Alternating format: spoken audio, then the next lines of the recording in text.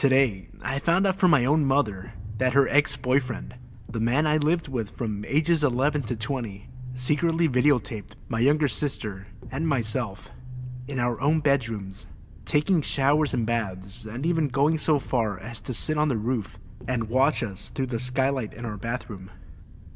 I am a 22-year-old female, and my sister is 3 years younger. My mom left him when I was 20, around the same time I moved in with my boyfriend. The reason I moved in with my boyfriend was because my mom's boyfriend, Greg, had started to make me more and more uncomfortable. Now, since I was 11 and met him, Greg and I had always gotten along fairly well. My mom went through a slew of boyfriends after divorcing my father when I was 4. By 11, I had already been to 3 different elementary schools and lived in 4 different houses from living with my mom's boyfriends and it not working out. I was used to it. I was a quiet girl who liked to read and kept to herself, so I was always polite enough. Knowing at some point or another, either him or my mom would go off the deep end and I'd never see him again. My little sister hated Greg from the first day, absolutely would not tolerate him. For the 9 years he was in our lives, they'd have screaming matches almost every day. We should have listened to her innocent 8-year-old instincts, I suppose. But as I said, Greg and I got on fairly well, although he always did make me a little uncomfortable, just from certain instances here and there happening. When we first moved in with him, within a week, he coincidentally lost his job. It took over a year before he got another one. My mom supported him for a year, yet he was always giving her crap if her, my sister, or myself had a shopping day, or she gave me money when I went with friends. One time he, accidentally, walked in on me when I was about 13, changing out of my bikini after we all got home from the lake. Another time, I was 14, I awoke to him in me and my sister's bedroom on Christmas Eve in the middle of the night, just staring at us. I confronted him the next day, and he chalked it up to saying he wanted to make sure we were asleep before Santa came. When I was 16 and had my first real boyfriend, Greg would absolutely terrorize him to the point he refused to come over to my house.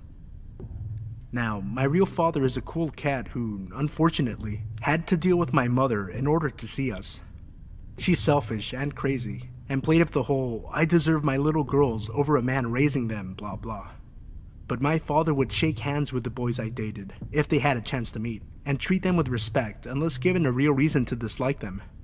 Greg would belittle them, get in their face, treat them all like they were asshole punks. I ended up dating the same guy for the last 3 years of high school, and Greg never once had anything nice to say about him. My boyfriend at the time thought it was because he was taller than Greg.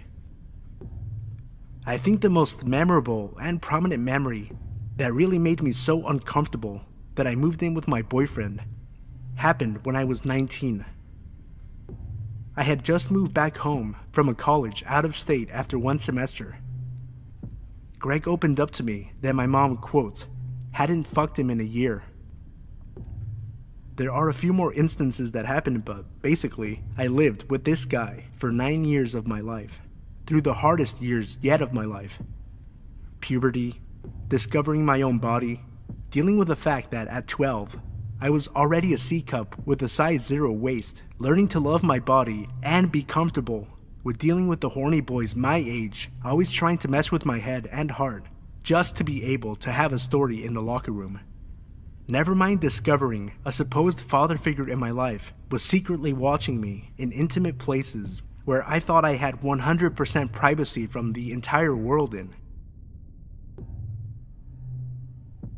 I haven't lived with him in 2 years, but I honestly feel so violated. And I'm still trying to cope with this bomb that has been dropped on the final years of my childhood. My little sister doesn't know, and I hope she never finds out. I'm furious my mom didn't do anything about it, other than leave him when she discovered the videos and files on his iPad. She initially told us she left because she kept catching him on teen pornography websites.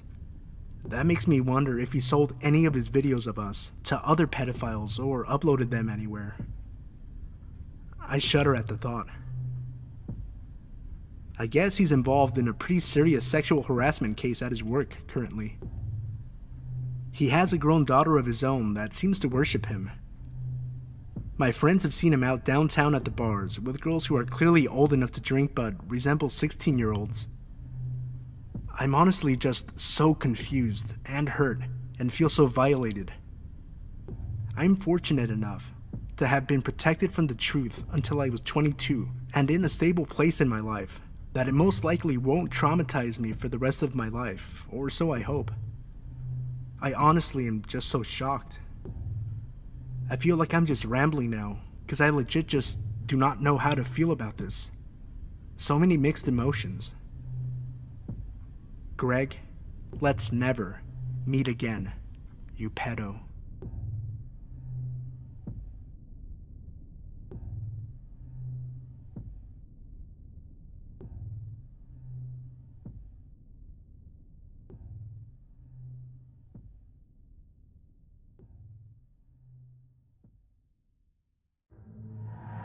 Number 1. I was about 7 years old in 2007. I remember this vividly and I'm still terrified of what happened. I live in a 2-story house in a safe neighborhood. My mother and I were the only ones home at the time. My mother was taking a bath upstairs while I watched Nickelodeon downstairs, alone, in the living room. The way my house is set up is that anyone can see the living room through the front door, even if the door is shut. I remember hearing a knock on the door, and I couldn't ignore it, since whoever it was at the door could see me and knew that someone was home. My mom usually would hide in the kitchen until the person knocking went away, and it was too late for me to run into the kitchen since he could see me. I remember feeling guilty since my mom has always warned me to never open the door to strangers. I got the key and unlocked the door. A man in his early 30s or late 20s, wearing work clothes with a green tie, was at the door. He asked if I knew where my neighbor was and that he needed to see him. I also noticed that the guy was looking around the inside of my house while he waited for me to answer. I asked him which neighbor he was talking about, and then he said he was older and lived somewhere near here. He didn't give me a name and was as vague as possible. I felt bad because I didn't know who he was talking about since I live in a neighborhood with primarily older couples. I told him that I couldn't help him, but then he insisted that I help him search the neighborhood for my neighbor. I declined, but the guy kept asking me. I told him no once more, and the guy then grabbed my arm and started to pull me out of my house. I grabbed the door frame and called for my mom. The man let go of my arm and started to casually walk back to his car. I'm pretty sure that it was a beige Civic, but I'm not too sure. What honestly scares me the most is that he didn't bolt and speed off. He was too calm. I just stood there and watched him drive away, as if nothing bad had happened. I didn't tell my mom about this incident until I was about 15, and she flipped her shit. I regret not telling her sooner, because there's no telling what this guy has done after trying to kidnap me. To this day, I still panic when I hear someone knock on the front door. Number 2. About a year ago, my family and I went on a vacation and eventually came home afterwards to find a bunch of bird poop everywhere and some objects moved ever so slightly. The couch was moved about an inch to the right. The fan was facing the wrong way, a shelf was moved about an inch or two, etc. Nothing was stolen and the police didn't find any home intruders when they conducted a sweep of the home. A few months before that, I saw a strange man with a beard outside on my driveway, taking pictures of my house with a camera. Pissed off, I confronted him. When I asked him why he was taking pictures of my house, he claimed he was a previous tenant of the home and left soon after. I never saw him again. Jumping back to today, I went downstairs only to find that my back door lock had obviously been picked open. Lockpicking happens to be a hobby of mine, and I found that the cylinder to the lock was turned in the open position, a position that generally cannot happen without the lock being picked. I immediately checked the house for intruders and found nothing. So far, nothing has been stolen at all. And now there is evidence that there was someone inside. I'm quite confused by this and worried. And the strange thing is that the intruder could have easily simply turned the cylinder back into its original position, and I would have been completely oblivious to their threat. I'd hate to sound cliche or dramatic, but it's almost like whoever he is, he wants me to know he's been inside my house. I know my parents and landlord would likely never approve, but I just went and disassembled the lock and added a mushroom pin and security pin to the quickset. I've also noticed some hammer marks on the quickset. Maybe a failed attempt.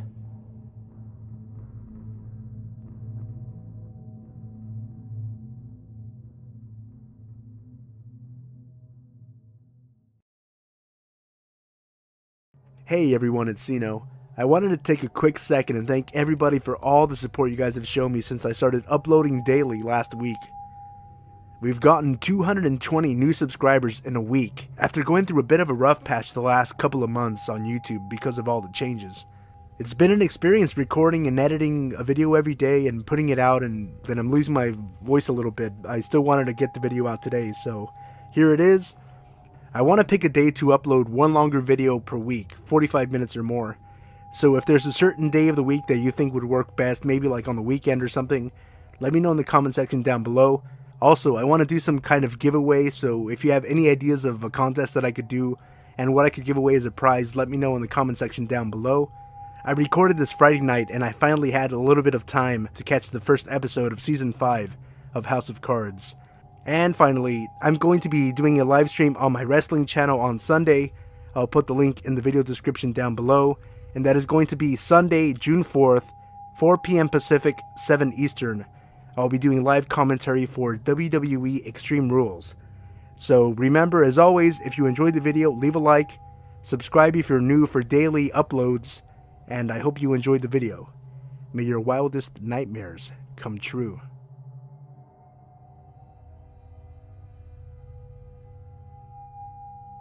I visited my dad in Washington State when I was about 17 years old. He was doing some work out there, and I was fresh out of school, so I went to stay for a month or so. I thought we would be doing all kinds of touristy things like checking out the Space Needle or taking a hike up Mount Rainier. I never got to do any of those things though. Apparently, all my dad wanted was some company in the hotel room when he was home. He worked all day, and a few hours after he got home, he would go to sleep. Understandably, after a while, I got bored. He started leaving me money in the morning before work, encouraging me to get out and see the city. Now, I'm a pretty shy person, so I definitely wasn't keen on getting out in a new city on my own. I was too scared to take the bus or anything for fear of getting lost. There were no smartphones, so it's not like I could have just used GPS to figure it out myself. Eventually, I made my way out of the hotel. I walked down to the first store I could find. It was an A&W connected to a convenience store. I went inside and just got a drink. On the way out, I noticed how many unkempt folk were hanging around the store. Most of them had a pretty disheveled appearance, with torn clothes and a bunch of scabs on their face and arms. I just assumed they were homeless. While I was making my way towards the end of the lot, I thought it might be a good idea to ask one of these folks if they knew where I could score some bud.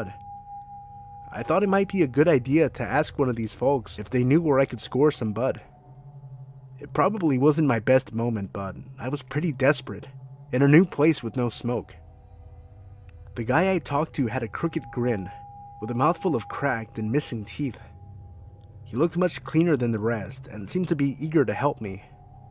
We talked for a bit, and his eagerness started to make me nervous. Initially, I had just wanted something small, but asking for anything made him think I had money. This got him excited. It didn't take me long to figure out he wanted a win-win situation, where he would score me some weed, and I would buy him some crack. No thanks. Even though I refused with a little tact, These people can be pretty unpredictable. His demeanor did a complete U-turn. The eagerness and excitement were gone, replaced with nothing but anger and probably hate. The way he looked at me was like he wanted me dead, right there. I guess I led him on a bit about the drugs. Unintentionally, of course, but still. I just kind of backed away from him until I was far enough to turn around and walked a bit faster back than I did on the way there. It was a complete waste of time. I wasn't able to score and sort of got harassed by a local bum. I didn't want to give up though, and decided after my dad got home and went to bed, I would go out and see if I could get some beer. My dad is never one to stay up late. He works really early in the morning, and most of the time he's in bed before 8 p.m. This night wasn't any different. By 8:30 he was completely out. I grabbed his laptop and looked for the closest grocery store. I really didn't want to go back to that A&W. I saw that there was a Safeway maybe 6 blocks away from the hotel. Great. I grabbed my phone and a $20 bill so I had some cash for beer. I was planning to play Hey Mister in front of the store until someone took the bait and bought the beer for me. It wasn't really a long walk, but it was dark. Washington was a lot more, hilly than I'm used to coming from the beach. You couldn't really see too far ahead unless you were walking downhill. While I walked, I thought it was strange that not too many other people were out. I'm not sure what day of the week it was since I was more or less bumming it. Still, it was almost like a ghost town. I got to the Safeway and walked up into the lot. It was situated right next to a pretty big hill with a steep incline. On the side of the building was a flight of concrete steps leading up into the second floor. Directly across from the stairs and up the hill were some sparse woods that had a path straight through. You could tell people used it often as a shortcut to the store. The parking lot was dimly lit. It had plenty of lights, but the bulbs were more or less yellow, so it cast an eerie glow on the asphalt. Since it wasn't too late, I really thought nothing of it and began to look for someone close by about to go inside. It didn't take long before I spotted a guy outside, hanging over near the stairs on the side of the building. Before I could even decide whether or not I wanted to ask him, he waved me over. I thought I might as well. I haven't really seen too many people out, and I really don't want to go home empty-handed again. So, I walk over to this guy and see that he's the same type of character I had met earlier. My dad did warn me that certain parts of Washington are prone to tons of hardcore drug users like crack and heroin, but I didn't think he knew what he was talking about. This guy smelled pretty bad. He had about 6 square yellow teeth that I could see, and was wearing clothes 3 sizes too big. His eyes were strange. One was bigger than the other, like he was popping out of his skull a bit. It creeped me out, but I tried not to let him see he made me nervous. His hair was really long, unkept, and stringy. It just fell limp across his face and down to his chin, all soggy and matted. He asked me for a cigarette, which I didn't have on me. His voice sounded like it was a struggle to talk. It was raspy and had a sort of inflected wheeze to it. The voice shook me more than his eye. I told him that we might be able to help each other if he would do me a favor and get me a 6-pack. I offered to buy him some smokes if he got me the beer. He shrugged and held out his hand, so I assumed that meant yes. I gave him my 20 and watched him walk into the store. Since I was underage, I thought it was a good idea to hang out on the stairs around the side of the building. That way, no one saw him bring me the goods. I probably sat on those steps for a good 20 minutes or so, before I saw him staggering back. He handed me the beer and $3. I was pissed.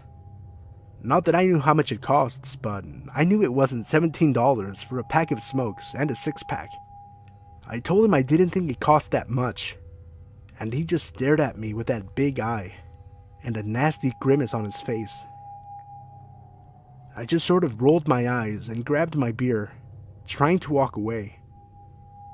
I got maybe a few feet before I heard this really weird noise. It sounded like a grunt, but repetitive, like someone was coughing almost, but not trying to be heard. It had a bit of a short, raspy wheeze with really quick breaths.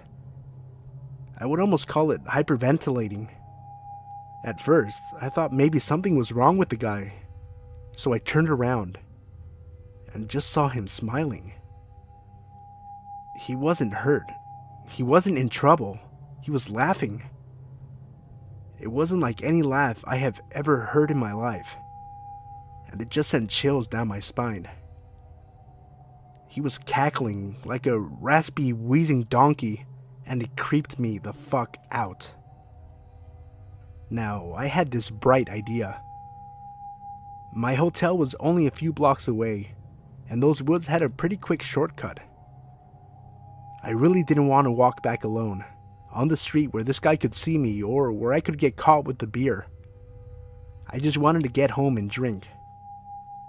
I thought about that path through the woods and how I could easily reach it from the steps if I just walked past that nutcase around the side. He was still sitting a foot or two away from the stairs when I started to climb. He didn't turn the corner or even look at me, so I calmed down a bit. When I got to the top, I could see it was a good hop across the gap between the hills and the stairs. I just thought to myself, oh, this bum could never make this jump the way I saw him stumbling earlier. So I thought I was good to go. I jumped over to the path and started to make my way into the woods. Now, when I said the woods were sparse, it was from what I could see on the outside. Once I was about 5 minutes or so down the path, the brush became much thicker and a little harder to navigate. The foliage had grown over the path in certain places, so you couldn't see it unless you knew it was there. I was trying my hardest to follow the dirt spots that shone through the leaves with the light on my phone. After walking a little more, I couldn't shake the feeling that I was being watched. It's normal when you're paranoid like me, walking alone at night in the woods or not. It's just one of those things that makes you nervous. This was different though. My entire body went rigid. I started getting waves of goosebumps. Kind of like hot flashes, I guess, but it's like an immediate rush of goosebumps over your entire body. It goes as quick as it comes, but it keeps happening. Then I heard it. Swish, swish, swish. I couldn't see anything more than a few feet in front of me, even with a crappy light on my phone. It sounded like something was shifting through the dirt somewhere behind me. It didn't sound like footsteps or anything. It sounded like something was being dragged across the dirt really slow. I stopped right there and just listened for who knows how long. My entire body was frozen, trying to listen through the sound of the night for something unnatural. It stopped, and I eventually shrugged it off as just wood noises and kept walking. Then, about 3 or 4 minutes later, I heard it again. Swish, swish, swish. This time it was definitely closer. It was behind me and to my right side a bit. Like I could look over my right shoulder and be staring in the assumed direction of the noise. Now, this time, I was sure there was someone or something there. Even if it was a loose branch or something dragging in the ground, I wanted some peace. I turned around and called out, just the typical, "Hello?" I only did it to try to ease my mind a bit. You know, you call out, the noises stop, and no one answers, so you can write it off. But this time, something did answer, and it still gives me nightmares when I think about it. Even when writing this, I'm trying not to shake. My hair is already standing up just thinking about what I heard. At first, I couldn't be sure of what I was hearing. It started as a light whisper, just barely audible. Uh-huh, uh-huh, uh-huh.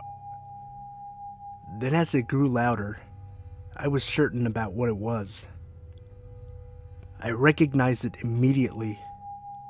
I will always recognize it. That laugh. That fucking laugh. That grunting, rasping, wheezing cackle. Even though I couldn't see him, I knew who he was, and I didn't want to find out why he was there. That was enough to send me into full panic mode. In a tenth of a second, my flight or fight response kicked in. I dropped my beer right there and booked it. I must have been closer to the other side of the path than I thought, because in a few minutes or so, I tore through the opening and down a second flight of stairs toward the street. I didn't look up or behind me, and I didn't stop. I ran until I got back to my hotel and locked myself in the bathroom with the lights on. I didn't even want to be in a room with windows. I fell asleep in there, and when my dad woke up, I told him I just wanted to go home. He put me on a plane a few days later, and I couldn't have been happier to be going home. I don't know if both of those men knew one another and they planned that, or if it was just another bad place, bad time scenario. Either way, creepy bum in the woods. I don't know what more you wanted, and I'm glad I never found out.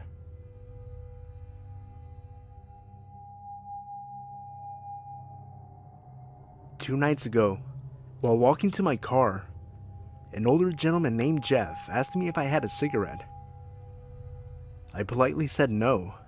He continued to talk out loud to himself whilst walking away, during which time he said, "I've gotten away with murder in Chicago." We get in the car, and 3 blocks later, we stop at a light, and he's there, leaning against the pole, smoking a cigarette. I'm fairly certain he's a time traveler. No way he could have gotten that far faster than us in the car. We stop at the light, and he points directly at me, and then does the slicing your throat movement with his thumb.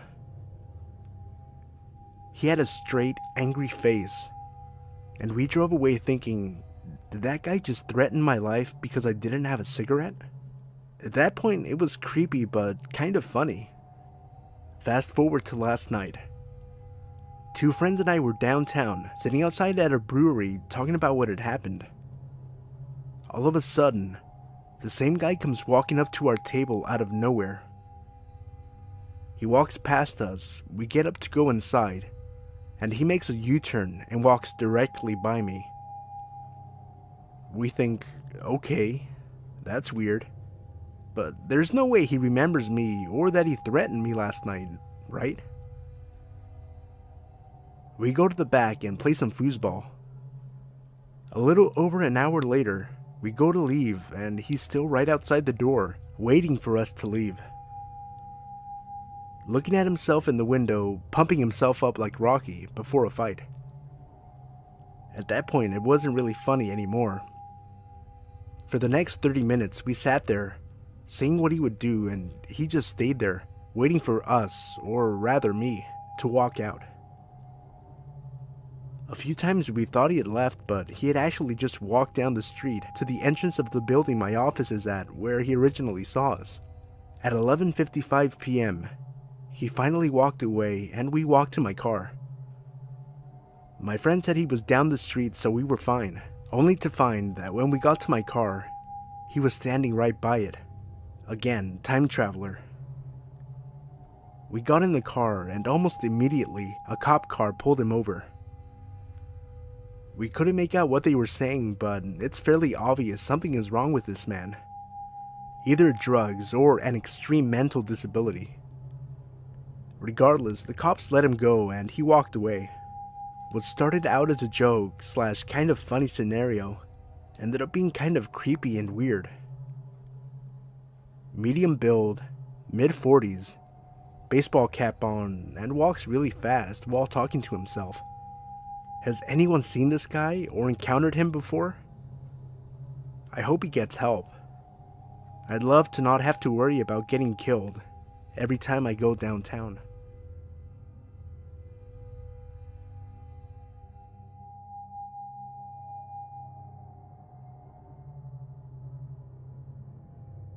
Hey everybody, it's Sino. A few quick notes before the video. If you enjoyed the video, remember to leave a like, and consider subscribing for daily uploads of scary stories from Reddit. I'm including a link to my playlist featuring videos sorted by popularity in the video description below. And finally, this Sunday, June 4th, I'll be hosting a live stream on my wrestling channel for WWE Extreme Rules, where I'll be doing live commentary and coverage. If you're interested in joining me and checking out the channel, I'll include a link in the video description below. Again, thank you for all the support, and may your wildest nightmares come true. When I was 22 years old, I was a stay-at-home mom trapped in a failing marriage. My husband worked as a deckhand on a crew boat in the Gulf of Mexico. The schedule he worked kept him offshore for 3 weeks at a time, and then he would come home for a week. This meant my 1-year-old daughter and I were on our own most of the time, and I was going crazy. I had to get out. Out of the house, out of the marriage, just out. So, despite heavy protest from my husband, I decided to rejoin the workforce. Having no useful skills aside from diaper changing, I started applying for every horrible retail job I could find. A few weeks passed with no success, and I began to get discouraged. My husband was home from work and raising hell at the idea of me working, so I decided to throw in the towel. Then he called me, Mike, the Radio Shack manager. Mike asked me to come in for an interview later that afternoon. I put on my most professional outfit, argued with my husband for a while, and left for the local Radio Shack. I was so nervous. This was my first step towards freedom, away from that house and away from my husband. I had to ace this interview. I walked through the glass door in the tiny strip mall and was greeted by Mike. He was a short, stocky man in his 30s. I followed him to the back room where he asked me the usual questions. Then the questions became a little more personal, about my husband, my child, myself in general. I assumed he was just getting to know me and blew it off. He finished the interview by saying, "I've interviewed a lot of people, some of them have more experience, but you're definitely the best looking. The job is yours, if you want it." I didn't want it anymore, but I needed it, so I accepted. I went home feeling relieved, and before he left for work the next day, I told my husband I wanted to separate. I started my new job the following week. My first couple of days working there went well. I spent most of my time in the back room doing training on the computer. Mike hadn't said anything else inappropriate, so I thought maybe that comment at the interview was a failed attempt at humor. Then I began working on the floor. Every shift I worked the next week was with Mike, and Mike alone. He was the manager and I was new, so that seemed perfectly reasonable. However, Mike got progressively creepier as the week went by. He said he could tell how unhappy I was and that I should leave my husband. I didn't dare tell him I already had. He made endless remarks about how much money I was going to make the store because I could, quote, sell anything to a man. He told me how fat his wife was and how miserable he was with her. Definitely inappropriate, but nothing I couldn't handle. I'm not terribly unattractive, so I've dealt with many a creep in my day, so I dealt. My second week there, things got worse. I was still only scheduled to work with Mike and only closing hours. His comments got more aggressive, and he began texting me non-stop when I wasn't there. I was getting annoyed, but I really needed this job. I would always sidestep his advances, and he began to get angrier each time I did. One slow night, around closing time, we were sitting around killing time until we could lock the doors and begin cleaning. The registers were on this little semicircle island in the middle of the store. I was sitting on the counter, and he leaned against the counter opposite of me. He started walking towards me as he was talking. Eventually, he got uncomfortably close, so I stuck my leg straight out in front of me, trying to play it off as me stretching, which put my feet within 2 inches of his belly. He laughed, grabbed my ankle, and slung my leg down. That won't stop me. I turned and noped right off the other side of the counter, locked the door, and began cleaning. He sat on the counter watching me without saying a word the rest of the night. The next night, I closed with Mike again. I dreaded it, but I had no choice. I needed this job. To my surprise, the shift went by without incident. When closing time finally came, I locked the door and began cleaning. Mike sat quietly, perched on the counter, and stared at me again. I cleaned as quickly as I could. He eventually spoke up. "Come here. I need to show you something." He walked through the door and into the hallway that led to the bathrooms and office, and I followed. As soon as the door swung shut behind me, he turned. I pressed myself back against the door as he put his hand against it and leaned down. "You know, this is the only spot in the store with no cameras. I can do whatever I want right here and no one would know. I wish I could tell you I punched him in his ugly, smug face, or that I came back with some equally terrifying threat, but I didn't. I just stood there, pressed against the door." He removed his hand from the door, stood up, and took a step back. I ran.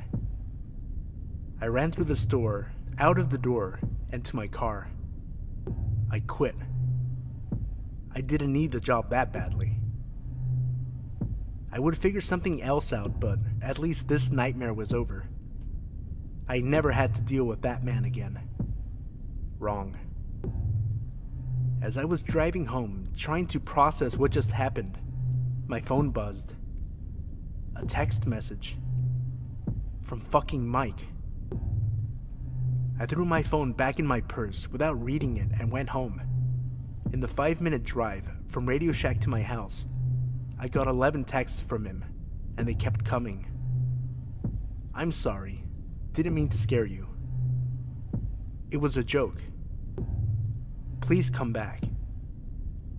Where the fuck did you go? I have your address on file, you know, and GPS.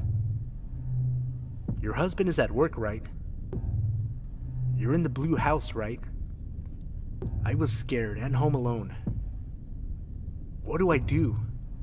He's obviously outside of my house. Call the police? No, that would have made sense, so I didn't do that. I just kept the gun that my dad gave me within reach and ignored him. The text kept coming over the next week, until my husband finally came home. I didn't tell him at first because we weren't together, and we fought a lot about that fact. But he could tell something was bothering me. I finally told him. Everything. He didn't say anything for a few minutes. After a while, he said he was going to the store for cigarettes. He was gone for about 45 minutes. A trip to the gas station shouldn't have taken more than 10. I never heard from Mike again.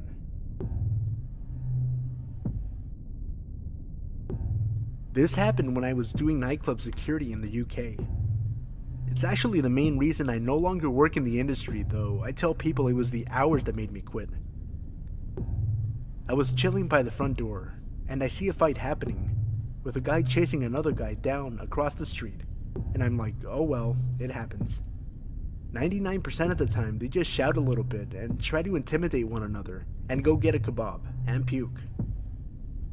Mainly, they just look to make the other person think they are going to fight.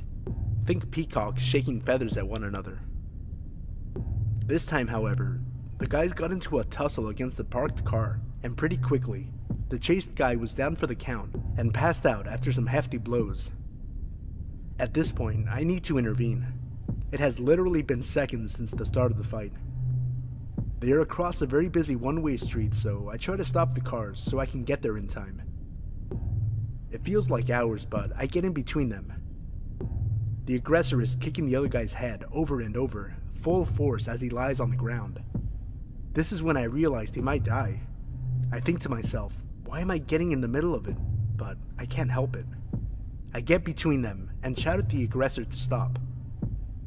Luckily, guys don't often want to fight girls, but I am ready to defend myself in any case.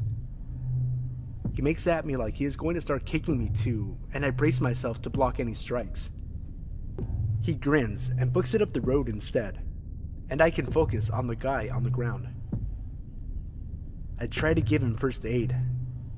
I stop the bleeding. His face is just a hole basically, so it's pretty hard, and the back of his head is gone too.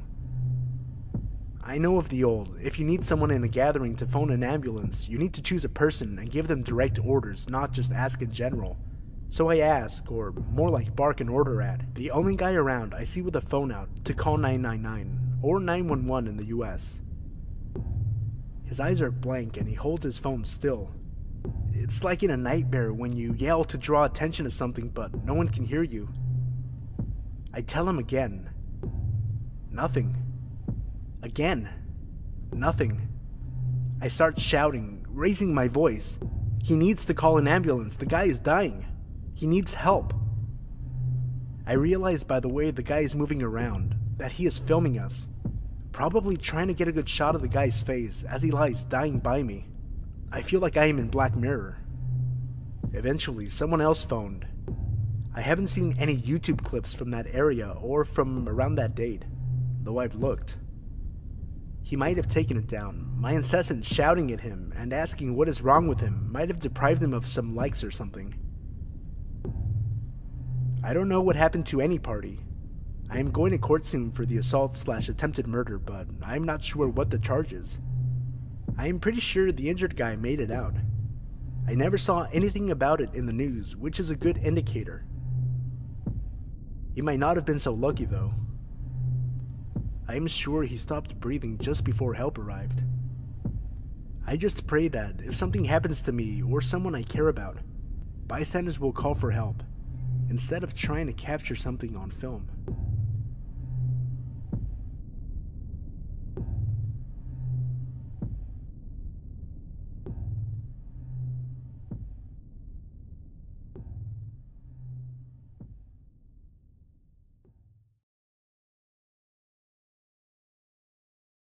Hey everybody, it's Sino. A few quick notes before the video. If you enjoyed the video, remember to leave a like, and consider subscribing for daily uploads of scary stories from Reddit. I'm including a link to my playlist featuring videos sorted by popularity in the video description below. And finally, this Sunday, June 4th, I'll be hosting a live stream on my wrestling channel for WWE Extreme Rules, where I'll be doing live commentary and coverage. If you're interested in joining me and checking out the channel, I'll include a link in the video description below. Again, thank you for all the support, and may your wildest nightmares come true.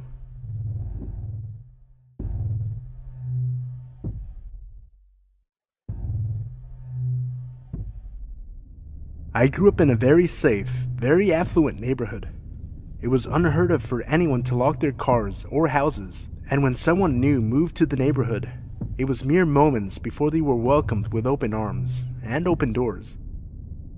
Despite being surrounded by what could be described as one large neighborhood family, my mom was very particular about house rules being followed, one of which was never going out alone.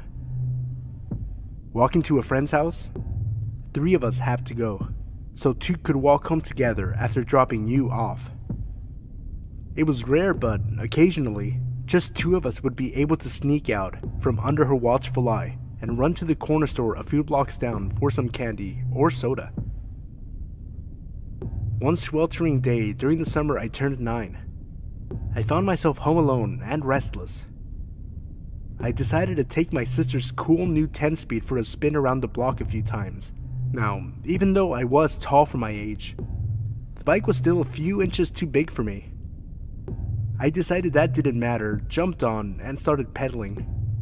My first lap around the neighborhood went off without a hitch. Birds were chirping, the sun was shining, and the wind blowing through my curled hair felt wonderful.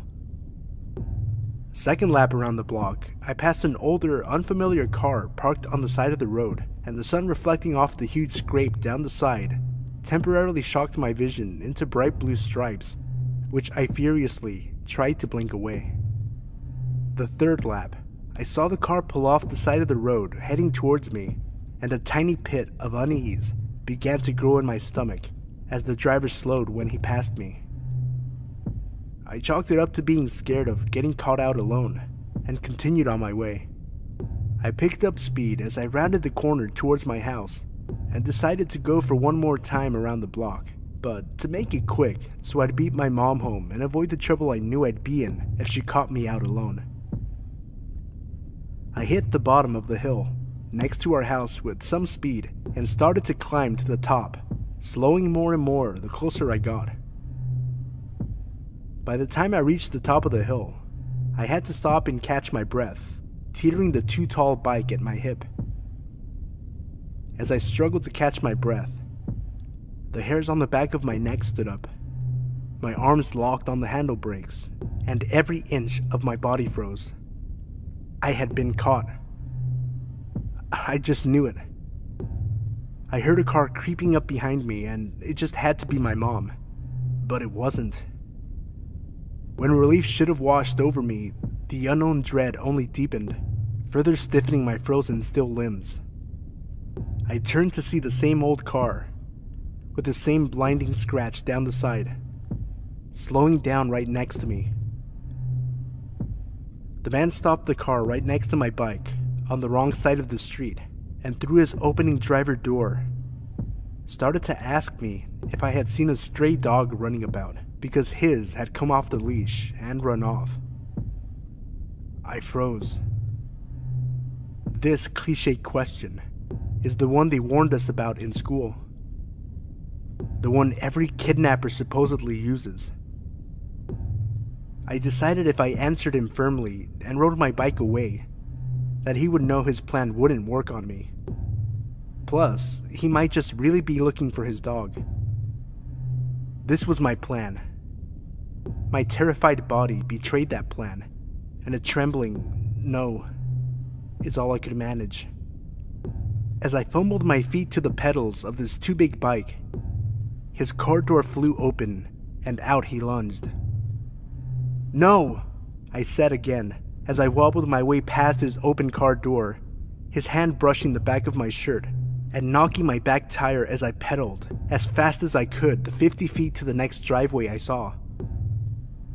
I pedaled, legs burning, up the drive, running my front tire so hard into my neighbor's front step that it bent the wheel.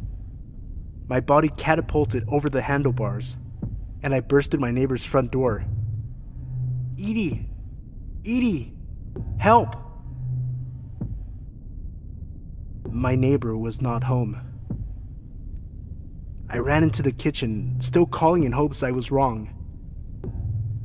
"What are you doing?" A man's voice behind me, and I froze. Hearing my heartbeat in my ears, feeling the blood pumping through my veins, knowing that this was it. I slowly turned around, not knowing what else to do, and there stood my neighbor's son, home from college. I dissolved into tears, gulping out what happened. He tossed the bent bike into the back of his truck and drove me around the corner to the safety of my home. My mom was home and had the look of death in her eyes until she saw my tear-streaked face. The police were called. The neighbors were called. The car had been spotted frantically circling the block the few minutes following our encounter, but he was gone by the time police arrived. To this day, 20 years later, I still have a hard time riding my bike alone. I still get chills when cars slow down next to me. I still wonder if the next girl was as lucky as I.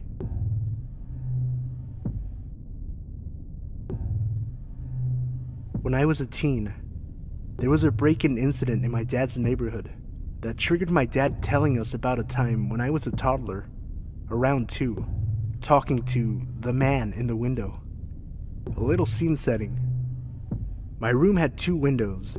One window, you could see our backyard and back porch. You could climb out that window onto the porch if you wanted. The other window was around 12 feet or so off the ground and faced our neighbor's house. Earlier on in the day, my dad had been changing out the screens in the windows. As luck would have it, something went awry with the screen in the window facing our neighbor's house. My dad left the screen off and just took the ladder and laid it next to the house, intending on taking care of it later. That night, my mom and dad put me in bed as usual, turned on the baby monitor, and went to their room. A few hours later, they wake up to me talking in my crib. They hear me from the baby monitor. It's not unusual. From the moment I could speak, I have never stopped talking. My mom always said my vernacular and mannerisms were older than my age.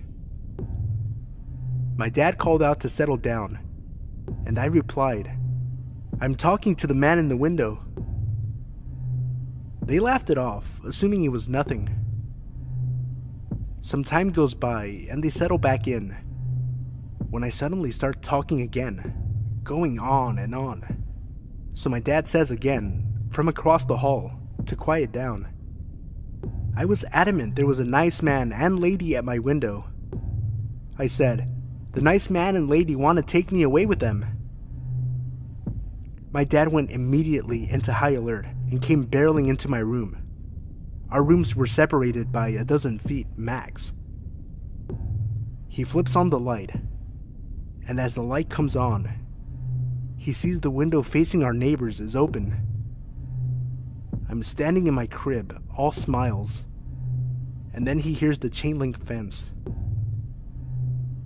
He bolts to the window and sees the ladder set up against the window, and a figure bolting into our neighbor's yard and around the corner. My dad, in his underwear and bare feet, bolted out the door and gave chase. Unfortunately, he never caught them, nor did the police. They were gone by the time my dad reached the point he last saw them. My dad said he didn't sleep for months.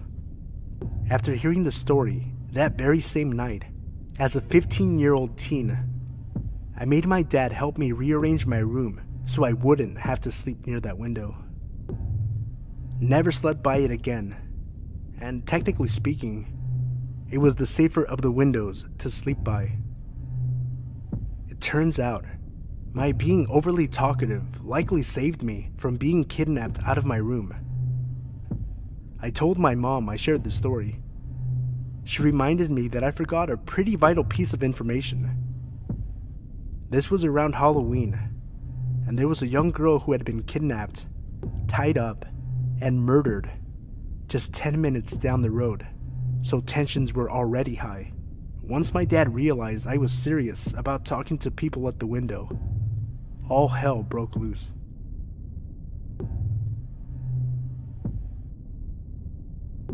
I had quite a bit of interest in my first story, titled, "I Was Almost Kidnapped When I Was 4. So I decided I'd share another fairly creepy story from my childhood. This story also took place at the store my mom worked at, the one I mentioned in my first story. This store is in a national forest and other national forest campgrounds, so it's not too unusual to have some pretty colorful characters come off of the trail or from the campgrounds travel to the store for necessities. Most of the people we would meet were totally harmless and really cool and interesting. Some gave off weird vibes but otherwise didn't bother you, but every once in a while you'd get a real loony, either a hiker or someone staying in the remote campgrounds. This happened when I was probably 8 or 9. It was fall, and there was still a lot of people camping in the area to enjoy the foliage.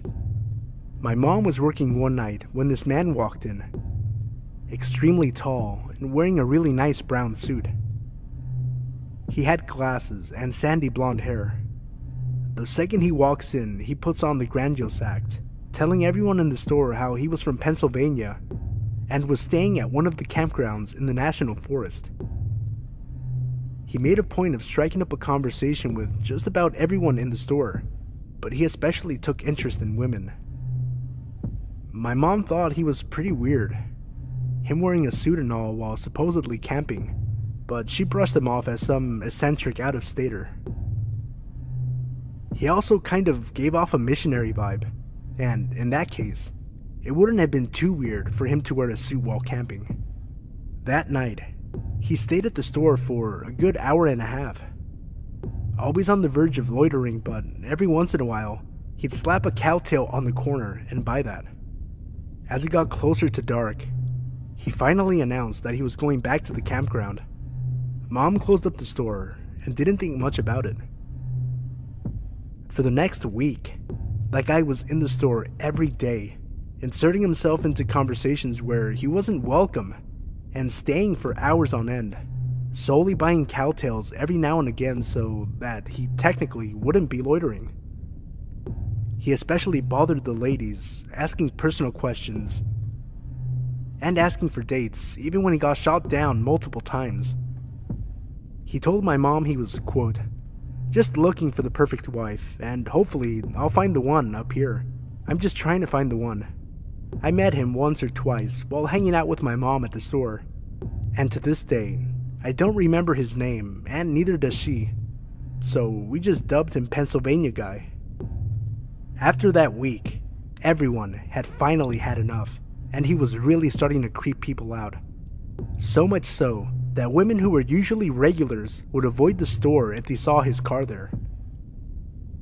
One night, he was in there doing his usual act when 3 of our area's burliest, most intimidating guys walked in, one after the other.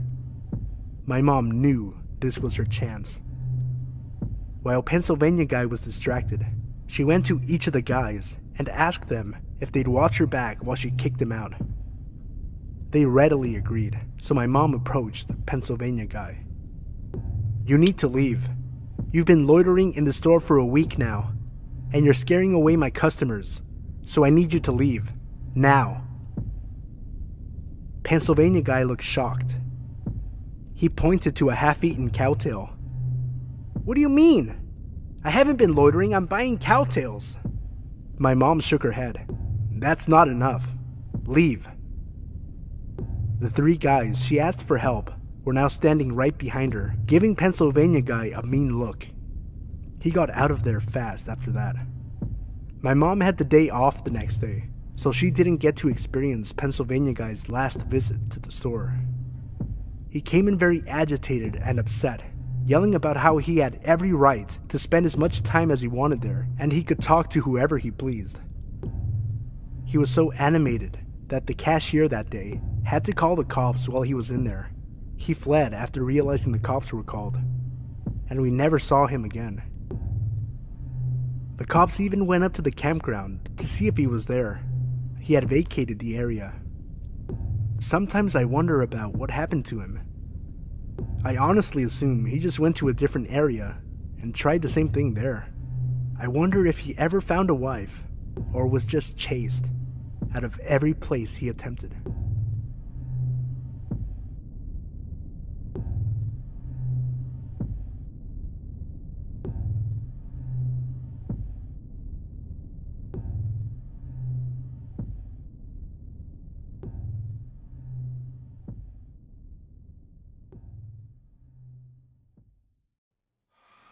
Number 1. When I was 17, I was always in Yahoo chat rooms. I was always chatting with people in the local Seattle rooms.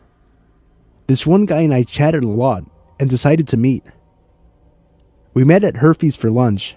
When he showed up, it was very obvious the guy lied about everything. His age, what he looked like. The guy even admitted he lied about having a job. And he showed up to Herfy's on the bus. After we eat, I say it was nice and I have to go. And as I walk away, this guy starts following me. I walked to the burger joint because I didn't live very far. I didn't want this guy to follow me home. My mom was a flight attendant and was out of town and had about a week left until her days off from flying, so I really did not want this weirdo knowing where I live. I started telling this guy I had some appointments to take care of, trying to shake him from following me. He insisted it was okay, he would just go with me to be company. Not knowing what else to do, I stopped at a bus stop and waited for the bus to downtown Seattle. He stopped too, and got on the freaking bus with me. The whole ride, he kept trying to talk to me, asking me all sorts of questions. I would answer with the bare minimum, and fill the rest in with lies. At one point, he tried to put his arm around me, and I just leaned away. He tried putting his hand on my thigh, and I told him I don't know him well enough for him to touch me. I felt sick to my stomach the whole bus ride, trying to rack my brain with what the fuck to do once I got downtown. Once downtown, I walked over to the building where my best friend's mom worked. Since I knew the layout of the building, I could play it off. I asked the woman at the cafe there if I could use the restroom. She agreed. Let me explain this. There's a delivery service store outside. It leads to this hallway, and this hallway has doors that lead to all the different shops and to a service elevator to take things/merchandise to the other stores on the upper levels. I exited the cafe through the back door and into the hallway and left the building out the door next to the docking bay. I took this as my chance to make my way to a bus stop to go home. I was going to take the express bus and just get off at the airport instead of the other bus that takes forever. Well, as I make my way to the bus stop, I see the guy in the cafe still waiting for me. I managed to make it on the bus and I never saw the guy again. A few nights later, I was on Yahoo Chat again when someone messaged me. I told him I wanted to see a picture to know who I was talking to. He sent one. I see the picture and instantly pick up the phone and call one of my friends. He answers and I start talking to him. Hey, are you on Yahoo Chat right now? No, why? Someone is trying to talk to me and they gave me a picture of you, claiming it was them. I go back to talking to the guy online and he admits it's not a picture of him. He admits who he is and said he felt we had a great connection but lost me when we went downtown. He started to profess his love to me and everything. I cussed the guy out and told him I lost him on purpose. I changed my Yahoo name and never met anyone from Yahoo Chat Room in person ever again. Number 2. I was 11 and on a school trip to Paris. We got to go to the Eiffel Tower and the teachers pretty much let us roam around by ourselves. I had the impression that the Eiffel Tower was full of stores and restaurants and lights and was gorgeous. That wasn't really the case. My friends and I went to the first floor and there was nothing but a closed butcher shop and some museum. I also remember the stairs to the second floor with no handrails. It looked dead and creepy. It was also getting dark. After trailing around the museum part, which wasn't too bad, my friend and I were just walking along. We seemed to be the only ones around. As we were walking, I heard a meow, and I wondered what on earth a cat was doing up here. When I heard the meow again, I looked behind me, and I saw a man whose features were distorted. It was like his eyes and mouth were folded in, making lines on his face. He was dressed like a butcher. As I was looking at him, he smiled and then he meowed again. My friends also saw this, and realizing it was him doing the meowing, we sped up our walking speed a bit. As we looked back, the guy was now holding a butcher's knife and meowed again, then started walking towards us. We started jogging, and every time he meowed, we just ran faster. We ran around a corner, and my friend, who was afraid of heights, accidentally looked down and freaked out. A tall guy, who claimed he was the manager, asked if we were okay, and if my friend wanted to have a seat. He gestured to a chair, inside a tall glass box, with a padlock on the outside of the door. His grin was so creepy. He was just standing there, still gesturing, waiting for my friend to take a seat. She declined, and we hurried off to the elevator to find our teacher. As we were heading back, we saw the meowing guy coming from the side of the closed butcher shop, dragging a giant trash bag. He stopped when he heard us, looked at us, and meowed. Almost peeing ourselves, we ran straight to that elevator. To be honest, I'm still not sure exactly what happened that day. Though speaking with my friends, we all remember the day very clearly. 10 years later, my friend who was afraid of heights went back there with another friend. She told me we weren't making it up. The glass box with the chair inside and the padlock on the outside really was there. She didn't see the meowing man or the manager again because they hurried to the third floor and didn't stick around. Number 3. This took place about 3, maybe 4 years ago. It was a very calm winter evening. My parents were gone for a couple of days on Christmas Eve to relax after a very tiring last day at work. It was just me, my video games, and my dog, Chase. Now, I'm a 14-year-old male, 6'1" at the time, so I was a pretty big dude for my age. I'd taken up MMA, and I started going to the gym for a couple of years by that time, so I could take care of myself if needed to. I was home alone, playing Battlefield on my PS3, all chores taken care of. My dog was fed and lying next to me. I did my usual routine as every other night. Play some PS3 until about 12:30 a.m., brush my teeth, mess around on my phone for a bit, and then go to sleep. It was about 1:20 a.m., and I was on my phone when I heard something like faint footsteps going around my backyard onto the left side of the house where the bathroom window is. To give an insight of how my house is from the inside, it is basically like this. There are 2 floors. The first is where the kitchen, living room, and bathroom are. There is a staircase to the left of the bathroom door, which goes upstairs to the bedrooms. My room is the first door to the right, as soon as you walk up the stairs, and then my parents' room is a few steps to the left. Chase is a very protective dog, so when he hears anything, he stands up and bolts it downstairs to the front door. Only now, he just stood up and went to the start of the staircase, just staring down onto the bathroom door. As soon as I exited my bedroom to check out what was going on, I heard what sounded like the bathroom window shuffling. I froze. Slowly, I made my way onto the bedroom, calling Chase behind me with a hand gesture. I turned off the lights in my room, as they were the only ones on in the house, and I made my way to the staircase again. I don't know why I did that. Dumb move, I know, but I did. I crouch walked down the stairs, and on the second to last step, the bathroom window opened, with a slight thump as it hit the top of its frame. Right then and there, fight or flight kicked in.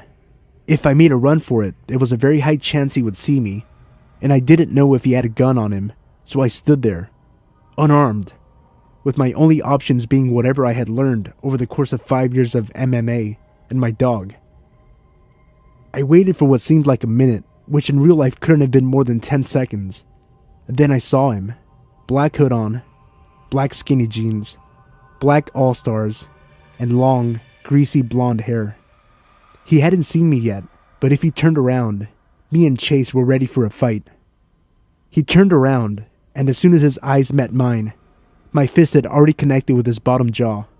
I hit him hard enough to hit his head against the wall, and then he proceeded to lose consciousness, with Chase growling on top of him. After that, I called my mom, then the cops. The police showed up in 10, maybe 15 minutes, and they arrested the dude. My parents arrived the next day, never to leave me home alone again. Number 4. This happened to me when I was around 20 or 21. I lived 3 houses away from the corner on my street, and then there's a side street that leads to a corner store, which is on a busy street. On this particular day, in broad daylight, I was heading to the corner store, which is literally a 1-minute walk. I bought whatever it was I went there for, and I proceeded to walk back down the side street. As I was walking, I could hear a man calling to me. He had just stopped in the middle of the street, and he was waving me over to his car. He kept calling me over, saying, "Come here," and "Get in, I just want to talk to you." Obviously, I completely ignored him and walked faster. I lived on this block my whole life, and I would have recognized this man if he was from around here, but I didn't. He was yelling at me now, and still stopped in the middle of the street, so I looked back, and I saw a line of cars behind him. They were honking at him and he wasn't moving. As soon as I turned onto my street, I walked even faster. I was practically jogging. I walked up the stairs to my door and opened it and put half my body in when I just had this feeling to look around. When I did, I saw the guy driving down the side street from the direction I came. He was driving so slow that it was like he wasn't even pressing the gas pedal, just letting his car creep along. He couldn't see me. My deck was blocking most of me, but I could see him looking left and right, and I realized he was looking for me. I don't even know how he managed to turn around with all of those cars behind him. As soon as he left, I went inside looking for my dad so I could describe the man to my dad. I figured maybe he knew him and could give him a talking to. The man was driving an old red Toyota, and the driver's door was black, like he replaced it and just never got around to painting it. My dad wasn't home. He was at the ice cream shop at the other end of my block. I decided to go talk to him right then because I was so upset. I walked out and stood on my porch, glancing around to see if this guy had come back around. I didn't see him, so I walked as fast as I could to the ice cream shop. When I got there, they were pretty crowded and my dad was waiting in line outside of the open doors. I told him everything that happened, and he didn't believe me. I started arguing with him, telling him it's true, when the guy pulled up across the busy street and parked. He was just sitting there staring at me. He had still been driving around, trying to find me. As soon as I saw him watching me, I raised my arm and pointed and said, "That's him." My dad had just enough time to turn around and see the car before the guy sped off. We didn't go to the cops or anything, and we don't really talk about it much, but it bothers me to this day thinking, what if he grabbed another girl off the streets?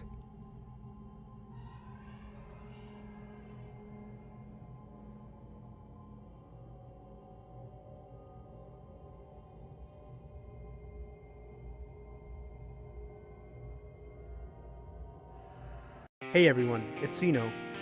I wanted to take a second and thank everyone for their support. We recently hit 3,000 subscribers, and I'm currently working on a special video in honor of this milestone. I live in Southern California, and we had strong winds last weekend that made it impossible to record. I also started school again this week, so I've fallen a few days behind, but I'm working hard to get the video out tomorrow or Monday at the latest. Fingers crossed. That being said, I hope you guys enjoy the video, and thank you once again.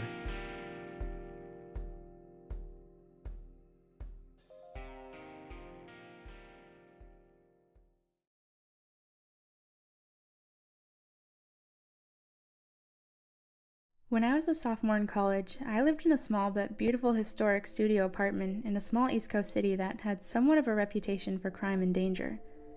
However, the neighborhood I lived in was usually considered one of the good neighborhoods. It was close to the city's university and was mostly students living there, especially on the street my building was on. My building was a huge 4-story townhouse, if you can really call it that. It was really a mansion as a whole, built in 1895. The architecture was really awesome, built-in bookshelves and huge mahogany pocket doors that slid into walls. Anyways, the building wasn't exactly in mint condition, and my landlord was pretty lazy. He would always come by and check up on things and make promises to get stuff fixed, but never really got around to doing much of anything. The apartment I was renting was on the first floor, and my front door immediately on the left as you walked in the building's door to the street. This door, the building's front door, which from the street opened to a small lobby area with only one door in it, mine, and a staircase to the other apartments upstairs, was huge and heavy and never really locked. In fact, you couldn't lock it, and in fact, it didn't even close all the way. So basically the door to my apartment was open to the street. I asked my landlord countless times to please do something about the front door, but he never did anything. Well, one night I was getting home from work and it was really late, about 3:45 a.m. I worked as a pizza delivery driver at a place that was open really late every night, and I was just sitting on my couch watching a little TV before I went to bed. I'd also gotten totally naked, something I truly loved being able to do considering I lived alone. Anyways, not 10 minutes since I'd gotten home and sat down, I hear 3 slow knocks on my door. I'm thinking, who the fuck would be at my door at this hour? What could they possibly want, and why didn't I hear the building's front door open like I normally do? Young and naive, I was half scared and half intrigued. I put a robe on and slowly crept towards the door, which, by the way, was literally right next to the couch where I was sitting. At this point in time, my door didn't have a peephole, so I just had to kind of take a leap of faith and open the door. When I did, a tall, emaciated, middle-aged man stood staring down at me with low eyes and a grin. He was wearing all black in many layers and a big black trench coat. The first thing he said was, "Can I come in?" With the door barely open, I got a deep pit in my stomach and just went, no man, what's up?" He just stared into my eyes for a second, clearly disappointed, and then said, "I've seen you around," and then started to grin again. The pit in my stomach had evolved into a churning sensation, and I was starting to get nauseous. "Yeah, I've been watching you, and I like the way you look," he said. "So, you gay? Bisexual?" I was just like, "I don't know, but it's getting late. I'm going to bed. Bye." He kind of nodded and lingered for a second, as did I, watching to make sure I saw him leave the building. Once he did, I closed the door, locked it, and stood with my hand still on the knob for a good minute at least. After I snapped out of my shock, I ran over to my couch and pushed it up against the door. I ended up sleeping on the couch that night. Even though it was right there, it just made me feel safer, like I could hear if something happened. Well, nothing happened that night, and it wasn't until about a week later, on one of my nights off from work, that I was sitting around my apartment winding down by myself after I had some friends over drinking and smoking a little bit, as college kids do. All of a sudden, I heard a weird rattling noise coming from across the room, so I turned off the music I was playing to find out that it was coming from none other than my front doorknob. I looked at it for a second and saw that both the knob and the top lock were jiggling. Someone was trying to get in. Like a deer in the headlights, I was frozen, staring at things wiggle and shake until I started to see the top lock actually budge and start to turn. I leapt up from my chair and soared to the door, grabbing tightly on the lock and forcefully twisting it back to being locked. The jiggling of the lock and knob stopped for a second because whoever it was clearly knew that I knew. It was only a second though before they just started struggling again, and I had to use all my might to keep it still. Sweat was dripping down my forehead and ribcage after about 15 seconds of wrestling with this intruder. It suddenly stopped, and I heard the building door open and close, and footsteps run down the stairs of the stoop of the sidewalk. Just like I was before, I was paralyzed with my hands on the door for a good while before I realized I was crying and shaking and that I needed to call someone. My instinct was to call the police. In hindsight, I regret this for the following reasons. I was having basically a panic attack while I was on the phone with 911 and actually threw up during the call, and I think that's why they decided I was just fucked up or something. When the two police got to my apartment, they stood in my doorway as I struggled to recount to them what had happened as I was shaking and crying. I noticed at one point they're both smirking and laughing and say, "What's funny right now?" One of them goes, "It reeks of marijuana." I was just like, okay, and basically argued with them after that.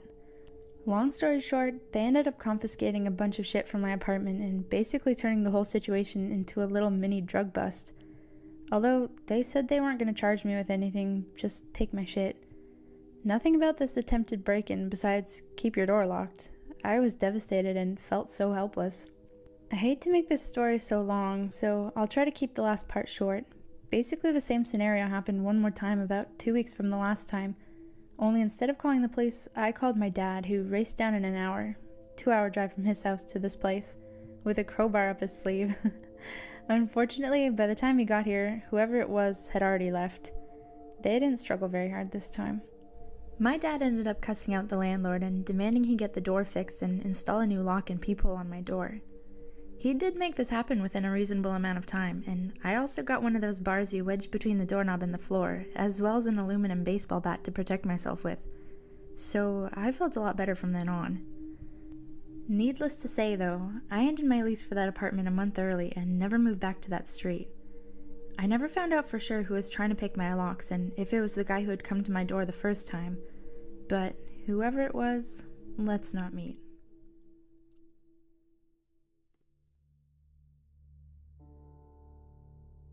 So here's a little backstory. I'm a 19-year-old female living in the UK. I was on my day off from work, as I worked 6 days a week at a very unpopular delivery service called Yodel. My mom was out the night before, staying at my grandmother's house due to her being ill.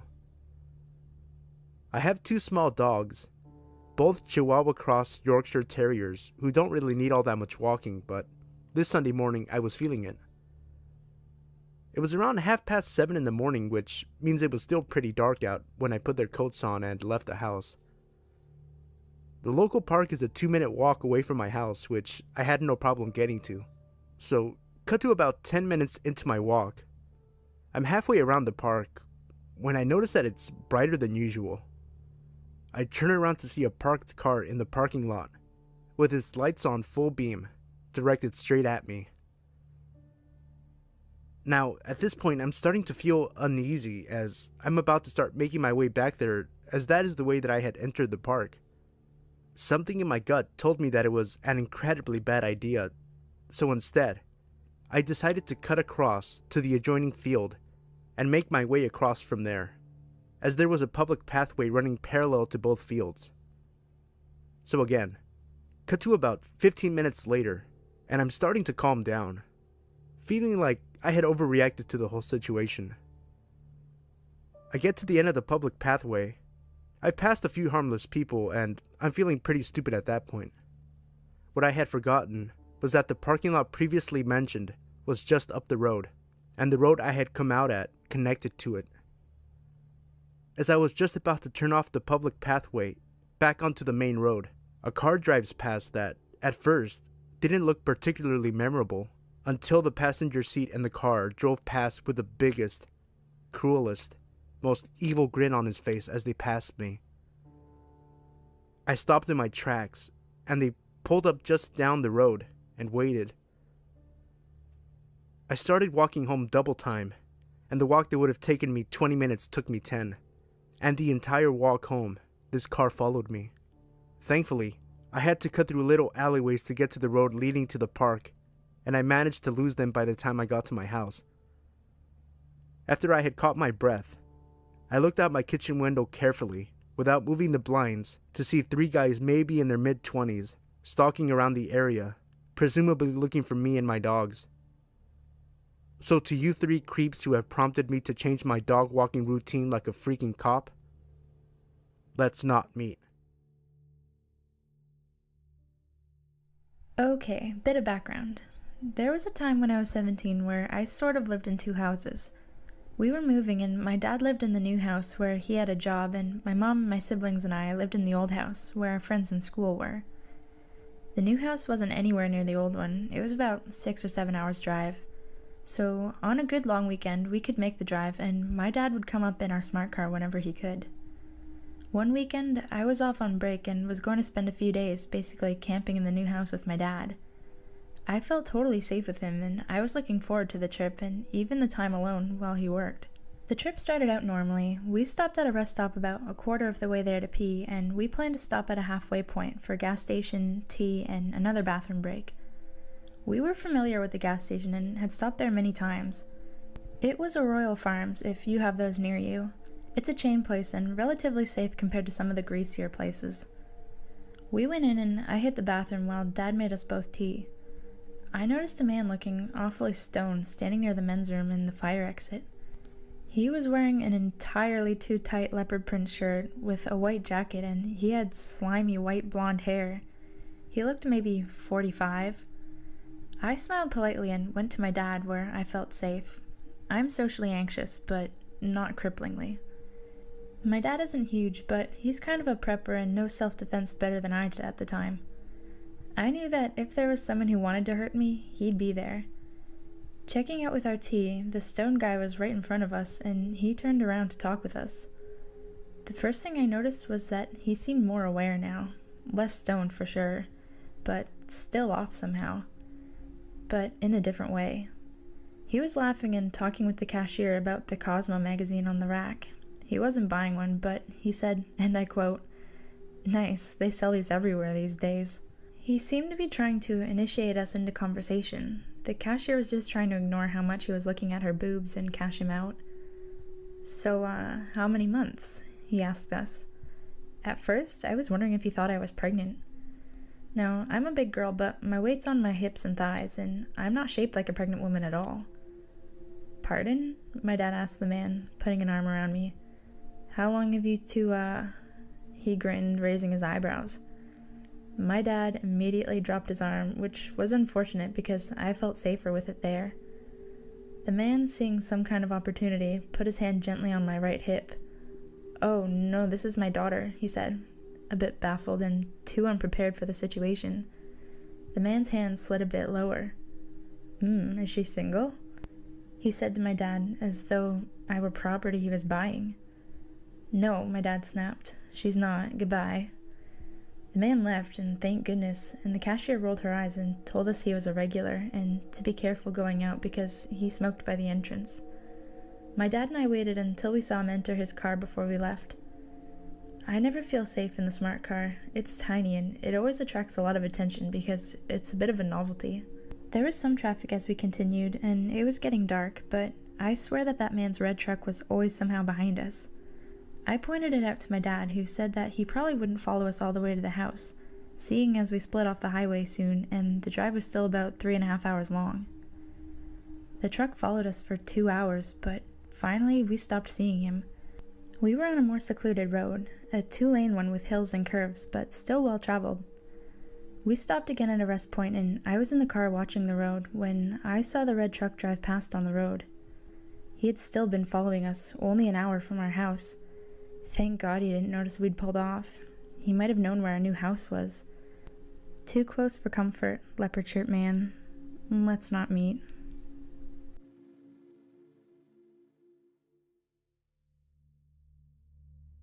I live in a small town in Canada.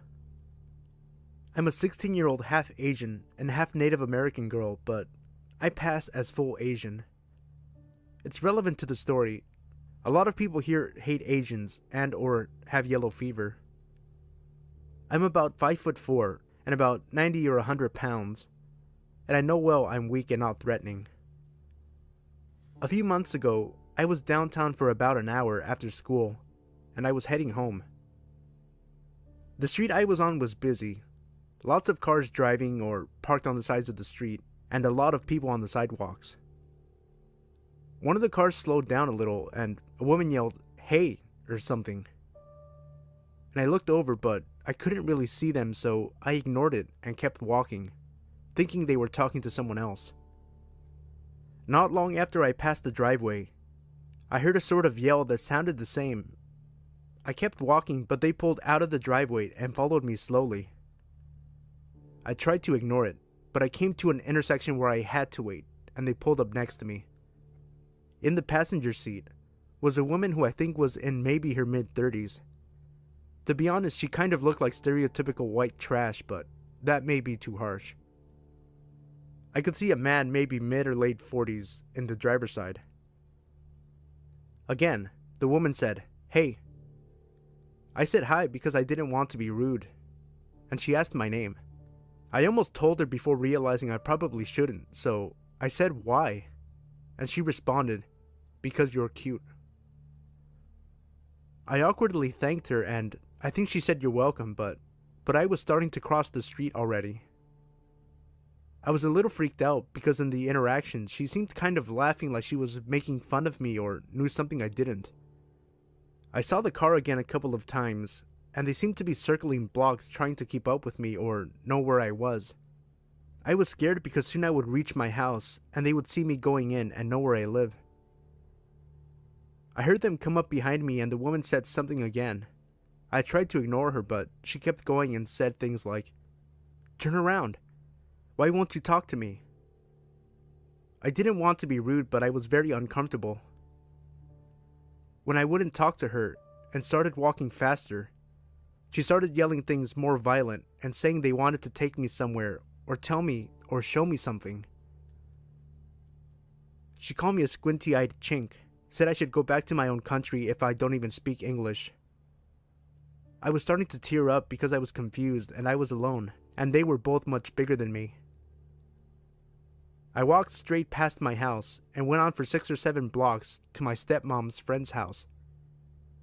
They seemed to follow me until 2 streets before the house, sometimes still saying things, but I couldn't hear or I don't remember. I don't know why they gave up there. My stepmom's friend luckily was home and let me in and called the police, but they never found the people. Probably because I never saw the license plates. I've been followed before, but nothing like this happens to me often, so to the laughing woman, I really hope we don't meet again.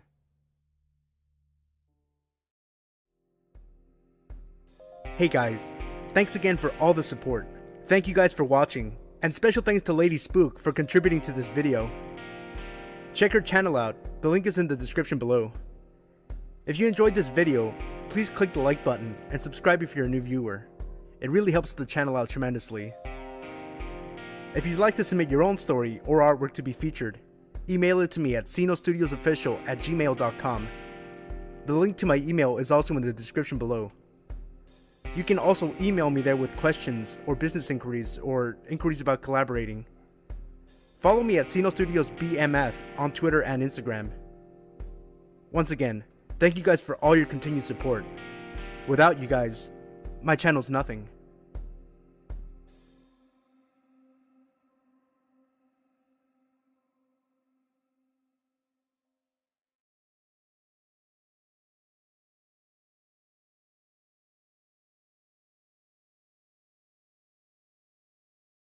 Hey everybody, it's Sino.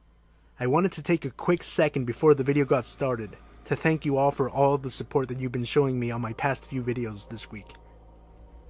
As most of you know, I finished up my spring semester, I'm done with finals, I'm done with school for the summer, so I'm going to be uploading daily videos every day.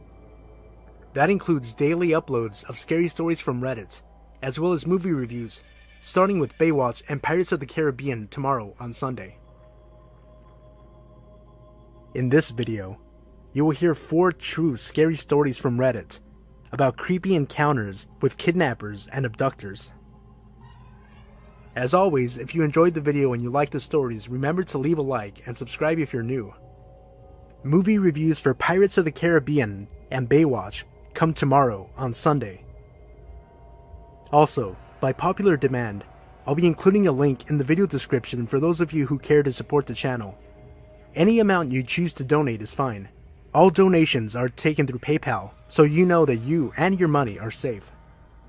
We all know that YouTubers have been in a bit of a crunch the past few months, so any amount helps, but of course don't feel pressured to donate to this channel or to anyone else. No need to worry, unlike other channels, I won't be holding my content hostage. That being said, I hope you guys enjoyed the video, I hope you guys like the stories, and have fun. Thank you again for all of your support.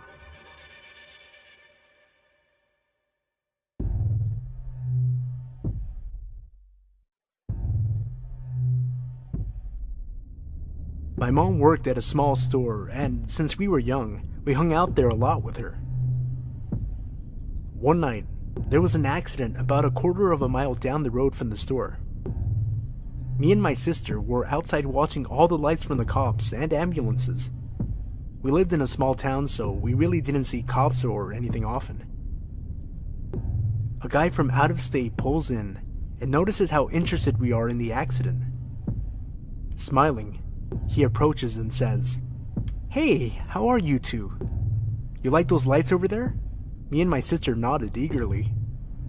"Well, I've got to run into the store real quick, but when I come out, I can drive you over to it so you can get a closer look." Me being 4 at the time, thought this was a great idea, but my sister was a little older, and a red flag popped up in her head. He enters the store, and we follow. My mom is the cashier and sees that he is walking around the store, looking around as much as he can. Not at items, but at other people. He was looking for our mom, and didn't assume she was the cashier. He buys like 1 or 2 items, and as he is about to leave, me and my sister are running around to another part of the store, totally forgetting the accident and moving on to something else to keep our attention. He goes, Hey, where are you going? I thought we were gonna go out together." My mom instantly freaks, calls the police, and he flees. The whole time it was happening, I was totally oblivious, but after my mom freaked, I was really upset. All I really knew was that someone tried to take me from my mom, and I didn't really understand it, but it was pretty terrifying. For a while, I didn't talk to anyone I didn't already know.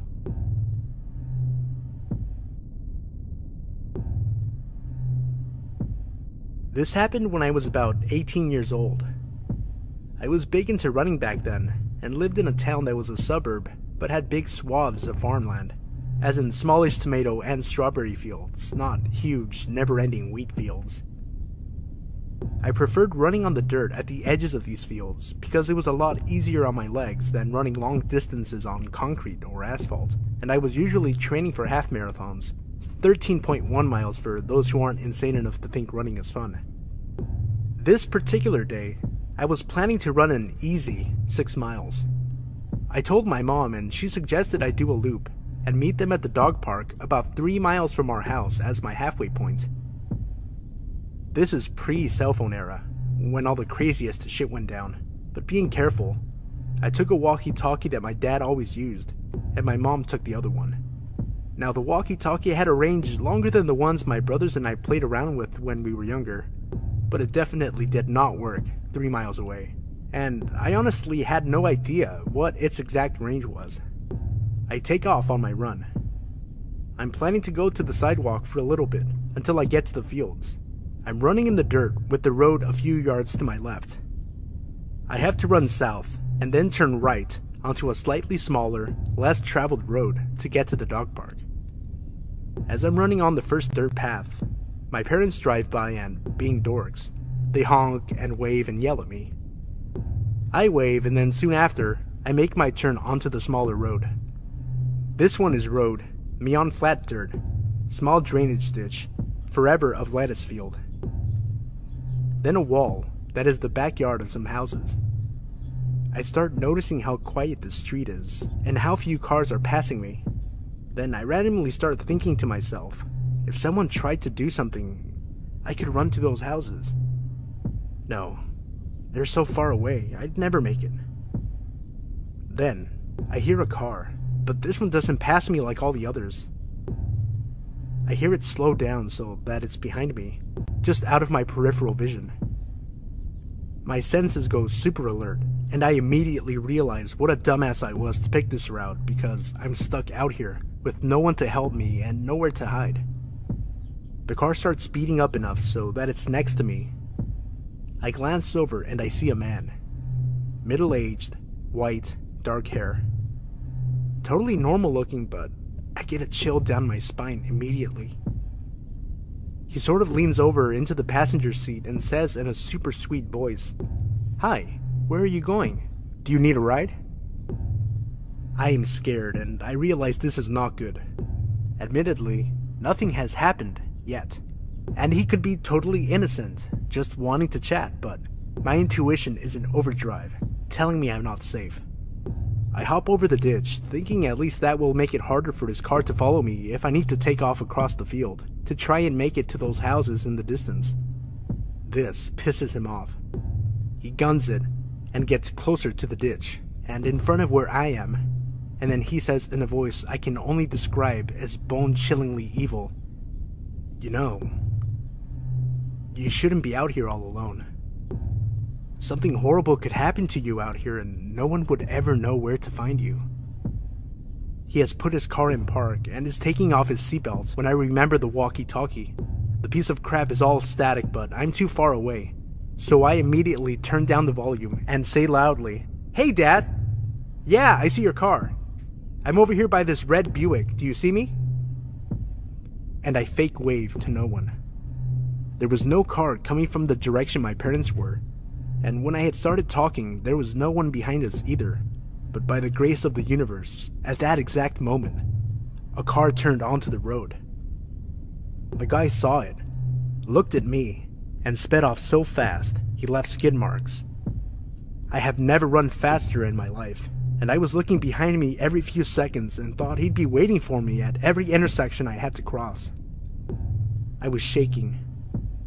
I was so scared and relieved when I got to that goddamn dog park. I told my parents everything and my mom called the cops. They took a statement but said it would just help if something actually happened to someone else. The weird part was, I was having trouble getting my story out. I was so upset, and before I gave a description of the car, the cop asked, "Was it a red Buick?" He wouldn't tell us why, but that just added to my feeling that I had narrowly escaped something awful.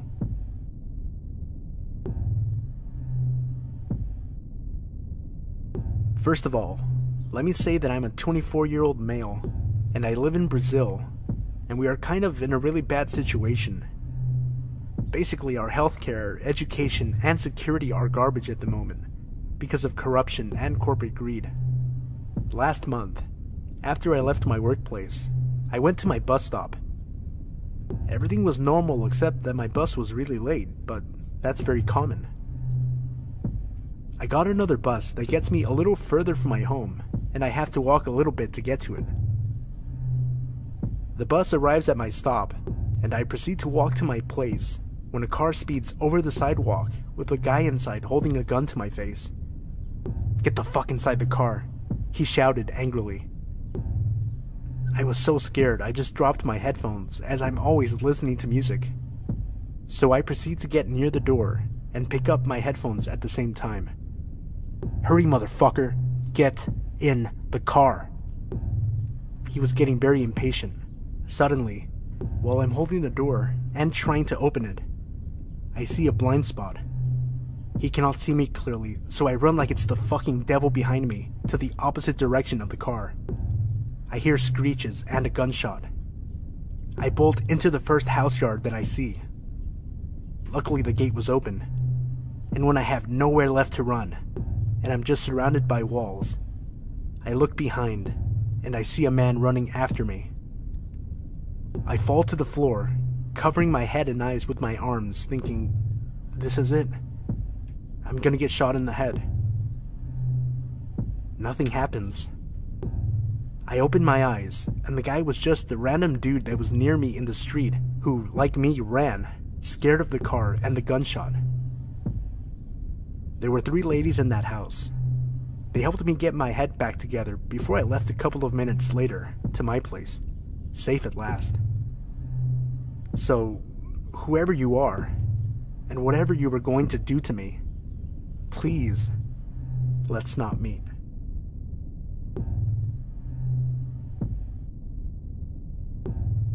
I am a female, currently 22, and this happened back in 2008 when I was 14.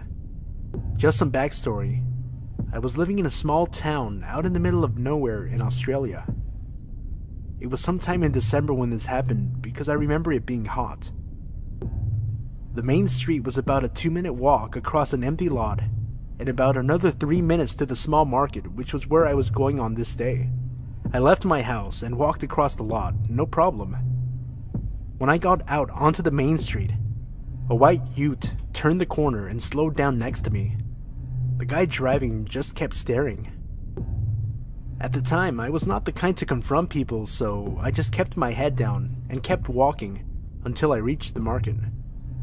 I went into the market and got what I needed to get.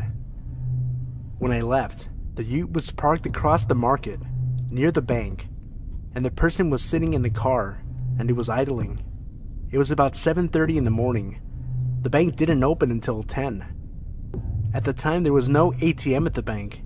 You had to actually go in and get money out, so it is not like he was getting money out. As I started to walk back, the guy spoke to me through his window. He asked several times if I wanted a lift home. I told him no several times. I started to panic since I hadn't yet crossed the road, which means I had to cross in front of his car in order to get home. There was no other way home. I tried to keep my cool and I started walking across the road when he finally said, "Get in." This felt like a command, not a question, so I started to run, as fast as I could, across the rest of the road and through the parking lot. I got home and inside before the white ute came speeding around the corner past my house. He didn't see where I went. I couldn't stop crying and I told my parents. They called the police and an officer came, but since he didn't threaten or physically try to abduct me, there was nothing that could be done. I know this isn't the scariest story, but it was scary to me. I honestly believe if I was dumb enough to get in the car, I wouldn't have been going home.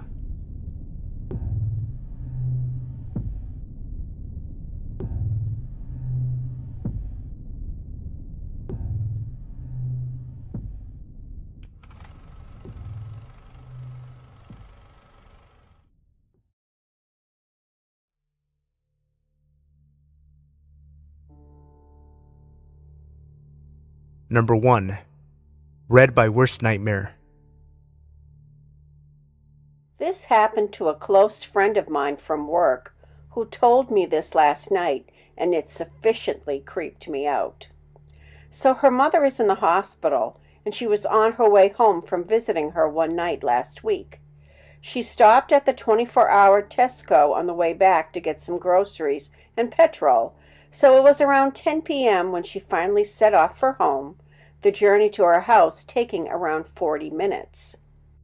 About 5 to 10 minutes into the usually routine trip home, she noticed a car coming up close behind her, flashing the lights as if trying to pull her over.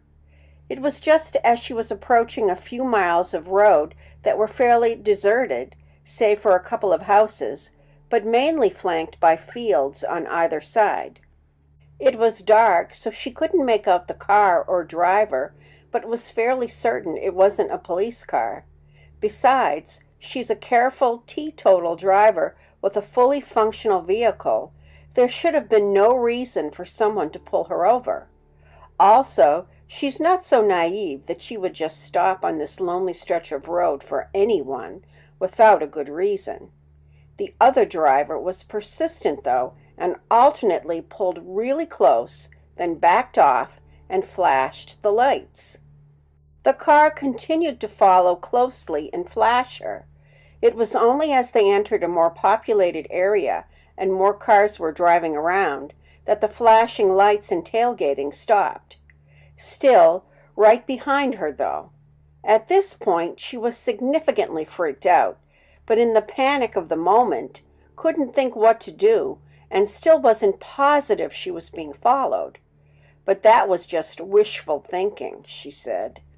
The small town where she lives has a huge and very busy day and night as truckers use it to get onto the motorway roundabout with many lanes that must be navigated carefully as you approach.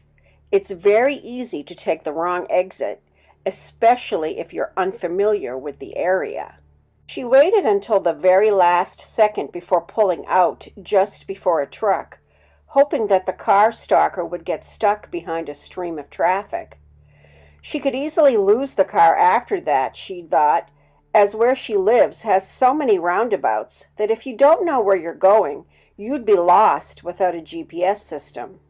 Her heart sank, though, when she heard the honk of a truck horn behind her, and looking in the rearview mirror, realized car stalker had took a chance, pulled out right after her, and was again now right behind her.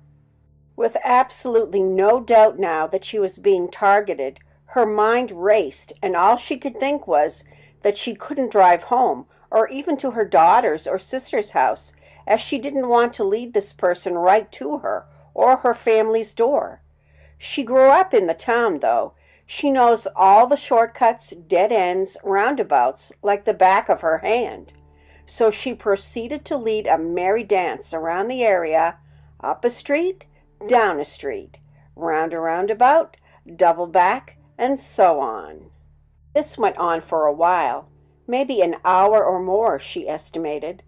Earlier, she had almost skipped getting petrol, as she knew she'd have just enough to get home. At this moment, she was thanking her lucky stars that she had got it, or she'd be breaking down right about now. The car was still following, but at a further distance this time. She pulled suddenly, without indicating, onto a long main road where there are about 10 or 12 identical side streets running parallel to each other all along the road. These lead up to cul-de-sacs that pretty much all look the same. Seeing no sign of a car behind, she swung into a random street, drove up a little behind another car, then killed the engine. Ducking down, after 5 to 10 minutes of what she described felt like holding her breath, she had another check of her surroundings, and it appeared she had lost the stalker. Full of relief, she turned around, pulled out of the side street, and there he was. She could make out the outline of a man in the driver's seat, so she knew for sure now he was male, which somehow made it so much worse. He had pulled up on the opposite side of the main road and was just waiting for her, like he knew where she'd gone and was just taunting her. Frozen for a second, she was unable to gather any more details before she got it together and sped off in the opposite direction. It took about another 30 minutes of cat and mouse, plus around 20 minutes waiting it out, before she finally lost him. She'd managed to quickly pull into an empty driveway after taking a few erratic turns. She was on the right side of a 4x4, which obscured her car, and she switched off all the lights before he'd had the chance to follow her. She waited even longer this time, though. She was sure he'd been waiting, but he must have either got bored or lost her. She was looking over her shoulder the whole way home, though, and she still does now. In hindsight, she realized the best thing to do would have been to go to the nearest police station, or at least call them. But hindsight is a wonderful thing. The next day, she was telling her daughter, who was furious with her for not calling the police or telling her sooner. She did then make a report at the local police station and was disturbed at what she discovered. First of all, her report was not the only one. 2 other women had reported almost identical experiences. One of them had called the police while being followed and asked if there were any unmarked police vehicles in the area that may be signaling for her to pull over. They indicated that there were not any such vehicles and advised the woman to pull into a nearby well-lit and staffed service station where they met her to take her report. He soon took off when he saw where she was headed. The other woman had managed to lose him also by driving towards the police station. This one was in broad daylight. There may have been more women who just haven't reported it. Even more worrisome, the police suspect the stalker is an already convicted rapist who has recently been released from prison. The MO in his previous crimes matches this. He would pose as a concerned fellow driver, pull a woman over with some BS about a light being out on her car or whatever, then pull her into the back of the car and rape her. They have been unable to charge him with anything so far, as, fortunately, he has not managed to succeed in his tactics this time. It is worrying to think, though, that this guy might have to actually rape someone before he can be arrested. And he's in my local area. Shivers. So, weird and creepy car stalker guy, let's not meet. Number 2. Read by Mr. Sinister. So last Saturday evening, myself and my girlfriend had gone out to a friend's to drink a bit and play games. Since I'm driving later on, I only have a couple of beers pretty early in. Anyways, we leave around 3 a.m. and on the way home, my girlfriend is craving some Jack-in-the-Box since it's about the only food place that's open around that time. To clarify for people on the eastern side of the US, it's a fast food chain. Well, there's a couple of cars ahead of us, and the one immediately ahead has a few people, so it's a pretty large order, and taking a while. Pretty usual on a Saturday night, even that late. I guess I sort of space out as I'm talking to my girlfriend while we wait, because I hadn't noticed that I never put my window back up after ordering for her. I don't know what it was that made me glance in my side rear view, maybe just habit, but I see a person slowly walking up the drive-thru in a red sweater with their hood pulled all the way tight over their face. Now, on a really cold January night, something like that wouldn't strike me as too weird. However, it was a surprisingly mild temperature evening that night, which may be why I didn't notice my window was down in the first place. But as soon as I see this person, my brain just fires off all kinds of red flags. My girlfriend notices me tensing up a lot as I roll my window, make sure all the doors are locked and my eyes are glued to the rear view, not saying a word. I let her know that there's a person right there who is really shady looking. I've been a victim of a couple of muggings in the past, so she understands why I'm so on edge. This person, though, just keeps very slowly moving closer to the car, even after he must know I can see him. I start tripping out because the car up ahead still hasn't received their order, and this person is still moving up toward my car. And this is one of those narrow drive-thrus, so my only other escape route would be just towards him if he approached the car. So I quickly shift my car from neutral to reverse, and the guy stops as soon as those reverse lights come on, and then moves forward, still the same pace. This time I start revving with my e-brake engaged. He moves forward again. I rev up again, and I had a second to see him quicken his pace forward a little drastically before I reacted by disengaging the brake and reversing and pulling a really quick stopping short, so I only move like 6 inches back. He stops again. By this time the car in front is leaving, and I move up, pay, get my food, and inform the employee he's there. He's standing in the middle a few large paces back from my car, and I leave. I'm glad that whatever he was planning, he was hesitant about, as it's likely in the area I live in that he at least had a knife. I didn't hear any robbery reports either, so I don't think he bothered the employees, or they didn't go near the window while he was there. To the man in the drive-thru, let's not meet. Number 3. Read by Worst Nightmare.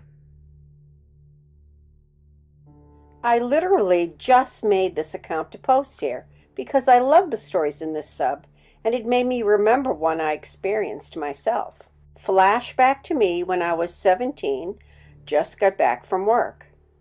I made it to the station near work on a hot summer day at the end of my shift. It was as usual as any. I took the train to the bus to another one. When I got to the station to take my final bus towards home, smoke began to submerge from the engine. Typical. My guardian couldn't pick me up at the station, so I had to walk the 7-mile route to home myself. As I crossed the street walking away from a near gas station, oh God, I should have just stayed there. Oh well. I noticed an elderly man walking behind me at a distance of around 50 meters. Now note that I usually overreact and panic a lot, but I had a tough day and I didn't think much of it. After 2 miles or so, the man was still walking behind me at the same distance and space, and now tiny alarm bells started softly ringing. So I used my main method to debunk my fears. Act like I'm in a phone call with someone and sit near a tree or wherever I can sit. Unfortunately, the man just slowed down until I started walking again. Now I started to get more worried. I decided to quicken my pace and take a different route through a near town. Once again, the man was behind me. I figured that if I take a small alleyway, it would escape this pursuit. I was wrong. I took the alleyway and came down to a near small soccer field where some kids were playing soccer. I acted like I was very interested and sat down to watch their game. Finally, the man walked past me and slithered off into an unknown alleyway. Safe to say, I was relieved, but it doesn't end there. I waited 2 minutes before moving on and walked to a different alley, and guess who just came walking down another side road back to me? Yeah, damn right. Now I started to worry a lot. As a kid who is a bit overweight and has almost zero stamina, I knew I couldn't run. I walked normal towards another alley, and thank God I ran into a mother hanging up her laundry in her yard. I sat down near a trunk and tried to act like I was busy on my phone. Of course, at any given moment, right now was the best time for my phone to be completely drained of battery. I tried to leave when I just saw him walking behind me at a small pace, making eye contact. It was hard for me not to look him in the eyes, and I made sure I acted like I didn't notice him. Thank God, after about what seemed like an eternity, he left, but I knew it wouldn't be for long. He came back. I just knew it. I went to make my way out of the alley. When I was almost out the street, I felt it. I felt it. I know in my gut. He was lurking at me with those eyes. I just knew it. So I listened to my instincts and began to run as hard as I could, ignoring oncoming traffic and whatsoever. I ran into a big building office thing, and I almost jumped inside, breathing heavily. I told them what had happened, and I asked if I could maybe phone my group, that they just had to pick me up. It was urgent. But of course, they came with the answer I was already afraid of. No, sorry, we're making dinner, so we're very busy and can't pick you up. Are you sure you didn't just imagine the whole thing? Well, they helped me out a lot. I guess I was on my own. The office was about to close, and I had to leave. There I was again, alone, out on the streets. Just when I lost all hope and knew I would become one of those kids on TV who were missing only to never be found again, I spotted my friend in a car. He waved, and when I came storming down to his car, he knew something was off. I stepped into his car, explained everything, and we went looking for the man. Knowing my friend is skillful kickboxer, I knew what went down if we found him. Lucky for the creep, we didn't find him, and my friend proceeded to safely drop me off at home. Thank God.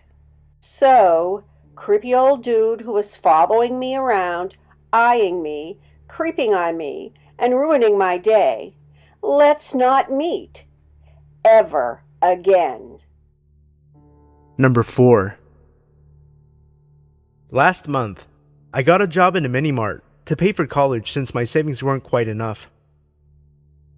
I was only able to take night shifts since I spend most of the day at school and at home studying. When you're on the night shift, you're all alone. But it's not too hard, since barely anyone comes in during the evenings. There's an office where employees can hang out when there's nothing to do. There, you can monitor the security cameras and go over what needs to be done. The security cameras even have built-in motion detectors that will alert you if a movement is detected. I spend most of my time there with snacks, playing on my phone, while I wait for customers to come in. The other employees describe it as getting paid for being alone in a store, with the occasional break to help the handful of customers that come in during the night. On my first shift, I immediately noticed something out of the ordinary was going on. The motion detectors would go off when the store was empty and the cameras didn't show anything. Then I began hearing faint voices and footsteps from within the store. The voices would be indistinct but spoken in the same tone of voice that people usually speak in when they're chatting with someone they haven't met in a long time. Even customers would sometimes hear this and think it was me saying something when I really hadn't. I usually go to check but find nothing. The store is empty. Later, when I was refilling the soda cooler, I started seeing people walk past me in the reflection of the glass door, but no one was there. This happened several times, and I never saw anyone near me. The coolers would also sometimes open and slam quietly shut at random times.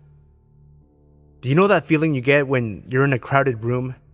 That minor claustrophobic sense, and that feeling like people are looking at you? That's how I always feel when I'm closing up the store and cleaning up.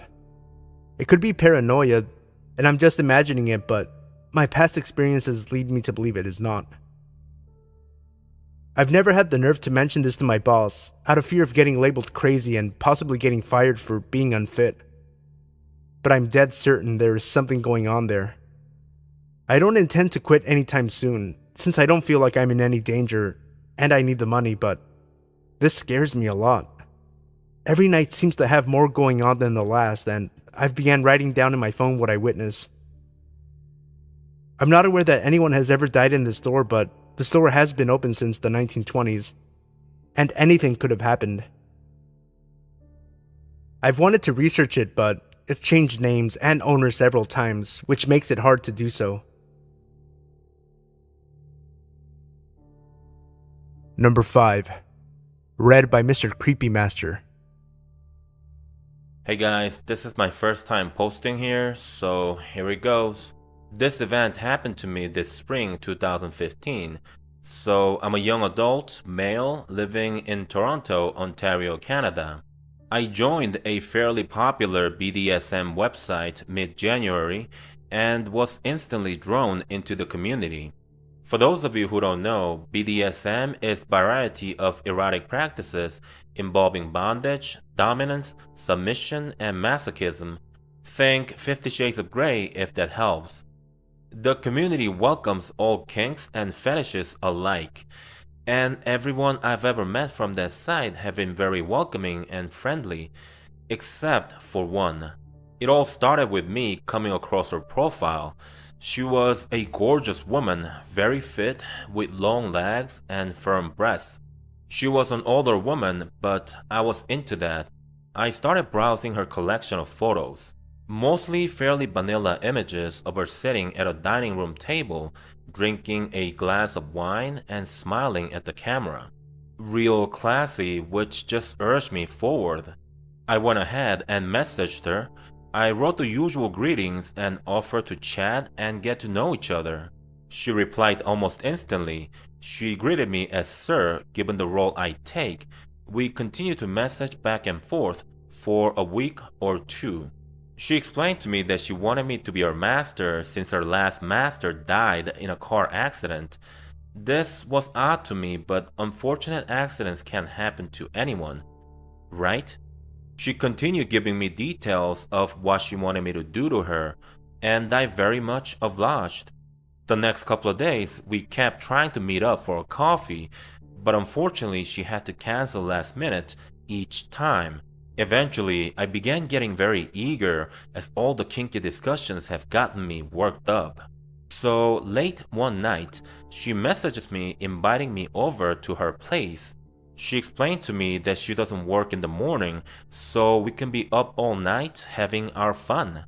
Well, being so worked up and lacking the necessary blood flowing to my brain to make an educated decision, I agreed and asked her for her address. She messaged me an address along with a phone number she said was her home line, and I got ready to head out.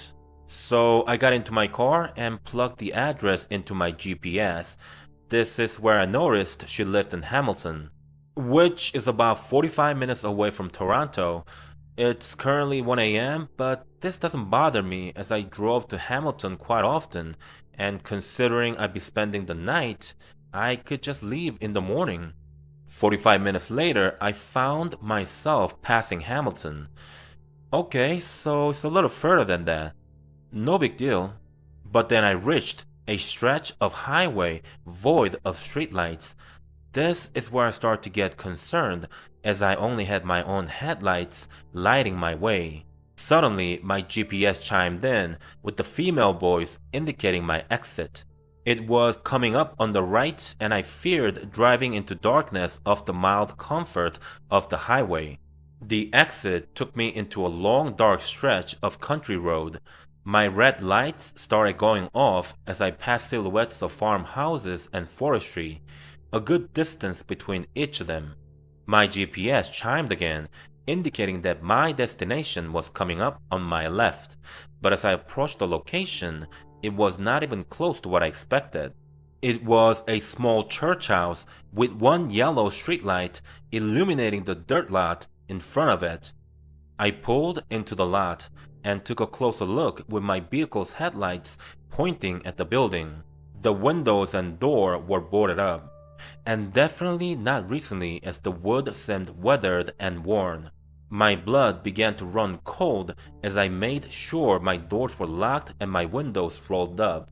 The full tank of gas gave me some kind of comfort in the situation. I figured she possibly made an error in typing out her address and called the number she gave me. All I got was, the number you're trying to reach is no longer in service. Okay, at this point, I'm ready to turn and leave until I notice my phone alerting me that I have an email. It was a message from her. Hey, I see you there. It's not the church. My place is the small house behind the church. All I could do is replay all the horror movies I've seen throughout my life, and I just couldn't believe I could possibly be living one out in real life. However, a small jolt of curiosity persuaded me forward, even if just to look at this house. There was a small path beside the church and I slowly pulled up into it. As I crept forward in my car, a small little farmhouse poked itself out of the trees at the top of the hill. At this point, I was certain I'm not going in there. I'd made the decision in my head that my own survival took precedence over my need for sex. I was about to reverse out of there until I saw the upstairs balcony door open. A hooded figure stepped out. I couldn't see their face, but I could tell by the posture and shape that it was a man. Despite the darkness of his facial features, I could feel he was looking directly at me. He stood there for about 30 seconds before he motioned his head in a way I recognized as the universal signal for look behind you. Just then, I felt the metal handle on the outside of my driver door being tugged at. I quickly turned my head in that direction to see the woman from the profile photos hunched over and pressing her face up against the window. My heart leapt out of my chest as I stared at her horrifying smile. The best way I can describe her expression would be any creepy cartoon image of the Joker you've ever seen. It was undoubtedly her behind that insane grin, only much older. She whispered through the glass, "Open the door, baby." I was frozen in my seat, unsure how to respond or what to do next, so I just sat there continuing to stare at her like an idiot. Her face then quickly fell into an angry, malicious expression as she continued to violently jiggle at the door handle. She then yelled at the top of her lungs, "Open the door now!" This knocked me into panic mode and I pressed my foot to the gas. My car, set to reverse, began to pull out of the pathway backwards. The woman tried holding onto the door handle, only to let go shortly after being dragged off her feet. I flew down the dark road back towards the highway, almost tripled the speed limit just in case they had a car themselves and decided to chase me. I called a friend of mine who I also met on the same website. She lived in Hamilton and insisted I come stay the night at her place. When I got there, she poured me a cold glass of Coke Zero as I explained to her what happened. She told me she read an article in the local paper over a week ago regarding an older couple luring a man into their farm. I stopped her right there as I didn't want to be freaked out even more than I currently was. So crazy, potential murderous woman, let's never meet.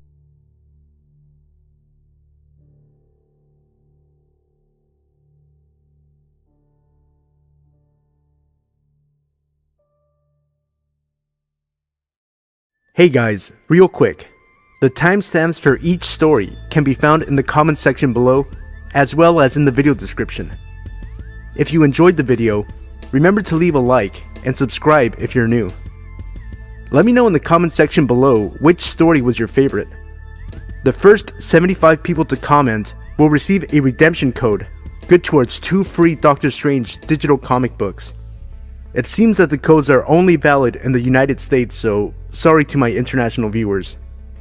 Also, I'm going to start doing movie reviews on my channel, so be sure to let me know in the comment section below which movie you want to see me review first, for a chance to win a $25 gift card for your choice of either Regal or AMC theaters in the United States. The choices are Moana, Allied, Doctor Strange, and Fantastic Beasts and Where to Find Them.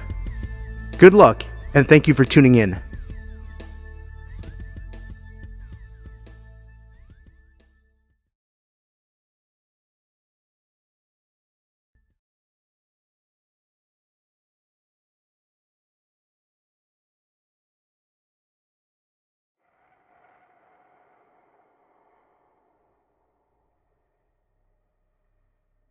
So, before I start, I want to thank the people who are reading/listening to this.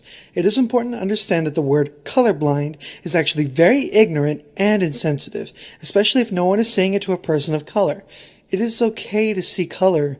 If you walk in a field of beautiful roses, all ranging different colors, are you going to say, "No flower is better than the other, therefore I don't see the colors of the petals"? It is okay to see color. Acknowledging the cultures and backgrounds of where people came from is okay. That is what makes us special. No one needs to be subjected to intolerance and racism because of it. Good. Now that that's out of the way, I'll start. It was around 6 o'clock at night a few weeks ago, and I was walking with a group of friends, all of whom I have known since I could recall my first memory. Among them was my boyfriend, Alexander. Though many people call him Alex, I prefer Alexander because it sounds much more elegant that way. I was the only girl in the group of 5 guys who were like my brothers, walking to a diner from a meetup we had at a local school. Now, I have to stop you. The reason I spoke about race at the start of this story was because the neighborhood we were walking was a majority white. Hell, our university was majority white and known for its association with the Ku Klux Klan a while back. I know you guys are asking why I went down there, and in truth, because there was no reason not to. As I said, the Klan association was a while back, and I had walked down this road before. Plus, I assume people were smart enough to know to be kind to people who don't look like them. As we walked down the street a little faster, as it was getting darker outside, we saw it, dare I say it, white people staring at us like we were from another planet.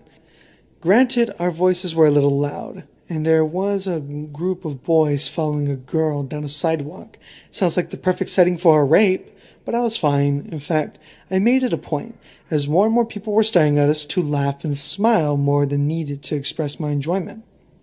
As we neared the corner, we saw a car drive past us at top speed, the blur of a woman maybe in the driver's seat. I remember looking at Alexander in dismay before he grabbed my arm in such a rough fashion and yanked me back so hard.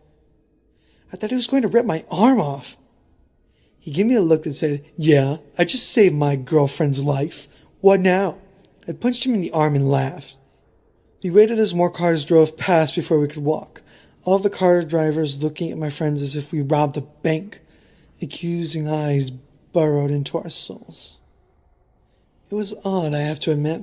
I don't want people to think that a group of young people walking down the street at dusk was an omen of bad times ahead.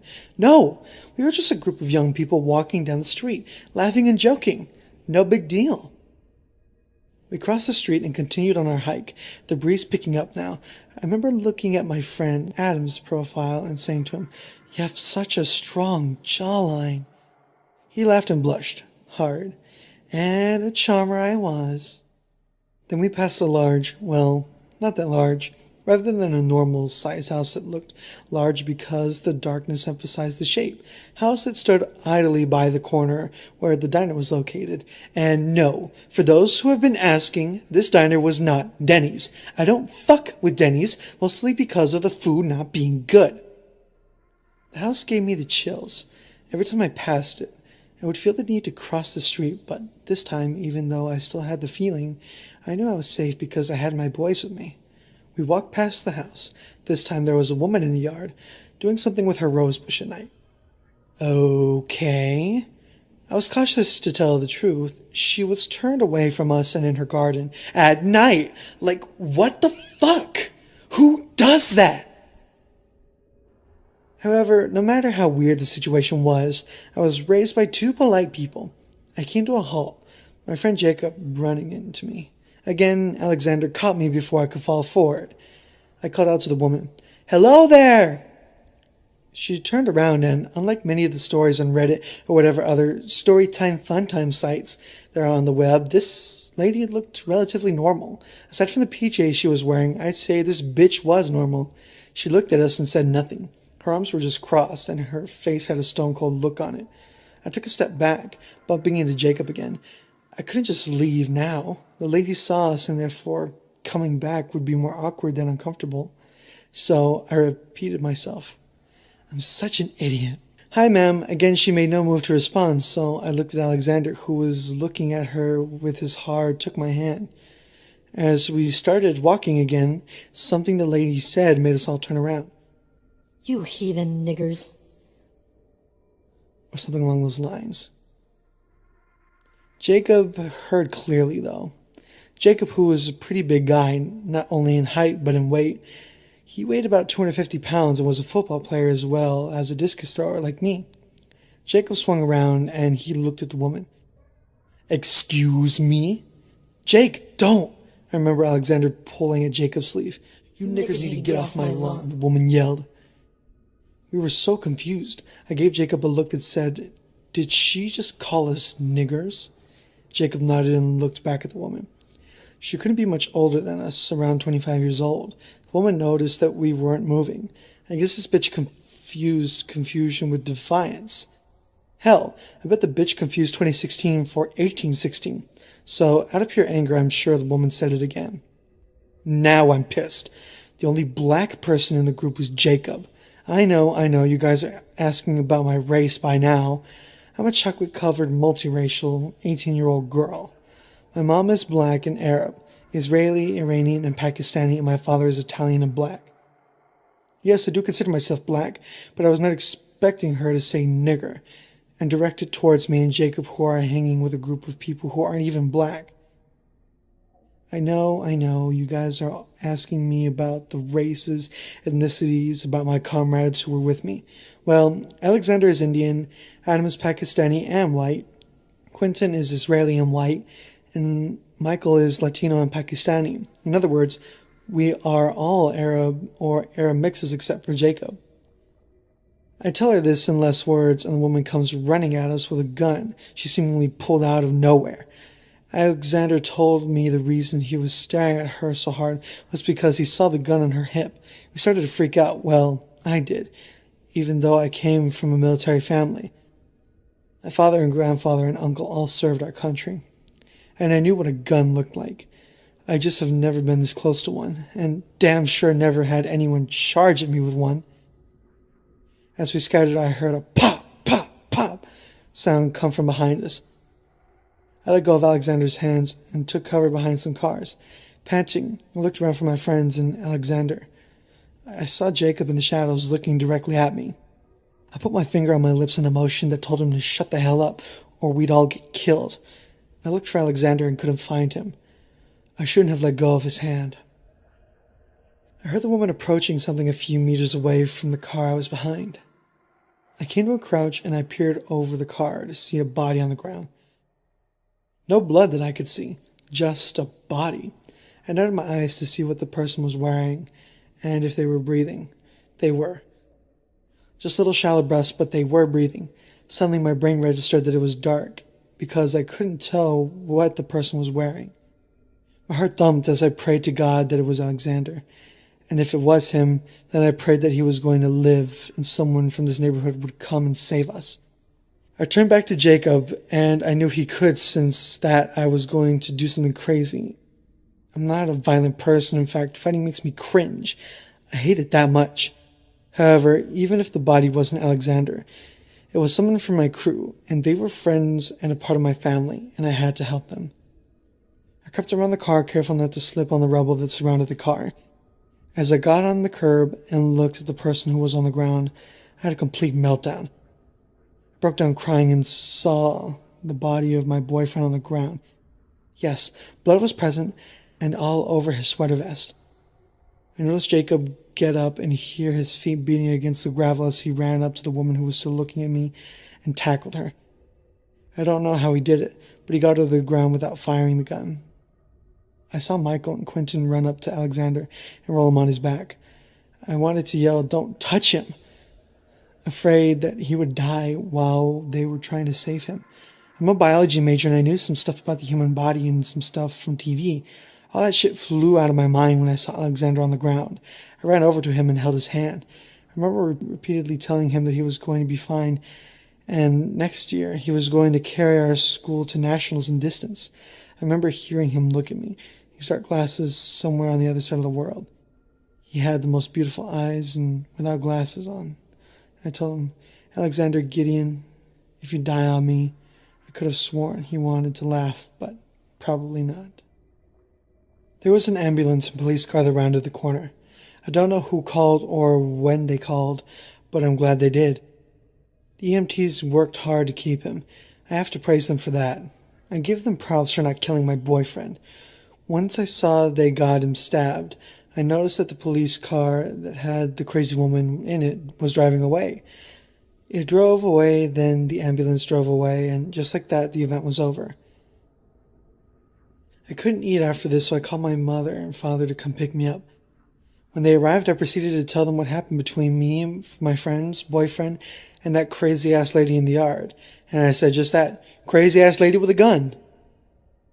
I'm not supposed to cuss, but I was scared and worried not only about my boyfriend, but my other friends who would have to return to the university, and for my life, because as I stated before, this area was associated with the Klan. I asked my parents to drive me to the nearest hospital as I called Alexander's parents. When I told them all I could do, as I could hear his mother sobbing in the background, was pray that he didn't lose too much blood. The EMTs told me he was shot in the shoulder, and I knew there was an artery over in that area. Now, a few weeks later, I don't care. No one but my friends, my parents, and Alexander's parents have dropped by to see him, and I don't expect racist people to do so. Alexander is doing fine and will be returning to university in a few weeks. Guys, don't fuck with racist people. Treat each other with respect and don't walk down a notorious Klan operational neighborhood at night. Not if you're black, not if you're Latino, not if you're Indian, not if you are anyone. Those guys live in their own world and will not hesitate to kill anyone, even a group of student athletes.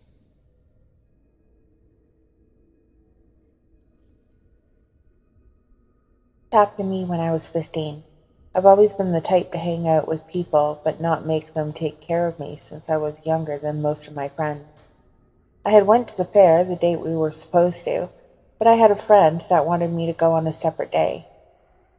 He drove me with him there, and I obliged to take our DART train system that was part of our country. Most of the people had taken it when the fair was open, so they wouldn't have to pay for parking.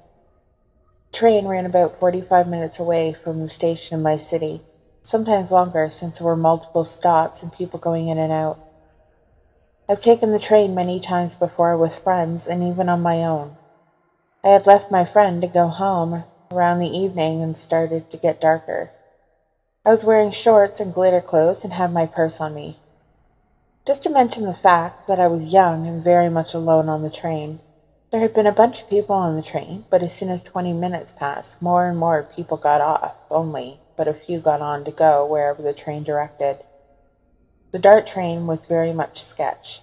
I was afraid sometimes to be going to some stations because of the type of people that were on it.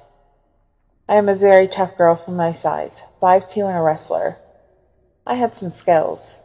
Another thing I just remembered was that I had got a can of pepper spray from my friend's house earlier. I don't remember why I had taken it, but it ironically was needed. I sat in front of the sliding doors to watch the people that came in and sat close to the window, and there were double seats that were left empty.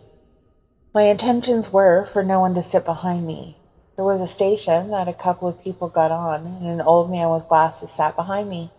He looked normal, although he was dressed pretty poorly. Baggy pants and a white t-shirt. He sat in the double seat exactly behind me. The train went on. I started to hear some movement and a tug on my hair, thinking that the man had tired moving a bag. So I took a quick turn and looked at the ground behind me. There was no bag. I started to get nervous, thinking the man might try touching me. I stood still. Then I felt, without a doubt, a tug on my hair again. This time when I turned around, I saw the nervousness in his face, just like he had gotten caught. So I knew he did. I got up and looked at him with anger and stormed off to sit in front of a line of women coupled together in seats ahead of where I was sitting. I hadn't looked back because I was worried I'd get the man's attention again. I had then remembered I had a pepper spray can in my purse, which I had then started to grip in my purse the entire time I sat there. After a couple stops, I looked back and he wasn't there. So I went back to where he sat because it was in a corner where I could be aware of surroundings. A man that sat across the aisle had seen the whole thing. He asked me what happened, and I told him the creep was touching my hair. He told me I should have protection on me in cases like this. He pulled out a switchblade and said he always carried it for events like that. The man kindly stayed and watched if any creep sat with me throughout the duration of the ride, till he had to get off at his stop, which was 2 stops away from mine. I had my friend picking me up at the stop. I got up at my stop, which was the very end of the train stop, and hoped there wasn't any weirdo waiting outside. I waited on my friend for a couple minutes, nervous and scared. She finally got there, and I told her everything. I haven't been on the train since.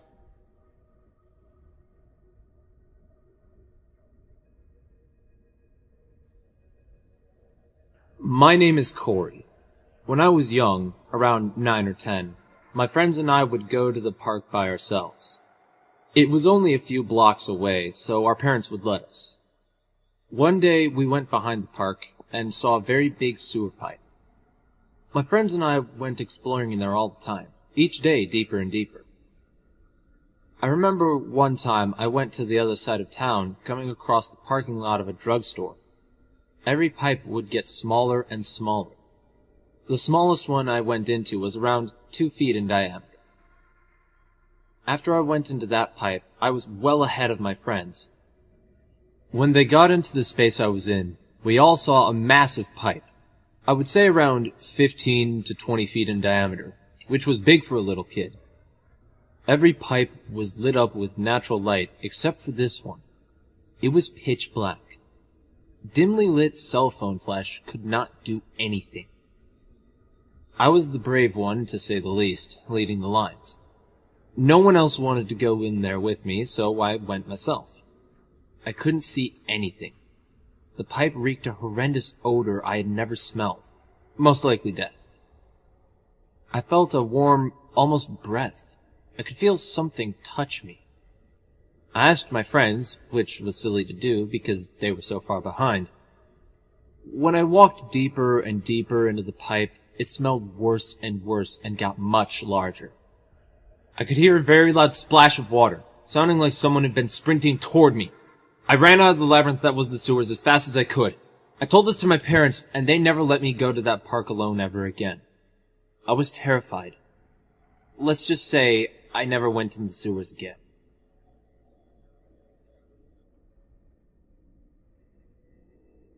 So I live in a small village in the southeast of UK. I am a 16-year-old female and quite tall for my age, so I tend to attract unwanted attention wherever I go.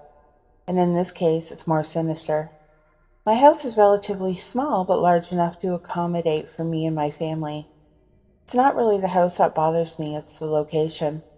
All of the surrounding area is neglected, and the neighboring houses almost corner us into the car park opposite. People living next door to me have always been loud, and that's alright, as noise helps me sleep, however. The new friend that comes to visit them makes their calming chatter much more tenser. He tends to bark back at their dog, create arguments out of the blue, and continuously beats the fence that separates our gardens. One night, he was being especially aggressive and loud. I, being the nosy type, decide to look out of my bedroom window, which looks out on their garden along with mine. I watched them for a while, fascinated by how they all seemed to ignore his violent outbursts and still manage to have a nice time. Tommy, which I later found out is his name, notices me and looks up. Tommy is short, bald, quite chubby, and has a lazy eye that drifts to one side when he talks. When he notices me, he smirks to himself and winks. I immediately realize how rude I am being, giving him an apologetic smile, close my curtains, and go back to bed. The next day is Monday, and I have to leave the house by 7:30 in order to catch the bus to school on time. I usually leave with my younger sister, and we part halfway as she goes to a separate college, but for some reason this one time she sleeps through her alarm. I leave the house alone, and as in the middle of winter, it's still quite dark out, which makes my solo trip quite unsettling. As I get up to the point in which my sister and I part, I look back and see Tommy's distinctive white van speeding up the road. As he approaches me, he slows down, and so I take out my earphones and turn to face him. Thinking he wanted to tell me off about spying on his evening with his friends last night, I begin to get a little nervous. He gives me the same smirk he did the night before and says, "Hey, Jenny, right?" I then respond with a casual, "Yeah." He smirks again and says, "You want a ride? I'm on my way to the pub. You can come if you want. I won't tell." I give him a nervous smile and decline, starting to walk away, hoping he would get the message. He then drives slowly next to me and says, "I like your hair, red. Red-haired girls are always the sweetest." I thank him and speed up my walk and cut over the green to my bus stop. He then speeds off with a disappointed frown. Okay, well, nothing really happened after that until I went for a long weekend holiday with my grandparents and cousins to a farm. There I would stay in a very small caravan with them, just like what I had done when I was small. These happy memories of my past were crushed when I see an old familiar van parked a few spaces to the left of us. I feel my stomach churn and I tell my grandmother. She tells me to stop being so paranoid and takes me by the hand to go and say hello. Tommy comes out with his girlfriend, with overjoyed expression on his face, which made me believe then that this could have actually been a coincidence. After my grandmother had finished chatting with them about past holidays and future plans, we head back to our caravan. The next day, Tommy is constantly looking out at our caravan and taking walks in front of us, then back again, for a few minutes every 2 hours or so. What really creeped me out was when we all went to see the animals at the farm. There were pens of animals all around this large room, with the odd hay bale nearby for us to sit with the animals and pet them. Me, being an animal lover, I sit down with a small lamb, and this helped me forget about the whole Tommy issue, until I feel the hay sink a little. I turn my head to see Tommy sitting next to me with a wide grin on his face. He started to stroke the lamb and purposely touching my hand as he does. Thankfully, my grandfather is really overprotective and saw this middle-aged man next to me. So, instinctively, he came over and sat very close to me and wrapped an arm around my back. This eased my nervousness for a while, until my little sister fell and started to cry, which left my grandfather to help her as he got up to help. I did so too, as I couldn't stand being alone with Tommy any longer. As I stood up, though, Tommy grabbed my arm and asked in a threatening tone, "Where are you going? You going to ignore me again?"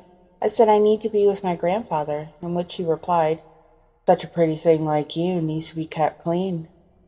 He then wiped the hay off my butt, whilst biting his lips slightly.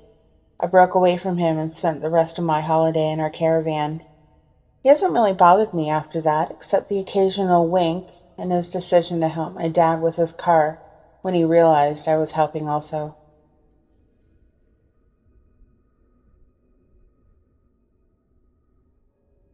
This happened to me on July 4th, 2016. I'm a 14-year-old girl who lives in the United States. I'm 5'5" and I weigh 110 pounds.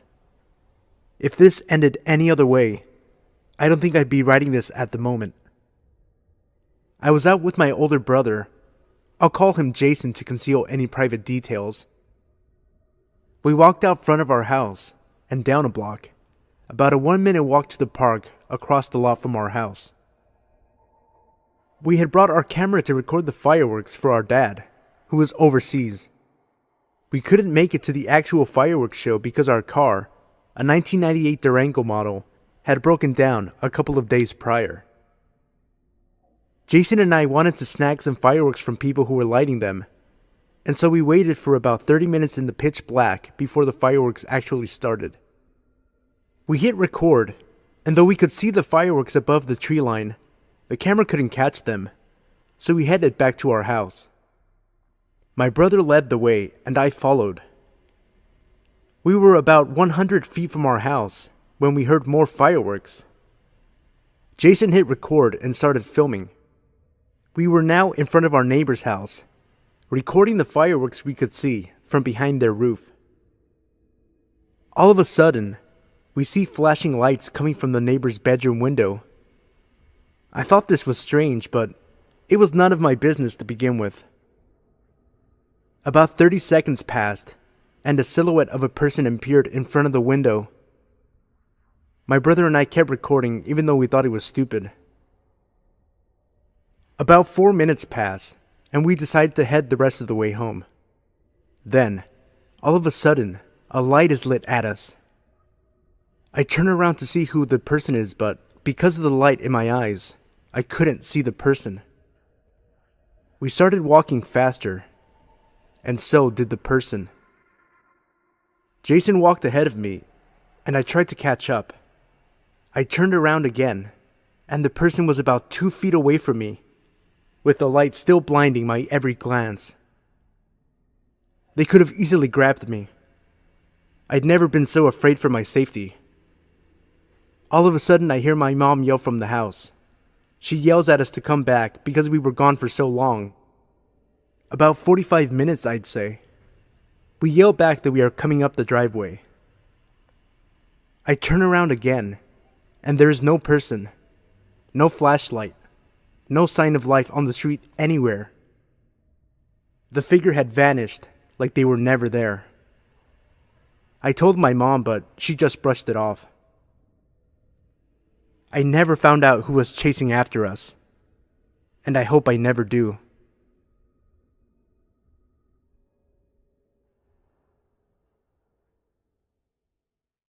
Hey guys, real quick.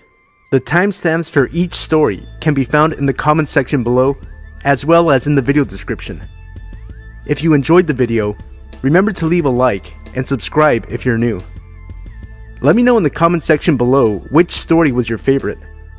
The first 75 people to comment will receive a redemption code, good towards 2 free Doctor Strange digital comic books. It seems that the codes are only valid in the United States, so sorry to my international viewers. Also, I'm going to start doing movie reviews on my channel, so be sure to let me know in the comment section below which movie you want to see me review first for a chance to win a $25 gift card for your choice of either Regal or AMC theaters in the United States. The choices are Moana, Allied, Doctor Strange, and Fantastic Beasts and Where to Find Them. Good luck, and thank you for tuning in.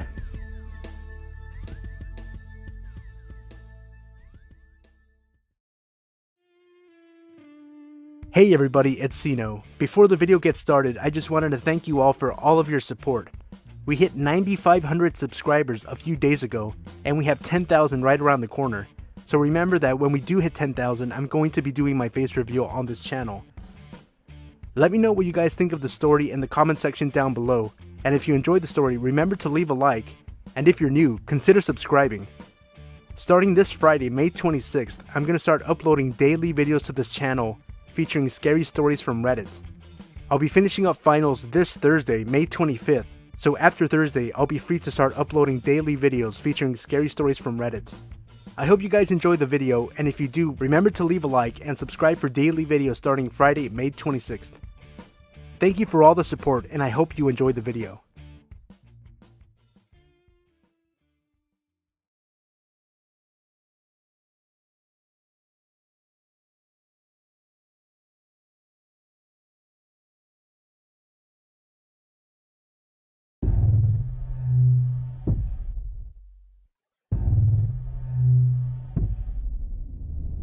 This is an experience that has bothered me for years, so I felt I should finally post something about it in case it's helpful in some way. I used to live in a subdivision in the middle of nowhere north of Divide, Colorado. Our gravel street ended in a cul-de-sac, and we were the middle house of the 3 at the end of the street, which was on the side of a hill. Because we were pretty far away from anything, I was a latchkey kid and usually was home alone for a few hours after school. This took place in the early 80s when I was about 8 to 9 years old. One day, shortly after the bus dropped me off and I got home, I saw someone pull into the driveway. I didn't recognize him, so I hid behind our wood-burning stove in the corner. He came up and started insistently knocking on the door and looking in the window. He then strangely tried the doorknob. He just wouldn't stop knocking, so I came out thinking if this guy was a burglar and saw me, he would go away. When he saw me, he asked me, through the door which had a window pane, if I could open up the door, and I replied my dad was in the shower. He didn't react and said he was there to see my neighbors, mentioned them by name. I told him they lived next door in the house on the left. He said okay, seemed a bit frustrated, but started walking away to his car. But instead of getting in his car, he started walking around my house. The house was built on the side of a hill, so it had a walkout basement.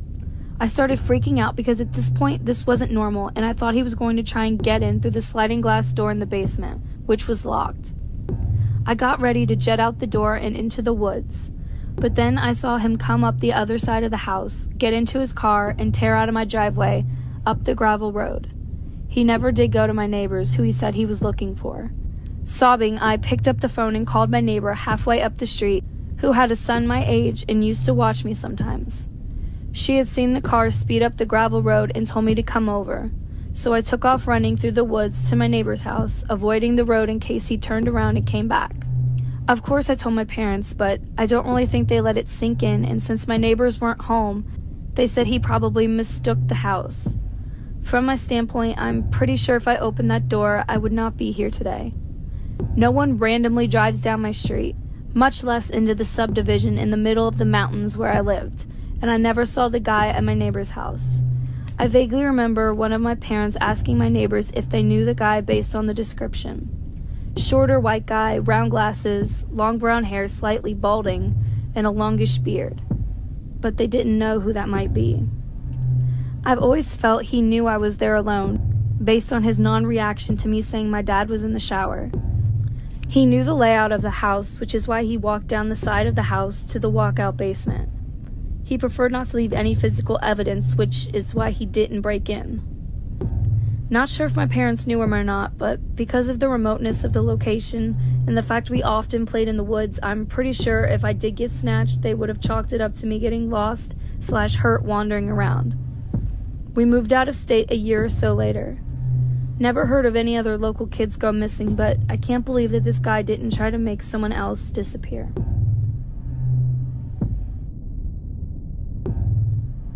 I'm a 19-year-old female living in the UK. I was on my day off from work, as I work 6 days a week at a very unpopular delivery service called Yodel. My mom was out the night before, staying at my grandmother's house due to her being ill. I have 2 small dogs, both Chihuahua cross Yorkshire Terriers, who don't really need all that much walking. But this Sunday morning, I was feeling it. It was around 7:30 in the morning, which means it was still pretty dark out when I put their coats on and left the house. The local park is a 2-minute walk away from my house, which I had no problem getting to. So cut to about 10 minutes into my walk. I'm halfway around the park when I notice that it's brighter than usual. So I turn around and see a car parked in the parking lot of this park, with its lights on full beam directed straight at me. Now at this point, I'm starting to feel uneasy, as I was about to start making my way back there, as that is the way that I had entered the park. But something in my gut told me that it was an incredibly bad idea, so instead, I decided to cut across to the adjoining field and made my way across from there, as there was a public pathway running parallel to both fields. So cut to about 15 minutes later, and I'm starting to calm down, feeling like I had just overreacted to the whole situation. I get to the end of the public pathway. I've passed a few harmless people, and I'm feeling pretty stupid at this point. What I'd forgotten was that the parking lot previously mentioned was just up the road, and the road I had come out at connected to it. As I was just about to turn off the public pathway back onto the main road, a car drives past me that, at first, didn't look particularly memorable until the passenger in the car drove past with the biggest, cruelest, most evil grin on his face as they passed me. I stopped in my tracks and they pulled up just down the road and waited. I started walking home double time, and the walk that would have taken me 20 minutes took me 10. And the entire walk home this car followed me. Thankfully, I had to cut through little alleyways to get to the road leading to the park, and I managed to lose them by the time I got to my house. After I'd caught my breath, I looked out my kitchen window carefully, without moving the blinds, to see 3 guys, in maybe their mid-20s, stalking around the area, presumably looking for me and my dogs. So, to you 3 creeps who have prompted me to change my dog walking routine, let's not meet.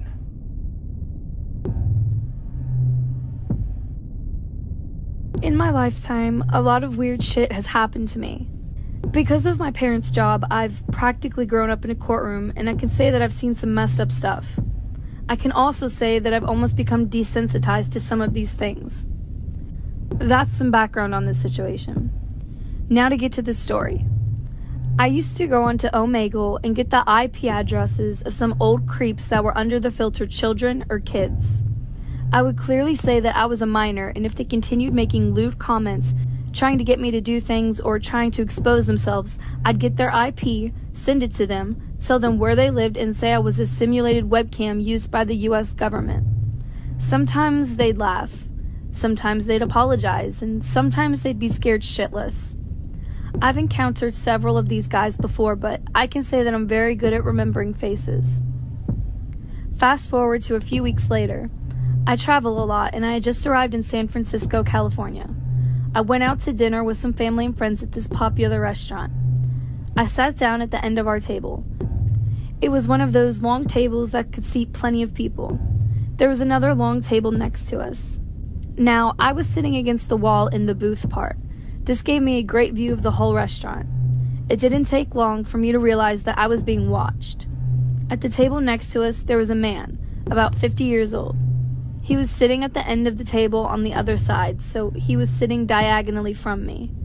I thought he looked very familiar, and the guy was just grinning at me. I smiled politely, then looked down, hoping he'd stop. He didn't. I was starting to get uncomfortable. Why the heck was this guy staring at me, and why does he look so familiar? Then he spoke. "Hey there," he said softly. His voice was rough. I just looked back at him when it hit me. I had seen him on Omegle. But no, that's stupid. What are the odds of that? I just sat there, looking at him in total shock. He flashed me that creepy grin. At this point, my mother realized that something was wrong and asked what the problem was. I shook my head, and the guy smiled at her. For the rest of the night, he continued to stare at me. A little while later, I got up to go to the restroom. In this restaurant, you either had to take an elevator or go around to the hotel next door to get upstairs to the restrooms. When I got to the elevator, I realized this guy was walking after me. He started to rush as soon as I climbed into the elevator. I pressed the close button and held it, praying it would close in time. Luckily, it did. As soon as I got out of the elevator, I ran to the restroom. I heard someone coming up the stairs, so I stood leaning against the door of the bathroom trying to listen. They stopped for a few minutes, then they started again, this time going back downstairs. I took in a breath and waited a bit before booking it back down. When I sat down, he smirked at me. I shot him a glare. Finally, the guy and his group got up to leave. Of course, this guy had to drop his fork. He told his friends that he'd be right there and that he'd meet up outside. He picked it up, looked me in the eyes, grinned, and said, "It was nice seeing you," then stood up and walked out. At the time, I just thought he was a major creep and that it was really weird that I had seen him on Omegle. Then I thought about it. This guy clearly remembered me. What if he had gotten on the elevator with me? It might have been nothing, and it might not even seem like a big deal, but just looking into his eyes and seeing that grin, that was enough to give me chills. Anyway, I haven't been on Omegle since. My message to you reading this is to stay cautious and be careful if you go on sites like Omegle. You never know who you'll meet and what their intentions are. So creepy Omegle pedophile, let's not meet again.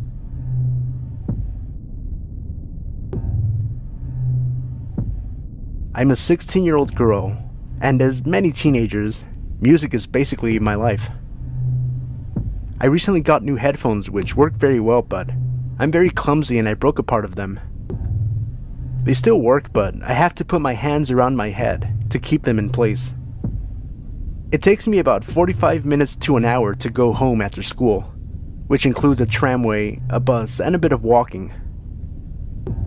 I was really pissed about my headphones, so I thought that after taking the bus, I would play my music out loud on the street that leads to my house, knowing that there is usually no one taking the same way home as I do, aside from a girl who I don't know, but goes to the same high school as me.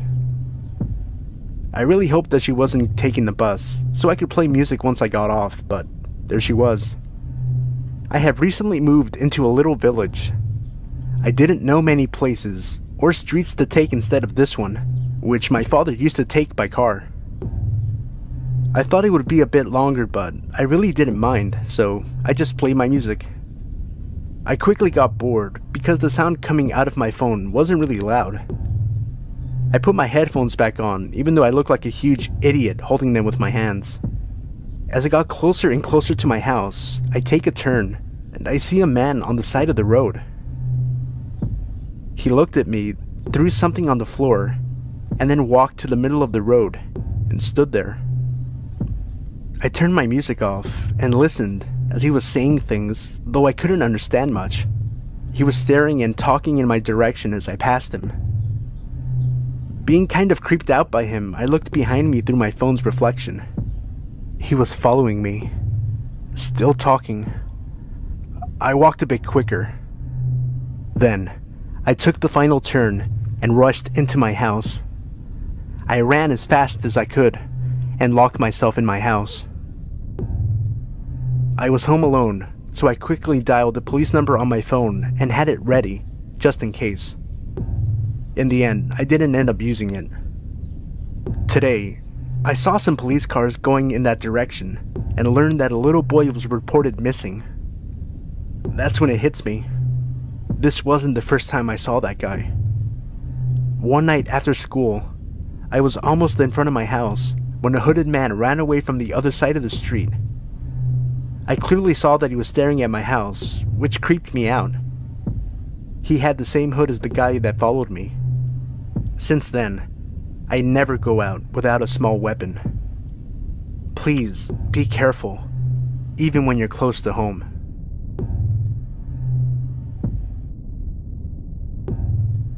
This story happened back in the late 90s when I was in 2nd grade. At the time, my uncle, my mom's younger brother, was enlisted in the US Navy. Due to the nature of his job, he constantly traveled to other parts of the world. He was frequently stationed in different countries, sometimes for years at a time. Since he was usually so far away, my family did not get to see him very often. My mother and him were very close, and I had a special relationship with him as well. Every time he visited to a new place, he would send me a gift, a magic lamp from Saudi Arabia, castanets from Spain, rosary beads from Notre Dame, and so on. He was also a lot of fun, and I treasured the time that we spent together. This particular year, he received some time off and informed us he would come stay with us for the holidays. I was beyond thrilled to be seeing one of my favorite relatives. One day, while both my parents were at work, he decided to take my brother and I to a nearby mall. At the time, my brother was 12 and I was 7. We had a good time going to the various stores, getting lunch, and watching skateboarders at an indoor park. Although my uncle loved us dearly, I wouldn't exactly call him the most attentive babysitter. While the three of us were heading out, my brother and my uncle were much farther ahead of me. Both of them walked extremely fast and seemed to be engaged in their conversation. Being a very small girl for my age, combined with having Lyme disease, made it difficult for me to walk at their pace. As hard as I tried to catch up with them, I only seemed to be falling further behind.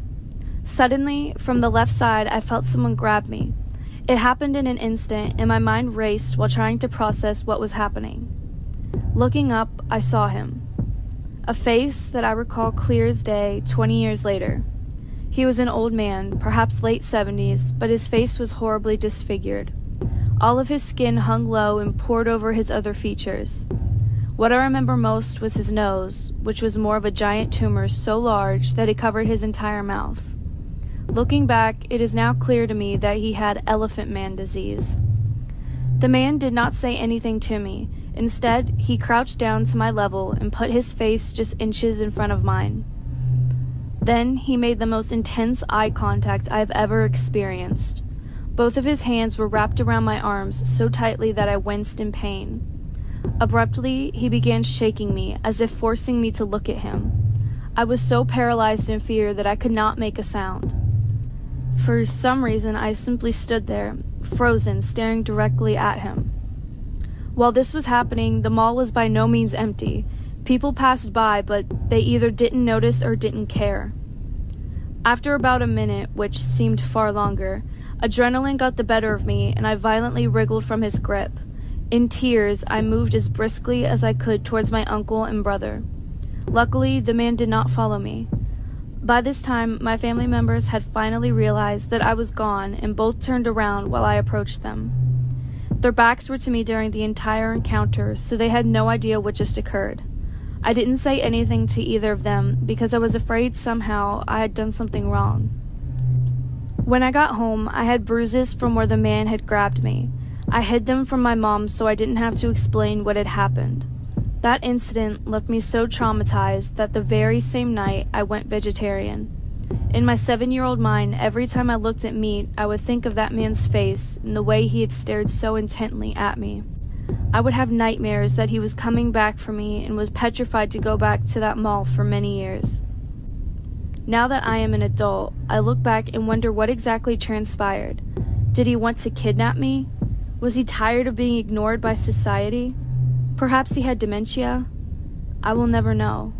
Even though I have empathy and wish him well, I also take solace in the fact that we will probably never meet again. Disclaimer. In no way, shape, or form is my intention to speak ill of individuals who have any type of deformity or condition. This story is simply my recollection of an event that occurred when I was a child.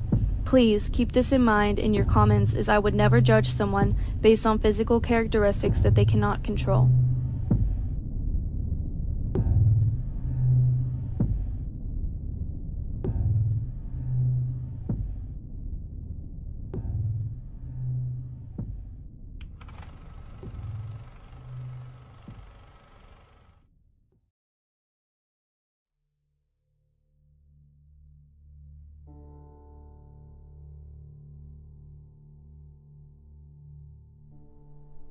First of all, I just wanted you all to know that I've been reading Let's Not Meet for a while now. I never posted anything myself, but I do have something that I'd like to share that still creeps me out just thinking about it. I'm from Sweden and English is not my native tongue, so please forgive me if my grammar isn't 100% correct. This happened a few years ago when I had just finished high school. I had just moved to a new town where I started working at a video game store in a mall a bit outside of town. It was really fun at first. I loved talking about games and met a lot of customers who I had a lot of really nice conversations with about games all day long. It really seemed like a dream job for a game nerd like me. Since I'm a female, I often had to deal with people being really questioning about my actual interest in video games, sigh, but most of our customers were really friendly and non-prejudiced, which made working even more fun, until one day. Our store had a lot of regulars, and I soon started to recognize almost every one of them.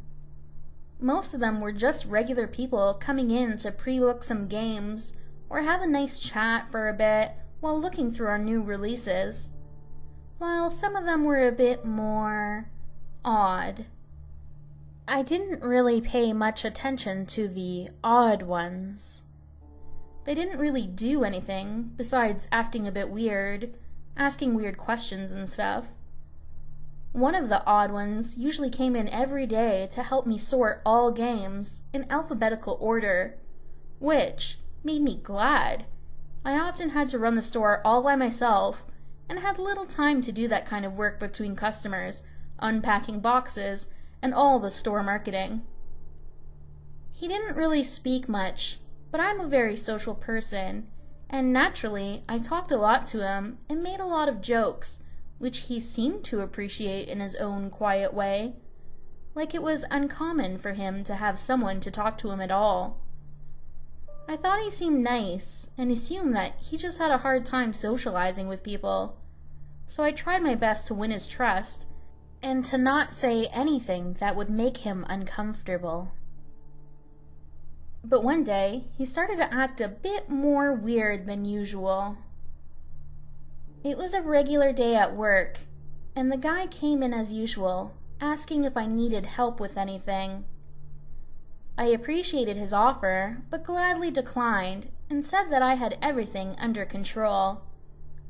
As I started my daily routine in the store, marketing new releases, cleaning the floors, etc., I started to notice that the guy was following me around. He was really quiet, and every time I turned around or noticed that he was staring at me, he looked away instantly. I didn't really think much about it at that point. I had too much work to do and kept on doing my routines and dealing with other customers. But he kept following me around, always staring right at me. After a couple of hours, I noticed he was still around. I guess I'd been too busy to notice him, but he was still in the store and still staring at me. I was about to close up when he started asking some really weird questions, like where I lived, if I had a boyfriend, what my full name was, and if he could add me as a friend on Facebook. I declined, telling him we had a strict policy at work not to add customers as friends on Facebook. Which I faked, there really isn't any policy. I just didn't know what to say, and his questions started to make me feel really uncomfortable. I told him politely that I had to close up the store. He nodded and started to walk away, slowly, turning around every now and then to see if I was still watching him. I closed up, went home, and didn't really think much about it. I told my current boyfriend at that time about the guy and his strange behavior. He sat quiet for a bit, but after a while, we both agreed that it really wasn't anything weird going on, and we both went to sleep. The next day seemed like any other day at work. I had just started doing my daily routines when the guy showed up again. I said hi, trying to sound as positive as possible, but he didn't answer me. He just quietly started to sort our games in alphabetical order, like he usually does. But I noticed that he was always keeping an eye on me. At this point, I actually started to freak out a bit, but luckily it was a Saturday and I had a lot of customers, so I was never alone in the store. The day went on really quick, and when it was time to close up, there he was again, right in front of me. This time, he wasn't really as quiet as usual, though. He started to ask for my full name again and demanded that I would add him as a Facebook friend. I once again declined, and that's when he started to become a bit more threatening. He told me that he needed my address and said that he needed to know exactly where I lived, which I refused to answer.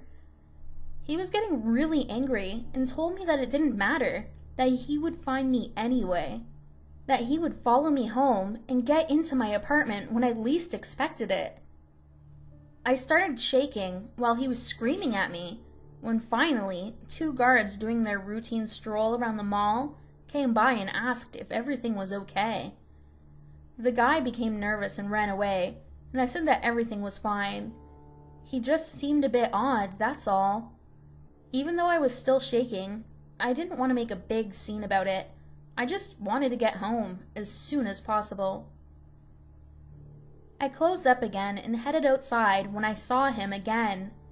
There he stood, right outside the mall, waiting for me. I felt every single hair on my body suddenly rising, but I kept my head high and walked right past him, like I haven't even noticed him. He started to call for me. "Hey you, stop right now, I just want to talk." And when I turned around, I noticed that he was following me. I started to walk even faster, even more scared, and went down to the subway. He was still following me. I waited for a couple of minutes and glanced at him every other second. As he stood about 10 to 13 feet away from me, always staring right at my face. He went on the same subway as me, and I could almost feel my heartbeat in my mouth. What was the matter with this guy? What did he want? I really didn't even want to know. I just wanted to get home without him following me. I texted my boyfriend that I was followed, and he told me to get off at the station before mine, and that he'd meet me there. I did as he said, still watching every move that guy made. The subway stopped and I went off, as did the guy. I went up the escalators and noticed that he was running towards me. I started to run as well, as fast as I could, up the escalators, where I finally saw my boyfriend waiting for me. As soon as we met up, the guy froze still, turned around, and started to run away. Just like when the guards at the mall approached us. My boyfriend tried to calm me down as we walked home, but I just couldn't get the guy's creepy stare out of my mind. Let's just say I didn't sleep well that night. The next day, I called my boss and explained what happened, and he told me to stay home for a couple of days, which I gladly did. My boyfriend was furious with hatred against this guy. Who knows what could have happened if I had walked home alone that night? It gave me shivers just thinking about it, and thinking about getting back to work and seeing him and his eyes staring at me again. I almost couldn't handle it. A couple of days later, my boyfriend sat me down by the kitchen table. His facial expression was totally serious. He held my hand, looked deep into my eyes, and told me that I never, ever had to be afraid to go to work again. I asked him what he meant, but he just shook his head and said that it all was taken care of, and that I didn't have to worry about it. I couldn't get anything out of him, but just as he had said, when I got back to work, the guy wasn't there. Not that day, or the next day, or the day after that. It was almost like he had disappeared. I didn't ask my boyfriend until years later about that guy again, and what he had actually meant when he said that it was all taken care of. He didn't want to tell me at first, but after I'd begged him for a while, he finally cracked. I think it's accurate to mention that my boyfriend had been involved with some kind of gang before meeting me. I don't know much about it.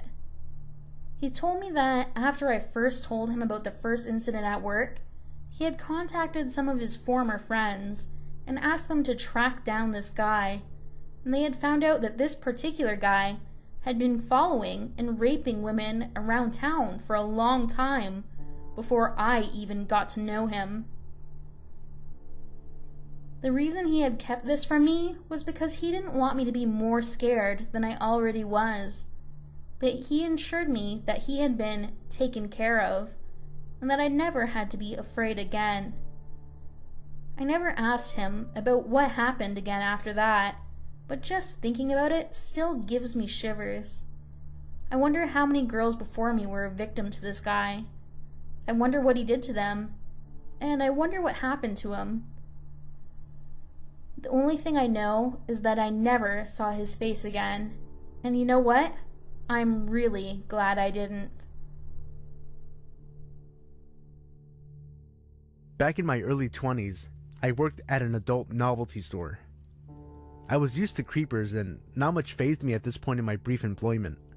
A typical day consisted of an array of colorful people, all of which I'm sure would make great entries, especially the geriatric men that would come in and act like they had bad eyesight and have me read the directions on the back of the penis enhancement creams to get cheap thrills. Gross, I know. After a while, you just learn how to deal with these people and make them move on. Applying for this job, I was naive to the extent of the nut jobs I would have before me. This job was actually very character building in many ways. Enough about that. This particular day, I was working an all-day Sunday shift. Normal to have but a handful of customers. I was camped out in my desk chair inside the circle counter in the middle of the store watching my Golden Girls box set on the television that hung above me. Typical Sunday. I'm assuming it was nearly 1 p.m. at the time. I happened to look out the glass door window to see a red pickup pull into a parking space way far back in the lot. Strange. There were no cars but mine parked out front. The store was completely isolated except for a 7-Eleven caddy corner separated by an alleyway. I was all alone. I see a skinny guy get out and starts to slowly make his way to the storefront. He comes in, I greet him, and he just stands there. I turn away from him, enough to keep him in my peripheral, then he slowly proceeds towards me. He makes his way up to the counter and I'm now facing him. He had bloodshot, watery eyes, dressed in baggy clothes and a cap. He hands me a wad of dirty crumpled money and says in a monotone voice, "I found this in the parking lot. I want to give it to you in case someone wants to reclaim it." I said for him to keep it. He did not bend over in the lot to pick anything up on his way to the store. I also found it strange that he parked so far away. I was onto him, but already getting creeped. I just wanted him to go away.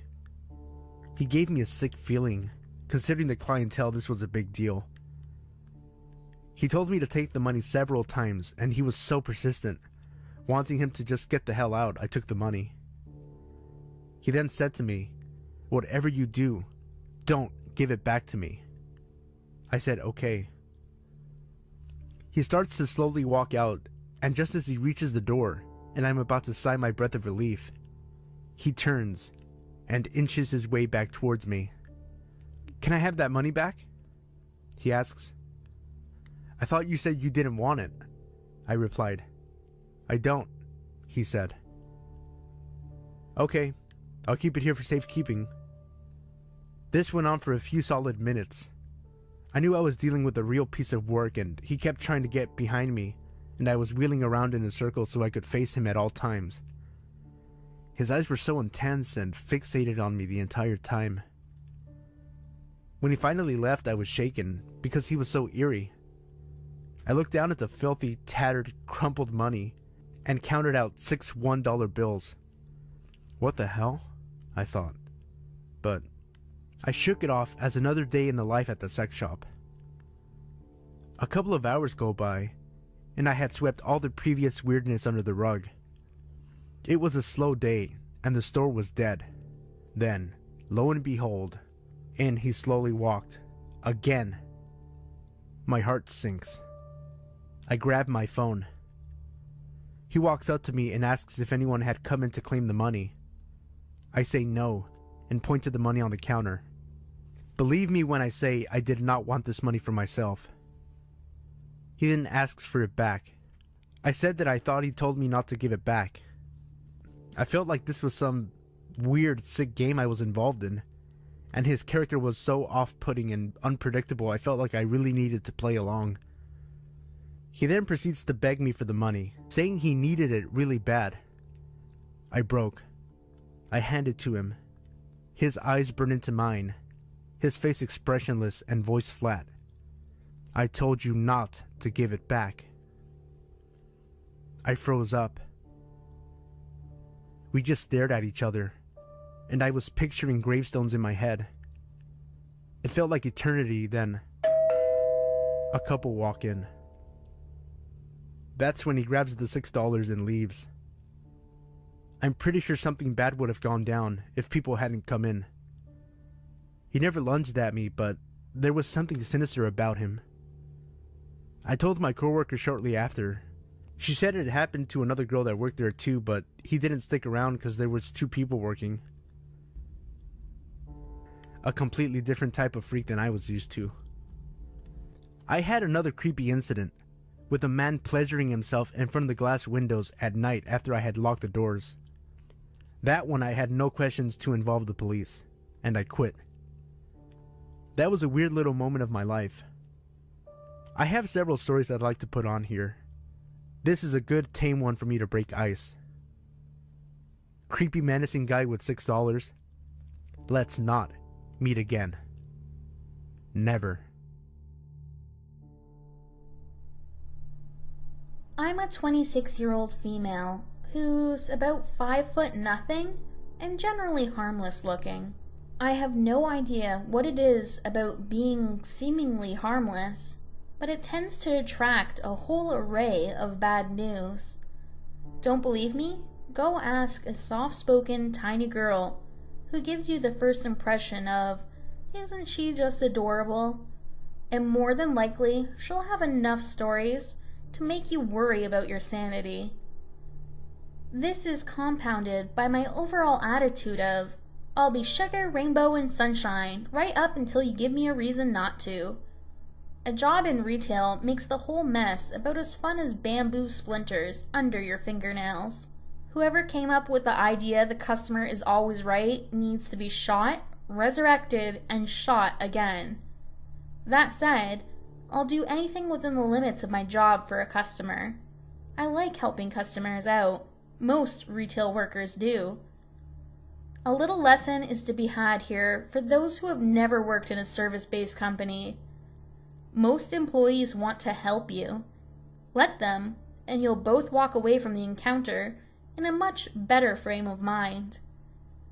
If they don't, you should ask yourself if it's a situation beyond their control. If the answer is even anywhere close to it might be, let them off the hook. I've seen too many retail employees get a look of dread on their face when something goes wrong, as I, myself, am out being a customer. It bothers me every single time because I know what it's like to think, great, now I'm gonna get yelled at and called names for something that isn't my fault. Or if they're mad enough, they might even call in about me, and then my boss will be wondering what in God's name I'm doing. You know what said employee can do about it? Sit there and take it, while apologizing for your inconvenience.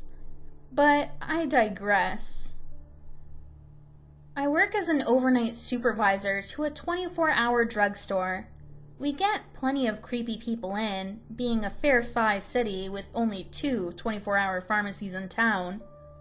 I have some really weird stories. Maybe I'll tell a few more at a later date. The evening of this particular incident had me working on a Saturday night with 2 other front-end employees. Saturday nights mean ad tags. We overnighters, the few, the lucky, are the ones stuck with this joyful job. It means 10 hours of monotony and a lot of back and forth around the store. Usually the nights pass with some regulars and some meth heads drunks, some regular meth heads drunks, and the occasional sick person or person with a sick loved one at home. Most intoxicated persons are in and out like a flash. But I've noticed, the more out of their wits they are, the higher the potential for creepy is. So you learn to watch the ones with nervous twitches. It was about 1:30 a.m. when this taller, wiry man walked into my store. His brown hair was cropped pretty short, and he was dressed fairly casually. I didn't even realize his presence in the store until the cashier for the night, Daniel, came up to me and muttered something about the weird guy wandering around the front of the store. Daniel is middle-aged, but mischievous and crotchety are 2 very apt descriptions of him. You never quite know when he's just stirring the pot, so I searched the guy down to see what was bothering Daniel. I'd been thinking it was more than likely he'd noticed something strange about the guy and was worried about shoplifting. This would not be the first or last time his so-called shoplifter turned out to be some poor, exhausted father or husband sent out to get cold medicine. I found him pacing along the front wall and asked if he needed any help in my cheeriest customer service voice. The moment he turned around, I froze. This man radiated subdued violence. It surrounded him like an aura of menace. I couldn't pinpoint what was bothering me. The weirdly still expression, maybe? Or the way he was standing. He was unnaturally tense during my whole experience with him, like he was ready to go off at the first provocation. Truthfully, I still haven't quite figured it out, but he was just off enough to send up red flags just looking at him. Immediately uncomfortable, I was all too happy when he muttered, "No, I'm, just looking." I never have figured out how to gracefully exit the situation when a customer has nothing left to say to you but still stands there, staring, which feels almost expectant, even if it's not. After a minute or so of avoiding meeting his eyes, I told him my usual line of, "All right, well, let us know if you need anything." I backed into the aisle I'd emerged from and hurried off to busy myself with more ad tags. Daniel could keep an eye on him if he felt like it. Dude was scary, and I was the only female on shift. No thank you, they don't pay me enough. It's not long before I start to feel like I'm being watched, and creepy suspect number 1 is lurking at the top of the aisle, staring. I finish all of the tags in line for that aisle, and I'm relieved when I have to move across the store for others in a different section. Again, a few moments passed, and that weird prickly feeling hits me, and he's at the end of the aisle, staring right at me. I ask for the second time if I can help him find anything, and he pretends to busy himself with some vitamins he picked up at random. He gave me a creepy grin and told me again that he was just looking. Yeah, sure, I just bet you were. This continues for another half hour or so, until I find myself heading up to the front to ring up a customer. I had no idea where Daniel was, but it didn't matter. I was grateful for the distraction. That was, until I noticed Creeper following me up to the register, still staring. I conducted the transaction as quickly as possible, and after a few too many nervous glances in my creepy's direction, the customer took off like someone had lit him on fire. I decided to go outside for my lunch break. It was cold, and I thought maybe, since Mr. Creeper didn't have a particularly warm-looking coat on, he'd leave me alone. I searched out one of my coworkers and let them know my intentions, clocked out, and stepped outside and into my car. Now, normally, I try to avoid smoking in my car. I've never liked the way it stinks up a car, but desperate times, desperate measures. I lock the car doors and roll down the window just far enough to fit my cigarette through to ash it. I picked up a book, turned to the page I'd left off on, and settled in. A few paragraphs later, I heard someone banging on my window. I jumped and looked up. Guess who? That's right, Mr. Creepy. He grinned at me in what I'm sure was supposed to be a sheepish fashion, but it came out more Norman Bates, if you know what I mean. I again asked him if I could help him, and he said he'd been looking for something in particular that he'd like my help with. I told him firmly that there were 2 other employees in the store that would have to help him. I was off the clock. He frowned, and after a moment of me pointedly ignoring him in favor of tensely not being able to concentrate on my book, he went back inside. My lunch break ended, and I still hadn't seen him come back out. I hurried inside, clocked in, and called the other shift supervisor, Mark, into the office. I explained the situation and asked him if he could go deal with the dude. Mark sighed, nodded, and went to talk to the guy. I busied myself in the office with some training sessions I'd been putting off for a while. Mark came back inside the office wearing a very bewildered look. I raised an eyebrow and he sat down. That guy was really weird. Weird is not quite the adjective I'd use. What did he say? He wanted to talk to you again. I told him you had other things you needed to be doing, but I'd be happy to help him. That agitated him. You thought he was freaky beforehand. He visibly shuddered, and I raised an eyebrow again. He asked if I knew what time you got off, or where you lived. What the fuck? Exactly. I told him we were legally obligated not to share such information, and that if he wasn't going to buy anything, he needed to leave. Then he left. I followed him out just in case. He was looking around your car until he noticed I had followed, and then he got in his car and left. I decided I wasn't going to stick around to see if he was going to come back, and noped out of the rest of my shift. Shortly after, my store set up a guard contract with the local police department, and I haven't seen him since.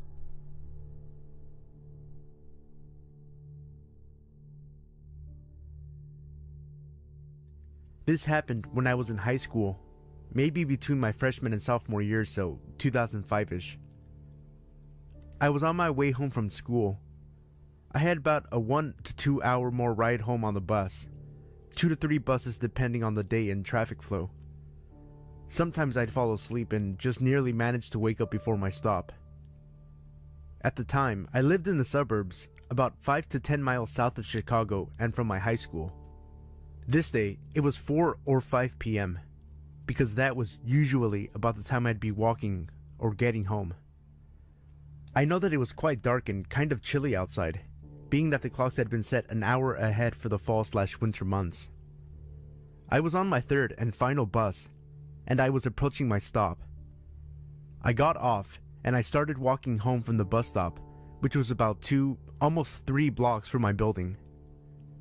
In the suburbs, the streetlights are spread out a little more than the city, and it's much quieter. There's less traffic on the streets and the sidewalks. On this night, the streetlight closest to my stop was out, unfortunately, so I hated getting off during the fall and winter at this stop, virtually walking almost half of this residential block or more in darkness pretty much.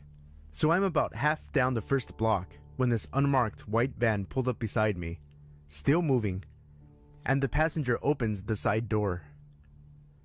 I can't remember what he said exactly. It was something along the lines of, "Hey sweetheart, do you need a ride?" I said, "No thank you," and I kept walking, but a little bit faster. I naturally walk fast, so I was damn near about to break into a small jog.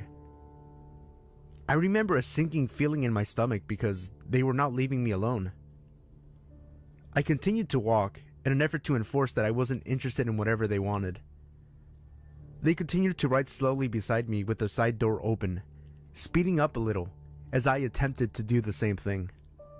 I walked ahead a little faster, looking around my surroundings to see if there was someone I could signal to or alert with a scream or something, since this was just before I had a cell phone that was consistently on and available for use.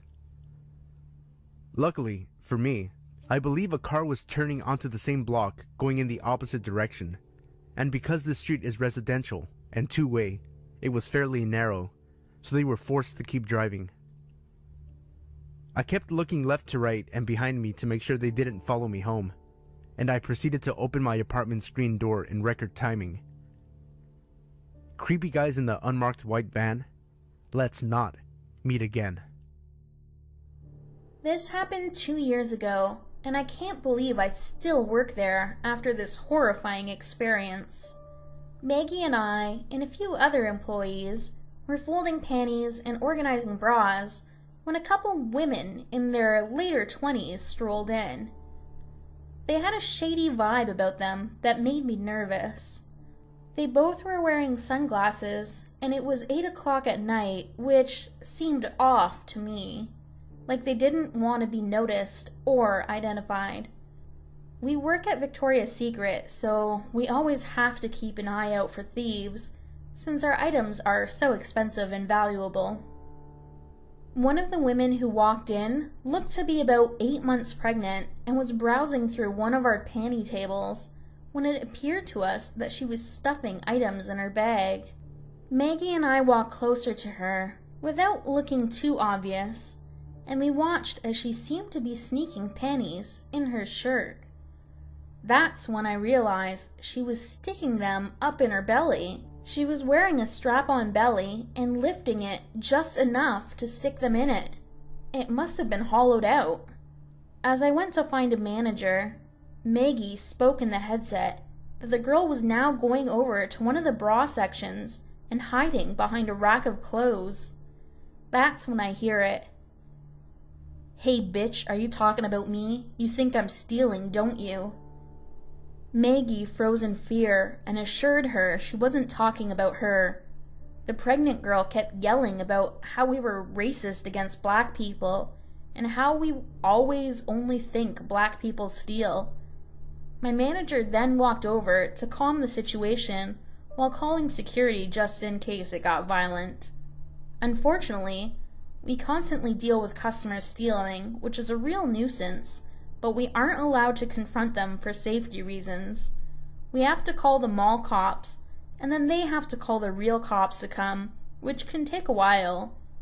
And since the mall was closing soon, they just made them leave the mall. You might be wondering why they don't search the ladies. Mall cops are different than real officers and are prohibited from searching anyone unless they actually see someone stealing themselves. So, security came and escorted the pregnant lady and her friend to one of the exit doors, and then came back to make sure we were okay.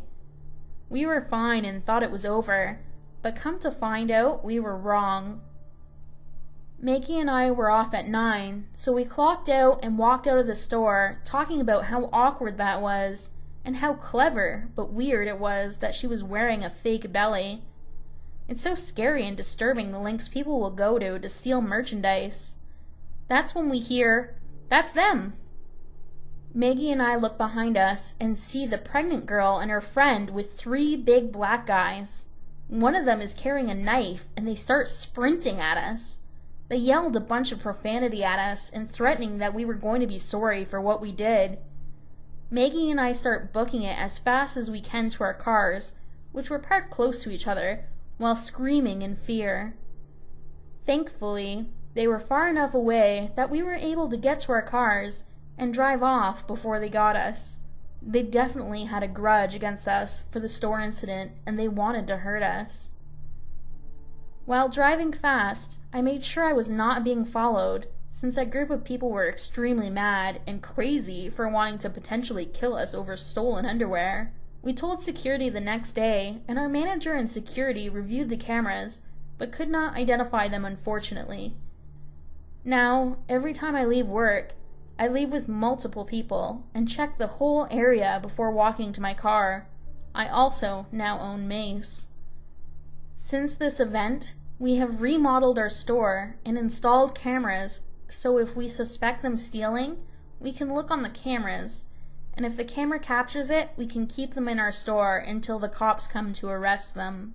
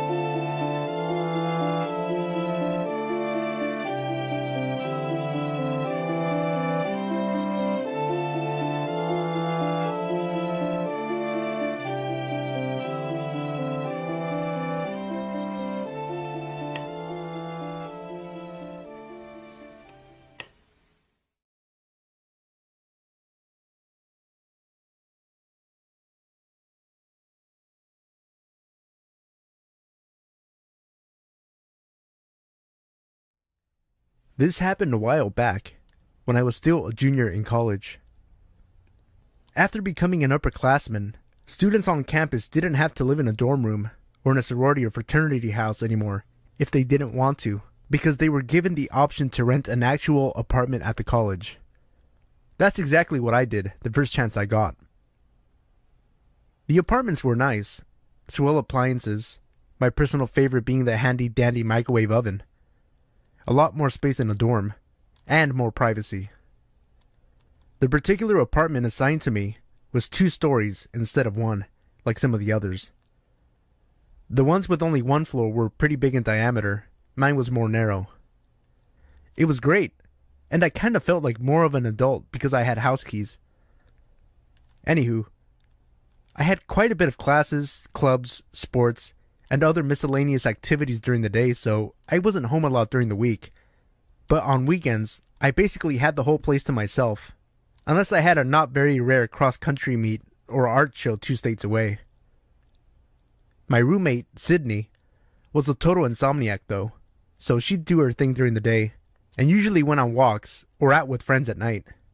She'd often come back late or early, depends on how you look at it, at like 4 in the morning. I honestly had no freaking clue when she ever slept. Our apartment was usually empty or occupying one sleepy person. We got robbed a lot. Like, a lot. Super often. Probably twice a month. I complained a bunch to the administrators, but they couldn't really do anything, and in the back of my mind, I kind of knew that. The front door's lock wasn't broken, the window had locks, the robberies just happened. They'd pick the lock, or find an open window on a hot day, even if it was on the 2nd story, and steal our crappy 1990s television set, or even our microwave oven. Clearly, they were running out of things to take. We were college students. We didn't have too many valuables. I mainly complained because it wasn't really the ideal situation, but I'd never woken up to see anything stolen. And Sid never woke up because she was always awake, so the majority of the robberies were in broad daylight when I was at class, which was a little strange. Or sometimes when I came back from 4-day road trips. It wasn't so unnerving because no one ever broke in when I was sleeping, but it was still annoying. Looking back on it now, it was weird how the robberies took place at really precise times, like when Sid went home for the weekend and I was in Missouri for a fundraiser, or while I was at a night class and my roommates were at a friend's. It was quite clear whoever was breaking in and stealing our shit knew our schedule to some extent because there was never an incident while either of us were there. But even so, I still should have gotten out of there. Sydney was at a concert, and I didn't expect her to be home until the horizon started to brighten. I was going to go to a haunted house with some buddies for Halloween, something the college was putting on to raise money for nicer books and maybe better locks on the doors. Hint, hint, nudge, nudge, wink, wink. But my friend Sarah bailed last minute, presumably to go fuck someone, and her cousin Matt had gotten himself sick, so we rescheduled pretty late into the night. I wasn't feeling so great either though, so I wasn't too bummed, and took to curling up on my sofa and watching Slumdog Millionaire. I ended up falling asleep there on the first floor, and awoke a few hours later when Satan was literally scraping out my uterus with a rusty knife. I retrieved some Tylenol from the bathroom and filled a glass in the kitchen. Downing the pills, I turned to go upstairs to my bedroom when I noticed my roommate standing by the fridge. I was half asleep and in pain, so I tried to say something like, "I thought you'd be home later." But it came out more like, "I thought what?" And I gave up. Sid didn't say anything though. She just stood there, barely moving or breathing. "You okay?" I asked, sounding almost like a regular human being again, but she didn't react in any way. I shrugged and pushed past her to get to the fridge, suddenly very hungry. I took out an apple and munched on it, still chatting with her, asking how the concert was. A few times I thought I saw her nod, but it was dark and I couldn't make out her face. "Okay, well, night I guess." She was still stiff as a board, unwavering as I headed up the stairs and into my room. The next morning I woke up around noon because why not? I grabbed a bowl of cereal. Sitting down at the table, I noticed the kitchen looked different and, upon further inspection, realized our second microwave oven was missing. "What the fuck?" was my first response, and after briefly talking to myself, my phone rang, scaring the absolute living shit out of me. "Hey," came Sydney's voice through the line. "Sorry, I know I said I'd be home last night, but I got caught up and lost track of time. I have class in an hour. Can you come pick me up?" Guys, I talked to my microwave oven thief for like 30 minutes, thinking it was my roommate.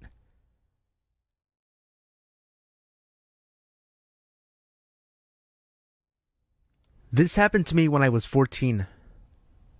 On this day, I had just gotten home from school. My brother didn't ride the bus home that day, and both of my parents were still at work, so I was home alone. I think I had been home for about 45 minutes at the most. I remember that I was watching TV and I got up to get a snack. When I was walking back to my couch to sit down, I looked out my window only to see a man standing outside in front of the mailboxes that were at the bottom of my driveway, and he was looking into my house with binoculars. At the very least, you could say that I was scared shitless because why the fuck would someone be looking into my house with binoculars? Once I saw the guy, I ducked under the window, hoping to God that he hadn't noticed that I saw him. I crawled over to the phone and proceeded to call my brother. When he answered, I started crying into the phone, asking him where he was and how long it would be until he got home. My brother, of course, was really concerned and asked me what was wrong, and I told him what was happening. My brother was furious and told me he'd be home as fast as he can. Unfortunately, my brother said he had just left the school, and the walk from my high school to my house is about half an hour to 45 minutes, depending on how fast you're walking. Of course, I was very thankful to have my 2 protective dogs with me. They're both pit bulls, so to all of those out there who own pit bulls, you know how protective they are. They'll take a life if they need to. After I hung up with my brother, I decided to watch the guy for a good 2 to 3 minutes. Now, you might think, why didn't you call the cops? Well, for the simple fact that this man isn't actually causing any harm to me, so I can't just call up the police station and say that a man is looking into my house with binoculars because they can't do anything. And also, I'm not the type to call the cops unless I feel that my life is actually in danger. Out of some sort of luck or something, the guy didn't actually try to do anything. He just walked off like nothing had happened. Now, some of you might think that this story wasn't actually that scary, but if you were a 14-year-old girl and you were home alone, and some guy was looking into your house with binoculars, you might be a little scared yourself. What made it so scary for me was that I really didn't know what this guy's intentions were. Was he seeing if someone was home? Was he going to try to break in and rob us? I really don't know, and honestly, I don't know why anybody would try to rob our house anyways, because if you knew what my house looked like, it wasn't the type of house that a person would want to rob. Nothing really made any sense. I'm just glad that nothing happened to me and that I haven't seen this man again since.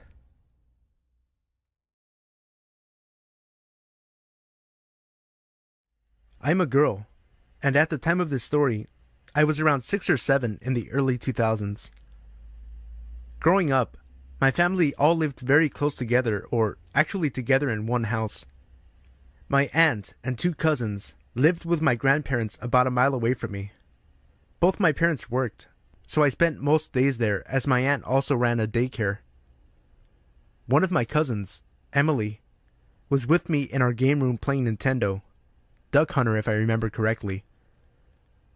All the other kids had gone home, and my mom was expected to pick me up soon. Some other backstory, our family had a mechanic / handyman, Steve, since before I can remember, and they still use him today. Even though he's a total crook and never completely fixes anything, he's more duct tape than anything. Anyway, while we were playing games, the landline rings, and Emily answers it, as she was the older kid, at 10. She asks who it was, but she didn't tell me what they said. Then, they must have asked who was with her because she said I was, and for some reason gave my age. The man on the line said hello, and I said hi back. He asked if I knew who he was, and I replied, "You sound like Steve." Steve was always hanging around the house just waiting for things to break so he could get paid to fix them. Steve said I was right. He told me to go to the bathroom and lock myself inside. Being a stupid 6-year-old and believing I was talking to an adult I knew, I did it. What comes next is still a bit of a blur. My mom had arrived right when I went into the bathroom and found out what I was doing from Emily. Steve told me to unlock the window that was above the toilet. I saw a shadow through the distorted glass. My mom pounds on the door, yelling, and the shadow disappears, and a trash can under the window outside falls over. I let my mom in and wonder what all the fuss was about. When I remembered this story years later and asked my mom about it, she told me that Steve never called and that there were several kidnappings of little girls in towns around the same time as this incident.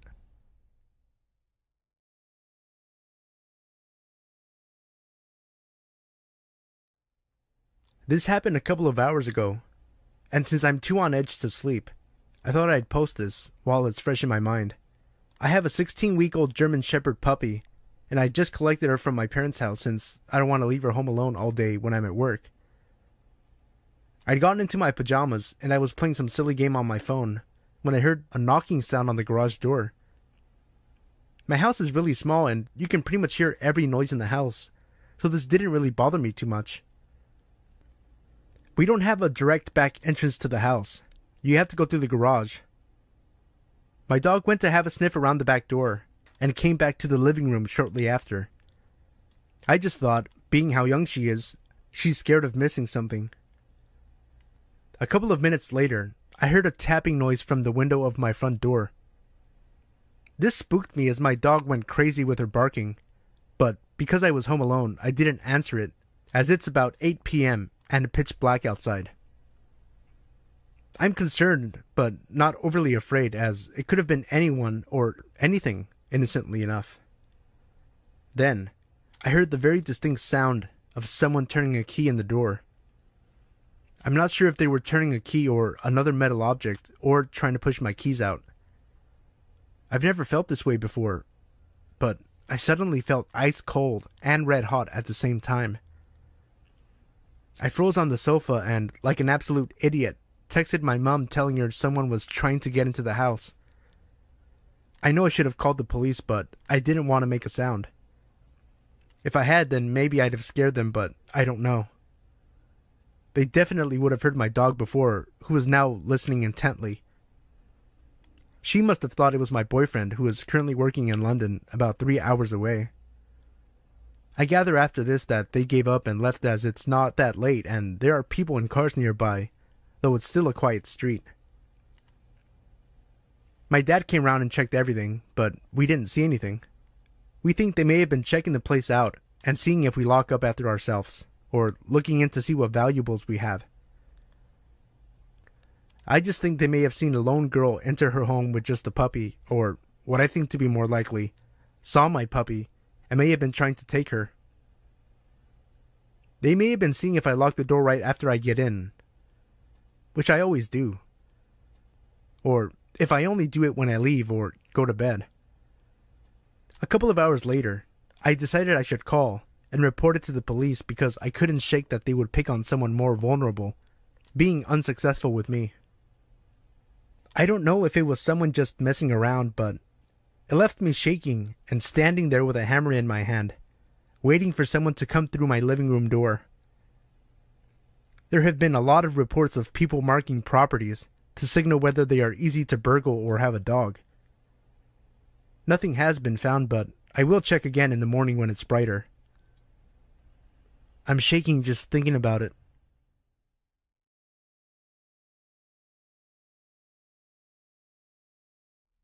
A little bit of background. I'm a 22-year-old female, and I just moved to a small town from a big city with my dad.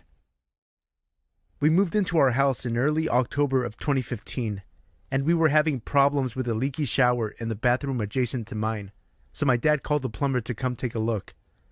The plumber arrived around 8 a.m. the following day, while I was getting ready for work in my bathroom. My dad let him in, so I hadn't gotten a good look at him. My dad then goes down the street to gas up his car, and then leaves for work, leaving the plumber to do his job in the bathroom. My bathroom is just a toilet and vanity, with a door leading into a shared shower room that has another door leading into my dad's bathroom. So, while I was getting ready, there was only one door between the plumber and I. I guess he figured out that there was a lady in the house due to my hair dryer. Next thing I know, my bedroom door is opening and closing, and there's a very tall, very wide, very terrifying man with more legs than teeth locking my door from the inside behind him. He then walks 5 feet towards me and stops in front of my bathroom door. I freeze. He stands there, staring at me for the longest 30 seconds of my life. He hits me with the widest, untoothiest grin and literally looks me up and down multiple times. I hear the front door open and close, not knowing then that my dad had forgotten his wallet, and the plumber pivots on one foot in a twirly motion and unlocks my door and walks out. My dad runs in my room, asking if that guy had really just been in there, and goes to run after him, but the guy walked right to his truck and left without fixing our shower. My dad immediately calls the company we hired the plumber from and asks them to send someone else, not that guy. He tries to explain what happened to the manager. The manager proceeds to tell my dad it was our fault the man locked himself in the room with me, because I didn't lock him out of my room in the first place. Sorry, I didn't know I needed to lock myself away in order to not be creeped on by a supposed professional. Just terrifying to think of what would have happened if my dad didn't forget his wallet.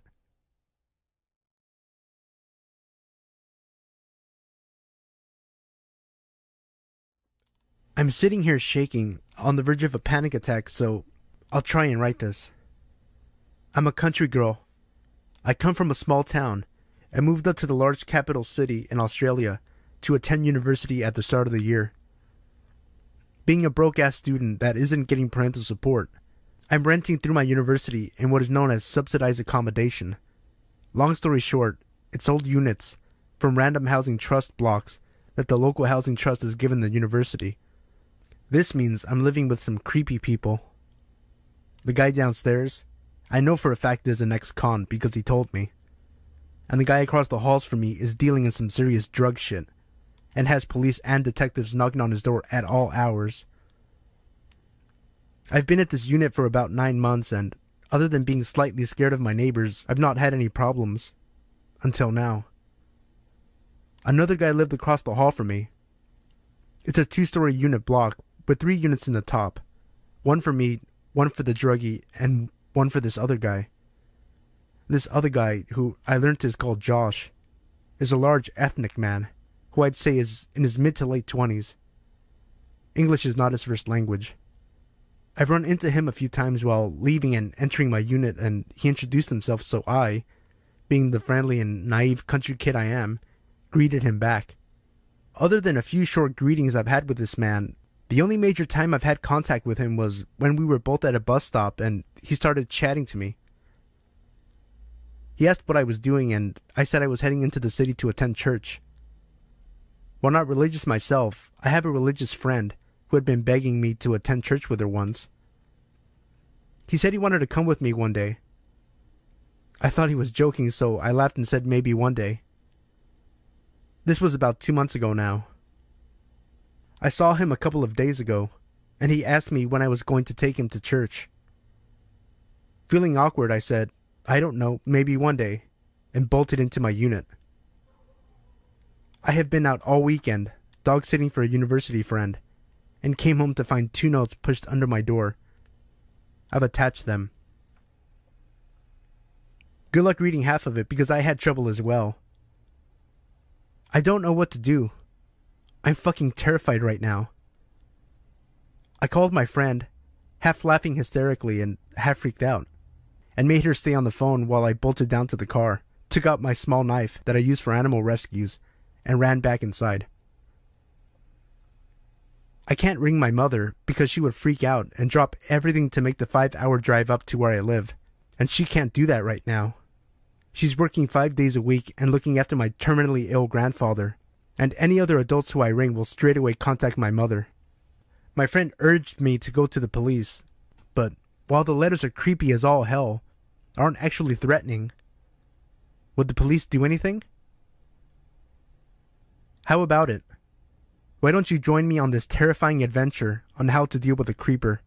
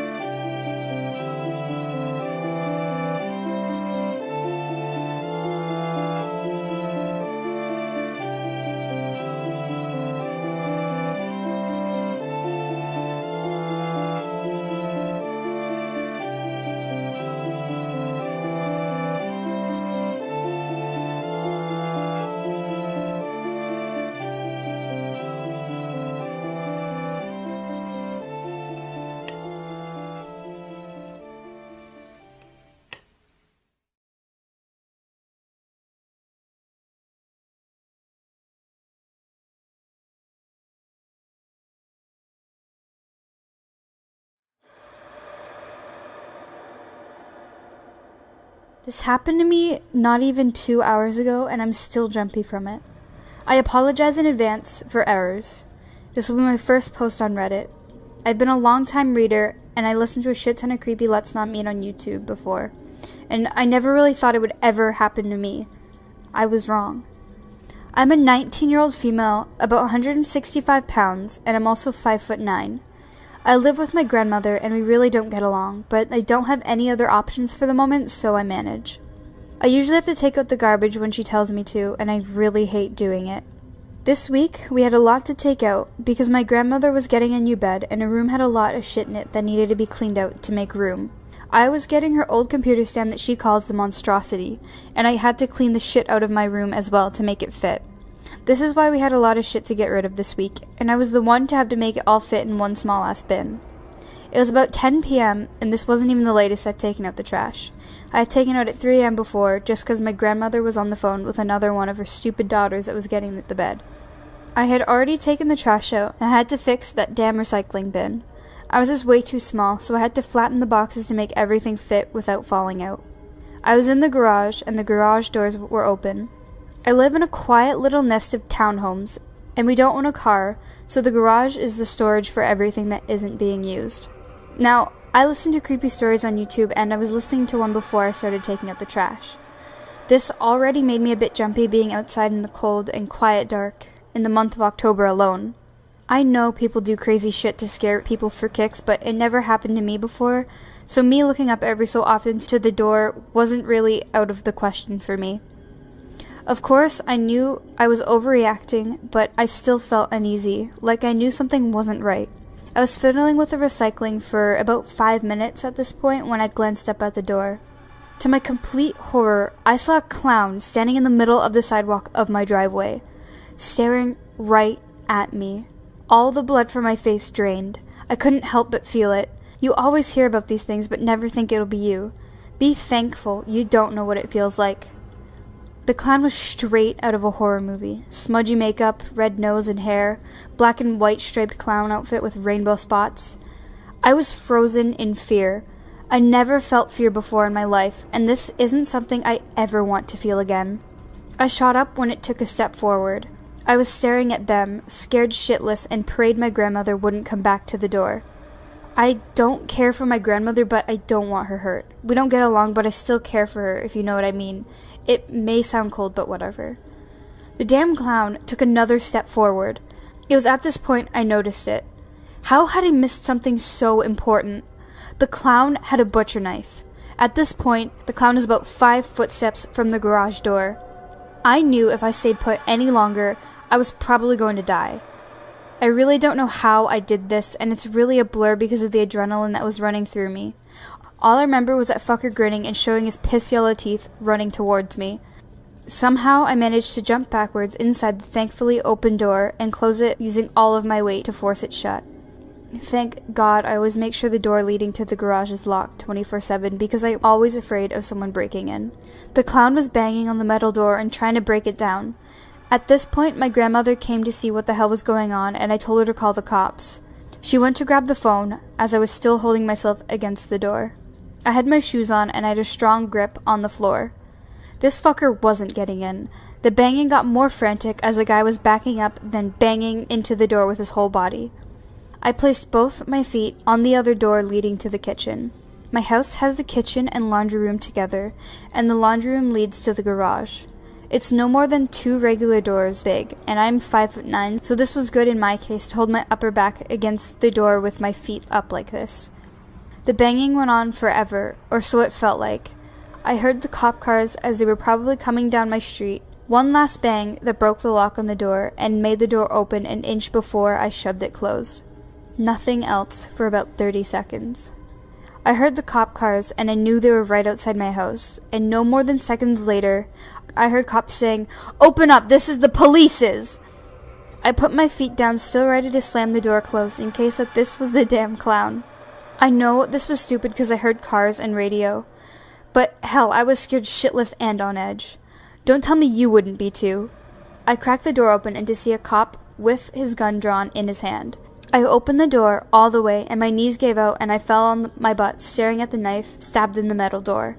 The cop could easily see the trash that was kicked around from the guy and my very pale look and the fact I was visibly shaking.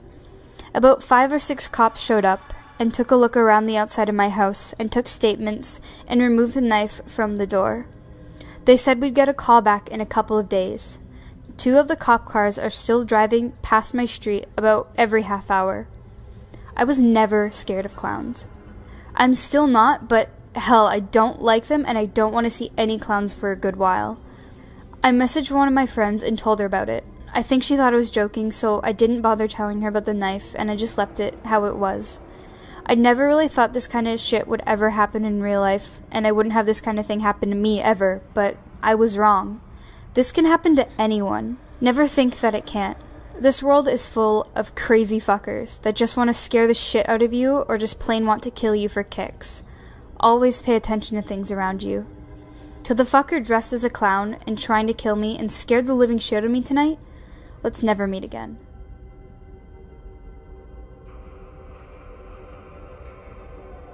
This took place after my parents had divorced, but they lived close to each other, so it wasn't all that bad.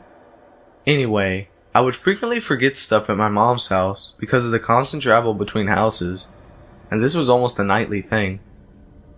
So one night, I was bringing my Xbox and some games to my dad's house, and one thing to note is that this was one of these townhouses, and my dad lived on one side and the neighbor lived on the other. As I get to my dad's house, I had to pass their side first. While I was passing their house, the wife stopped me and asked me to come closer. I thought that since my dad shared houses with her and her husband, that he knew and trusted her, so I went closer. She noticed the Xbox and games in my hands, and straight up said, "Hey, we have a bunch of fun games and little boys your age that will play with you in here. Do you want to come in?" I slowly backed away, not turning my head to her. As I was doing so, I felt a cold, large hand on my right shoulder. My blood ran cold. I didn't dare turn around. I heard from behind me, "She isn't this nice all the time. I suggest you take up her offer." My fight or flight kicked in and I chose flight. His grip wasn't all that good, so I escaped easily and ran inside. I didn't tell my dad, but I did call the police. I couldn't live knowing that there could have been multiple kids in there. A few minutes passed and a police car showed up. 5 minutes later, the 2 officers walked out of the house with 2 people. Apparently they had been luring kids into their house with the promise of games and toys. I still imagine what would have happened if the man's grip was stronger. And thank God I chose to call the police. They had already lured 2 kids in the house, both boys. So, creepy couple who lured kids into their house? Let's never meet again.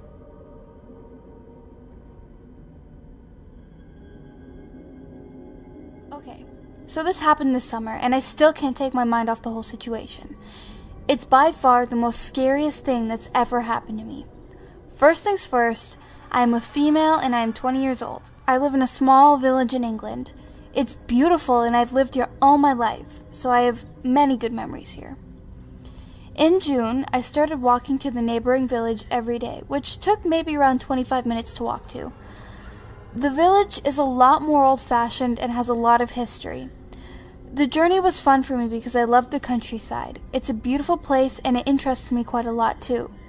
As soon as you left my village, you would be walking on country lanes that followed you to the other village. Usually, I would leave my house at around 11 a.m. and start heading back to my own village roughly around 2 or 3 p.m. I went alone most of the time, apart from the weekends when I would go with close friends. Both my village and this village only consisted of houses, parks, churches, all that sort of stuff. When I went alone, I sat at a beautiful park and would sit on a picnic bench and read a book or sit on my phone for hours. I even bought a phone case that charges my phone just so my phone wouldn't run out of battery. I did this for a month, until mid-July when I went shopping and sat in a pub at the closest city with my friends on a Thursday. This meant that I didn't go to the village at the usual time. I got back quite late, maybe around 9 p.m. I don't know what the fuck was going through my mind, but I decided that I would go to the village tonight due to the fact that I wasn't tired and I was in a good mood. I left my house at 9:30 and started heading there. It was getting quite dark, so when I left my village and entered the country lanes, I got my flashlight on my phone up. I was walking for about 5 to 10 minutes before I realized that what I was doing was stupid.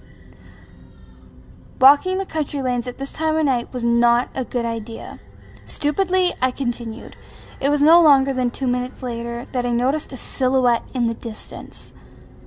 It was standing about 20 yards away next to the sign that told you which directions you can turn. I felt pretty awkward because I didn't want to pass this person at this time of night, especially on my own. I crossed the road to walk on the opposite side, and the person was just standing there, and they were staring at the ground. As I got closer, I could make out what they were wearing. It was a man wearing a black hoodie, tracksuit bottoms, and some muddy trainers. I got closer and closer, and when he finally knew I was there, he looked up and stared at me. For some reason, I stared back, but carried on walking. I shrugged him off and was walking straight for 10 seconds until I heard him walking behind me. I turned around and he had crossed the road to my side. Then I noticed his face. I was terrified and disgusted. He looked like he had been on drugs for most of his life and must have been in his mid-30s. I couldn't turn around now. I was halfway there and knew that for a fact he would follow me home if I did. I didn't know what to do. I still had at least 10 minutes of walking left and was in the middle of nowhere. No people were around, and the closest building was in the village. I had no friends in the area either, so I couldn't go to anybody's house. I started walking faster, but so did he. I was petrified at this point. Things like this don't happen to people like me, or that's what I thought. I started to cry a little, and then I heard him say in the most horrifying and evil tone I've ever heard, "You can't escape me, young lady." I started running and screaming. I don't know how to explain it, but I couldn't control my screaming. It was like I was automatically doing it, if that makes sense. He started running too, and he was much faster than me. Could this whole scenario get any worse? I slowed down, extremely out of breath. I cursed my asthma for this. Tears were streaming down my face, and I felt like I was going to collapse. Then this fucking creep grabs me, and I fall to the floor screaming louder than I've ever screamed before. I didn't know how I could possibly have screamed like this, considering I was out of breath and having a panic attack. He was lying on top of me. He was so fucking heavy and smelled so bad that I could have thrown up. I couldn't see his face as well anymore due to the tears in my eyes. I paused for a second, then he whispered into my ear, "I won't hurt you, but I will break your neck if you continue to scream like that." Regardless of what he had just said, I continued for what felt like an eternity. I heard a car heading towards us in the distance. I screamed, "Help me." I felt a lot of relief when I heard the car slowing down. "Help me, please," I continued. The guy got off me and sprinted into a cornfield. A man and a woman stepped out of the car. They must have not been that much older than me, and they asked me what happened. I told them the whole situation, stuttering and gasping for air. The woman sat with me and gave me some water, and luckily she had an inhaler. The man shouted for the creep, who we could all still see sprinting extremely fast down the field. They both took me home, and I thanked them both ever so much for helping me. God knows what could have happened to me if they didn't stop or even notice me. I told my friends about the whole event, and a lot of people met me during the weekend and comforted me. The police were notified, but unfortunately, the creep was never caught. I didn't have a good enough explanation of his face, and of course, there was no CCTV footage in that area. Of course, I never walk the streets, especially country lanes, after dark anymore. I only visit the village every week now since this event, and only ever go with my close friend Courtney. My lesson here is that no matter how safe your area may sound, there will always be bad people around, and you should never walk the streets at this time alone. Creepy, violent, drug-addicted freak, I hope you get caught and get what you deserve. And for the love of God, I hope we never meet again.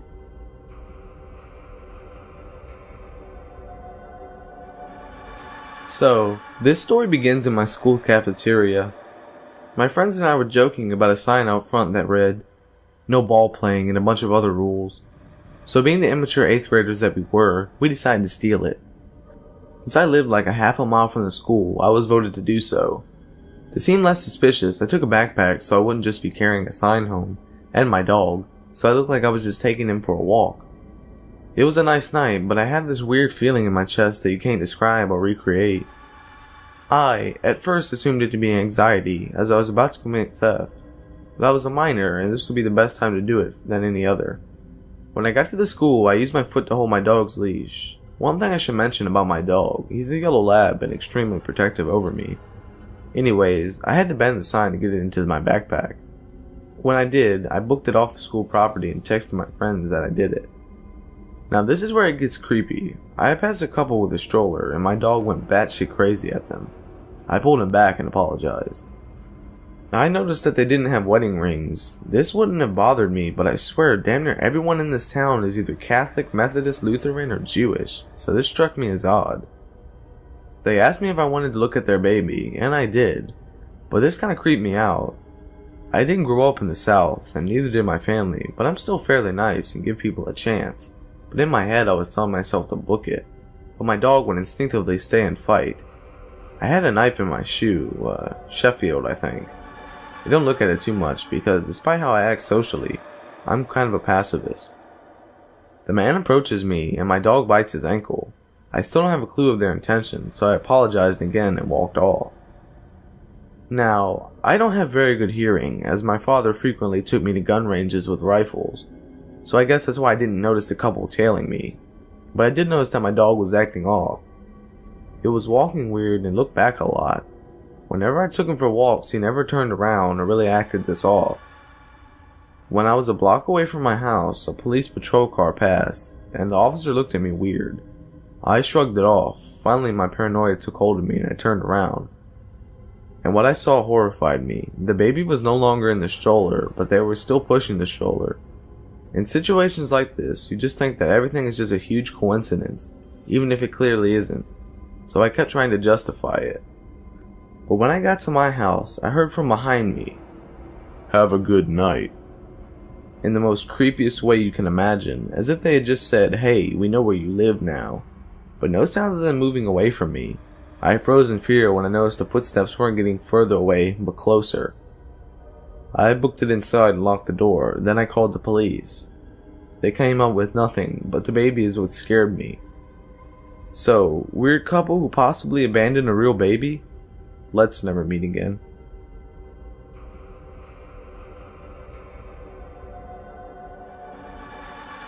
Hey y'all, long-time lurker, first-time poster. You know how it is.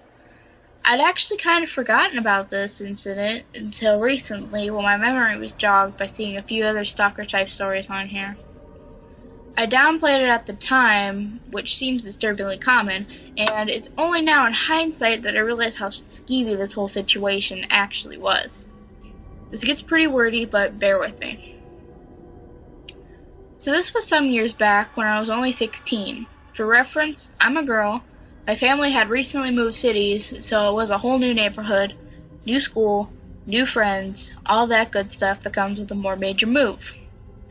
I had to get used to not being able to walk to school too. I had to take the bus downtown and then walk from there to get to where my school was, which was the first for me, since all my previous schools had been within walking distance. Now, the bus system itself wasn't a problem at all. What became a problem was that apparently someone started watching me at the bus stop. About 3 months or something after the move, I created a Facebook profile for the sake of some competition or other. You know, like this Facebook page for a chance of winning this and that. I had nothing else on this profile at all beyond my name. This was before I was borderline mandatory to be active on Facebook. No picture, no information, hadn't even added any friends. It was a blank save for 1 or 2 like pages. I halfway forgot I even made the profile. But then after a few days, I got an email alert for a message on Facebook. So I went to see what was up.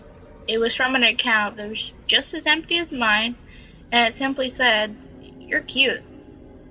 What? I was and still am pretty cute, but nothing out of the ordinary. What puzzled me the most was obviously how whoever this person was would know that. Because no, I did not recognize the profile name at all, and of course my profile didn't even have a picture. I replied something like, "Haha, thanks, but how would you even know?" I wasn't really seeing a red flag yet. I was a little curious, a little flattered. I was still a bit naive, I suppose. So, I got back, "I've seen you at the bus stop." And that didn't sit quite right with me. Obviously, at the same time though, I was still telling myself it wasn't really a big deal and I didn't feel too worried or anything. This was a very nice neighborhood, and I'll mention that I'm from Sweden, which is generally safe. Still, that didn't explain how he'd know my name, which is what I asked him next, how he recognized me. He said he wouldn't tell me unless I added him on MSN, the chat client predominantly used at the time, and talked to him on there. So after a little back and forth, I gave him in and added him on there, primarily because I wanted to know how he had gotten my name at all. It's a common name, and I was feeling a little angsty about that. Part of the reason we moved was to get away from a few people. I felt I had to know how he found me, so in case any other people did. His text language is pretty flirty and all. He threw in lots of winky smileys, but from the way he typed, I got the impression that he was around my age. He had a year in his username that I assumed was his birth year, and if that was true, he'd actually be a year younger than me, so I still didn't feel too worried. But I got pretty uncomfortable when he told me how he'd worked out what my name was. It was from the school yearbook, which doesn't seem that much of a stretch at first. I know, but the thing that in the city that I moved to, what they do is they compile all schools from the same education level in the city in the same book. So we're talking about 15 schools in that book and a few hundred pages of photographs. And he'd gone through all of them just to find my face and name. I had actually checked when he told me this. I wasn't in any obvious places in this book at all.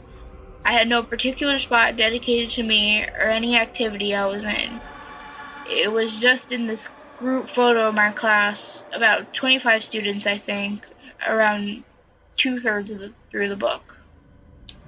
Plus, if he was really a year younger than me, he himself wouldn't be in that book, or have ready access to it, because he'd be in a different level of education. To any fellow Swedes, I was in my first year of gymnast. At the time, he would have been in high school. This didn't cross my mind at the time, but again, if he was a year younger than me, he'd either have to look through his yearbook first and then move on to a yearbook that wasn't for him, or he's seen me at school too and known to look at the right one for that reason. I didn't really tell him it creeped me out, but he started chatting to me on occasion from then on. Mostly normal stuff, so that was fine, I guess. Always with this flirty tone, though. I replied neutrally, or sometimes played along, trying to get an idea of who he was.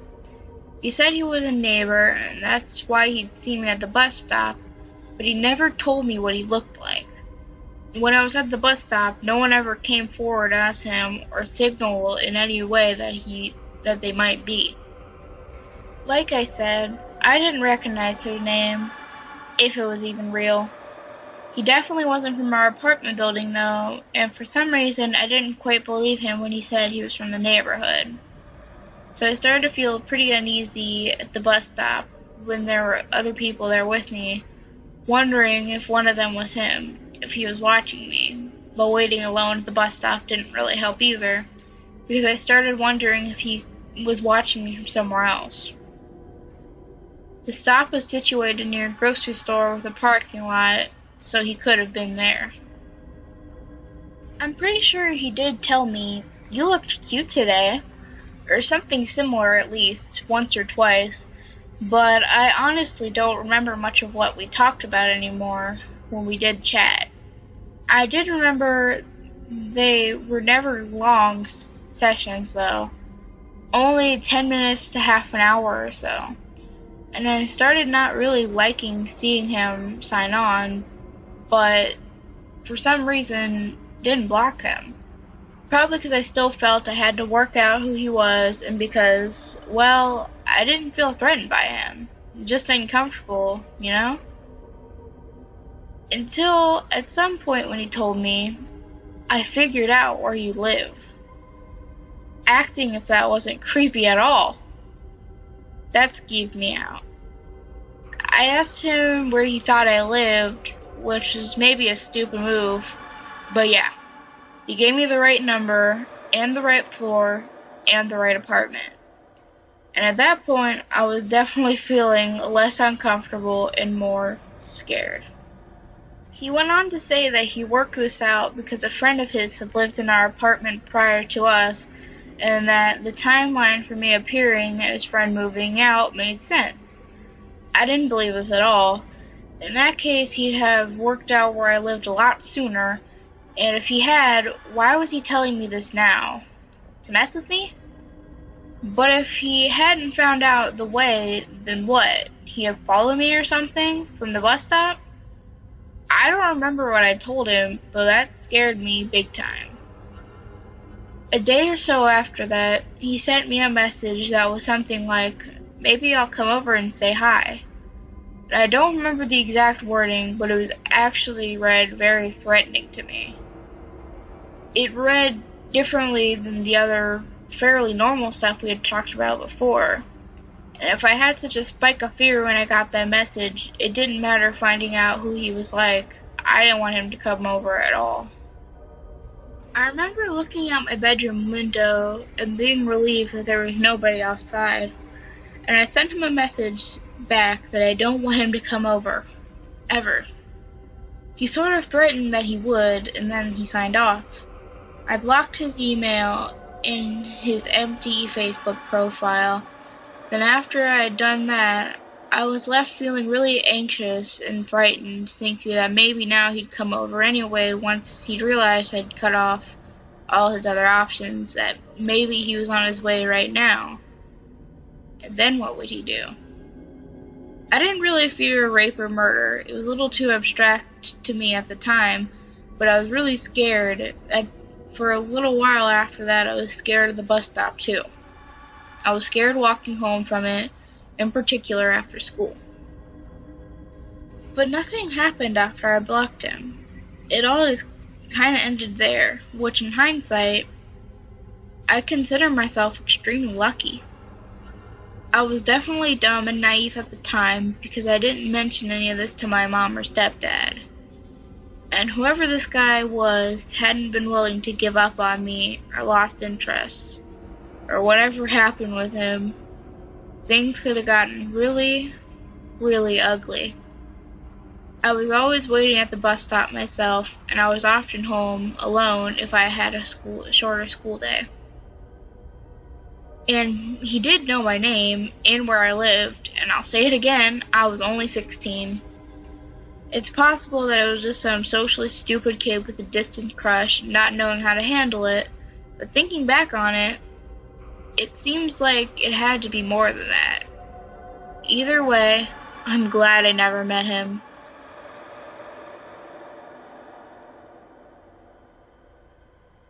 My friends and I back in college would not necessarily call ourselves ghost hunters, but we like to go out into the woods at night, find old abandoned houses, graveyards, and the like, which are plentiful when you live in the middle of nowhere. A common place for us to go was a park which is very far into the woods that had an old covered bridge that was supposedly haunted. As an explanation as to why this bridge seems so scary, there is a light at the beginning of the bridge, and the shadows of the trees form what looks like a figure. When you sit in the middle of the bridge, the wind makes the figure look like it is moving towards you. To the unsuspecting visitor, this can be a frightening experience, so we like taking our friends here to freak them out. To set the scene, it was late summer on a Wednesday night, probably around 2 a.m. We were all on summer break and had nothing going on, so we decided to take a couple of people down to the bridge to give them a good scare. This area is not easy to get to. There's lots of steep hills and rocky roads. It's very secluded, so as expected, there were no other cars on the road. We got down to the bridge, as we had so many other times before. It was tough to see the light at the end, but there were definitely plenty of shadows around, so the scare factor was still pretty high. So, as you are supposed to, we parked our car in the middle of the covered bridge and turned our lights off, as well as our engine. Immediately, the people we brought with us saw the shadow figure approaching our car. We obviously tried to play it up and act like we saw it coming towards us as well, to continue to scare them, but something was all wrong this time. The figure seemed a lot more lifelike, not like a tree swaying in the wind. It didn't feel like an illusion at all. I looked over at my friends and could tell they noticed something was different this time too. It was at that point that I noticed that we were no longer looking at the same shadow figure at the end of the bridge. This one had actually moved directly in front of our car. In a panic, I turned on the headlights because it was becoming a bit too real. Once the lights came on, the figure did not disappear, and it did not stop inching toward our car. There, in front of our car, was a person in an all-black hoodie and all-black pants, hoodie over his head, looking down at the ground. After the lights came on, he kept inching toward the car at a snail's pace. A prank, I thought. Someone saw us come down and was familiar with the story and wanted to mess with us. We opened our windows and yelled, "Hey, you got us, that was pretty good." He had no reaction. Thinking he was just trying to stay in character, we laughed it off and backed out of the bridge and started heading back up the hill. There was a parking lot up at the top of the hill, still pretty deep into the woods, maybe a minute or two drive from the bridge. We decided to head up that way to gather our thoughts and sort of process everything that had just happened, since adrenaline was still running pretty high. We got to the parking lot, which is normally about a quarter full on a busy weekend during midday with hikers, as it's a pretty popular hiking spot in the area, but 2 a.m. on a Wednesday should have this lot totally empty. Upon pulling in, every spot was full. Considering the park closed at dusk, this was a disturbing discovery. We parked in the middle of the lot, trying to figure out what was going on.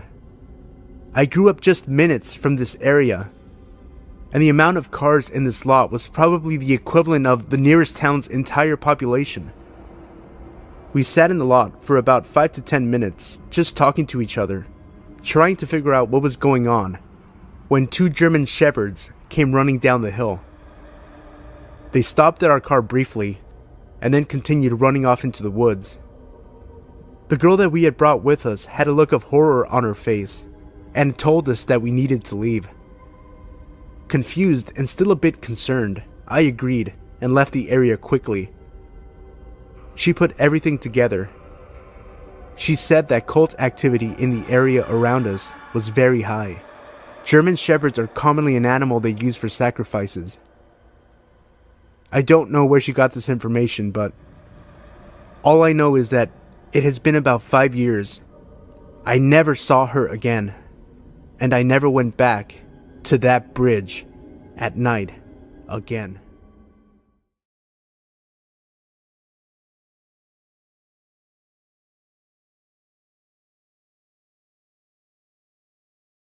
Hey everybody, I just wanted to take a quick second and thank everyone for all the support. As I record this, we are at 3,982 subscribers, which means we're about to hit 4,000 subscribers. I decided to upload another special episode in honor of this milestone, since you guys enjoyed my hour-long 3,000 subscriber special. Also, stay tuned at the end of the video for a special preview of my new Q&A podcast, where I answer your questions and discuss music, movies, and more. Tonight's topic will be guilty pleasure movies. If you have a question you'd like to send in, you can leave that in the comment section below. Thanks again for the support, and I hope you enjoy the video. Number 1. When I was in high school, I lived in a pretty bad neighborhood for a while. There were a few crappy houses, and the area was known for drug use. People lived there because the rent was cheap. We were renting a vacant lot between 2 sad, dumpy houses, and my sister and I lived in an RV, mostly by ourselves. My mom was in a relationship with an abusive guy who kept her at his house all the time, so we were left by ourselves for days. It wasn't much of an issue since we were old enough to take care of ourselves, being high school age and all. Anyways, Our lot had a road running in front and back of it, but the entrance was blocked from one road with a log. That was the road I would go jogging on. I would jog from that blocked driveway to the stop sign at the very end. If I made this round trip 10 times, it equaled to about 3 miles, so I would be out there every day after school just burning off energy. I started to notice a middle-aged man that would come out to the road sometimes and try to stop me to talk. I always thought that was weird, being that I was obviously busy and had my headphones in. Sometimes, he would just sit on his back porch and smoke and watch me run. Sometimes he would go out to the road and try to stop me. Knowing the probability that he was probably just an old, methed out crook, I did what I could to avoid him. This continued a few days a week for about 2 weeks, and usually, after I had passed him 2 or 3 times, he would give up trying to get my attention and go back inside his house. But one day, he must have caught me at the end of my run, and so had the opportunity to see where I crossed the log and ran into the lot. That's the only explanation I could have had for what happened. It was about 12:30 or 1 in the morning, and I was still up watching anime on Netflix when I heard a knock on the RV door. Thinking it was my mom, who had potentially come home from her boyfriend's house for the night, I went to open the door, but something stopped me. I have no clue what made me stop, but I decided it would be better to call her instead, to see if it was her at the door.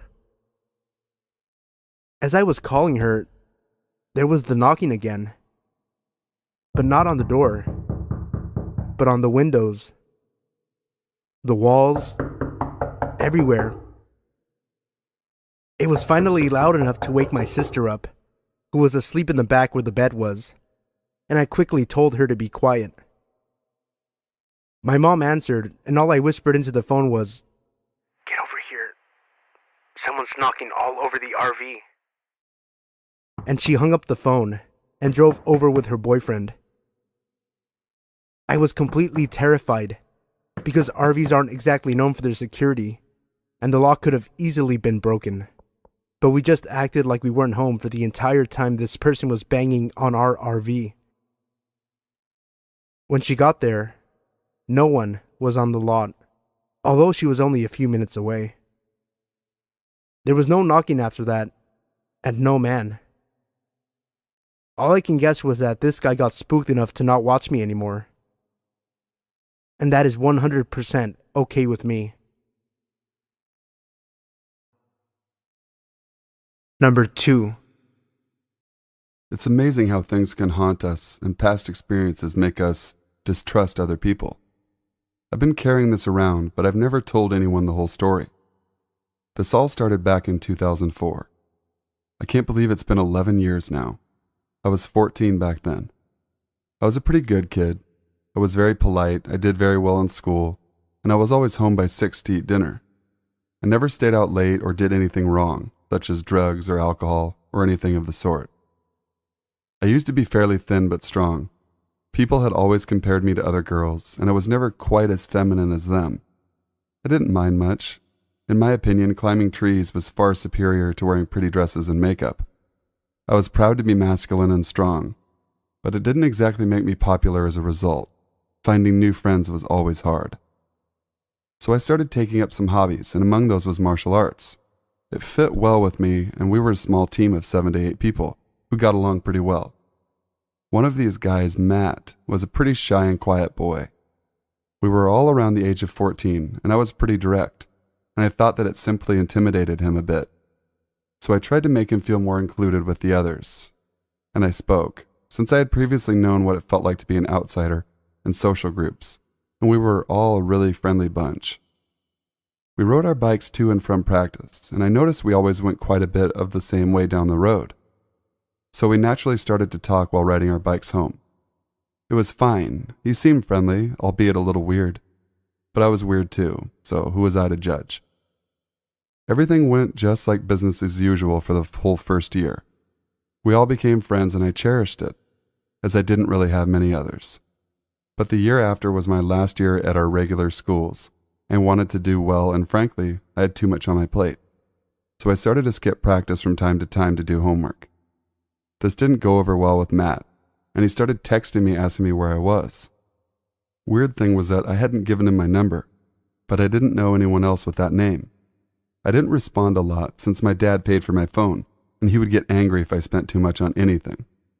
So one day I stopped responding at all. This must have prompted him to begin calling me. I didn't like that and didn't pick up at all for a while. I still sometimes came to practice, but this was kind of freaky and I didn't really like where it was going. Whenever he saw me there, he just kind of stood and stared at me, and had reverted back to always being the quiet kid in the background. I stopped trying to get him fitted into our conversations at this point. Since he started scaring me, I began going home an alternate route, since I couldn't deal with being stuck by his side for 10 minutes on my bike. While this went on, he kept calling me, and I never picked up. One day I had it with the constant calls and I picked up.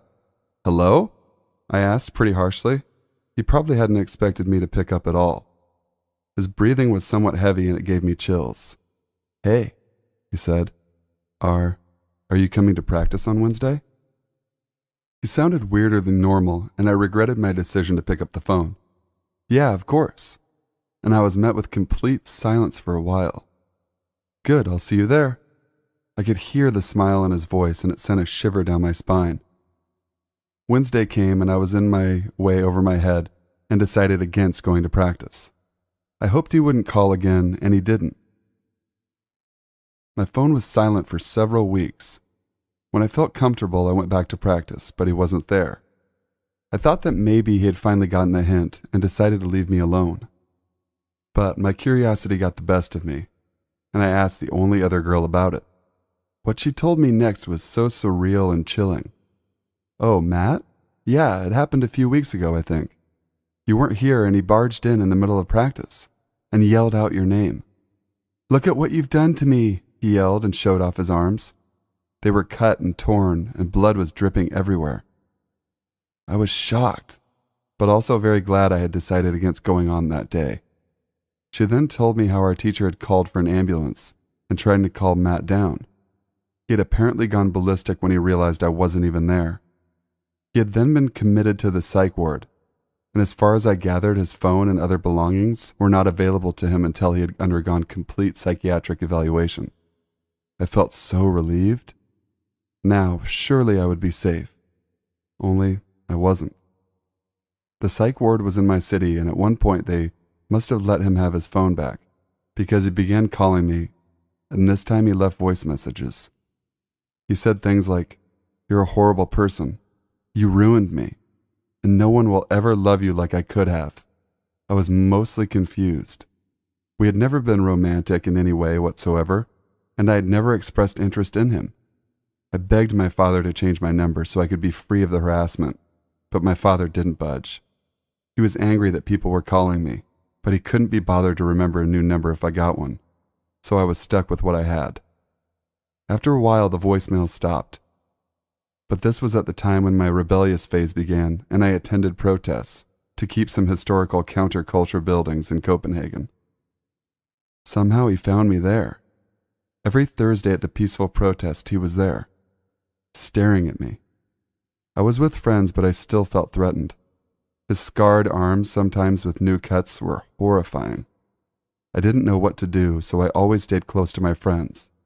I had hoped my punk phase would deter him, since I dyed my hair green, red, black, whatever, and I wore different clothes.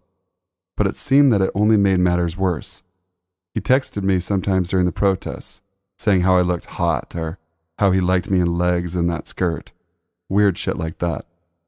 I tried to glare at him, but I couldn't look at him for long. He scared me. This went on for several weeks. Then one day, he began sending me mails. I have no idea how he got hold of my email address, since I usually didn't share it with anyone. In the mails, he described how he was feeling, that he was willing to forgive me for what I've done to him, that he had watched me from afar for a while now, and he wanted to be in my life again. He described what I had been wearing that day, and even on days I hadn't been at a protest. One day he messaged me, "You look so peaceful when you sleep." I noped the fuck out at that point told my dad everything. He was kind of upset, but he didn't yell at me too much. The following month, we moved to another town a few hours away. The messages stopped for a while until one day he wrote a chilling text saying, "Why haven't I seen you in your apartment for a while? Did you move? Where are you?" I froze. He had known where I lived? I lived on the ground floor in an apartment, and my room had just been by our small garden. I was chilled to the bone thinking that maybe he actually had stood outside my window and watched me sleep. After this, I heard nothing from him. I got a boyfriend and we moved into an apartment together in a different town when we were 18. I forgot about Matt and didn't think about him anymore. One day while we were out shopping for groceries, I saw him again. He hadn't seen me, it would seem, and I ducked behind my boyfriend and told him, "Please, let's just hide. I don't want him to see me." We stayed behind him for a while, but I was extremely nervous that he would notice me. He didn't. He just bought some stuff and went out. I hoped he was just visiting someone in the area and that I wouldn't see him again. A few weeks later, I went to the town square to draw in the sun. I sat down, music in my ears, and started drawing. A few hours went by and suddenly someone sat down beside me. It was Matt, of course. I took off my headphones a little terrified, but we were in a fairly busy public place, so I didn't feel that threatened. He began talking to me as if we were old friends, telling me how he looked up to Kurt Cobain, how he had learned to play the guitar, how many girls he had fucked, shit like that. I listened and politely replied with, "Oh, uh-huh, and really?" He started complimenting me and I felt increasingly awkward. He then mentioned that I was welcome to visit him whenever I wanted. I've always been a bit curious, so I asked where he lived and he pointed at an apartment. It turned out he lived right across the fucking street from me. I made up an excuse and said I had to go. He seemed annoyed but accepted it. I went to the library and made sure to watch out for him, in case he was following me. But after a few minutes, I decided he had lost interest. I haven't heard from him since, but the fact that he suddenly lived across from me freaked me out for quite a while. So Matt, I hope we never meet again. Number 3. So this happened to me earlier today, and although nothing really bad became of it, I still feel the need to share this here. As a bit of a background and to set the scene, I am a 20-year-old female living in a small town in the state of Kansas. I am 5'6" and weigh in at around 170 pounds, obviously making me overweight. The area in which this took place is what the townsfolk would call the Bottoms. It's basically a long stretch of gravel road starting at one end of town, leading out and around until you reach a highway where you can choose to get on it or continue following the dirt road to who knows where. And it's called such because the area is noticeably lower and more roughened terrain than the area surrounding it. The only thing lower than it is the river that runs near our town, which residents dubbed the Core. There isn't much out there except for a few scarce houses and places for crops. Even domesticated animals such as horses and dogs are a rare sight. Most of the area is covered in farmland. However, there is one portion of it near where you head out of town that was turned into somewhat of a park area. Although the 3 acres of land is somewhat barren, aside from a set of swings and a jungle gym with a slide in one corner, a long sidewalk that circles back around on itself meant for vendors, a stone slab used for concerts, and a house city workers use as a sort of station, as well as a grassy area surrounded by a gravel road right alongside the road running through the Bottoms where people can park. There are several picnic tables here and there as well, and it should be noted that you can see the river from this area, as well as the fact that the play area is blocked from the road by a large grove of trees. Aside from the events such as the 4th of July or concerts, this area is generally empty, aside from a few people here and there looking to have a good time outside. On this day, around 11 in the morning, I decided that I would take my black German Shepherd Odin there to throw a ball around after a walk. We had got there to find only one other person, an older man walking the gravel road surrounding the parking area. He was wearing headsets and didn't seem to notice us, and being the respectful dog owner I am, I kept Odin close as we headed to the play area where I could let him run and chase the ball. Mind you, Odin is generally a sweet dog who wouldn't hurt a fly, but considering that even at 15 months of age he weighs in at roughly 125 and reaches roughly 28 inches at the shoulder, he is overall built like a brick house and can appear menacing at times. As such, I didn't want to startle the man or make him uncomfortable if he didn't like dogs. But I digress. When we made it to the play area, I let him off his leash and began throwing the ball around. As fetching is the greatest thing in the world to him, he chased the ball around enthusiastically and brought it back continuously without hesitation. This went on for about 10 minutes, I myself sitting on one of the swings as I threw the ball around. It was around this time that the encounter occurred. I had thrown the ball once more, my arm starting to tire, though I didn't complain as Odin again went after the ball. It was just as he reached the ball and was about to pick it up when he suddenly stopped, and instead of picking the ball up, he looked to the trees near where we were.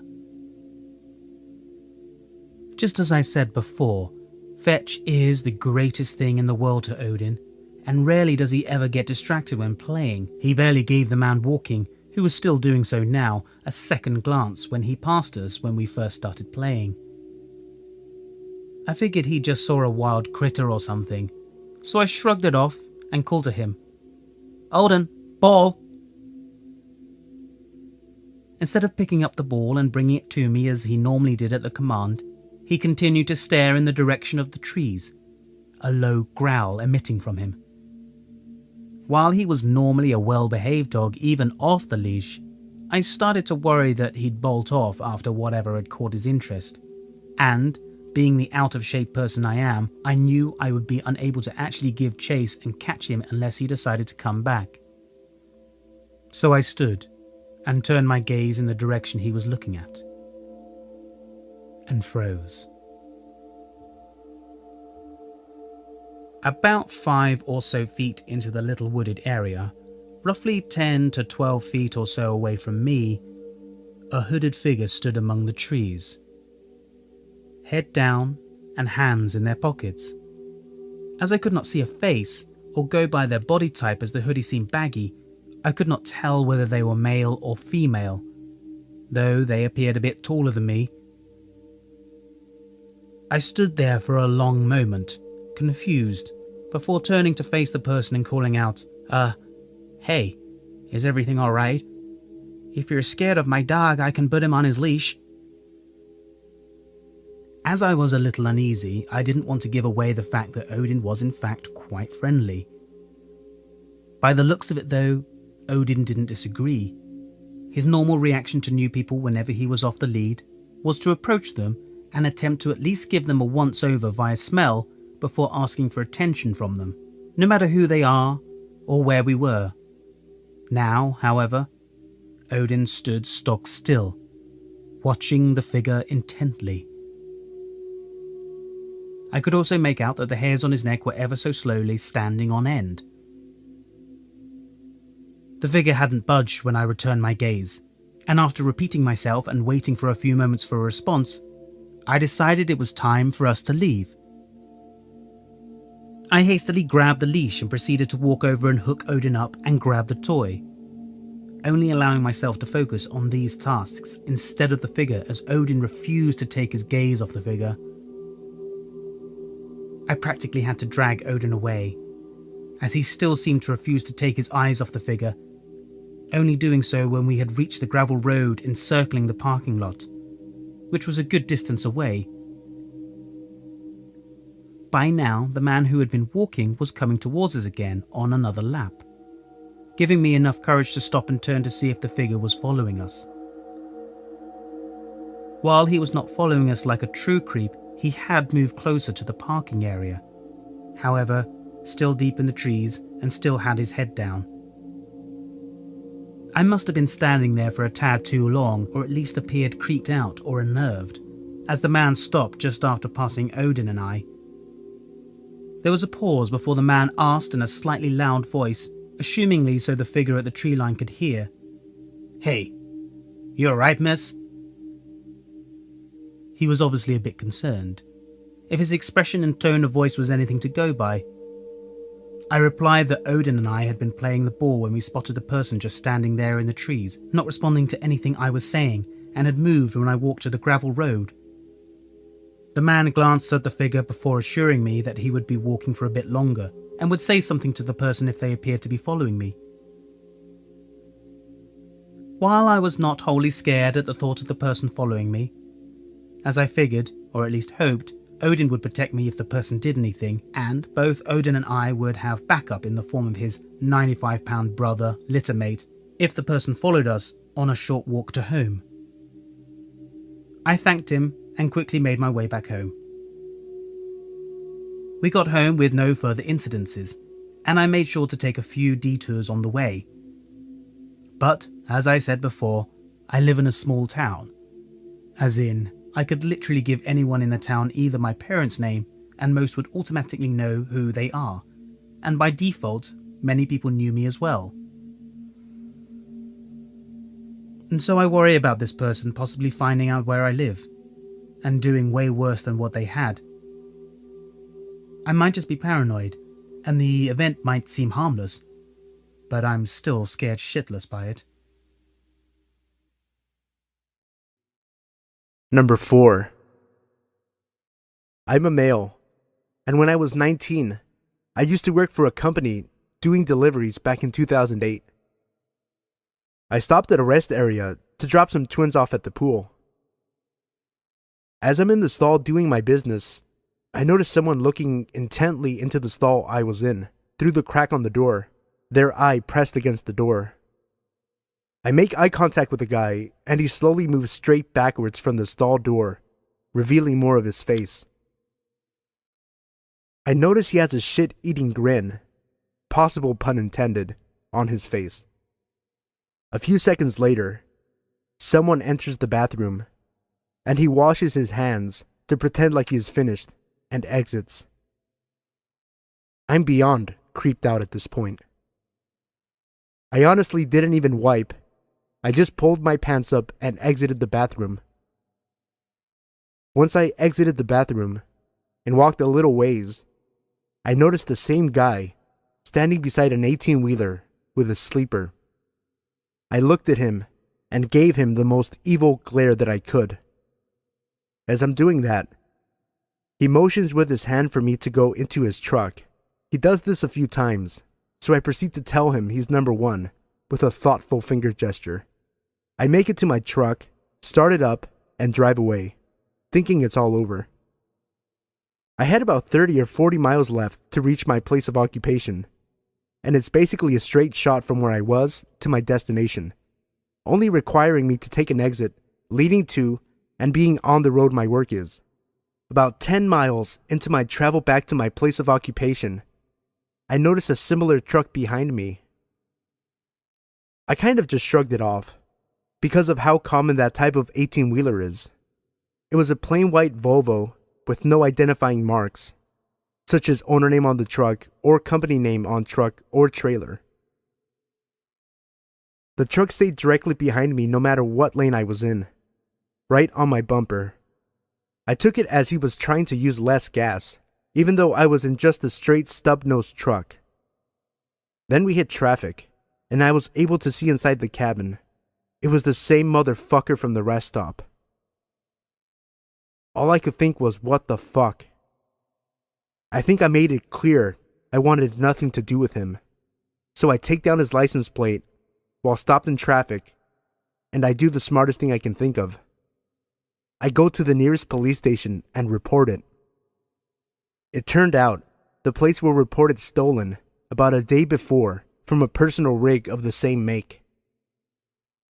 I never heard anything more though. Number 5.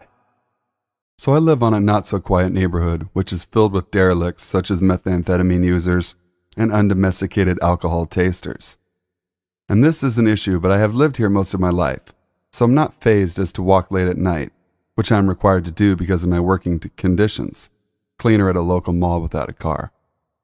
I'm walking back from the mall after finishing up work, and everything has been fine for the most part today.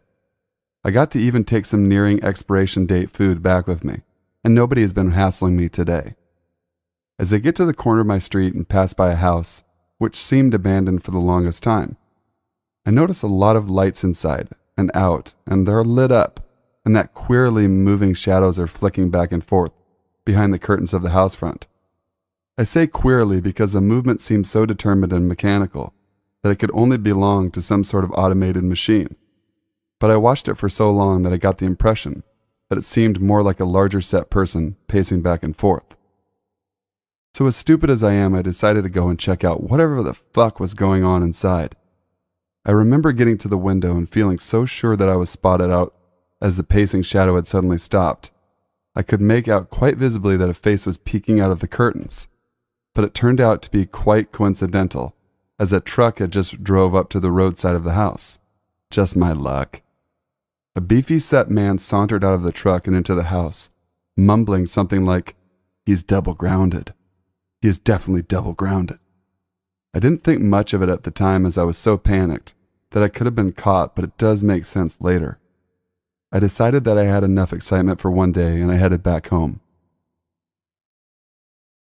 The next day I believe I was in my usual routine of waking up, watching, reading my usual book, show, in bed, and I had noticed some weird almost white noise of crunching and creaking outside. I remember that I brushed it off as wind affected my house with creaks, and a lot of crunching could have been because of the rotting wooden balcony outside. Out of nowhere I suddenly hear a bellowing voice shouting, "Nicholas, get home, or you're going to be double, triple grounded." And after this, I remember feeling a good sense of dread and fight or flight because the peculiar white noise had suddenly stopped, and I heard a lumbering, shuffling mix with anguishing exhalations from directly on the other side of the wall, which my bed is pushed next to. I slowly crept into my own kitchen, making sure not to be visible through the windows of my house, and then I grabbed my bulky security torch to use as a blunt force weapon if need be, and a kitchen knife.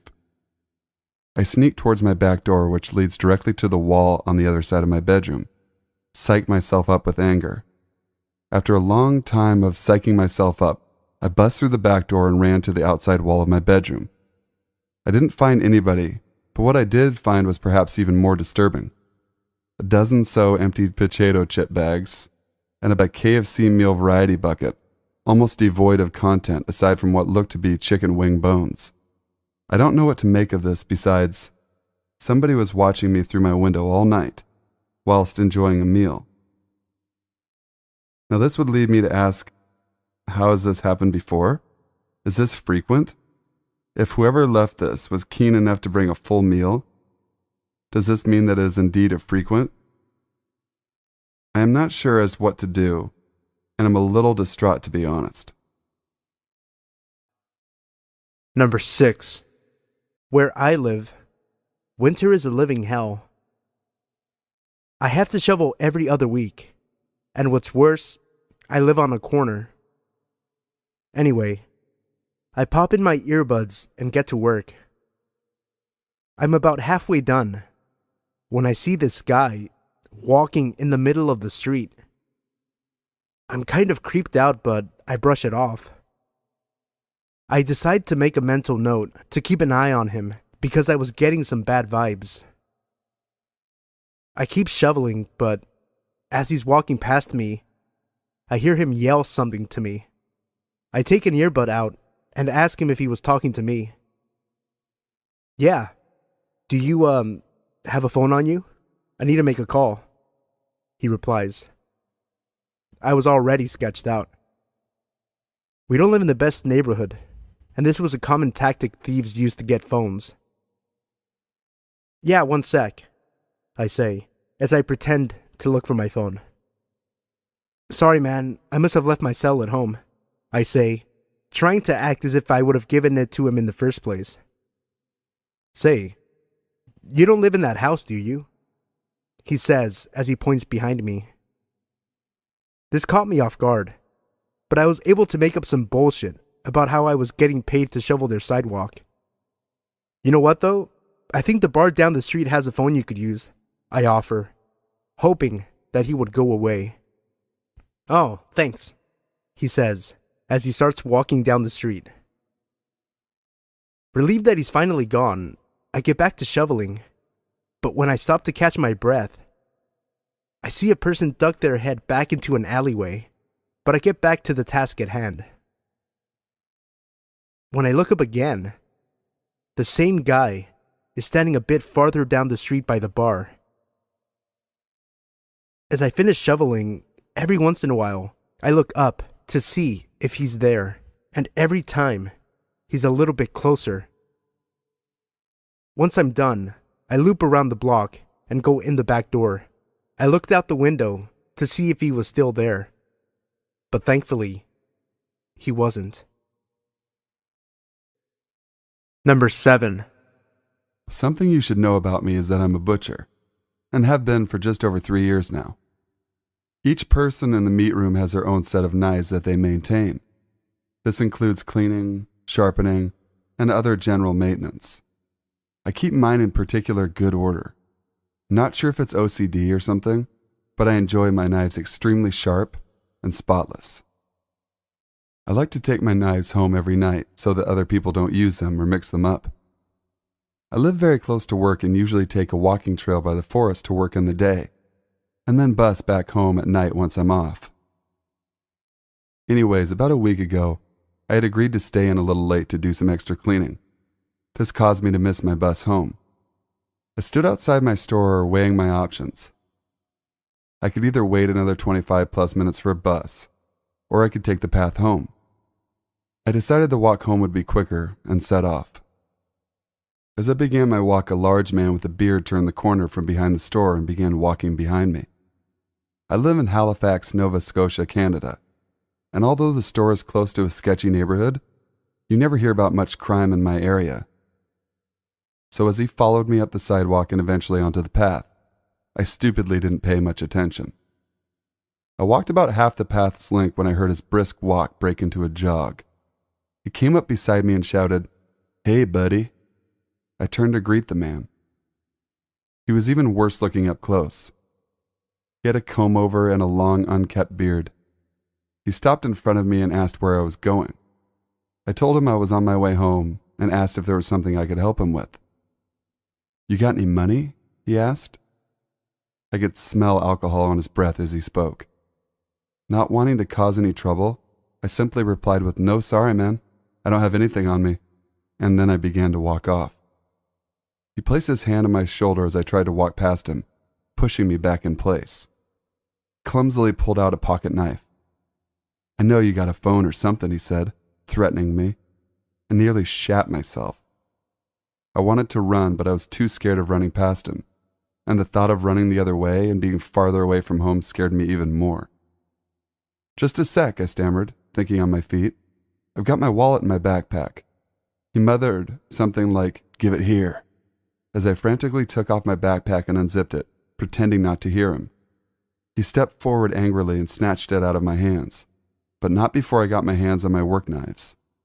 He must not have noticed me pulling them out, because he immediately started rifling through my backpack. I took my knives out of their holder and tried to think of something badass and threatening to say. All that came out as I poised myself menacingly was, "Hey, asshole!"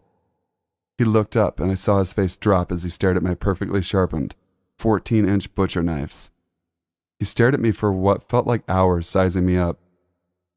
My adrenaline had pumped up. I eventually decided to make a move. I began to step forward, raising my arm, when the guy ran past me with my backpack in hand. Luckily, I never had my wallet in my backpack, and I was wearing my work uniform, so all he got from me was an old Batman backpack. I told the police when I got home, and even asked around work about him. No one had really seen him before, nor did he come wandering around my store again. In retrospect, I probably should have went with something like, "You should never try to rob a butcher," or something, but either way, I'm very fortunate the man was likely drunk instead of homicidal. Number 8. I was born and raised in Honolulu, Hawaii, so I know the surrounding areas of Waikiki and Kapahulu like the back of my hand. This happened a year or two ago. I'm a female, and I was 18, having just finished a nice dinner date, followed by a walk on the beach at night. By the time my boyfriend and I decided to part, it was about 2 a.m. It is a straight shot to my house. I walk past the Shell Center and the Honolulu Zoo, and just keep going up to Diamond Head. This is about a 10-minute walk, as I walk rather briskly when alone, so I decide to pass on taking a taxi. I'm wearing a strapless dress with flats, one earphone in my ear, and I make my way home. It is not unusual for cars to slow down, catcall, or even offer a ride home. However, this night was different. A car slowed down as I was walking past the last ABC store across the street from the zoo, and I crossed the street, making note of the car. I only saw half his face, but I could tell he was watching me. He then sped off. This is where it gets a little creepy. The road slightly turns, and you have to walk past the zoo length without any lights, and I decided to walk on the side of the street with trees, since there's a lot of homeless people on the other side, where the parking lot is. I begin to worry, for the first time ever, wondering if I should have walked the long way home or not, when I saw the car parked on my side of the street just a little further ahead. I did not have my knife or taser with me at the time, and although I was roughly 5'1", I knew how to handle myself. I take out both of my earphones, readying myself to seem confident. The guy who had slowed down in the car earlier steps out from behind one of the trees, only a few paces ahead of me, and holds his hands up as if to say, "Don't worry." Hell no. I couldn't help but scream, because what I hadn't seen before was now obvious. He had an eye patch on, with a long scar on the right side of his face. Big, fat, fucking nope. "You remind me of my little sister," he says, trying to calm me down. "And I'd just like to give you a ride home." He takes a step towards me. 2 seconds later, I find myself screaming and sprinting across the street, back towards Waikiki, where I could find a cab. Every time I looked back until I couldn't see him, he was just standing there, staring with a grin on his face. Let's not meet again, pirate butt fuck.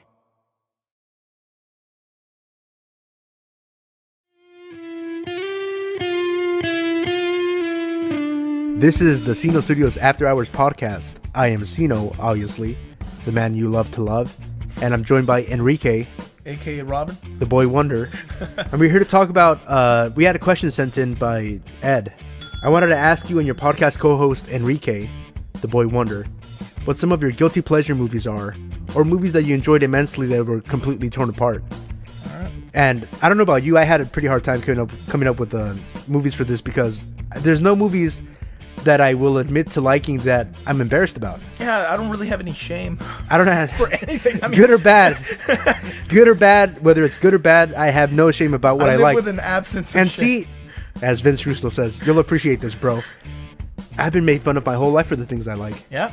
Same. Can you believe in elementary school, this is 1997, I was in the first grade, and since 1997 until about a couple years ago in high school, I used to be made fun of because my favorite band was the Beatles. There you go, yeah.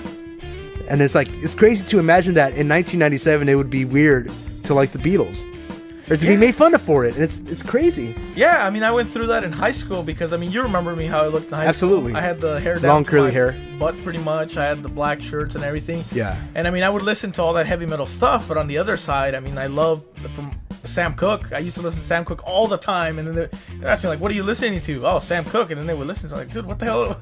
All this to say that I don't have any qualms about telling people what I like, and it's crazy because almost every girl I've ever been in a relationship with would give me shit because of my love for Taxi Driver.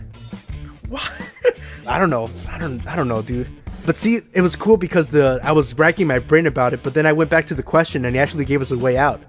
So it's like, if we didn't have a guilty pleasure, he also said, what were movies that we enjoyed immensely that were completely torn apart. Yeah. And my God, there's a whole list of movies that we could go down. What did you have down for movies one that were torn I apart? know we both have is Cruising. Al Pacino. Oh, yeah. It was really essentially brave of Al to be able to want to do a film like that, especially coming off of where he had been and everything. I mean, but he really believed in the story and he felt that there was something there. And I mean, I think it's a great film. It is a really great film. It's one of those that William Friedkin, the same guy that did The Exorcist. Yeah, I thought it was a really good movie. I mean, it was controversial. I mean, for the subject matter. Even today, I think it would be controversial. Yeah, it's a heavy film. It is a very dense film, but I mean, I thought it was great. I thought Al was great.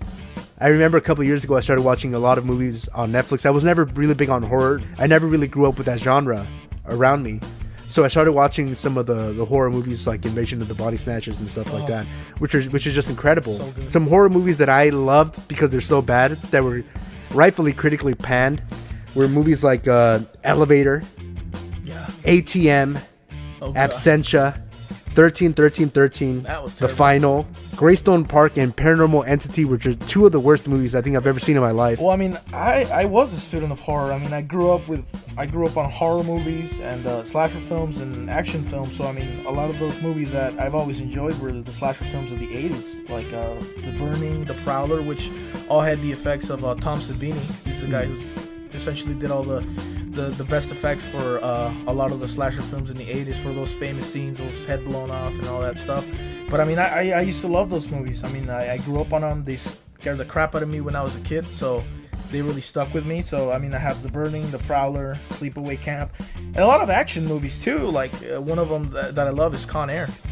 It's one of those that wasn't really well reviewed, and I mean, it's a bit cheesy, but I think that there's some good stuff in there. Like John Malkovich is awesome in it. A big proponent nowadays in horror movies is special effects. Yeah. So it's like you either want to have a movie that has a good story or good special effects, because it seems that there is no middle ground. There is no movie that I've seen really that has good special effects and has a good story.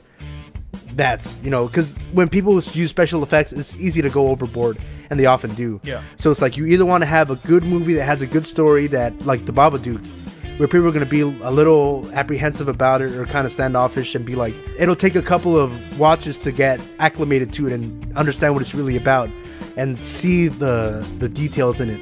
Or you're going to have something where it's just straight out, you know exactly what it is, and it's special effects and it's this, that, and the other, and explosions, and and there's going to be one of those kind of movies where you're not looking for a story, but it's just you're going there to be entertained by the sheer awesomeness of what's going on the screen, and not look for too much beyond that. But I really would love for more films like The Babadook to use those special effects and because like we always say, less is more. Yeah. And do more of the storytelling, because my final movie in this segment was Scarface. It was so controversial at the time, the chainsaw scene. And Brian De Palma specifically went to film it in a way that was different because Texas Chainsaw Massacre had come out a little bit before Scarface, and he didn't want to be compared to that movie. And the way he filmed it, you really don't see anything, but it's really Hitchcock in the way that it's just all in the cuts and the sound of it that paints the picture in your head. And a lot of people walked out after that scene in disgust, but you really didn't see anything. It's just a trick in your mind because of how the film was cut, but you really didn't see anything. And I think that's more effective than to show a chainsaw slicing a guy's face off. If we moved away a little bit from the goriness and showing everything with special effects and more about the performance of the reaction of the actors and the cuts, you can make it better by using less special effects. What your mind can make up can be worse than what's on the screen. Yeah, and I mean, I think a perfect example of that, and the reason why the movie Halloween is set apart from all those slasher films in the 80s and late 70s, is that you think about Halloween and it's a violent movie, but you rarely see any blood. There's no gore. And yet you think about it, you're like, man, that's a bloody movie because there's so many killings, but there's no gore. And it's one of those things where like less is more. You don't see it. It's more of what you don't see that scares you or works better.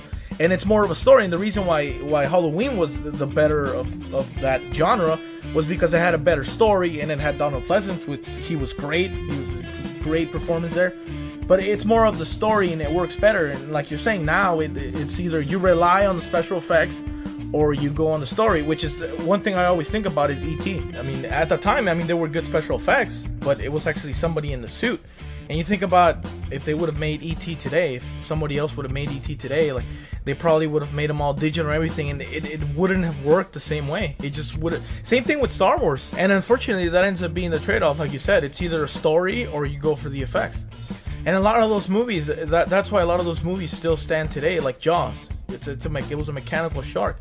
I mean, you could make it today. You could probably make a better shark using technology and have other scenes, but it wouldn't have worked the same. It's just because it was the story, it was everything. It was like E.T., Star Wars, the same thing. I mean, Star Wars today uses many more effects, and the effects are way better, but it doesn't stand alongside the other ones. It doesn't.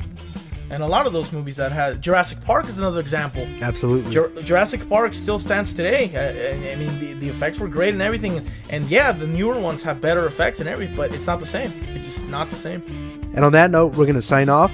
Let us know in the comments below what your favorite guilty pleasure movies are, or movies that you love that got critically destroyed in reviews. Send us your questions about what you want us to talk about in the comments below, or tweet me at Sino Studios BMF. Cheap plug, cheap pop. Until next time, I am Sino, and I'm here with Enrique the Boy Wonder, and we are signing off.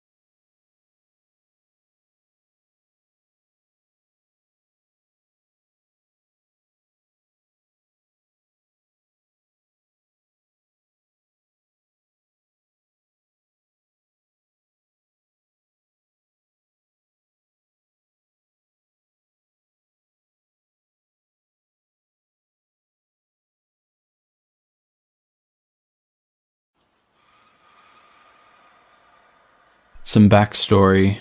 I'm a female in my early 20s, and I moved to Belfast from Sweden a few years ago.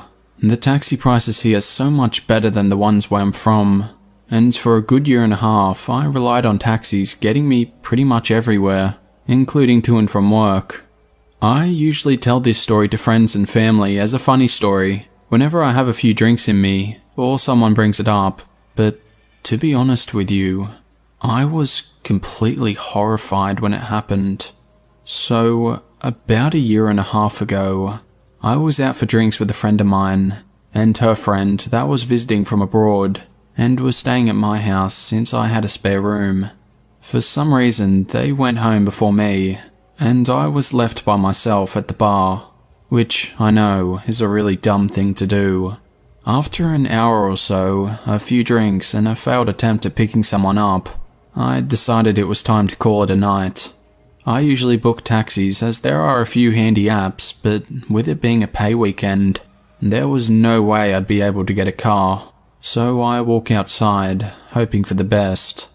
The moment I get outside, I'm approached by an older man, white hair and on the heavier side, asking if I need a taxi, so I cheerfully accept, thanking my lucky stars that I'll be home very soon. The taxi I was in didn't belong to a taxi company, which admittedly is a bit strange, but I've taken those before with friends without issue. Right off the bat, the driver starts asking the usual questions, like where I'm from and how long I've been in town, if I'm studying or if I'm working, what brings me here, and so on. Then he asks if I've ever been on a black taxi tour.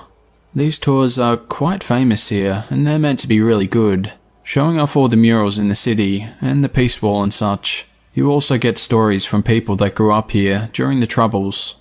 I say that no, I haven't had the opportunity yet, but I'll definitely get to it as soon as I can. He then suggests when we get to my house that he'll give me a tour. As I mentioned before, I'm not in a black taxi. He then tells me he'll do it for free. Right now, in the middle of the night. Being the way too nice idiot I am, I hear myself saying, "Yeah, sure, that would be nice," when what I really meant was, "Hell nah, dude." So he starts driving out of town, down countryside roads and not at all in the direction of any murals, and on the other side of town from the Peace Wall. His questions get more personal, asking if I have a boyfriend and if I have family around, if I live by myself and if I have many friends. He then says, "We can be friends. You'd like that, wouldn't you?" He has this creepy laugh going, while repeating the phrase over and over and nudging my side with his arm. He keeps driving in the middle of nowhere, talking about how this footpath was this and that, connecting to another footpath and so on, while dropping the "we can be friends" thing in between. At this point, we're about 20 minutes outside of town, and the streetlights stop. It's pitch black. I'm clutching my phone, ready to call the police, and looking at the dashboard GPS to see nearby location names, and getting ready to tuck and roll out of the car, completely freaked out by him. I'm finally able to stutter out that I'm getting a bit tired, and it's time for bed. He agrees to take me home, and turns around. We pull up outside my house again, and I feel a wave of relief washing over me, like I can finally breathe again. I pay him for the taxi ride, and get ready to get out of the car. He then turns the car off, takes off his seatbelt, and keeps talking, turning slightly so he's kinda half facing me. After a few minutes of talking, him still talking about being friends, I say that I need to use the bathroom, and thank him for the tour. He tells me to hurry back outside so we can continue the conversation. I bolt inside, lock the door and keep the hall light turned off. I look out through the peephole, and I can see that he's still sitting there in his car. After about 15 minutes, he finally drives away, and I sort of just collapse on the floor, beating myself up for being so stupid. Needless to say, I've never taken a taxi. I haven't booked since. I just found this sub, and I wanted to share my own experience. It happened when I was 13, and it's something I've never forgotten. We had just moved into a brand new house in a brand new housing development. A lot of the houses around us were either unfinished or had families that had just moved in. And behind our house was a lot of field mostly for future homes. We lived in a fairly safe small city, and the housing development was very quiet so far. And at least for the first few years that we lived there, we never bothered to lock the doors. Even at night most of the time, it just wasn't something we thought about. My parents had just put in hardwood floor, so the house was a pretty echoey single story. One night I was laying in bed, trying to fall asleep. I thought I heard the back sliding glass door open. I was up late on the internet, but everyone else was asleep in the house, so it was pretty quiet. I had my door slightly open, so my cat could come and go, and so I knew that I was definitely hearing something. I froze, hoping it wasn't the door, but a moment later I heard it slide shut. Then I began to hear what sounded like heavy shoes walking across the hardwood floor. It was a very specific sound, and suddenly I couldn't breathe. The footsteps were slow and quiet, like they were trying to make as little noise as possible, but because the floor was wood and our house had high ceilings, the steps echoed down the hallway and into my room. Then I heard them stop, the sound of the hallway closet being opened, and then the door quietly clicking shut. They turned the knob and pulled the closet door, and then released the knob once it was in place. It was silent after that. My heart was beating so fast, I began to cry. The only way to my parents' room was up the hallway, and their door was about only 20 feet away from where that hallway closet was. I was frozen, and I honestly thought I'd pee my pants. I was so scared. However, it was silent for long enough that I knew I had to get my dad. So I stood up and walked sock-footed to my door. I stood there for a long time, just breathing. Then I ran. It's not a long hallway, but I went as fast as I could. I got inside the room and tried to wake up my dad. "Dad! Dad!" I was frantically whispering. "Huh?" He was half asleep. "Dad!" "Huh? What?" "Dad, I think there's someone inside the house." "What?" "Get up! I think there's someone inside the house." "There's no one in here. Go back to sleep." "Yes, there is." And I started crying. That gets him up. My mom also wakes up at this point as well, so they both got out of bed. My dad, sure that there's no one in the house, doesn't even grab something as a weapon. But I follow behind him as he leaves the room. He goes into the living room, passes the closet, and turns on all the lights in the house. I remember standing in the living room, knowing exactly where the person was and not being able to say anything. He tells me, "Look, there's no one here." He doesn't even check the closet though, and I don't know what to tell him. I'm so afraid that whoever is in here will jump out with a knife and kill my dad in front of me.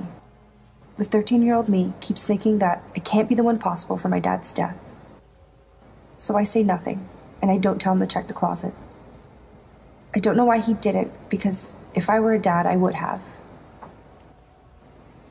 He locks the front door and tells me to go back to bed. They wait until I'm back in my room before they close their own bedroom door and go back to sleep. Again, the house is silent, and I'm laying there afraid because that person is still here in the one place that he didn't look. Suddenly I hear the closet door open, just as slowly and as quietly as before. Then the footsteps again. I could hear them so clearly, walking towards the kitchen where the back door was, and then they stop. It's followed by the sound of the back door being slid open again, and then quietly being pushed closed. I hear the back door click into place, and then the house is silent. I'm laying there crying and breathing, but hearing them leave the house, I felt instant relief, though I was still shaking with fear. I give it a few minutes, hoping they wouldn't come back, and they don't. So after a bit, I sneak out there. My one and only thought is to lock the back door, which I managed to do, but the scariest part was that when I looked in the hall closet, the door wasn't closed anymore. It was cracked because they hadn't bothered to close it, even after they left, though I know it was definitely closed when my dad was out there with me. I tried bringing it up to them years later, and they still didn't believe me. But that's not just something you hear. This story took place when I was 20 years old and living in New Hampshire at my parents' house. I had been back home for a little over a month now, after a defunct experience at a college in Boston that wasn't the right fit for me. In the meantime, I was taking classes at a local community college. Anyway, going from living in Boston for a semester and having total independence, as well as almost endless opportunities for fun with other cute gay guys like myself, to back with my parents in rural New Hampshire was a huge knockback, and I was seeking thrills in the meantime to numb the pain. Sometimes, I have an almost ravenous sexual appetite, which was hard to satisfy in New Hampshire. I used gay hookup websites such as Manhunt and the app Grindr to meet other like-minded guys in my area. Not surprisingly, these sites and services come with their fair share of creepers, but I honestly never found myself threatened when they reached out, just sort of flattered, and then would take comfort in the fact that I could easily block them. The problem occurred when some guys couldn't take a hint though, and there was one in particular that kept attempting to contact me under different usernames after I would block him. His original username was something along the lines of SoccerBoy123. His profile picture on Manhunt was of a fit-looking guy from the neck down. He reached out to me and we began chatting. He said he lived in Concord, which is roughly an hour south of where I lived, and also where my community college was located at the time. We were chatting about explicit stuff, use your imagination, and possibly meeting up, when I asked to see some pictures of him, including one of his face. He sent the pictures over. I could notice that they didn't really seem to match up with each other, not to mention his profile picture. The face picture I requested was also missing. I replied with something like, hot, and I asked him again for a picture of his face. He gave me the old, this computer is new and I don't have one on here yet line. And I said I wasn't going to continue chatting unless I saw one. He eventually caved, and he sent me a few photos of his face. I'm not shallow, but he was ugly. I wondered why he didn't continue his trend of sending fake hot pictures. The thing about him I found most unattractive was a huge mouth full of really crooked, very messed up teeth that kind of protruded out in a freakish sort of way, even with his mouth closed. I think I blocked him right away, being kind of weirded out by the whole thing, and I went along with my business. However, in the months that followed, I began receiving hostile sounding messages from phony looking profiles on both Manhunt and Grindr. Most of them were blank and contained little to no information about the user. The messages were tinged with a strange, bitter tone, and the sender acted like he knew me. He'd say things like, "You're a shallow little prick," "You're fucking ugly inside," and "Someone's gonna teach you a lesson someday." They actually really started to creep me out after I repeatedly blocked the person, and they would come back with another blank profile and continue to message me. I had a feeling who it was. One night, sometime around early March I believe, it was getting late, and I was feeling kind of horny, so I turned on Grindr and I started browsing. I messaged this one guy without a picture, but some stats like a football player. My philosophy is that I can always ask for a face picture after I say hello, because some guys are very closeted. We began chatting. We exchanged pictures, and he seems not only legitimate, but hot. We discussed meeting up, and he says he lives in Concord. Well, it's getting really late. Concord is an hour away, and it's fucking freezing out. It's still very cold during March in New Hampshire. I was not thinking with the head on my shoulders though, so I got dressed, pulled on my parka, and hopped in my car to make the hour-long drive. We continued to chat using Grindr on my way down, but as I neared the city and began asking exactly where to go, the conversation took a weird turn. He gave me an address, but said that he wanted me to wait outside because his parents were asleep, and that he was going to sneak downstairs to unlock the door. Then, he would go back in his room and text me when it's unlocked, so that I could walk in and up to his room on the right. This was the strangest set of instructions I had ever received. But what was even more strange was that he didn't want me to turn on a single light as I walked into his house, up the stairs, and then into his room for fear of waking up his parents. At this point, I've already parked the car on the populated yet entirely dead street, and I began counting the ascending numbers to the house. I find myself in front of a large, blue Victorian house that needs a little taking care of, with no light coming from any of the windows. Now I am creeped out. I message him and let him know that I'm outside, and I wait for some sort of light to come on. He tells me to wait, because his dad just got up to get a drink or something, but no lights come on in the house. I am getting seriously creeped out and impatient while waiting, and decide to tell him I'm leaving. I start walking, and all of a sudden, he reveals to me that he gave me the wrong address, and that I should be at X number on X street instead. I'm feeling beyond weirded out, and actually kind of pissed off. I was just standing outside of this random house for 10 minutes in the cold and dark night, only to find out he deliberately gave me the wrong address.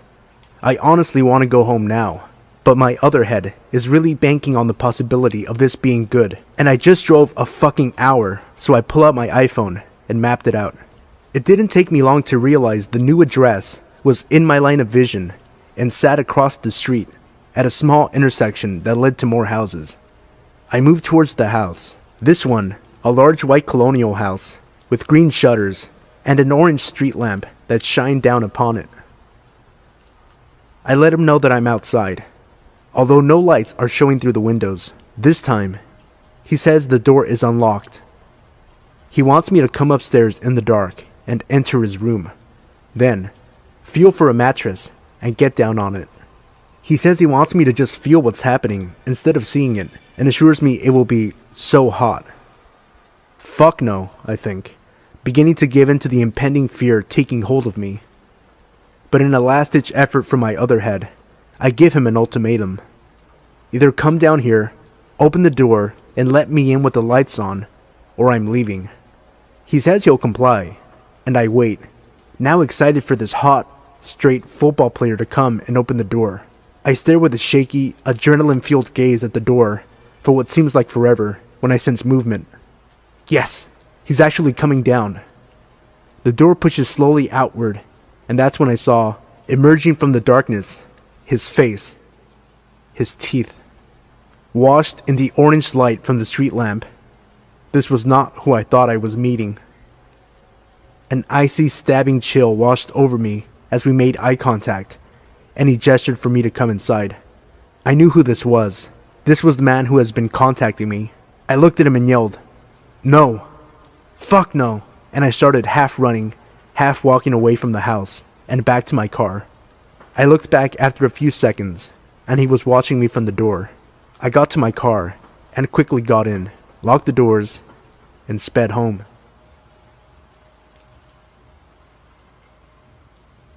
I've been a long-time lurker of Let's Not Meet, and I have a story of my own that still haunts me to this day. Let me set the scene for you. I was 7, currently 25, and my mother was dating a man with a daughter who was about 15. Her name was Christy. While she did not live with us, she did stay with us on some weekends. The reason this is important will come into play a little later. I grew up in a moderately isolated area in the south. My mother's house is on about 90 acres, most of it being heavily wooded. For the most part, it was quiet. The type of place where people didn't lock their doors and everyone knows each other. It was quiet until one sequence of events that shook my community to its core. There was a man just 2 streets over from mine who murdered his girlfriend's entire family, including her, in their home over a dinner about 2 weeks before this event took place. It was also learned later that he had also murdered his mother and father in their home, as they were found after his girlfriend's family was. He hadn't been caught, and the local police were working with the police in Tennessee as there had been reportings of people sighting him there. My mother had gotten a security system installed, just to ensure that our home was properly secured. We had alarms on every window and door in our house. On this Saturday, my mother got called into work, as she was an apartment manager and there was an emergency that she needed to tend to. Her boyfriend had gone to work early that morning. My mother was very, very nervous about leaving, and due to the nature of the emergency, she thought it would be best for Christy and I to stay at home where we were safe. Safe. So she thought. She reluctantly left and let us know that her cell phone was always going to be on her if we needed her. Christy and I promptly set the alarm and made sure all the doors were locked. My mother had been gone for about an hour, and we were deep into a movie on Disney and pizza. Suddenly, the alarm started blaring. Christy and I jumped up to see what was going on. On our way to the alarm, you have to pass a very large sliding glass door. What we saw there left us frozen. There was a man prying our door open with a crowbar. He saw us, made eye contact, and quickly ran off into the woods behind my mother's house. I will never forget what he looked like, or the sinister look he had in his eyes. We called the police, and then we called my mother, who had already been alerted by the alarm company. My mother actually arrived before the police did, due to how isolated we really were. When we described the man to the police, they immediately knew it was the man they were looking for. Of course, there was a massive investigation that day of the property and the woods surrounding us. In the woods, they found cigarette butts, lots of canned foods, soda bottles, and a makeshift tent made out of a tarp. The man had been living behind us the entire time, and even stealing food out of our trash. When he was arrested, which was a few hours after the incident, he had admitted to watching our family and learning our habits, knowing that he could take advantage of the house when no one was there. Even now, as an adult, this event follows me. Just goes to show, you really never know who is watching you.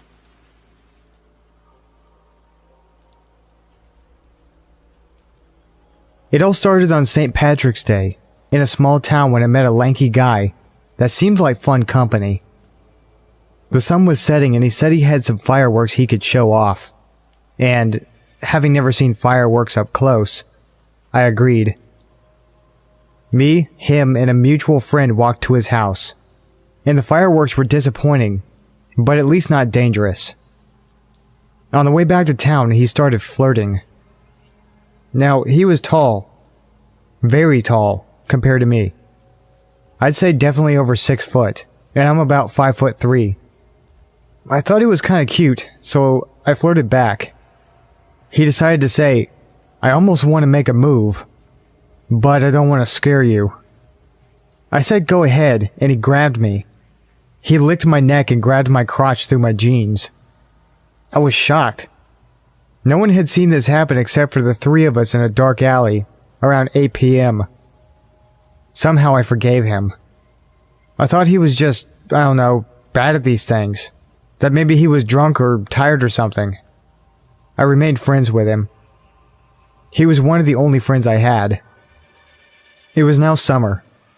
I was bored, and I went to his house alone, without telling my parents. They would just be worried for no reason. It looked dusty and old, like peeling paint, and a blanket of dust in some rooms.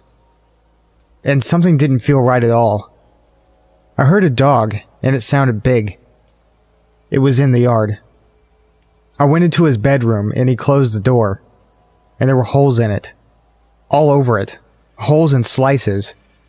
When he's mad, he stabs the door, he told me. I was between him and the door. I remember looking past him, and seeing a fish tank before hearing something and flinching. He had thrown a knife into the door. It was impaled into the wood next to me, and now he was laughing because I flinched. "I knew that would scare you," was what he said. I looked back at the fish tank. It was loud. He opened the door. He told me something that still haunts me. He looked me right in the eyes. So close, and at least a foot taller.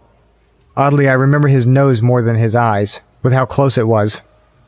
In a tone somewhere between small talk and the kind of sound like you were complimenting someone's looks. "I could kill you so easily right now."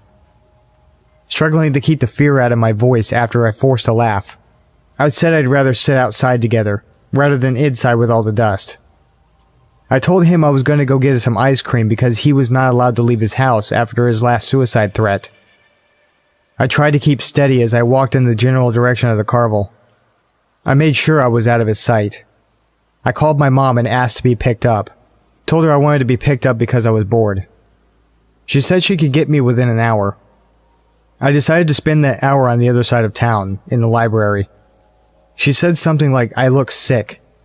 I told her it was just the heat, and she believed me.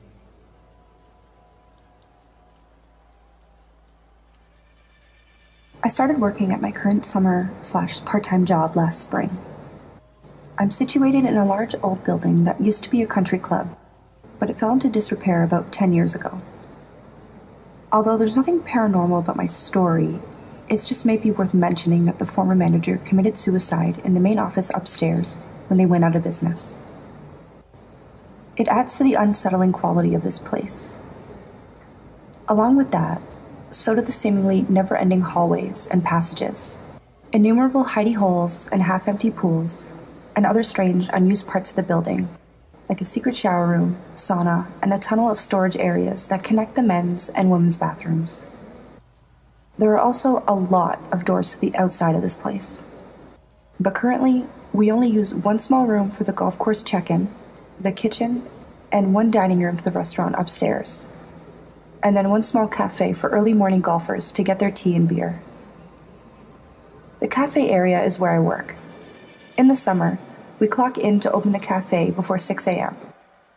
This is often before the sun comes up.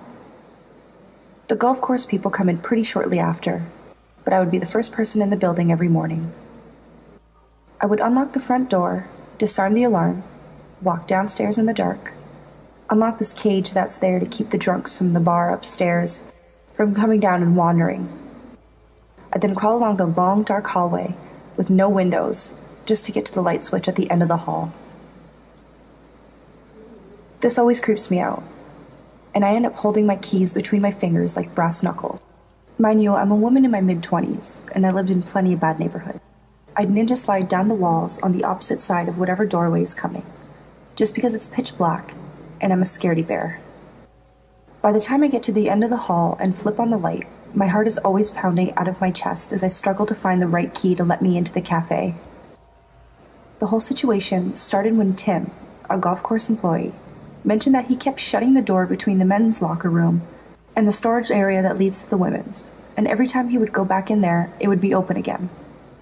This, along with some strange noises, was fodder for the bar regulars upstairs to claim this place was haunted by the old manager and whomever else they say died within these halls. Travis, a co-worker in the cafe, also mentioned that a few minutes after he opened, he went into the men's locker room and noticed that it was steamy and smelled like soap. So he went into the shower room to investigate, and everything was soaking wet and still hot. He was the only person who was supposed to be there at that time of day, but didn't see anyone, so he just let it go. A couple months later, Tim noticed this weird side door that you had to climb up a rickety old staircase on the side of the building. He saw that it wasn't shutting correctly, so he fixed it and locked it. He just didn't think anything more of it.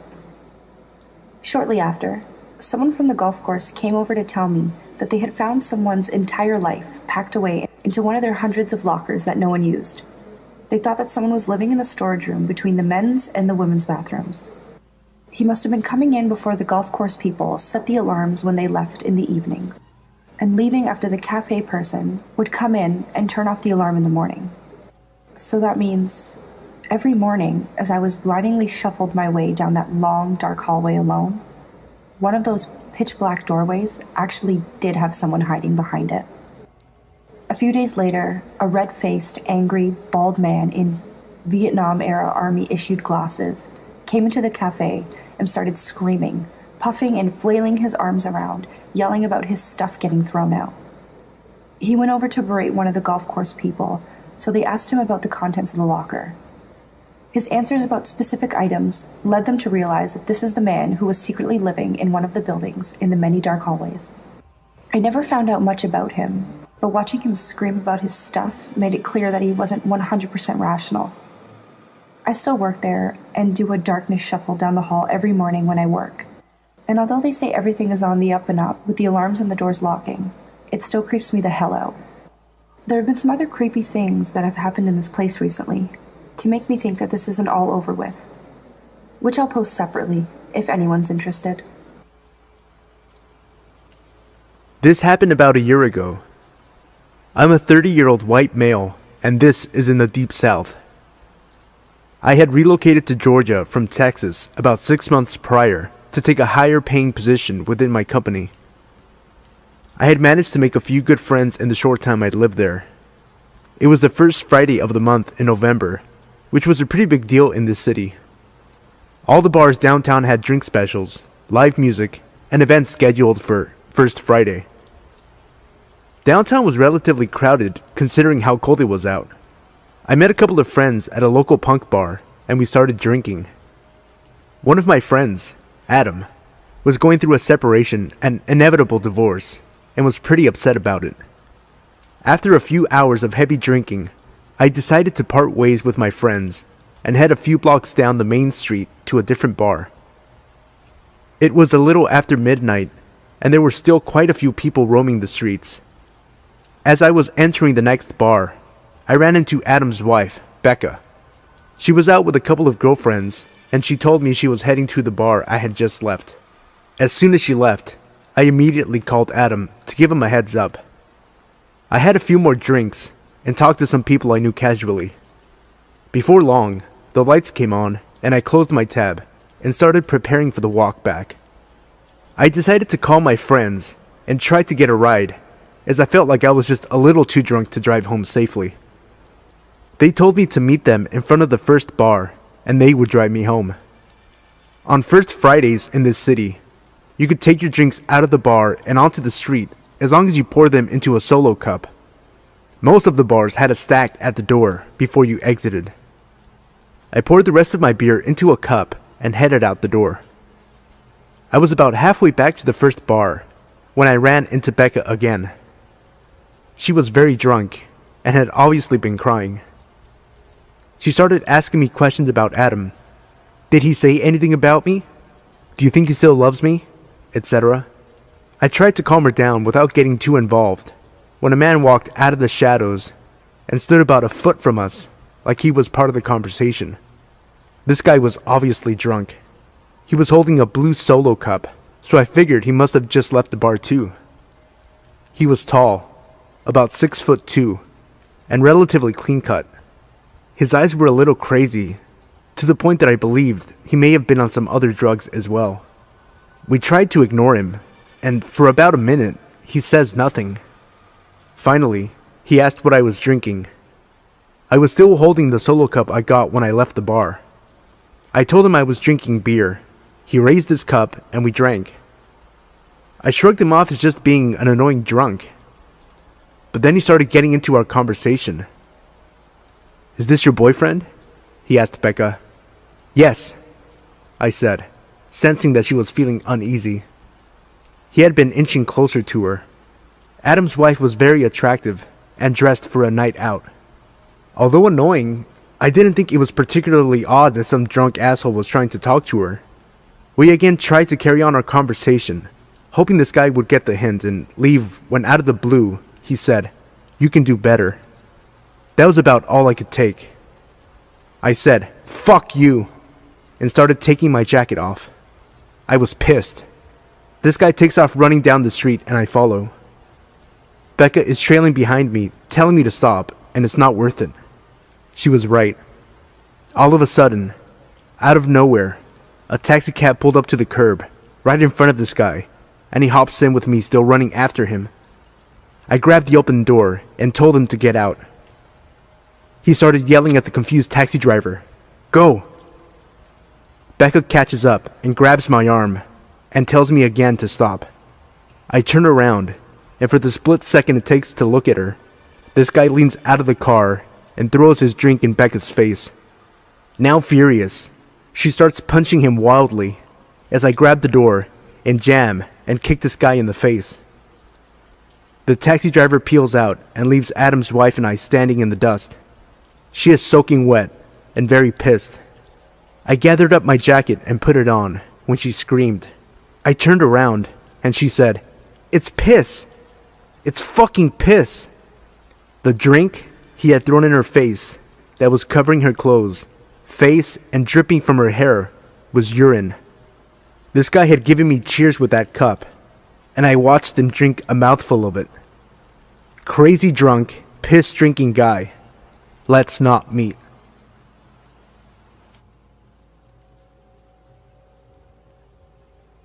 Long-time lurker, first-time poster. This happened back when I was 21 and living downtown with my boyfriend. Had just found out that my boyfriend, who I'd been with for almost 4 years, had been cheating on me. We were invited to a Halloween party that night and had initially declined the invite. But then I found out about the cheating and told him I was going. He could stay at home if he wanted. We were in the process of breaking up and dividing our assets. Anyway, the breakup is relevant to my frame of mind. We lived in a rather sketchy area downtown, one of those brand new apartments built in a slummy area sort of things. And any other night, I'm the type who keeps the windows up, all the doors locked, until out of the area immediately surrounding our apartment. However, my mind was understandably elsewhere, and I had both driver and passenger windows down so I could smoke a cigarette. The first red light I came to on the way to the party was still in the shady part of town. I'm the first car at the light, so I have a full view of the 20-something guy crossing the crosswalk left to right in front of my car. Suddenly, he looks over and makes eye contact with me. I'm flicking ash from my cigarette out the window at this point and may have done a polite head nod. Can't remember. Next thing I know, he picks up his pace, walks over to my passenger window, leans into my car, and asks if he can have a light. When flustered, I tend to be polite, so without really thinking, I hand him my lighter.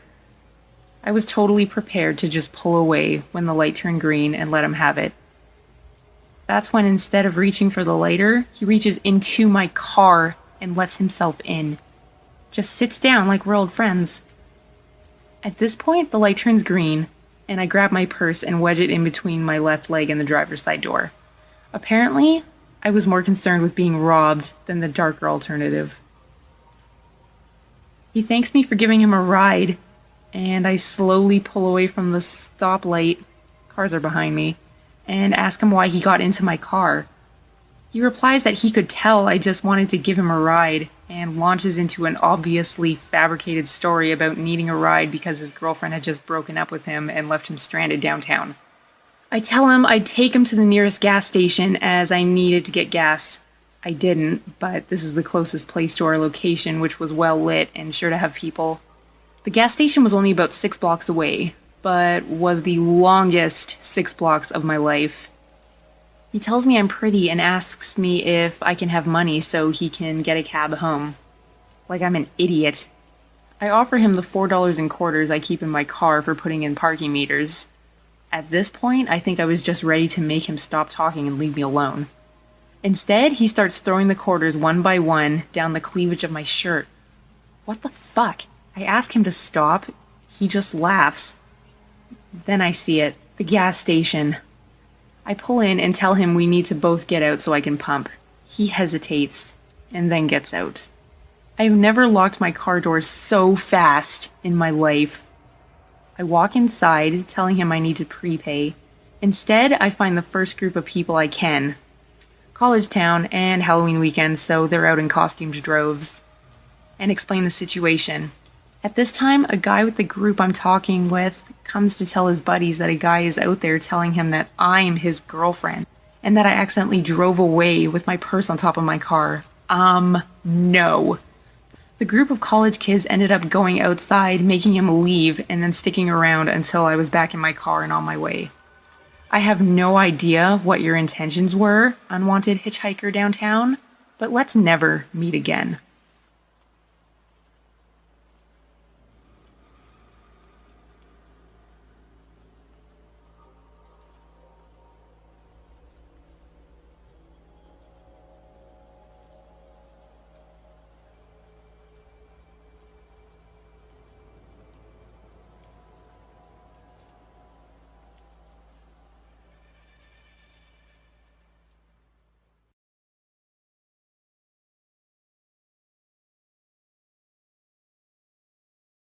Number 1.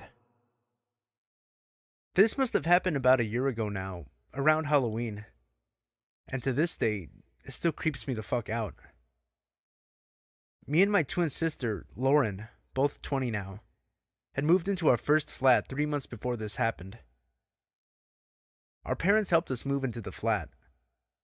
My dad hiring a van to get all of our stuff, and the whole family, including my older brother Sam, who was visiting from England, helped us move furniture and numerous boxes into the flat. Our family helped us settle in, and luckily enough, our flat was actually next door to one of our dad's old friends, Danny, which was great as we hadn't seen him or his wife in about 10 years. The neighborhood we live in, which is a smallish village, about an hour or so from Glasgow in Scotland, is 99% of the time really quiet and everybody around the area is really nice, but this one night, something wasn't quite right. Like I've said already, we had only really got used to the area we were living in, but after what happened this one night, I always have my wits about me now. It was a dark winter's night in late October/early November, a Thursday I think.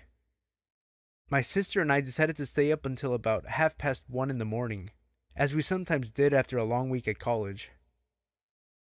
We'd stay up drinking, stuffing our faces, and talking about random stuff like acting, the subject we were both studying, motorbikes, guys, and some bitching too, just like any normal young women would do.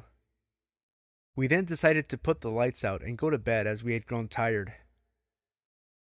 I'd do the normal nightly routine like check everything was turned off and the door was locked, which it was thankfully, as a few nights previously I had forgotten to lock it, so we both went to bed and fell asleep as usual. Just to set the layout of the flat, me and my sister were on the first floor, above an old woman, Betty, who is rather lovely, but we don't see her very often. Our bedroom is right next to the porch and the front door, and our bedroom window looks out onto the street. It was about 4 a.m. when we awoke to a loud knocking at our door. I was expecting a parcel the next day, so initially thought it would be the postman.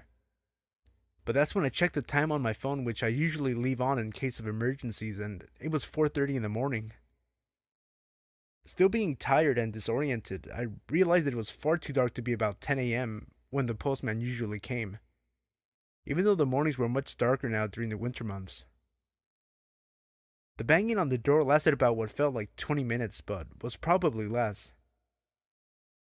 Me and my sister were too scared to move from our beds, only whispering quietly to each other to just ignore the banging on the door.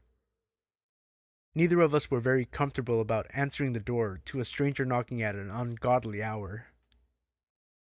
I don't usually answer the door to strangers, or even answer mobile numbers I don't recognize. The banging stopped suddenly, and I heard heavy footsteps descend down the stairs next to the wall near my head. Everything fell silent for a few minutes. I tried to settle back down, but my adrenaline was going crazy.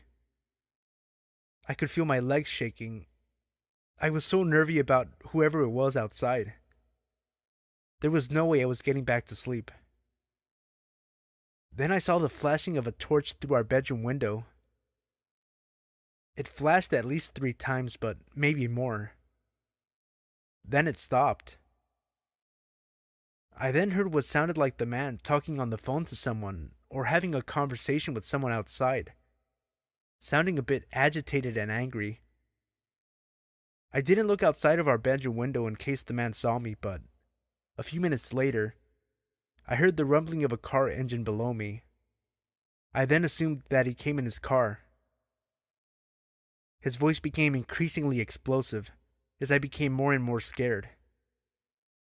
It got to the point where I was about to phone the police, but then I heard the man opening his car door and leaving swiftly along the street. I don't know who the man was or what he wanted, but I didn't sleep at all that night. And for the next few days after that, every single noise would give me a fright. I was scared that whoever it was going to come back. In the end, I thought that it was someone with the wrong address or maybe just a drunk guy, but about a week later, we got a knock at about 6:30 in the evening, which was unusual for such a quiet area, and neither me or my sister were expecting any mail packages or shopping to be delivered, so I decided to open the door to whoever had knocked. Initially, I thought it was our neighbor, as he had been round once before to see how we were settling in, but not this time. It was a woman who was dressed in a suit and looked very professional, her hair up in a tight bun and holding a clipboard. I was a bit anxious and wondered who the hell she was. I looked down at her name badge, but I can't remember her name now. Let's call her Molly. Molly said she worked for the criminal courts and was looking for a guy, let's call him Thomas, who had previously been a tenant at this flat before we moved in a few months before. Molly mentioned something to do with money, but the visit was so vague, I don't really remember what she said. She asked if the man lived here. I said no, just me and my sister. She asked when we moved in and what letting agency we were with, but I think it was just to confirm that we did live there. She seemed nice enough, got what she wanted, and left, so I'm guessing money is the reason why the creepy guy turned up a few nights previously, banging loudly on our door. I'm so glad I didn't answer the door that night, and that I made sure it was locked. Fuck knows what would have happened if he thought that we were the man he and the courts were looking for. I am happy to say, since then, we have had no further disturbances at our flat, but it still gives me the chills just thinking about it. I just hope this creep never comes back. Number 2. So this just happened to me today, and I'm still traumatized over it. I'm a female in my early 20s and was on my way to a job interview. I live in the capital of my country, and the interview was in the city center. I don't drive, so I have to use public transport. To get to my interview, I had to walk through some shady parts of the inner city center, which is unpleasant on any given day, but as it gets dark by 5 p.m., it's even worse. Anyway, I got to the street my interview was at, but I couldn't find the building it was in. I tried ringing the company to ask for directions, but their phones kept ringing out. After about 15 minutes of walking up and down the same street to no avail, I noticed I was nearing the time for my interview. I decided to enter this old man's pub, as I like to call them. Basically the local pub where all the old farts and unemployed people usually spend their evenings getting pissed.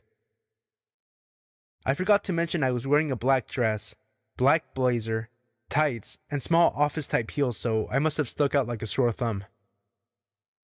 I walked up to the barman and I asked him if he knew where the building I was looking for was.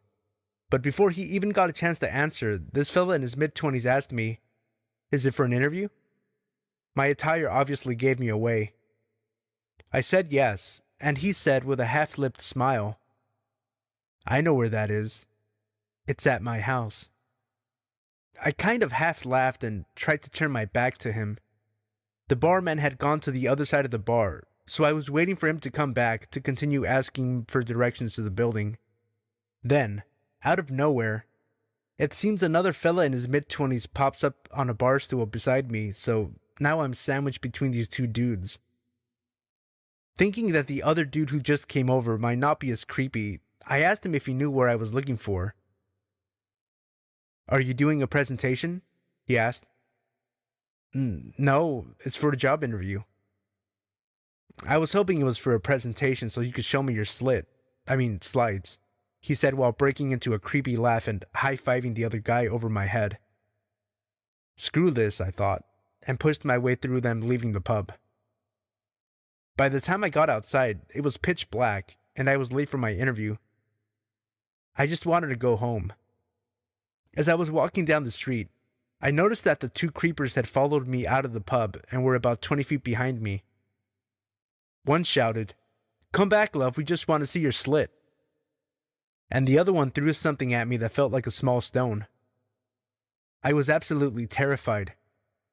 Even though there were people around, I felt so scared and alone. As I was crossing by a set of traffic lights, they caught up to me and both stood on either side of me. One of them said, "Let's go for a walk, then go back to my place." So nonchalantly, he then linked his arm into mine and was pulling me across the road, while the other one kept laughing and rubbing my back. I was thinking, what the fuck? How is this happening on a populated street in front of tons of people? I screamed and pulled my arm away from him, telling him I will kick him in the balls if he didn't get his fucking hands off me. An older man about 10 feet in front of us heard the commotion and asked if everything was okay. That's when one of the dudes says, "This is my girlfriend. She's only joking. Don't worry, we are on our way back to my place. Thanks, though, bud." I was stuck for words. I couldn't believe this fuck had the balls to try and abduct me in a populated area in the middle of the evening. The old man must have seen the fear in my eyes because he didn't buy it. "I don't think so, pal. Leave her alone, or I'll break your neck." The dude closest to me pushed me, and the two of them took off running. I thanked the man profusely for what he did. He wanted me to call the police, but I just wanted to go home, so he walked me to a nearby taxi rank and offered to pay my fare home. Of course I refused. I was already so grateful to him I couldn't take his money as well. The whole ride home I could not stop shaking, and I'm still very upset and shaken up as I write this. Creepy would-be rapists / abductors, let's not meet again. Number 3. Hello there. My name is Zach. This all started in the summer of 2015, back when I worked at the Walmart of my town pushing carts. I'm not sure the exact date it all started, although I do recall it was around the 4th of July. It all started with a simple call over my radio with a request to help someone load their items into their car. Glad to get out of the hot summer heat, if only for a few moments, I responded quickly, saying I'd be right over and hurried in. I walked over to the register where the customer had requested assistance. The customer was a heavy-set, middle-aged man who had purchased a 52-inch flat screen. I greeted the man with a warm hello and a smile, which he returned. The man stood at about 6'8" and spoke with a deep southern accent. He offered his hand for me to shake, which I did before he led me to his van. On the way, he made small talk with me, asking how my day was, how old I was, if I liked my job, etc. I answered all his questions honestly, saying that my day was going fine so far, that I was 19, and I could have a worse job than this. We got to his gray van and worked together to load his TV into the back. Before parting ways, he asked me where I lived and if I lived alone. Now this wasn't unusual, as a few other customers had asked me this before in the past. I simply said no. I stayed with my grandparents, having been too poor to afford to live by myself at the time, and I lived a mile or two out of town. I took the man's cart, wished him a good day, and walked off. It was a few days after that I realized, whenever I worked, that gray van would be in the parking lot. I didn't think too much of it, as it wasn't unusual for people to shop at Walmart every single day, so I would just go about my work. That was until a week afterwards when, after noticing the same gray van, I turned to a fellow cart pusher named Joe and said, "That gray van is always here." Joe nodded in agreement. "Yeah, I know, dude. Although it's strange, I've only ever seen that van here when you're working." Confused, I asked what he meant. He responded, "I've only ever seen that van here during your shift. It leaves shortly after you do when you clock out." I found that to be a little strange, but I blew it off as a coincidence. One day, I noticed that gray van would follow me everywhere I went. I don't own a car, so I walk everywhere I go. I don't really mind as I enjoy walking. Again, I would just chalk up the van always following me as a coincidence. Pretty sure the van was just heading in the same direction. Although I always found it odd that the van never drove past me as I walked, but always hung back, not caring if it was holding up traffic. Red flags didn't start going off until I spotted that gray van trailing me on a Wednesday night as I was walking back home from my youth group meeting at church. At first I just brushed it off as usual, until it followed me out of town. Normally it would turn away when I left city limits, but this time, it continued to follow me. I started to feel as though something wasn't right about this, and I began to wish I had my pocket knife on me, just in case. The van followed me until I walked into my driveway before turning off. I got the chills at this point, and I made sure to lock the doors when I entered my house.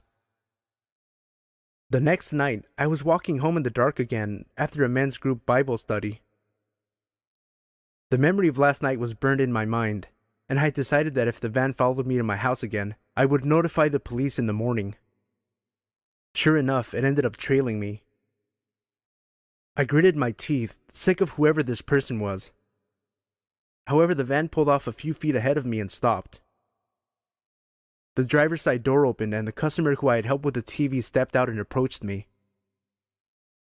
He greeted me like everything was normal and asked me where I was headed. I told him I was headed home, making a mental note to tell the police about this guy first thing in the morning. The man continued to act friendly and offered me a ride home, stating it was too dark for me to walk home, and that weirdos might try something. I declined, saying I didn't live that far away, but he kept insisting it was too dangerous and that I should ride with him. The more I said no, the more he kept pushing for me to get in his van. It was at this point I decided I was done and started to walk past this guy when he put his hand on my arm and started pulling me to his van, stating that he was giving me a ride, whether I liked it or not. Being a 19-year-old young man, I had always thought I would be able to easily handle a situation like this should it happen. However, panic had taken over my body, and my mind raced for a way to get away from this guy. pretty sure wherever this guy wanted to take me, it sure wasn't my house. Now, I don't know if it was a miracle or just plain luck, but at that moment a police car drove by and pulled into the nearby gas station to fill up. The man let go of my arm, wished me a good night, got into his van, and sped off. I decided to talk with the cop while he was getting gas, telling him about the past events. The cop ended up driving me home, telling me if I saw the guy again to immediately call the police. It's been months now and I haven't seen that guy again. I eventually quit my job and moved to another state starting college. Sometimes I wonder what would have happened to me if that cop hadn't drove by that night. Whoever you are, owner of that gray van, let's not meet again.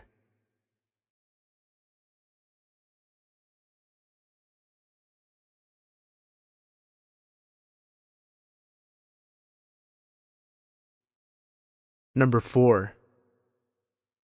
This story still creeps me out, but I'm happy to share it with you. I like to go for walks in the dark. I'm not sure if this is strange or if everyone does it, but it just makes everything really creepy. I live in a well-civilized area with a lot of friends who live extremely close to me. Around 2 kilometers from my house is a heavily wooded area. I like to follow a 4-wheel drive track when I go for my walks. It was around 9:30 p.m. on a Friday night, and I was going for a walk down the 4-wheel drive track when I heard a very light scream in the distance. I assumed it was just some kids playing, so I kept walking, until I heard it again. At this point, I knew someone was in trouble. I ran for my life hoping that I could help this person. I ran for about 100 meters when I came to the end of the track and looked around.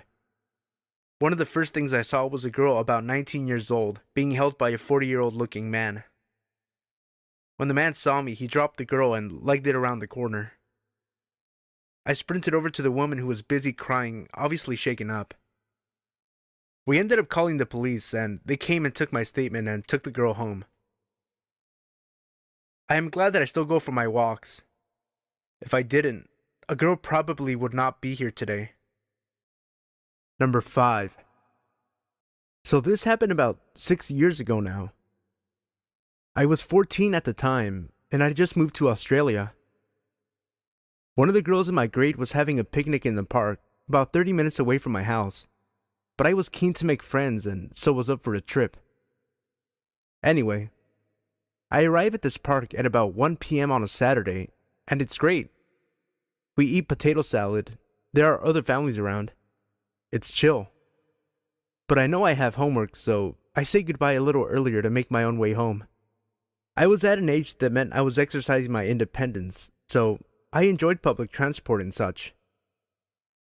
As I'm walking through a suburban area, 2 things occur to me. The first is that it's really quiet for a midday on a weekend. The second, I've been followed since I left the park. I turn around, feeling a little startled, but it's just some guy on his bike. This isn't really unusual, but there's something about the way this 40-something man's leisurely pace that makes my skin crawl. The guy is clearly into cycling. He's geared up with sunglasses and all the lycra, but he maintained a pace just so that he was several seconds behind me. I move a little faster, speeding up to see his reaction, but sure enough, he speeds up. And as I slow down again, he ends up cycling next to me. I ignore this and just make it seem as though I'm totally unfazed. He then smiles to me and asks for the time. I inform him of the time, but he just stays there. He just keeps cycling next to me. Suddenly, he cycles very close to me and leaning towards me mutters, "I'm the type of guy who likes to have sex with young girls. Interested?" I was terrified. At 14, I didn't even look 14. I had a boyish build and terrible acne. This guy was at least 40, and he was blocking my route to the nearest houses with his bike. "No, I wouldn't," I managed to say, in an attempt at confidence. This clearly undermined whatever this guy was thinking, because he pedals off like a speeding bullet. I ran home and called the police, and they swept the area. But they never found him again.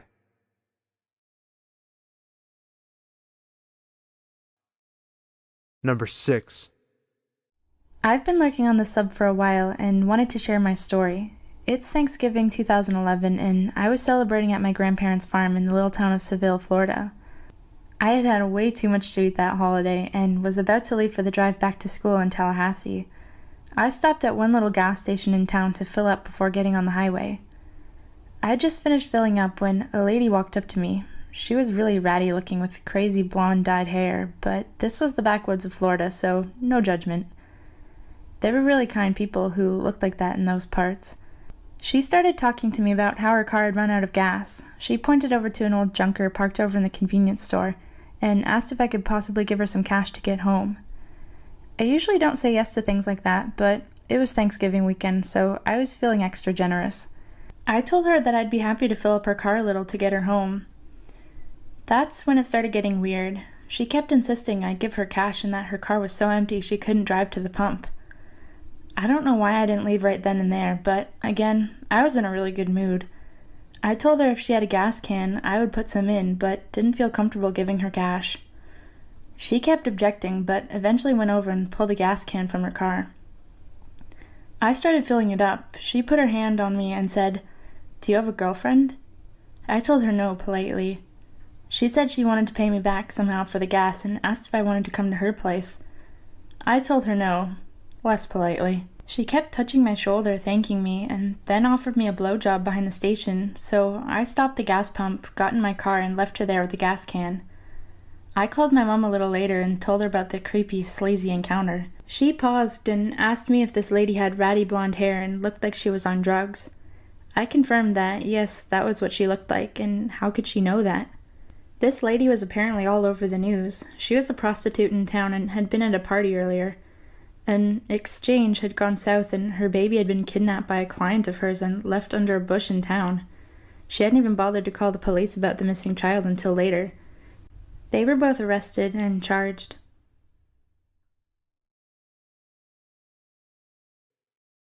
Number 7. Okay, so I'm a long-time lurker and a first-time poster, but this is a story my mom told me that took place when I was about 2 or 3 years old. It takes place in Glasgow, a city in Scotland. I've lived there since I was born, and it's generally not too bad a place for creepiness. However, this was scary. So my mom was taking my dog for a walk and carrying me. We were walking in the park, which was very big and had a big statue in the middle of it. Since we didn't have a car then, it was the closest place to walk the dog. Everything was pretty normal, until suddenly this big black car starts coming towards us. My mom says it looked very suspicious, windows tinted and stuff. There was a tall blonde woman apparently in the front, with no one else supposedly with her. The fact that a car was coming up out of the park was very strange, because it was quite late, so no one would frequent the park then. My mom was getting warning signals, because the car itself and the person driving it, but she slowed down. The woman drew up beside us and gave my mom a huge, very strange smile, as if they had been best friends. Now, this is Scotland, so a lot of people know each other. But my mom had no idea who this person was. Then, the woman gave her a big wave and rolled down the window, saying, "Hello, you look like you need a lift. Would you like a lift with us?" This was creepy because there was no one else in the car that we could see. My mom also said that the woman was staring at me in particular. My mom smiled back, trying to be friendly, and politely declined. However, the woman seemed put out by this and said, "I think your dog is getting hungry. How about we give him a few treats?" My mom was definitely creeped out now, and my dog was definitely not hungry. He had eaten before we left. So she just said, "Oh, no thanks, we'll be fine." Suddenly the woman went from smiley to angry. My mom said she looked almost furious. Then she revved up the engine and took off out of the park. To this day, me and my mom still think there was someone in the back of the car, because the windows were tinted heavily. Whether or not the woman meant harm, though, is undecided. But we never went to that park again. Number 8. I'm a 17-year-old girl and I live in a rural area. My house is almost entirely visible from the road. I'm typing this almost exactly 30 minutes after it happened and I'm still shaking. 30 minutes ago at 5 a.m., I was sleeping deeply and someone slowly opened my bedroom window. My bed is literally right next to the window, so I can open and close it. I was sleeping and I could hear my window slowly opening upwards since it's old and heavy. I thought I was dreaming or it was a possum because they live on the tree outside it. It's 5 a.m. and it's getting light at about this time. My bedroom is isolated and at the back of the house, but there is a complete driveway and full access to it there. And holy shit, I realize it's a person opening the window. I look through my makeshift curtain and I say, what the fuck? There's a figure outside my window. They slam the window down quickly, right next to my face, when they realize there's a person less than a meter from them. I could see the figure because there is still some light, but nothing else. I start yelling, I go to my parents, etc. They check the area, but they can't see any cars or people as it's covered in trees. All in the meanwhile, I think I'm crazy. How could that have happened? Was I dreaming? But my curtain is tucked under the window, and my cat is going crazy, and I know what happened. It was terrifying. I'm sure that they were a thief. We've had some dodgy people around my area before, but I swear, when it happened, I thought it was a ghost or something. I was terrified because I've been reading a lot of this subreddit, and the subreddit No Sleep. Now I have to get ready for school. My parents are going to put a lock on my window. Update. I don't understand why someone would try to rob a house at 5 a.m. My dad's awake every morning before 5 and there is light still in the sky. If it was earlier in the night, it probably would have been way scarier. A policewoman came. She explained about crimes in the area. She looked for footprints and fingerprints but couldn't really see any, as it was raining. She was really kind, but I'm still spooked. I don't know if anyone will read this, but a few hours later, my parents discovered the window adjacent to mine had chisel marks on it, and it was fairly damaged. Obviously, this means they tried to break in through there but couldn't, and then tried my window. Number 9. I have provided links for news coverage of the following story in the video description below. This is the story that my dad shared with me. He grew up in a small suburb community of Stowe, Ohio, with his parents and older sister. Across the street lived a boy named Richard Wade Cooey.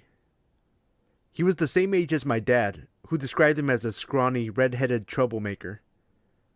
He would spit on people as they walked by, and even set a house on fire in the neighborhood and blamed it on a kid who had special needs. Nothing he did as a child, however, could compare to the crime he committed when he was only 19 years old. My dad had just started his sophomore year of college when he heard the news. Richard and his friends Clinton and Kenneth were throwing pieces of concrete off a local bridge onto the interstate when one of them struck the vehicle of 21-year-old Wendy Ofrendo. Her friend, 20-year-old Dawn McCreary, was also in the car. They were sorority sisters who had just gotten off of work at a local restaurant. At this point, Kenneth decided he'd had enough and went home. This is when Richard and Clinton came up with their evil scheme. Both of the young men approached the girls, offering them help, offering to give them a ride. They drove the girls to a shopping center where they told them to call their parents and let them know they were alright. The two then forced the girls back into the car, tied their hands together, and drove them to a field behind the local mall where they raped, stabbed, and tortured them for 3 grueling hours. They abandoned their bodies in the field, but only after they carved large X's on their stomachs. Richard and Clinton then decided they wanted to sell the girls' clothing and jewelry to make some extra cash. When Richard couldn't find a buyer for the items, he burned them in his backyard, which woke my grandparents. My grandfather called the police to report what he thought was yet another neighborhood disturbance from Richard. The police gathered the items for evidence, and after finding Wendy's abandoned car, they arrested Richard and began the investigation. Clinton and Richard were both arrested and charged with the murders. They had found a bloody pocket knife used to stab Wendy in the neck in Clinton's pocket when he was arrested, and some of the burned items still had traces of the girl's blood. Since Clinton was only 17, he was spared the death sentence and currently is serving life in prison. Richard, however, was given the death penalty. On October 14th, 2003, at 10 a.m., Richard was executed by lethal injection. Wendy's family was present at the execution. Every time I visit my grandparents and look across the street at that house, I can't help but to get the chills. Richard, I'm glad we never met, and I'm certainly glad my dad was smart enough to not become your friend growing up.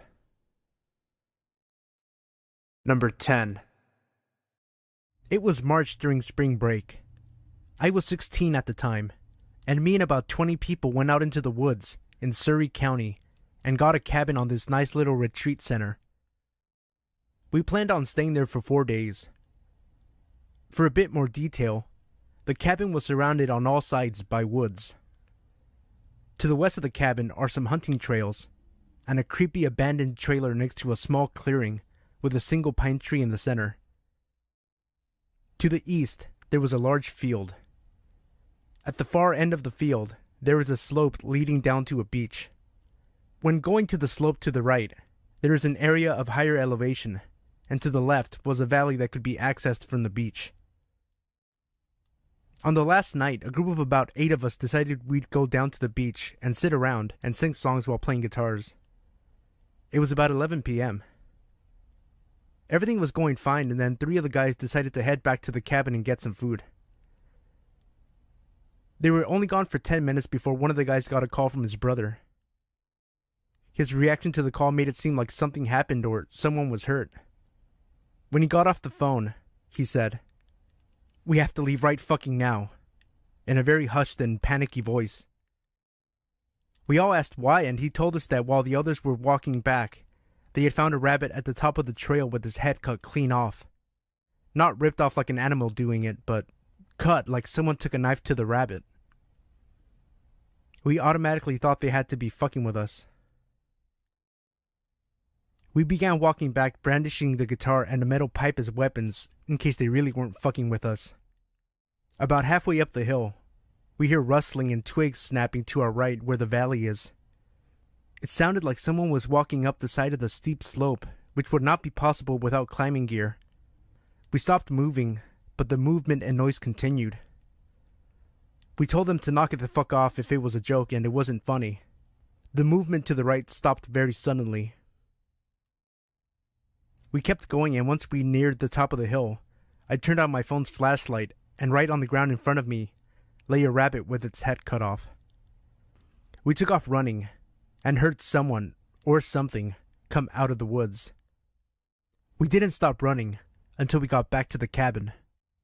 When we got to the cabin, we found all the guys sitting inside.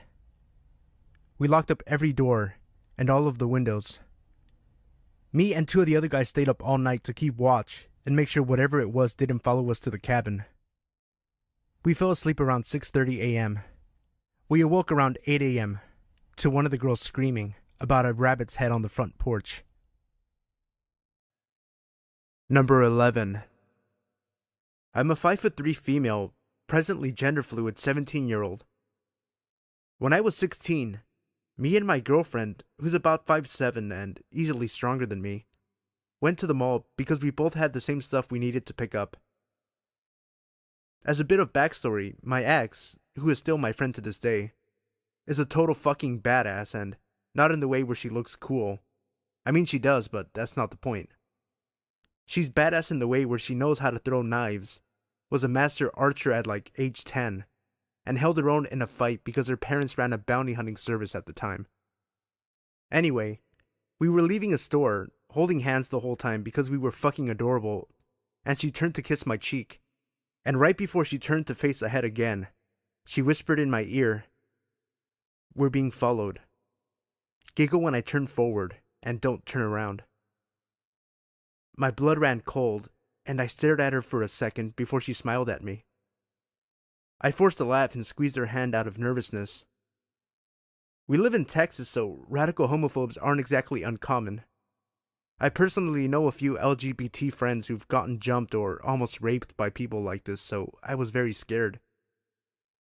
I began to focus into what they're saying, and, as I thought, they were talking about the fucking dykes in front of them. Thanks.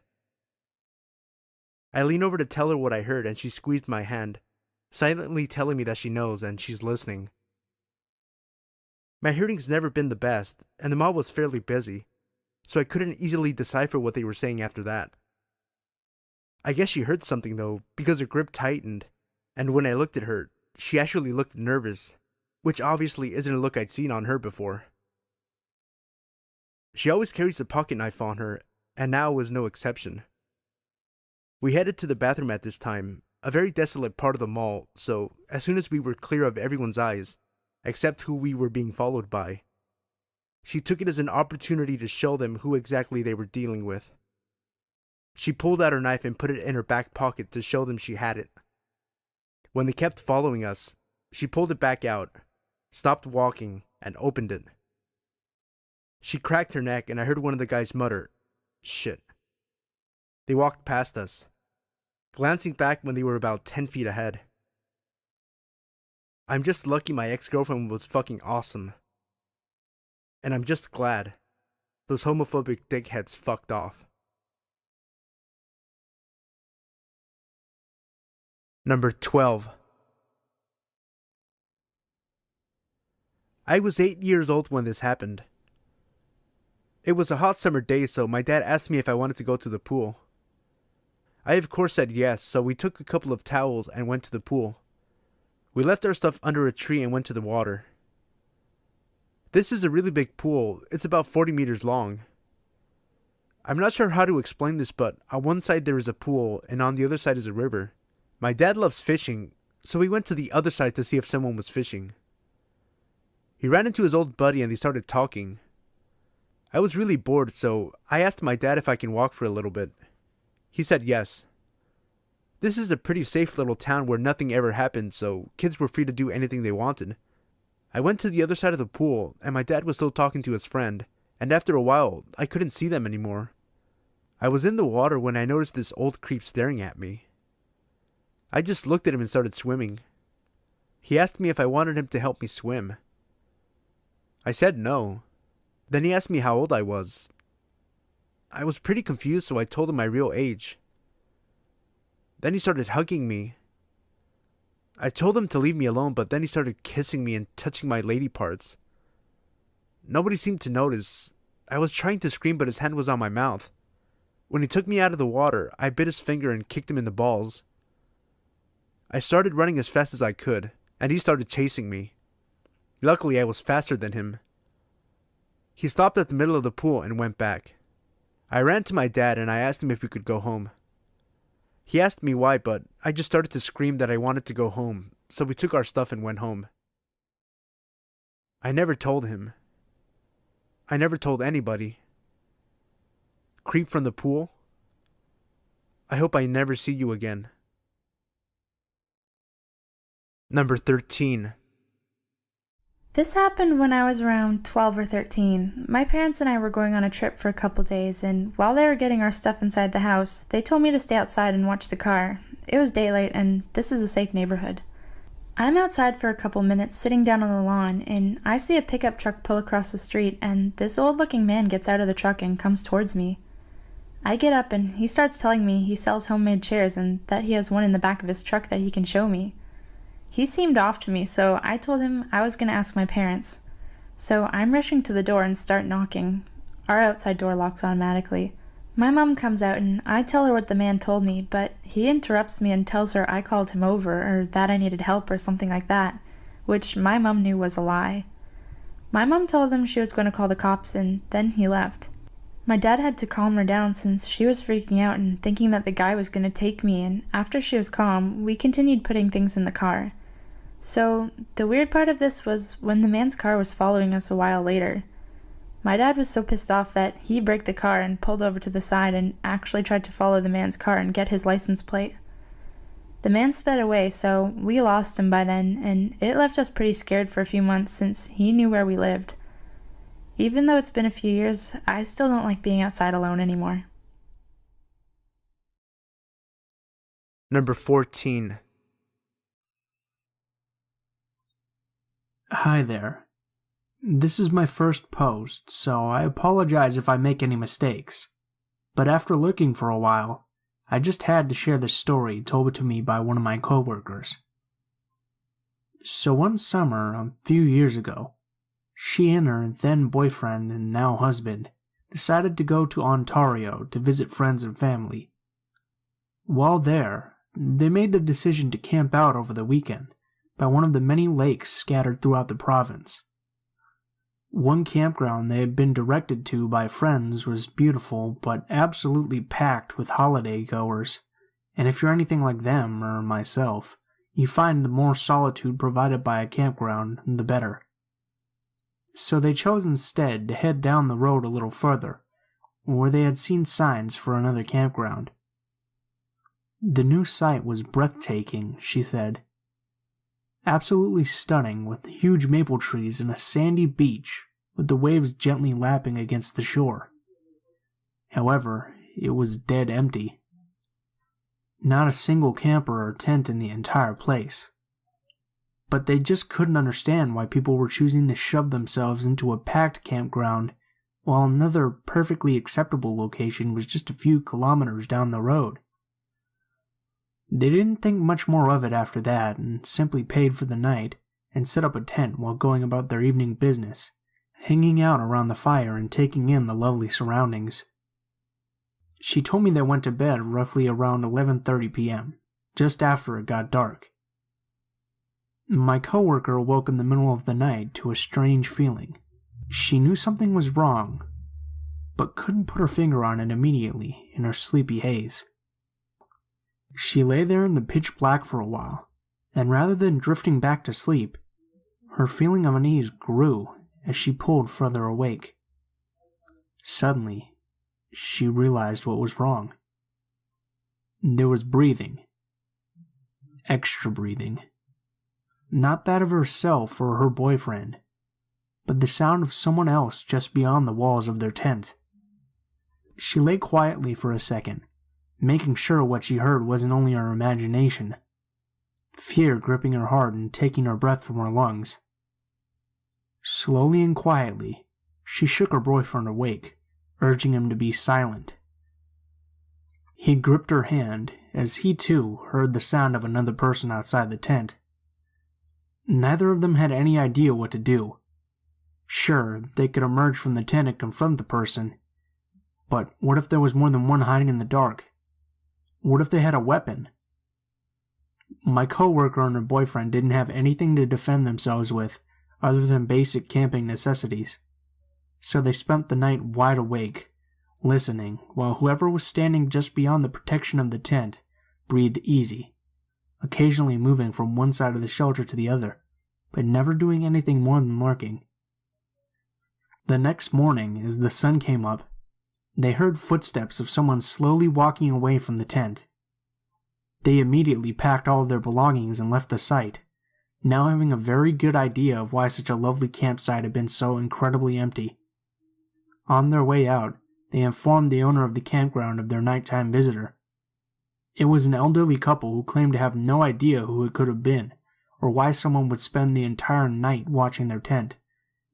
Regardless, they left quickly and never went back. To this day, she still says it was one of the most unsettling and scary nights of her life. Number 15. My husband works nights sometimes. His shifts rotate, 7 a.m. to 9 p.m., 9 p.m. to 9 a.m., that sort of thing. I wasn't too bothered by it until the other night.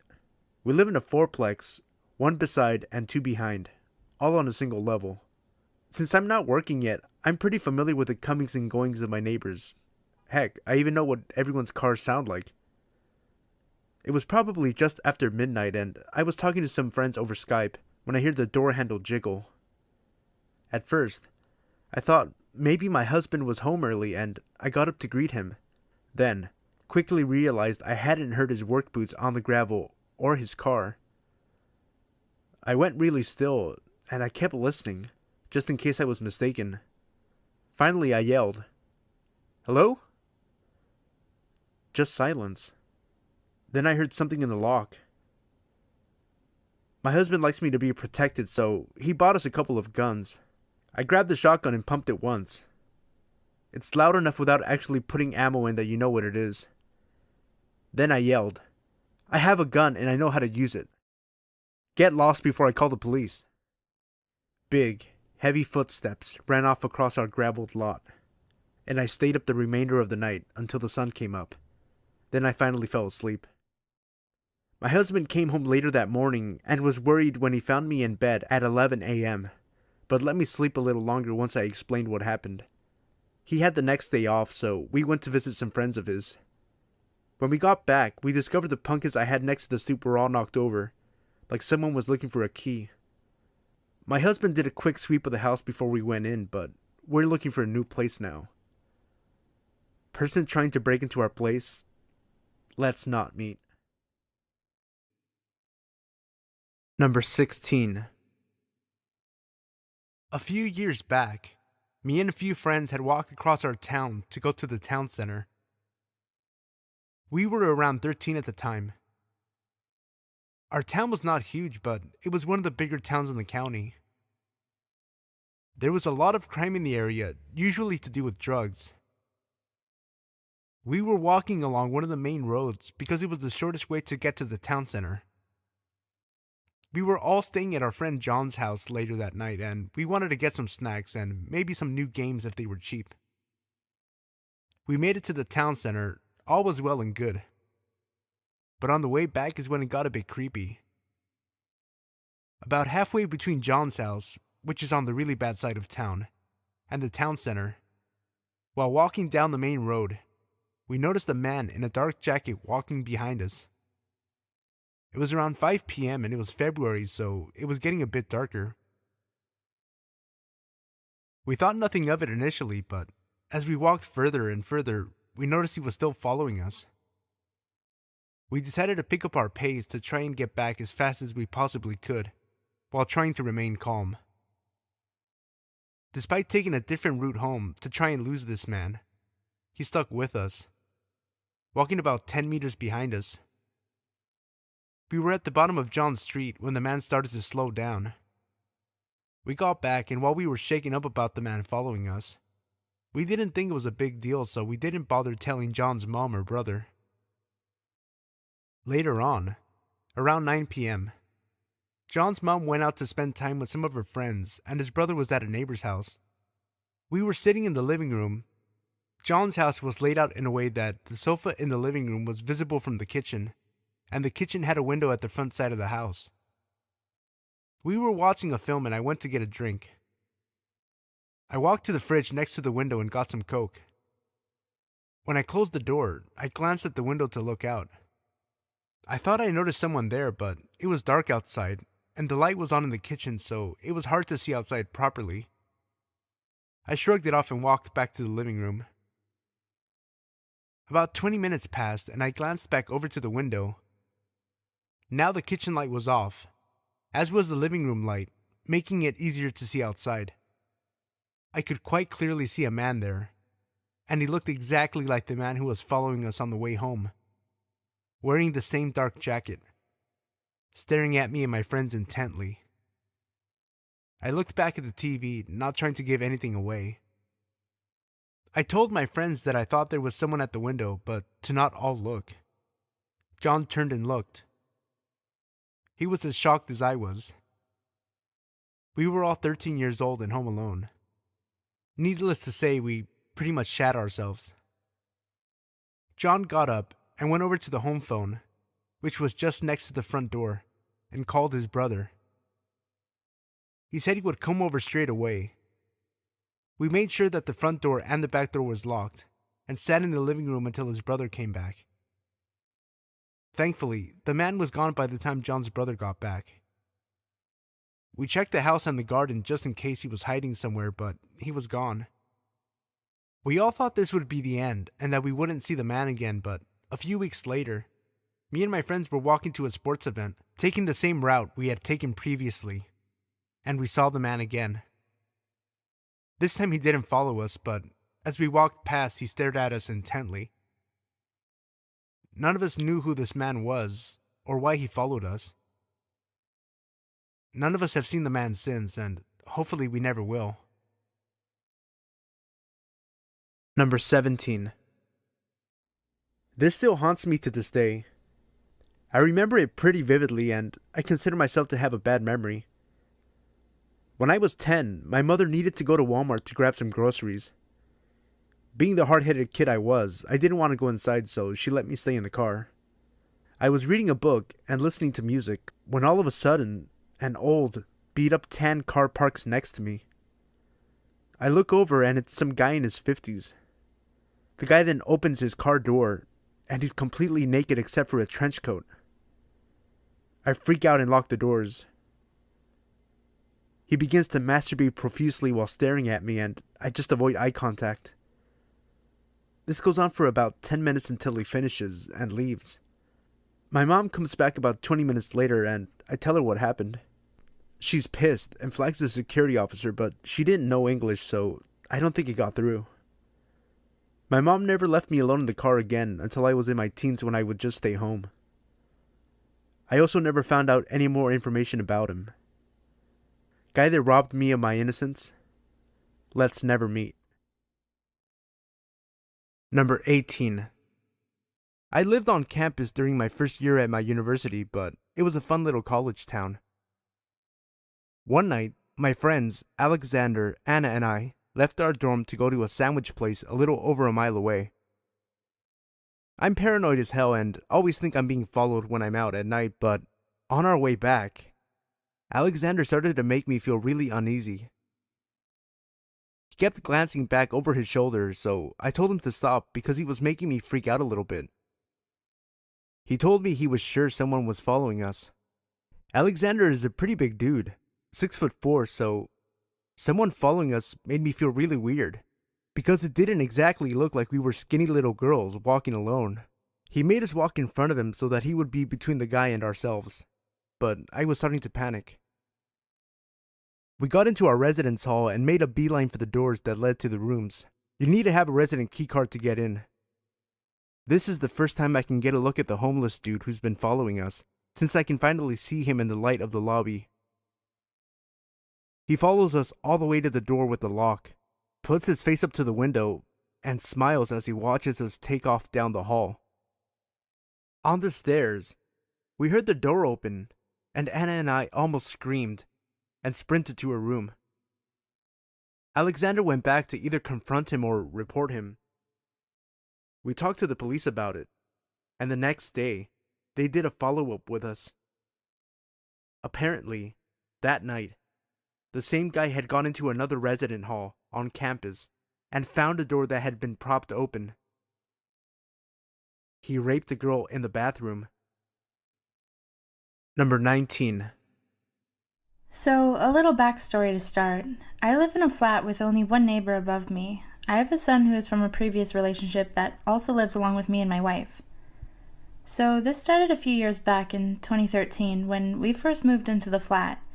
Everything went well and we were happy to have our own home. We were really friendly with the neighbors, especially the neighbor that lived above us. We were fine for the first year or so. She was an older lady in her late 50s. As a young couple, aged in our early 20s, it was nice to have someone who was so nice when we first moved in. We were approached within the first few weeks by our other neighbors, explaining how she was a little weird. Stories including vandalizing the previous tenant's car and throwing paint on the door. These even went as far as giving full bottles of vodka to an alcoholic that lived on our street because whenever he drank he got violent. This creeped us out a little, but she seemed so opposite of what we heard of her. We had been alright with each other for months. That's when things took a turn. We got a knock on the door from the police stating that we had been abusing my son. I was shocked. He was around 2 at this age and was happy as can be. I remember letting the police officer in, and he came in, saw my son playing with his blocks in the living room. Then the police officer rolled his eyes, apologized to me, and left. We spoke to the neighbor upstairs about it, and she seemed to suggest it was another neighbor as she overheard them speaking about it. Thinking it was no good to dwell on it, we left it and nothing happened for a few weeks. A few weeks later, my son's mother came around and was rather distressed. She showed me some messages she got on Facebook from someone called John Smith. They explained that they worked at the nursery that my son attended and was concerned about my son, going into a lot of detail about how we would shout at him and abuse him. I flipped my shit and even gave her a copy of the recordings from my son's baby monitor. See, since the last time we were accused of anything, we installed a baby monitor that stored the last 7 days onto a server I have. This is linked to my mobile, perhaps due to paranoia after hearing of all the kidnappings that can happen. The funny thing that made no sense was that in the message, it had my full address. She and my wife's full names and details of our house, even about the background that I had on my computer, which was a payday background. It made no sense at all, and the only person in my house was the neighbor upstairs and my parents. I don't like people within my space, and she used to come around and use our bathroom and shower as her bathroom was being converted into a wet room. Later on, I got a phone call from the neighbor, and she said that some white nationalist was trying to find me. Now, I'm half caste Indian. Apparently I said something they didn't like, and they came to batter me. She explained what they looked like and that they had leather gloves, but she lied and said I didn't live there. I phoned the police, and we were on a watch list due to the threats that were said. All passed to me from her upstairs and no one else. She got an interview with the police and denied any of it happening, and she said that I was on drugs. Now, I have not touched drugs in years, and even then, it was only a little bit of cannabis. Things got a bit weird, and she had her son starting to live with her. One evening, we were playing D&D, and around 9:30 p.m., we got a text from her explaining she wanted quiet or else. Things had been slowly escalating up until this point. I replied, "Fuck off, it's 9:30, we finish at 11. I wouldn't have minded, but this had been a regular occurrence for a few weeks. We play on Saturday nights, and this had not been a problem for a year or so. Things escalated further. She started banging on the floor, put the vacuum on, and threatened to send her son down to come do me in. I confronted him the next day about this, and he denied everything and said that his mom was a bit sensitive. Turns out she has bipolar. This all makes sense now, from poisoning my plants and lawn to threatening me with her sons. She's now left and has a for sale sign on her flat, and that explains why the house was so cheap when we got it. So, sociopath neighbor, please don't move back in. I now know that some people just want to watch the world burn.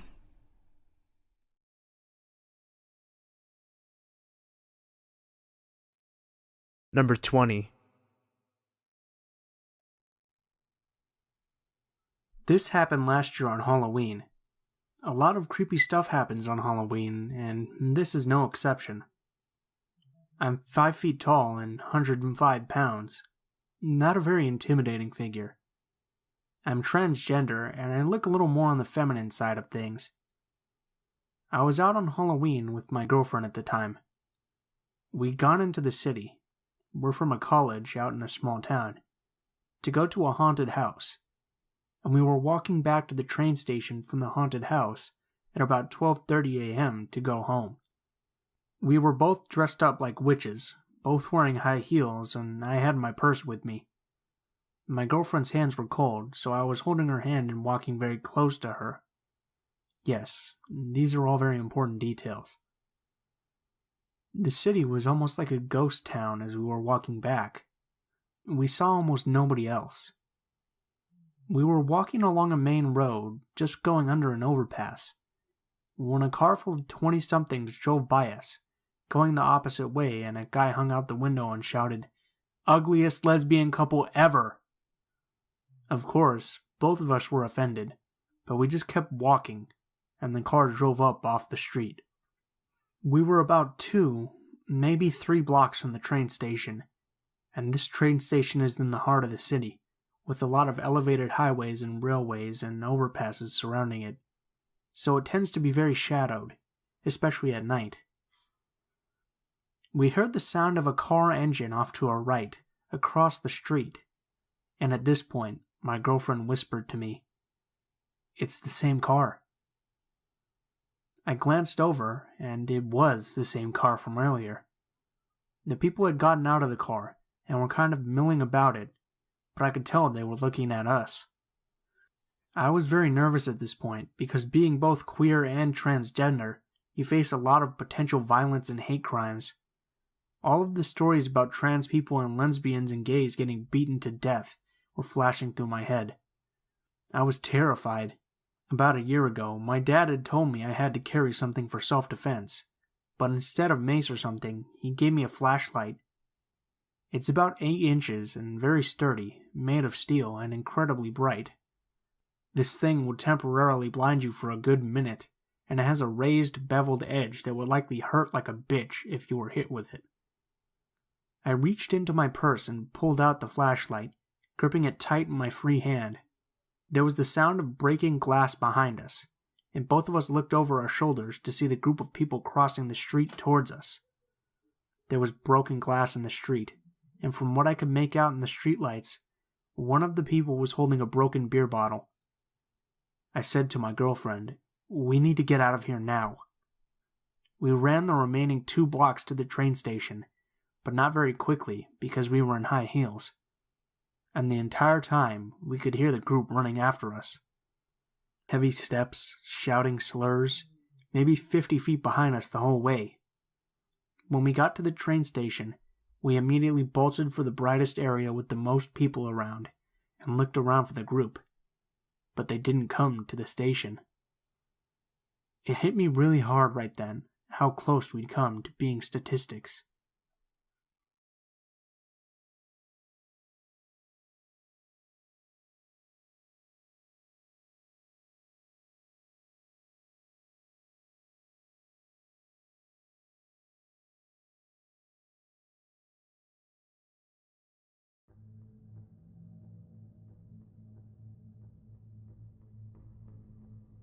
Number 1. This must have happened about a year ago now, around Halloween. And to this day, it still creeps me the fuck out. Me and my twin sister, Lauren, both 20 now, had moved into our first flat 3 months before this happened.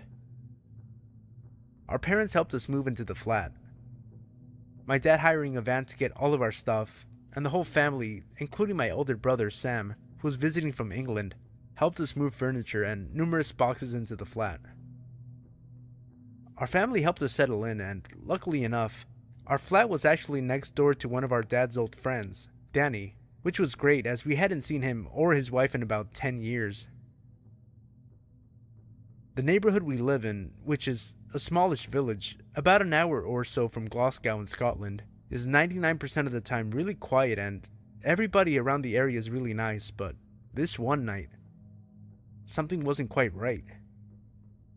Like I've said already, we had only really got used to the area we were living in, but after what happened this one night, I always have my wits about me now. It was a dark winter's night in late October/early November, a Thursday I think. My sister and I decided to stay up until about 1:30 in the morning, as we sometimes did after a long week at college. We'd stay up drinking, stuffing our faces, and talking about random stuff like acting, the subject we were both studying, motorbikes, guys, and some bitching too, just like any normal young women would do. We then decided to put the lights out and go to bed as we had grown tired. I'd do the normal nightly routine like check everything was turned off and the door was locked, which it was thankfully, as a few nights previously I had forgotten to lock it, so we both went to bed and fell asleep as usual. Just to set the layout of the flat, me and my sister were on the first floor, above an old woman, Betty, who is rather lovely, but we don't see her very often. Our bedroom is right next to the porch and the front door, and our bedroom window looks out onto the street. It was about 4 a.m. when we awoke to a loud knocking at our door. I was expecting a parcel the next day, so initially thought it would be the postman. But that's when I checked the time on my phone, which I usually leave on in case of emergencies, and it was 4:30 in the morning. Still being tired and disoriented, I realized that it was far too dark to be about 10 a.m. when the postman usually came, even though the mornings were much darker now during the winter months. The banging on the door lasted about what felt like 20 minutes, but was probably less. Me and my sister were too scared to move from our beds, only whispering quietly to each other to just ignore the banging on the door. Neither of us were very comfortable about answering the door to a stranger knocking at an ungodly hour. I don't usually answer the door to strangers, or even answer mobile numbers I don't recognize. The banging stopped suddenly, and I heard heavy footsteps descend down the stairs next to the wall near my head. Everything fell silent for a few minutes. I tried to settle back down, but my adrenaline was going crazy. I could feel my legs shaking. I was so nervy about whoever it was outside. There was no way I was getting back to sleep. Then I saw the flashing of a torch through our bedroom window. It flashed at least 3 times, but maybe more. Then it stopped. I then heard what sounded like the man talking on the phone to someone, or having a conversation with someone outside, sounding a bit agitated and angry. I didn't look outside of our bedroom window in case the man saw me, but a few minutes later, I heard the rumbling of a car engine below me. I then assumed that he came in his car. His voice became increasingly explosive as I became more and more scared. It got to the point where I was about to phone the police, but then I heard the man opening his car door and leaving swiftly along the street. I don't know who the man was or what he wanted, but I didn't sleep at all that night. And for the next few days after that, every single noise would give me a fright. I was scared that whoever it was going to come back.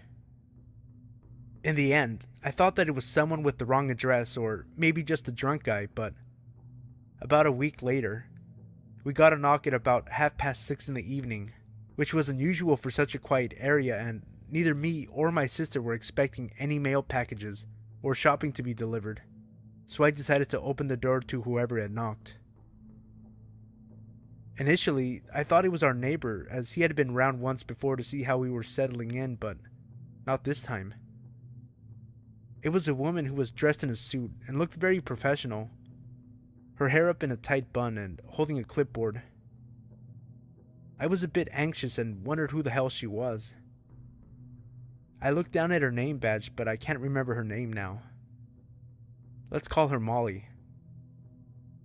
Molly said she worked for the criminal courts and was looking for a guy, let's call him Thomas, who had previously been a tenant at this flat before we moved in a few months before.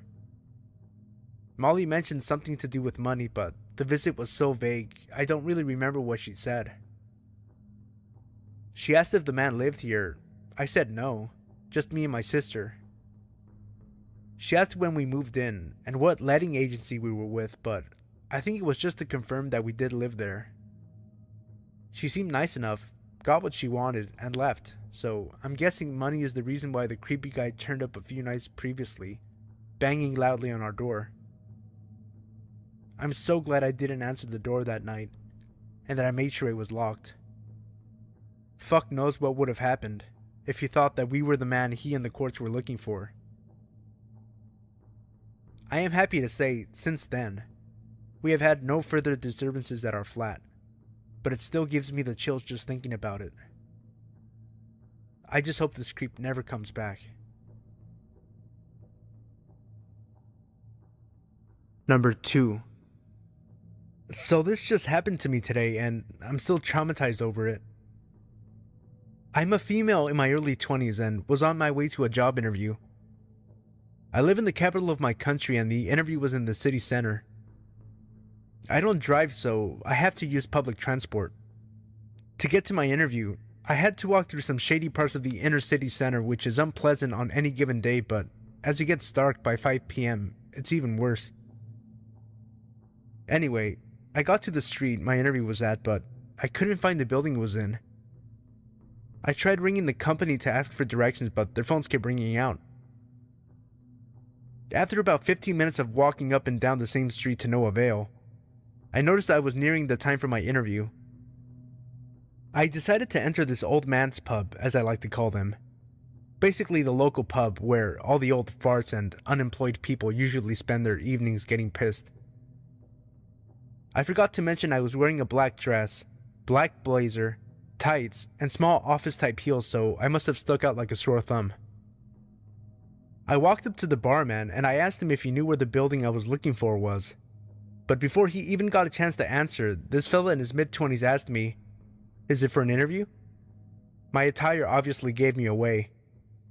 I said yes, and he said with a half-lipped smile, "I know where that is. It's at my house." I kind of half laughed and tried to turn my back to him. The barman had gone to the other side of the bar, so I was waiting for him to come back to continue asking for directions to the building. Then, out of nowhere, it seems another fella in his mid-20s pops up on a bar stool beside me, so now I'm sandwiched between these two dudes. Thinking that the other dude who just came over might not be as creepy, I asked him if he knew where I was looking for. "Are you doing a presentation?" he asked. "No, it's for a job interview." "I was hoping it was for a presentation so you could show me your slides," he said while breaking into a creepy laugh and high-fiving the other guy over my head. Screw this, I thought, and pushed my way through them leaving the pub. By the time I got outside, it was pitch black, and I was late for my interview. I just wanted to go home. As I was walking down the street, I noticed that the two creepers had followed me out of the pub and were about 20 feet behind me. One shouted, "Come back, love, we just want to see your slit." And the other one threw something at me that felt like a small stone. I was absolutely terrified. Even though there were people around, I felt so scared and alone. As I was crossing by a set of traffic lights, they caught up to me and both stood on either side of me. One of them said, "Let's go for a walk, then go back to my place." So nonchalantly, he then linked his arm into mine and was pulling me across the road, while the other one kept laughing and rubbing my back. I was thinking, what the fuck? How is this happening on a populated street in front of tons of people? I screamed and pulled my arm away from him, telling him I will kick him in the balls if he didn't get his fucking hands off me. An older man about 10 feet in front of us heard the commotion and asked if everything was okay. That's when one of the dudes says, "This is my girlfriend. She's only joking. Don't worry, we are on our way back to my place. Thanks though, bud." I was stuck for words. I couldn't believe this fuck had the balls to try and abduct me in a populated area in the middle of the evening. The old man must have seen the fear in my eyes because he didn't buy it. "I don't think so, pal. Leave her alone or I'll break your neck." The dude closest to me pushed me and the two of them took off running. I thanked the man profusely for what he did. He wanted me to call the police, but I just wanted to go home, so he walked me to a nearby taxi rank and offered to pay my fare home. Of course I refused. I was already so grateful to him I couldn't take his money as well. The whole ride home I could not stop shaking, and I'm still very upset and shaken up as I write this. Creepy would-be rapists / abductors, let's not meet again. Number 3. Hello there. My name is Zach. This all started in the summer of 2015, back when I worked at the Walmart of my town pushing carts. I'm not sure the exact date it all started, although I do recall it was around the 4th of July. It all started with a simple call over my radio with a request to help someone load their items into their car. Glad to get out of the hot summer heat, if only for a few moments, I responded quickly, saying I'd be right over it and hurried in. I walked over to the register where the customer had requested assistance. The customer was a heavy-set, middle-aged man who had purchased a 52-inch flat screen. I greeted the man with a warm hello and a smile, which he returned. The man stood at about 6'8" and spoke with a deep southern accent. He offered his hand for me to shake, which I did before he led me to his van. On the way, he made small talk with me, asking how my day was, how old I was, if I liked my job, etc. I answered all his questions honestly, saying that my day was going fine so far, that I was 19, and I could have a worse job than this. We got to his gray van and worked together to load his TV into the back. Before parting ways, he asked me where I lived and if I lived alone. Now this wasn't unusual, as a few other customers had asked me this before in the past. I simply said no. I stayed with my grandparents, having been too poor to afford to live by myself at the time, and I lived a mile or two out of town. I took the man's cart, wished him a good day, and walked off. It was a few days after that I realized, whenever I worked, that gray van would be in the parking lot. I didn't think too much of it, as it wasn't unusual for people to shop at Walmart every single day, so I would just go about my work. That was until a week afterwards when, after noticing the same gray van, I turned to a fellow cart pusher named Joe and said, "That gray van is always here." Joe nodded in agreement. "Yeah, I know, dude. Although it's strange, I've only ever seen that van here when you're working." Confused, I asked what he meant. He responded, "I've only ever seen that van here during your shift. It leaves shortly after you do when you clock out." I found that to be a little strange, but I blew it off as a coincidence. One day, I noticed that gray van would follow me everywhere I went. I don't own a car, so I walk everywhere I go. I don't really mind as I enjoy walking. Again, I would just chalk up the van always following me as a coincidence. Pretty sure the van was just heading in the same direction. Although I always found it odd that the van never drove past me as I walked, but always hung back, not caring if it was holding up traffic. Red flags didn't start going off until I spotted that gray van trailing me on a Wednesday night as I was walking back home from my youth group meeting at church. At first I just brushed it off as usual, until it followed me out of town. Normally it would turn away when I left city limits, but this time, it continued to follow me. I started to feel as though something wasn't right about this, and I began to wish I had my pocket knife on me, just in case. The van followed me until I walked into my driveway before turning off. I got the chills at this point, and I made sure to lock the doors when I entered my house. The next night, I was walking home in the dark again after a men's group Bible study. The memory of last night was burned in my mind, and I decided that if the van followed me to my house again, I would notify the police in the morning. Sure enough, it ended up trailing me. I gritted my teeth, sick of whoever this person was. However, the van pulled off a few feet ahead of me and stopped. The driver's side door opened and the customer who I had helped with the TV stepped out and approached me. He greeted me like everything was normal and asked me where I was headed. I told him I was headed home, making a mental note to tell the police about this guy first thing in the morning. The man continued to act friendly and offered me a ride home, stating it was too dark for me to walk home, and that weirdos might try something. I declined, saying I didn't live that far away, but he kept insisting it was too dangerous and that I should ride with him. The more I said no, the more he kept pushing for me to get in his van. It was at this point I decided I was done and started to walk past this guy when he put his hand on my arm and started pulling me to his van, stating that he was giving me a ride, whether I liked it or not. Being a 19-year-old young man, I had always thought I would be able to easily handle a situation like this should it happen. However, panic had taken over my body, and my mind raced for a way to get away from this guy. Pretty sure wherever this guy wanted to take me, it sure wasn't my house. Now, I don't know if it was a miracle or just plain luck, but at that moment a police car drove by and pulled into the nearby gas station to fill up. The man let go of my arm, wished me a good night, got into his van, and sped off. I decided to talk with the cop while he was getting gas, telling him about the past events. The cop ended up driving me home, telling me if I saw the guy again to immediately call the police. It's been months now and I haven't seen that guy again.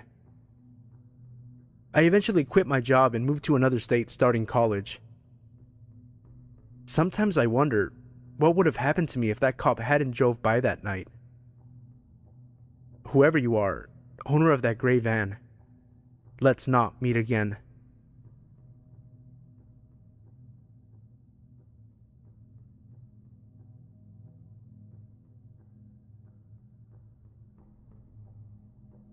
Number 4. This story still creeps me out, but I'm happy to share it with you. I like to go for walks in the dark. I'm not sure if this is strange or if everyone does it, but it just makes everything really creepy. I live in a well-civilized area with a lot of friends who live extremely close to me.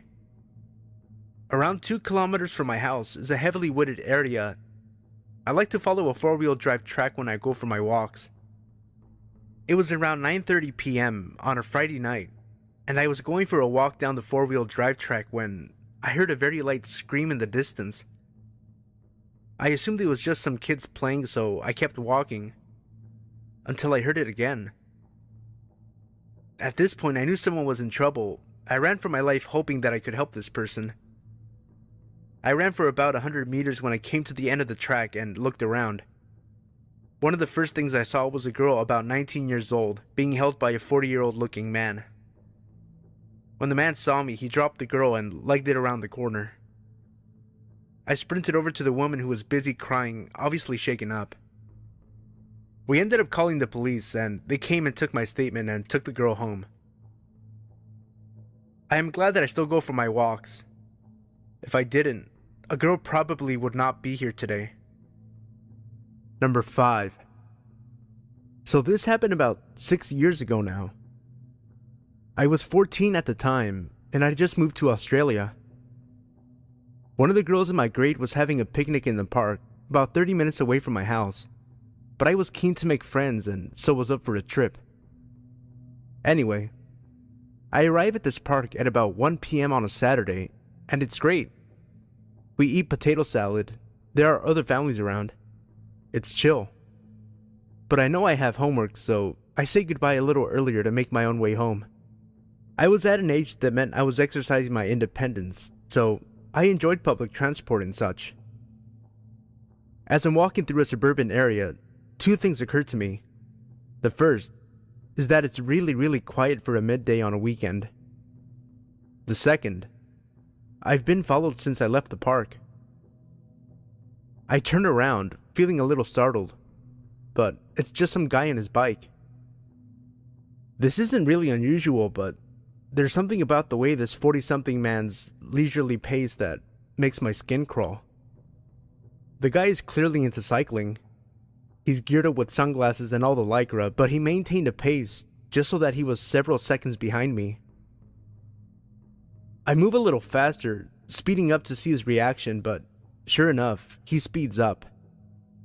And as I slow down again, he ends up cycling next to me.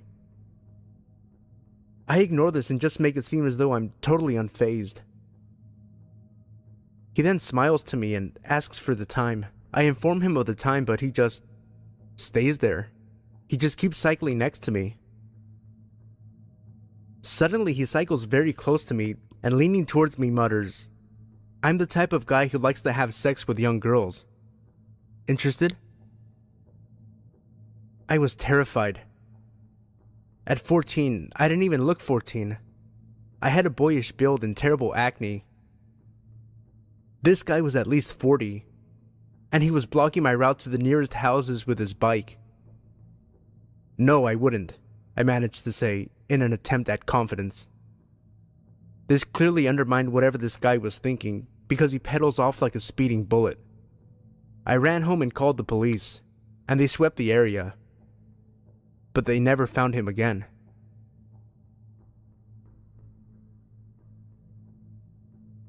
Number 6. I've been lurking on the sub for a while and wanted to share my story. It's Thanksgiving 2011 and I was celebrating at my grandparents' farm in the little town of Seville, Florida. I had had way too much to eat that holiday and was about to leave for the drive back to school in Tallahassee. I stopped at one little gas station in town to fill up before getting on the highway.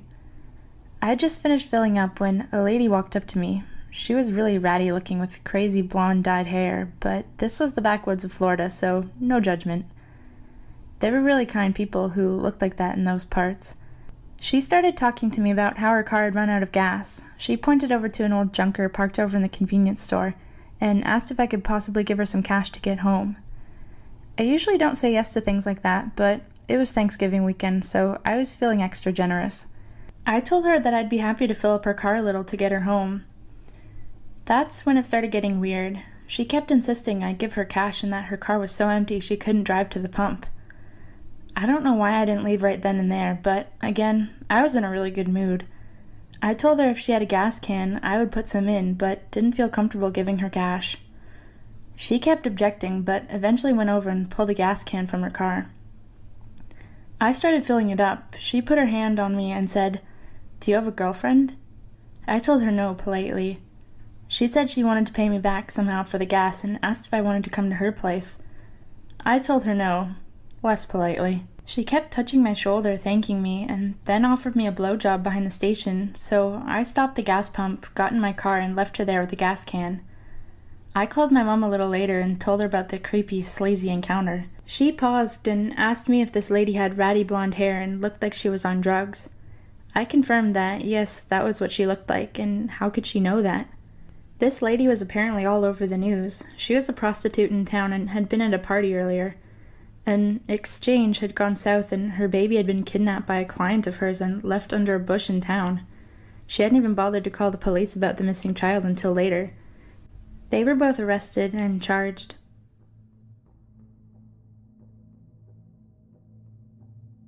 Number 7. Okay, so I'm a long-time lurker and a first-time poster, but this is a story my mom told me that took place when I was about 2 or 3 years old. It takes place in Glasgow, a city in Scotland. I've lived there since I was born, and it's generally not too bad a place for creepiness. However, this was scary. So my mom was taking my dog for a walk and carrying me. We were walking in the park, which was very big and had a big statue in the middle of it. Since we didn't have a car then, it was the closest place to walk the dog. Everything was pretty normal, until suddenly this big black car starts coming towards us. My mom says it looked very suspicious, windows tinted and stuff. There was a tall blonde woman apparently in the front, with no one else supposedly with her. The fact that a car was coming up out of the park was very strange, because it was quite late, so no one would frequent the park then. My mom was getting warning signals because the car itself and the person driving it, but she slowed down. The woman drew up beside us and gave my mom a huge, very strange smile, as if they had been best friends. Now, this is Scotland, so a lot of people know each other, but my mom had no idea who this person was. Then, the woman gave her a big wave and rolled down the window, saying, "Hello, you look like you need a lift. Would you like a lift with us?" This was creepy because there was no one else in the car that we could see. My mom also said that the woman was staring at me in particular. My mom smiled back, trying to be friendly, and politely declined. However, the woman seemed put out by this and said, "I think your dog is getting hungry. How about we give him a few treats?" My mom was definitely creeped out now, and my dog was definitely not hungry. He had eaten before we left. So she just said, "Oh, no thanks, he'll be fine." Suddenly the woman went from smiley to angry. My mom said she looked almost furious. Then she revved up the engine and took off out of the park. To this day, me and my mom still think there was someone in the back of the car, because the windows were tinted heavily. Whether or not the woman meant harm, though, is undecided. But we never went to that park again. Number 8. I'm a 17-year-old girl and I live in a rural area. My house is almost entirely visible from the road. I'm typing this almost exactly 30 minutes after it happened and I'm still shaking. 30 minutes ago at 5 a.m., I was sleeping deeply and someone slowly opened my bedroom window. My bed is literally right next to the window so I can open and close it. I was sleeping and I could hear my window slowly opening upwards since it's old and heavy. I thought I was dreaming or it was a possum because they live on the tree outside it. It's 5 a.m. and it's getting light at about this time. My bedroom is isolated and at the back of the house, but there is a complete driveway and full access to it there. And holy shit, I realize it's a person opening the window. I look through my makeshift curtain and I say, what the fuck? There's a figure outside my window. They slam the window down quickly, right next to my face, when they realize there's a person less than a meter from them. I could see the figure because there is still some light, but nothing else. I start yelling, I go to my parents, etc. They check the area, but they can't see any cars or people as it's covered in trees. All in the meanwhile, I think I'm crazy. How could that have happened? Was I dreaming? But my curtain is tucked under the window, and my cat is going crazy, and I know what happened. It was terrifying. I'm sure that they were a thief. We've had some dodgy people around my area before, but I swear, when it happened, I thought it was a ghost or something. I was terrified because I've been reading a lot of this subreddit, and the subreddit No Sleep. Now I have to get ready for school. My parents are going to put a lock on my window. Update. I don't understand why someone would try to rob a house at 5 a.m. My dad's awake every morning before 5 and there is light still in the sky. If it was earlier in the night, it probably would have been way scarier. A policewoman came. She explained about crimes in the area. She looked for footprints and fingerprints but couldn't really see any as it was raining. She was really kind, but I'm still spooked. I don't know if anyone will read this, but a few hours later, my parents discovered the window adjacent to mine had chisel marks on it, and it was fairly damaged. Obviously, this means they tried to break in through there but couldn't, and then tried my window. Number 9. I have provided links for news coverage of the following story in the video description below. This is the story that my dad shared with me. He grew up in a small suburb community of Stowe, Ohio, with his parents and older sister. Across the street lived a boy named Richard Wade Cooey. He was the same age as my dad, who described him as a scrawny, red-headed troublemaker. He would spit on people as they walked by, and even set a house on fire in the neighborhood and blamed it on a kid who had special needs. Nothing he did as a child, however, could compare to the crime he committed when he was only 19 years old. My dad had just started his sophomore year of college when he heard the news. Richard and his friends Clinton and Kenneth were throwing pieces of concrete off a local bridge onto the interstate when one of them struck the vehicle of 21-year-old Wendy Ofrendo. Her friend, 20-year-old Dawn McCreary, was also in the car. They were sorority sisters who had just gotten off of work at a local restaurant. At this point, Kenneth decided he'd had enough and went home. This is when Richard and Clinton came up with their evil scheme. Both of the young men approached the girls, offering them help, offering to give them a ride. They drove the girls to a shopping center where they told them to call their parents and let them know they were alright. The two then forced the girls back into the car, tied their hands together, and drove them to a field behind the local mall where they raped, stabbed, and tortured them for 3 grueling hours. They abandoned their bodies in the field, but only after they carved large X's on their stomachs. Richard and Clinton then decided they wanted to sell the girls' clothing and jewelry to make some extra cash. When Richard couldn't find a buyer for the items, he burned them in his backyard, which woke my grandparents. My grandfather called the police to report what he thought was yet another neighborhood disturbance from Richard. The police gathered the items for evidence, and after finding Wendy's abandoned car, they arrested Richard and began the investigation. Clinton and Richard were both arrested and charged with the murders. They had found a bloody pocket knife used to stab Wendy in the neck in Clinton's pocket when he was arrested. And some of the burned items still had traces of the girl's blood. Since Clinton was only 17, he was spared the death sentence and currently is serving life in prison. Richard, however, was given the death penalty. On October 14th, 2003, at 10 a.m., Richard was executed by lethal injection. Wendy's family was present at the execution. Every time I visit my grandparents and look across the street at that house, I can't help but to get the chills. Richard, I'm glad we never met, and I'm certainly glad my dad was smart enough to not become your friend growing up. Number 10. It was March during spring break. I was 16 at the time, and me and about 20 people went out into the woods in Surrey County and got a cabin on this nice little retreat center. We planned on staying there for 4 days. For a bit more detail, the cabin was surrounded on all sides by woods.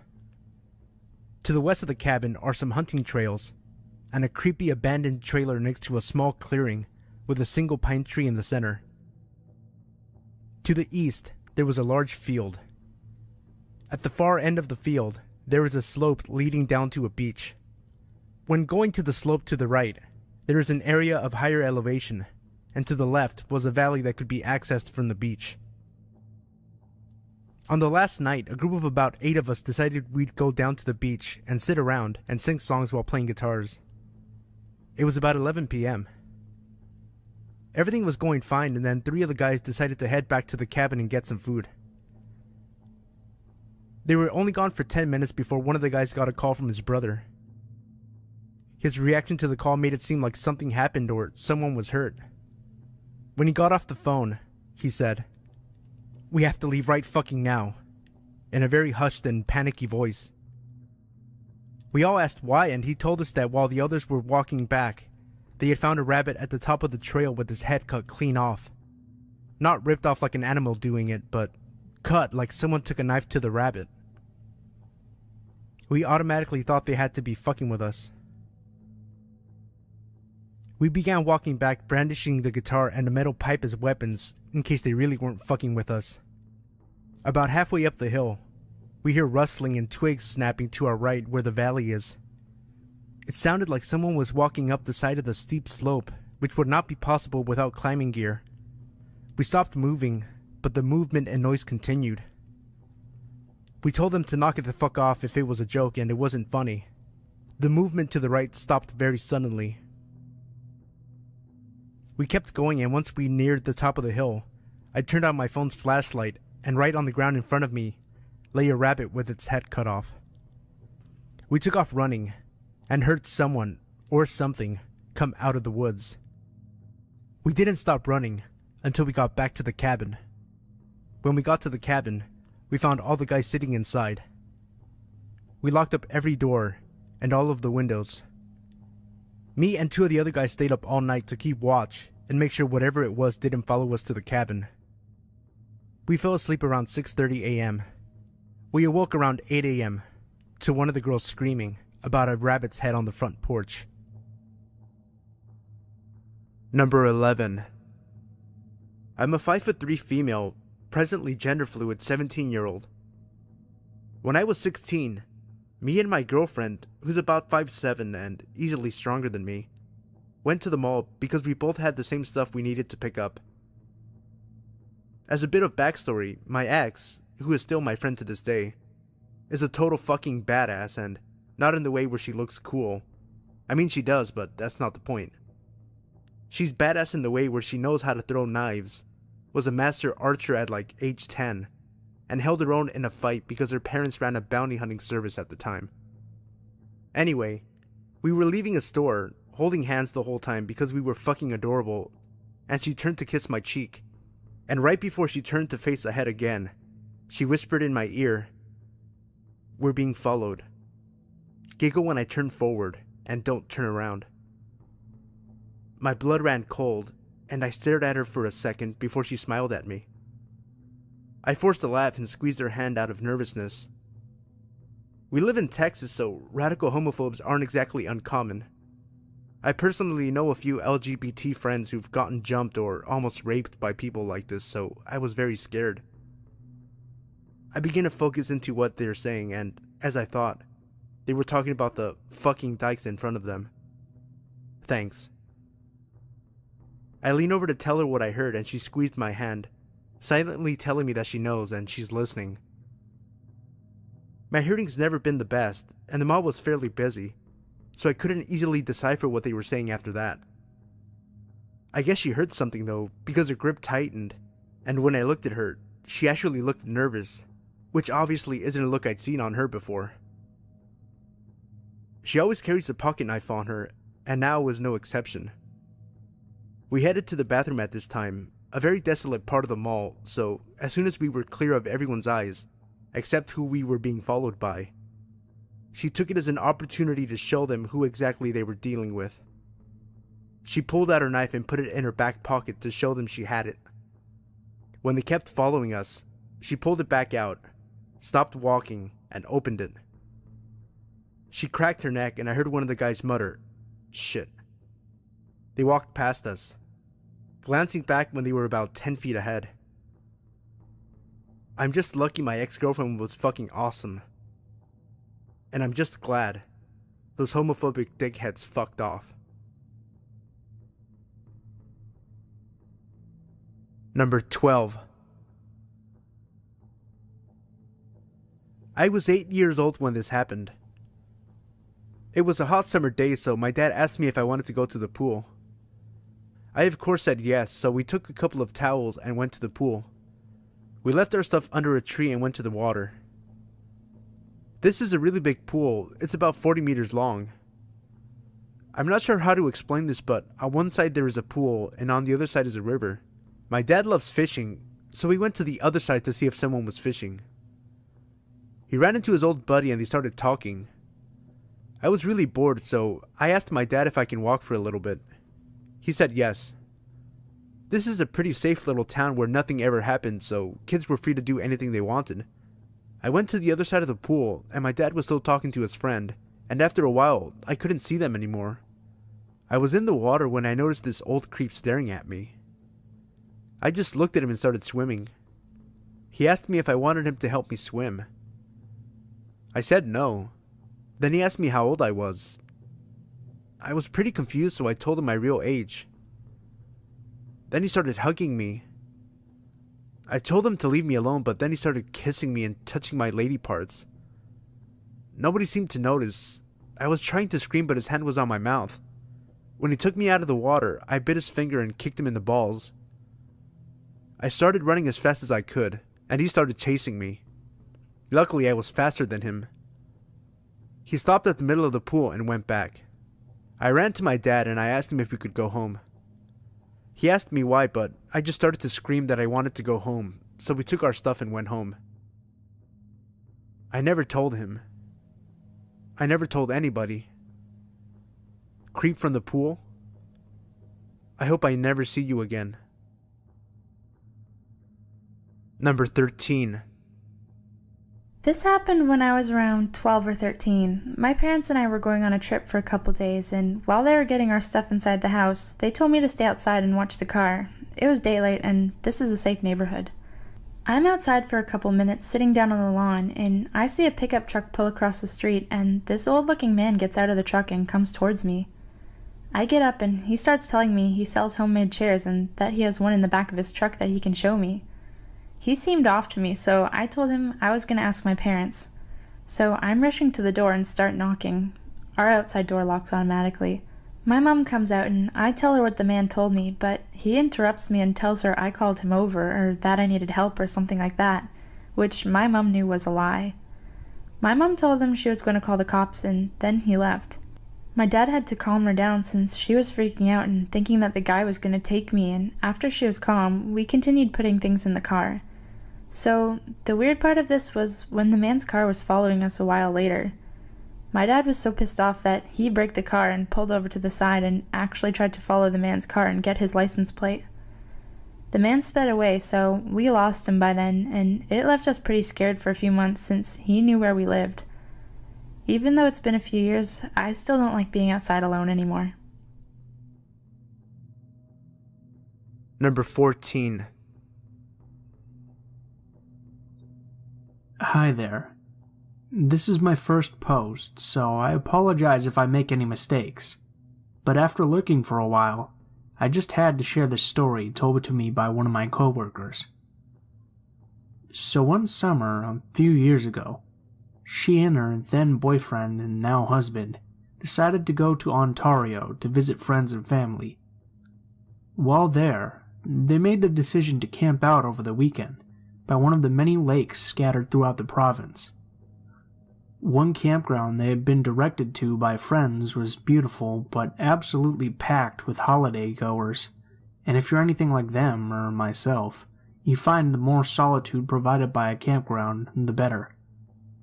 So they chose instead to head down the road a little further, where they had seen signs for another campground. The new site was breathtaking, she said. Absolutely stunning, with huge maple trees and a sandy beach with the waves gently lapping against the shore. However, it was dead empty. Not a single camper or tent in the entire place. But they just couldn't understand why people were choosing to shove themselves into a packed campground while another perfectly acceptable location was just a few kilometers down the road. They didn't think much more of it after that and simply paid for the night and set up a tent while going about their evening business, hanging out around the fire and taking in the lovely surroundings.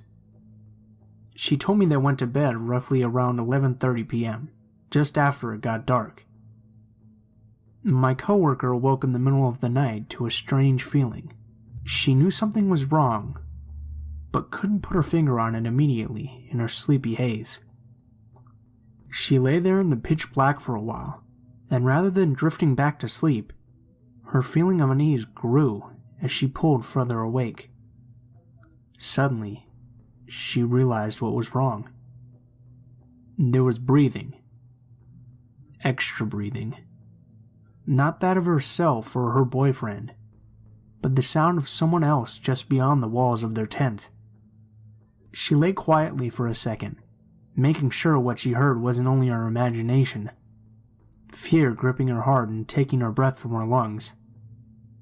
Slowly and quietly, she shook her boyfriend awake, urging him to be silent. He gripped her hand as he too heard the sound of another person outside the tent. Neither of them had any idea what to do. Sure, they could emerge from the tent and confront the person, but what if there was more than one hiding in the dark? What if they had a weapon? My coworker and her boyfriend didn't have anything to defend themselves with other than basic camping necessities, so they spent the night wide awake, listening, while whoever was standing just beyond the protection of the tent breathed easy, occasionally moving from one side of the shelter to the other, but never doing anything more than lurking.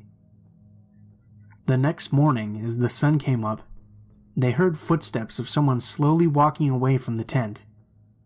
They immediately packed all of their belongings and left the site, now having a very good idea of why such a lovely campsite had been so incredibly empty. On their way out, they informed the owner of the campground of their nighttime visitor. It was an elderly couple who claimed to have no idea who it could have been, or why someone would spend the entire night watching their tent. Regardless, they left quickly and never went back. To this day, she still says it was one of the most unsettling and scary nights of her life.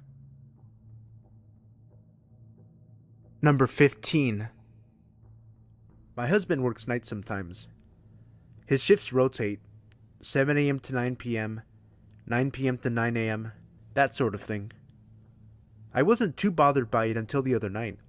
We live in a fourplex, one beside and two behind, all on a single level. Since I'm not working yet, I'm pretty familiar with the comings and goings of my neighbors. Heck, I even know what everyone's cars sound like. It was probably just after midnight and I was talking to some friends over Skype when I heard the door handle jiggle. At first, I thought maybe my husband was home early and I got up to greet him. Then, quickly realized I hadn't heard his work boots on the gravel or his car. I went really still, and I kept listening, just in case I was mistaken. Finally, I yelled, "Hello?" Just silence. Then I heard something in the lock. My husband likes me to be protected, so he bought us a couple of guns. I grabbed the shotgun and pumped it once. It's loud enough without actually putting ammo in that you know what it is. Then I yelled, "I have a gun and I know how to use it. Get lost before I call the police." Big, heavy footsteps ran off across our graveled lot, and I stayed up the remainder of the night until the sun came up. Then I finally fell asleep. My husband came home later that morning and was worried when he found me in bed at 11 a.m., but let me sleep a little longer once I explained what happened. He had the next day off, so we went to visit some friends of his. When we got back, we discovered the pumpkins I had next to the stoop were all knocked over, like someone was looking for a key. My husband did a quick sweep of the house before we went in, but we're looking for a new place now. Person trying to break into our place?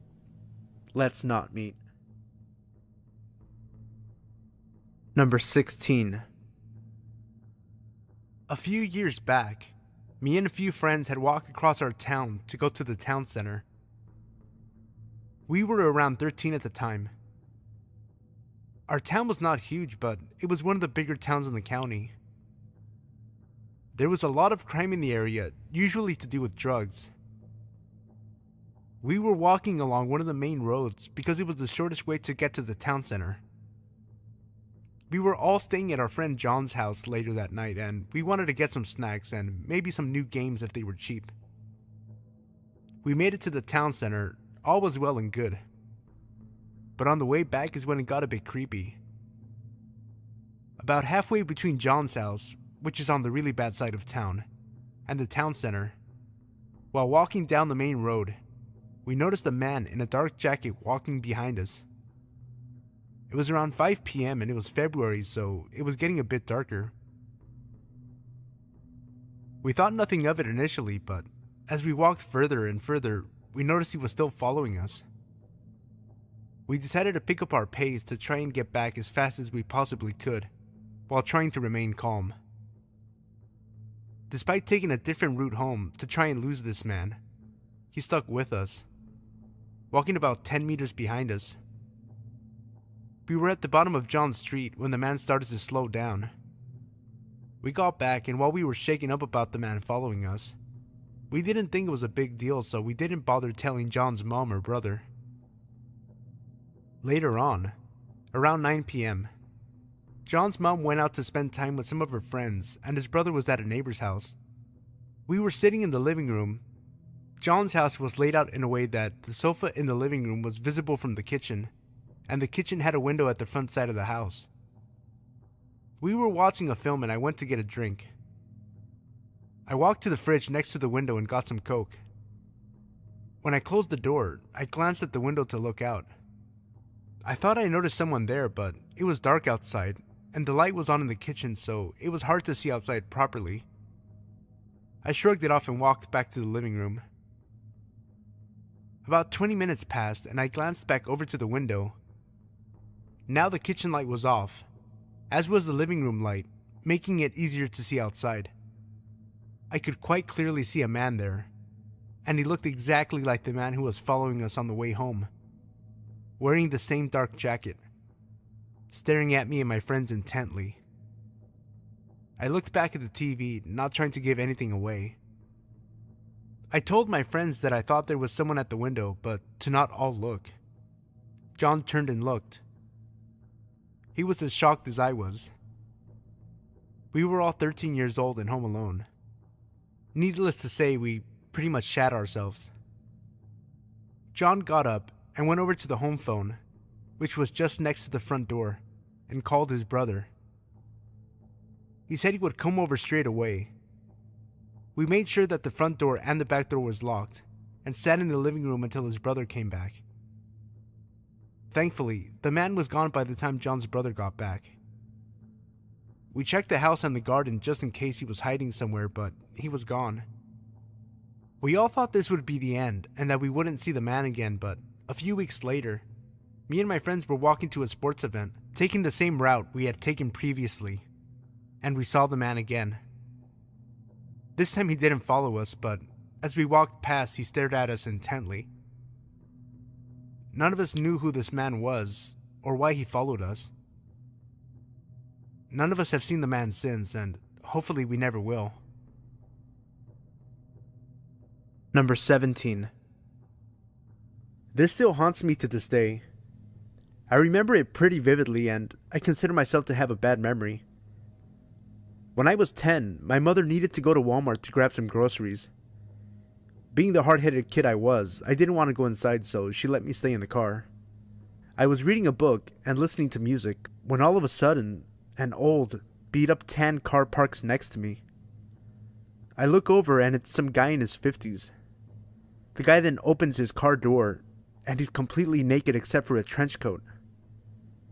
I freak out and lock the doors. He begins to masturbate profusely while staring at me, and I just avoid eye contact. This goes on for about 10 minutes until he finishes and leaves. My mom comes back about 20 minutes later, and I tell her what happened. She's pissed and flags the security officer, but she didn't know English, so I don't think it got through. My mom never left me alone in the car again until I was in my teens, when I would just stay home. I also never found out any more information about him. Guy that robbed me of my innocence. Let's never meet. Number 18. I lived on campus during my first year at my university, but it was a fun little college town. One night, my friends Alexander, Anna, and I left our dorm to go to a sandwich place a little over a mile away. I'm paranoid as hell and always think I'm being followed when I'm out at night, but on our way back, Alexander started to make me feel really uneasy. He kept glancing back over his shoulder, so I told him to stop because he was making me freak out a little bit. He told me he was sure someone was following us. Alexander is a pretty big dude, 6'4", so someone following us made me feel really weird, because it didn't exactly look like we were skinny little girls walking alone. He made us walk in front of him so that he would be between the guy and ourselves, but I was starting to panic. We got into our residence hall and made a beeline for the doors that led to the rooms. You need to have a resident keycard to get in. This is the first time I can get a look at the homeless dude who's been following us, since I can finally see him in the light of the lobby.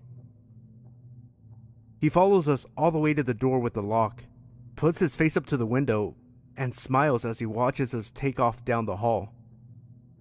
On the stairs, we heard the door open, and Anna and I almost screamed and sprinted to her room. Alexander went back to either confront him or report him.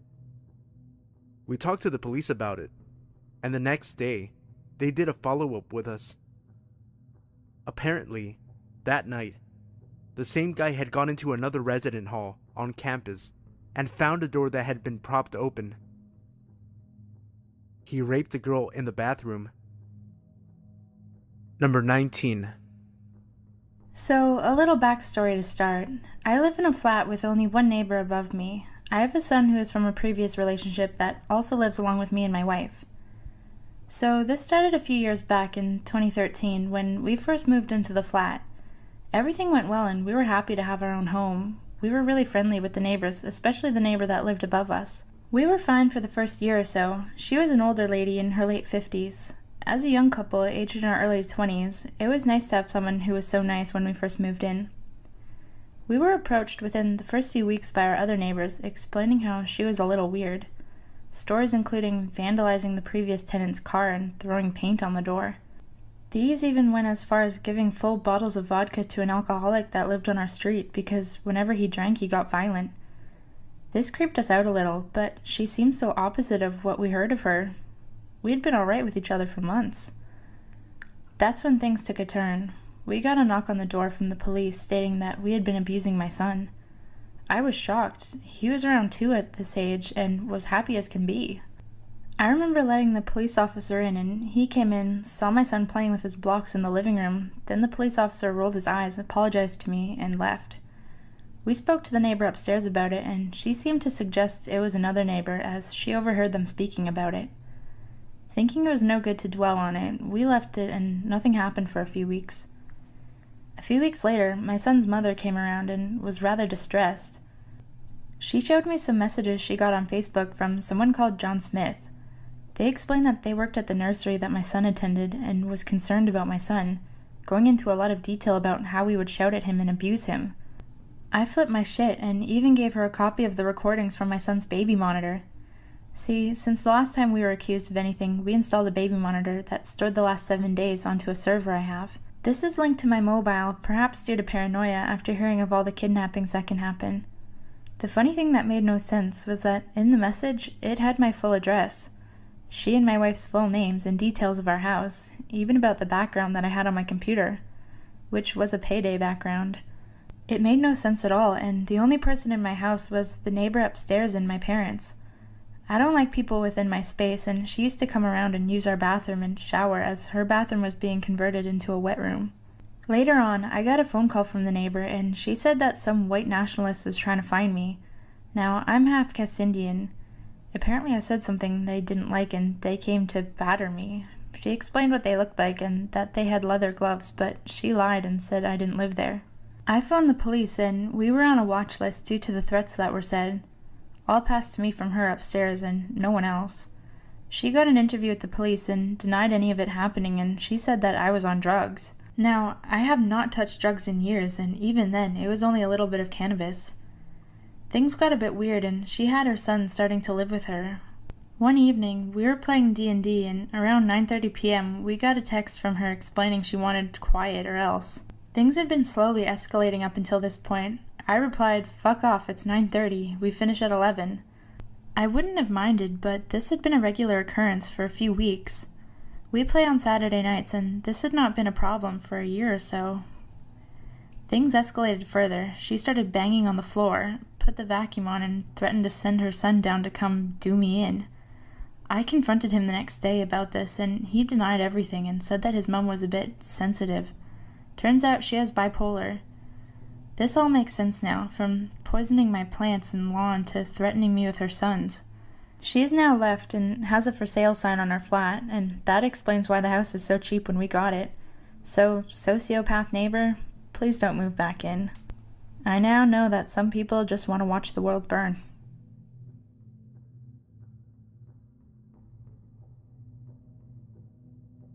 Number 20. This happened last year on Halloween. A lot of creepy stuff happens on Halloween, and this is no exception. I'm 5 feet tall and 105 pounds. Not a very intimidating figure. I'm transgender, and I look a little more on the feminine side of things. I was out on Halloween with my girlfriend at the time. We'd gone into the city. We're from a college out in a small town, to go to a haunted house. And we were walking back to the train station from the haunted house at about 12:30 a.m. to go home. We were both dressed up like witches, both wearing high heels, and I had my purse with me. My girlfriend's hands were cold, so I was holding her hand and walking very close to her. Yes, these are all very important details. The city was almost like a ghost town as we were walking back. We saw almost nobody else. We were walking along a main road, just going under an overpass, when a car full of 20-somethings drove by us, going the opposite way, and a guy hung out the window and shouted, "Ugliest lesbian couple ever!" Of course, both of us were offended, but we just kept walking, and the car drove up off the street. We were about 2, maybe 3 blocks from the train station, and this train station is in the heart of the city, with a lot of elevated highways and railways and overpasses surrounding it, so it tends to be very shadowed, especially at night. We heard the sound of a car engine off to our right, across the street, and at this point, my girlfriend whispered to me, "It's the same car." I glanced over, and it was the same car from earlier. The people had gotten out of the car and were kind of milling about it, but I could tell they were looking at us. I was very nervous at this point, because being both queer and transgender, you face a lot of potential violence and hate crimes, All of the stories about trans people and lesbians and gays getting beaten to death were flashing through my head. I was terrified. About a year ago, my dad had told me I had to carry something for self-defense, but instead of mace or something, he gave me a flashlight. It's about 8 inches and very sturdy, made of steel and incredibly bright. This thing will temporarily blind you for a good minute, and it has a raised, beveled edge that would likely hurt like a bitch if you were hit with it. I reached into my purse and pulled out the flashlight, gripping it tight in my free hand. There was the sound of breaking glass behind us, and both of us looked over our shoulders to see the group of people crossing the street towards us. There was broken glass in the street, and from what I could make out in the streetlights, one of the people was holding a broken beer bottle. I said to my girlfriend, "We need to get out of here now." We ran the remaining 2 blocks to the train station, but not very quickly because we were in high heels. And the entire time, we could hear the group running after us. Heavy steps, shouting slurs, maybe 50 feet behind us the whole way. When we got to the train station, we immediately bolted for the brightest area with the most people around, and looked around for the group. But they didn't come to the station.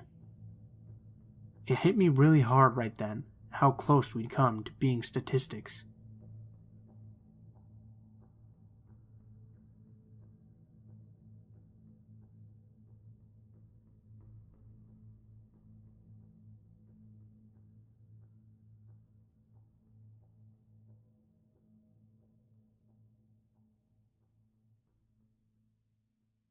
When I was 19, I was a venture scout. It's sort of like Boy Scouts, only for older kids, and it's gender mixed.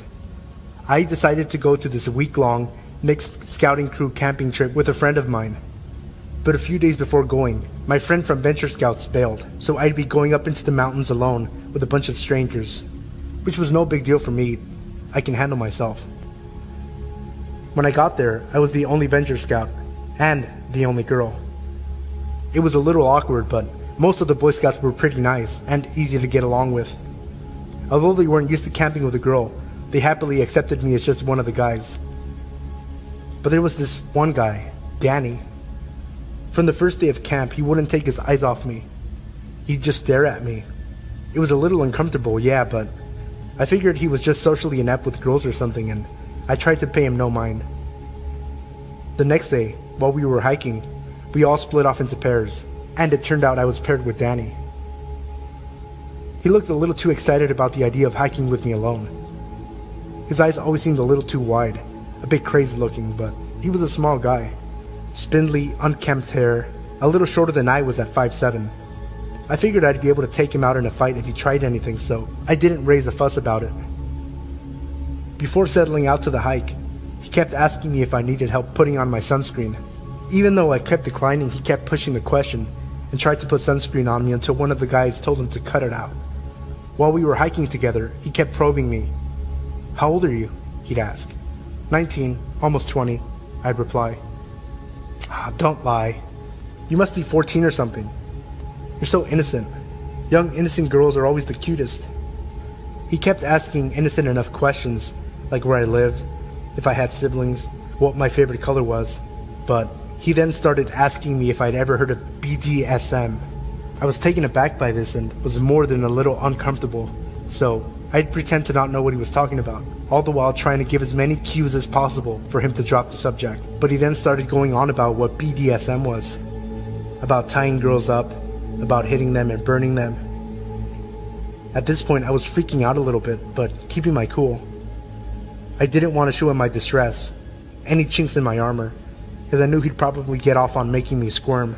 The only thought I had was, what the fuck? Seriously, what the fuck? Then, he started complimenting my skin.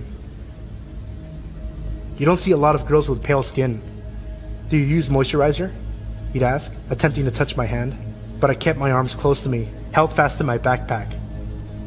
I was incredibly tense, and every muscle in my body was screaming. I sorely regretted wearing a tank top, as I could feel his eyes on me. He started telling me how pale skin is beautiful, since you can see the rope burns and the bruises better. The way he said it sent chills down my spine, and the anxious knots forming in my stomach grew tighter. He asked if I was a virgin. Then he asked me if I fantasized about rape, and if I'd like to try out rape play. Wide-eyed in disbelief, I turned my gaze away from the dirt path and looked at him. He was smiling. A creepy, childish sort of smile that was just chilling. I kept silent and quickened my pace. He felt too close, far too close. I wanted to run. He could probably see the fear in me at this point. There was no hiding it. But then, I saw that another pair of scouts were ahead of us. I ran to them, telling them that the four of us should group up and go together. At first they declined, saying that we're supposed to be going in groups of 2, but upon seeing how panicked and distressed I was, the 2 guys changed their minds, looking confusedly at Danny, who was silently glaring at them. I was just glad that someone else other than Danny was there. The 4 of us went up the mountain, and I tried to keep close to the other 2 boys and as far away from Danny as possible. Upon reaching the end of the trail and regrouping with the others, the 2 Boy Scouts offered to switch partners to descend the mountain path. Danny looked downright upset, angry even. He was looking at me as if he were betrayed, but I didn't care if it pissed him off. I accepted the offer of switching partners and was able to get back to camp in relative peace. On the way down, the Boy Scout I was with asked me if Danny was bothering me or something. I lied and said he wasn't bothering me too much. After all, I was 19. I thought it would be pathetic to get so distressed about some weird 15-year-old kid. I figured that so long as I stuck with the other guys, I'd be fine. But then, that night, I was alone in my tent. Everyone else got to sleep in pairs of 2 or 3, but since I was the only girl, I had to be alone in my tent. It's always a little creepy being alone and isolated in the forest, away from everyone else. The scoutmasters insisted my tent be far away from the boys' tents so that they wouldn't bother me, but it only put me in a more vulnerable, isolated position. I sorely wished I'd been closer to the protection of the rest of the group. Late at night, I heard rustling outside. I figured it was just a deer or an elk or something, as it usually was, and went back to sleep. But then I heard my tent opening. Opening my eyes, I peeked through the crack in my sleeping bag to see what it was, and there, I saw the white of an eye looking back at me, looking through the opening of my small tent. It was Danny, staring at me. I froze, holding my breath. I held my dad's hunting knife close to me, hiding in my sleeping bag, not moving a muscle, staring Danny down, pretending to be asleep, ready to fight at any moment should he take one step into my tent. But he didn't do anything. He just stared, watching me, breathing heavily and muttering incoherently to himself. "Are you there?" I thought I could hear him say. Eventually, after what felt like an hour, he left. The next morning, exhausted, I caught naps when, and if I could, and kept close to the other scouts in my group. It was difficult to maintain my calm and cool composure. The scout leaders were a little frustrated with me, since it seemed like I wasn't paying much attention to their instructions. But at this point, I didn't care much for it. I was always on some level of alert, as Danny would sometimes creep up behind me and caress my neck, or play with and try to smell my hair. And every night, Danny was there, watching. One night, he went digging through my backpack, looking for something. Unfortunately for him, I kept all my clothes and personals tucked away with me in my sleeping bag. He left with nothing. I grew up in rough situations and circumstances, so I always felt I can only rely on myself. Asking for help was never an option as a kid. Asking for help meant you're weak, so it hardly even occurred to me. I was prepared to tough out the rest of the week, but a little over halfway through the week, Danny was called away by the scoutmasters and sent home. I got the feeling that the Boy Scout that helped me before saw what he was doing and sent in a complaint about him to the staff. While everyone else was confused and happily saying bye, he just crossed his arms firmly and stared as Danny left. Danny looked so bewildered and confused by it all, like he didn't understand what he did to deserve being kicked out of camp. It was so strange. I tried my best to forget about it, and the rest of the week went off without a hitch. But the more I think back on it, the more I realize how damn freaky and bizarre that kid really was. I fear he may end up being some kind of serial rapist or something when he grows up. All I know for certain is that he was very disturbed. I'm just glad my dad told me to take his hunting knife in with me, even though knives weren't allowed at this camp. My father insisted I keep it for protection, and I don't regret it.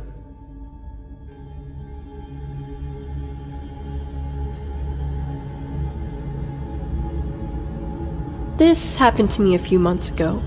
I was at the store with my mom. She had to return some things. I can't remember what or why. I was a few feet away from her, looking at the books they had on clearance. A man, who could not have been much older than 50, also began looking at the books on the shelf next to me. Ironically, I'm a really paranoid person, but I didn't worry too much because my mom, and about 20 other people, were only a few feet away from me. I picked up one of the books. I think it was The Maze Runner, but I'm not too sure. And the man proceeded to pluck the book out of my hand. Then he asked me, "Are you buying this for college? Do you go to the university in town?" I told him no, and tried not to look at him.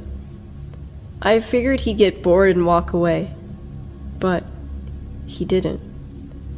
Every book I picked up, he picked up. I even tried to walk to the other side of the shelves, but he followed me. I dropped all my books and walked over to the customer service station where my mom was. I told her about him, but she told me to knock it off, that I was just being paranoid. I finally let it go when I saw him walk off toward the clothing sections. While we waited, my mom asked if I could go grab a bottle of aspirin. By now, I figured the guy must have left and went over to the medicine aisle. I walked over to the little 20 items or less register. There was a woman in front of me.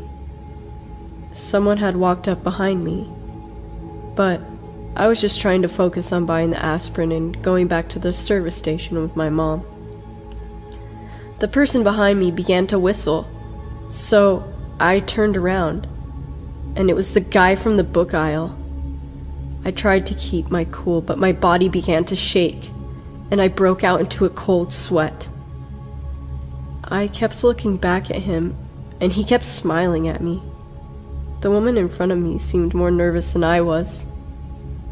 She kept looking at him, and then to me.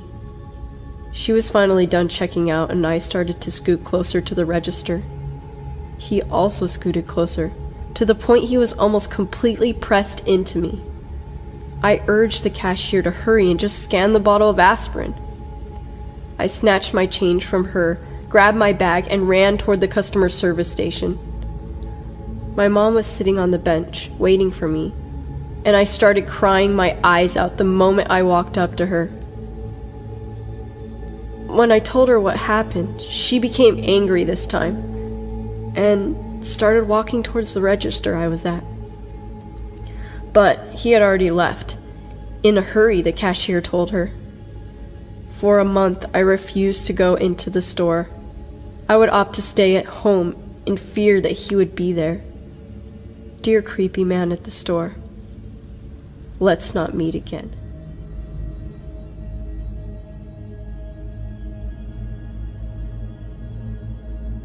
So I used to work in a public library. I absolutely loved my job and all the interesting people who came through. As with any job in public though, you do occasionally get some creeps. One night I was working a close with one other coworker, and this older gentleman comes in. He's probably pushing 60, skinny with stringy hair. He had come from one of our other locations, as we were open later than other branches, to use the computer. I set him up on one, and within minutes he was at the desk, asking to exchange the headphones he'd purchased earlier that day. I obliged without thinking anything of it. As I handed them to him, he grabbed my hand to introduce himself. He told me his name and told me how beautiful he thought I was, and that he'd love to take me out and show me a good time.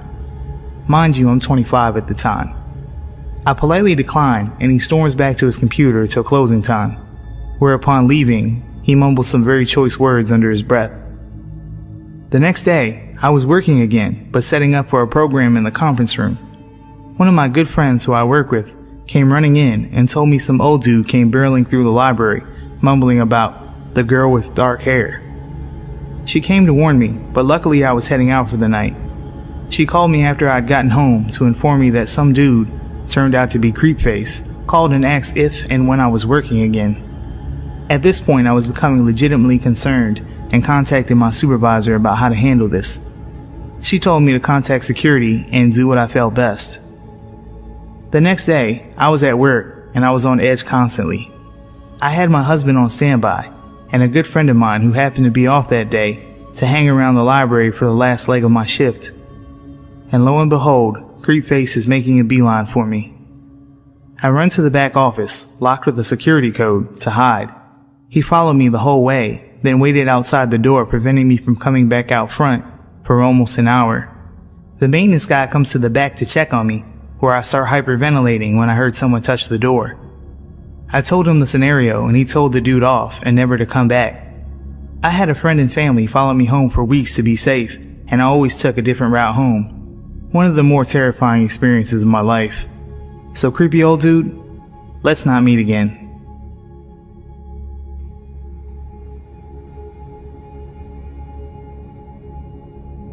In 2008, I worked at a retail clothing store with my girlfriend Chelsea.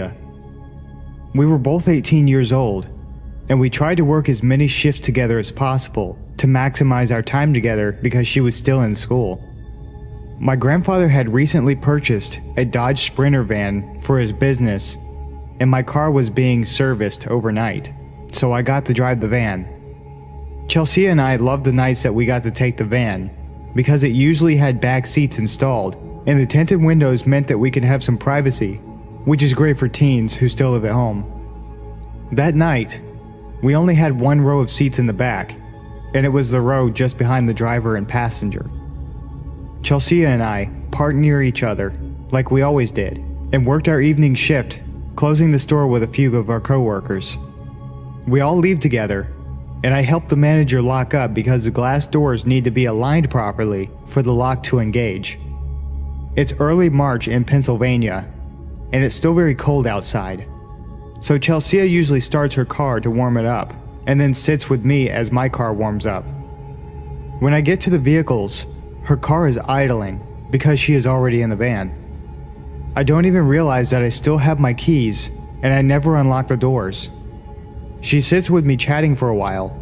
She sits on my lap, and we kiss in the front seats, and we decide it's too late and too cold to have a little fun in the back. Every night, we drive home separately from work while talking on the phone. She usually gets home first, and I stay on the line while she walks up her long driveway in the dark. That night, I made it home first for some reason, and I knew I had a lot of stuff to carry in, so when I'm close to home, I tell her I'll call her in a little bit. She asked me to stay on the line because she's almost home, and she doesn't like walking past the dark bushes next to her driveway.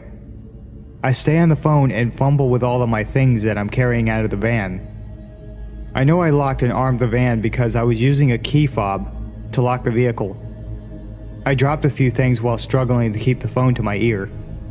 The motion lights have illuminated the whole area, so I'm able to see everything that I dropped.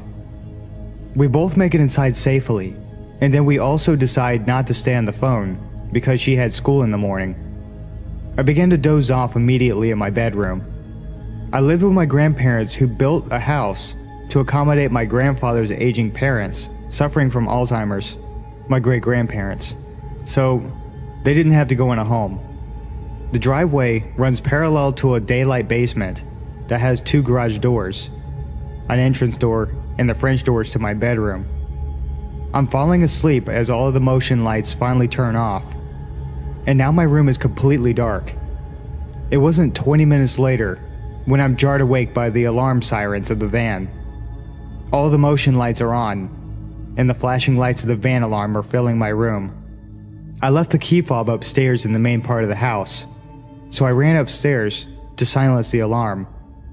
In the kitchen, as I'm grabbing the fob, my grandfather in his boxers, my great-grandmother in her nightgown, and I in my boxer briefs all meet in the dark. My grandfather grunts as he sees me grabbing the key fob, but what my granny said sent shivers down my spine. "What in the Sam Hill are you doing running outside at this time of night, darling?" I wasn't outside. I explained that I was sleeping, and she insisted that I was outside making the van alarm.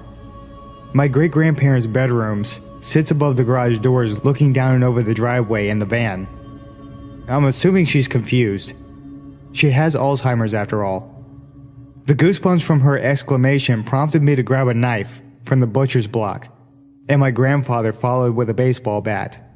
We both walk outside wearily, in our boxers, in the cold, but highly illuminated and loud dead of night. The van is still going crazy. The interior lights are all flashing, and I remember that specifically because I'd never seen a car alarm do that. We silence the alarm and start looking around. My grandfather says he thinks a deer may have ran out of the woods in the dark and hit the van. I don't say anything as we investigate. When I reach the back of the van, I notice the door is wide open. That explains the alarm. The van has a feature that if the vehicle alarm is armed and the door is open somehow from the inside or outside, it alarms. But how? I locked it and armed it, hence the blaring alarm, but that's when I realized the door was open from the inside. My blood ran cold. The door is open, so the inside lights are still on. I see the empty space behind the row of seats, and there are wadded up napkins and a chip bag. They weren't ours. Someone was in the van with me the entire time. I must have left the van unlocked by mistake when I went into work, and that's how Chelsea was able to get into the van without keys at the end of the night. Was it a homeless person escaping the cold, or someone with more sinister intent? What if I hadn't gotten off the phone like I wanted to? If they had ill intent, the fact that I was on my phone might have saved my life, because Chelsea would have raised hell if she had heard me being attacked. I get chills every time I think about it. We didn't call the police because my grandfather was skeptical of my conclusion, but my gut tells me that I didn't drive home alone that night. Person in the back of my van, let's not meet.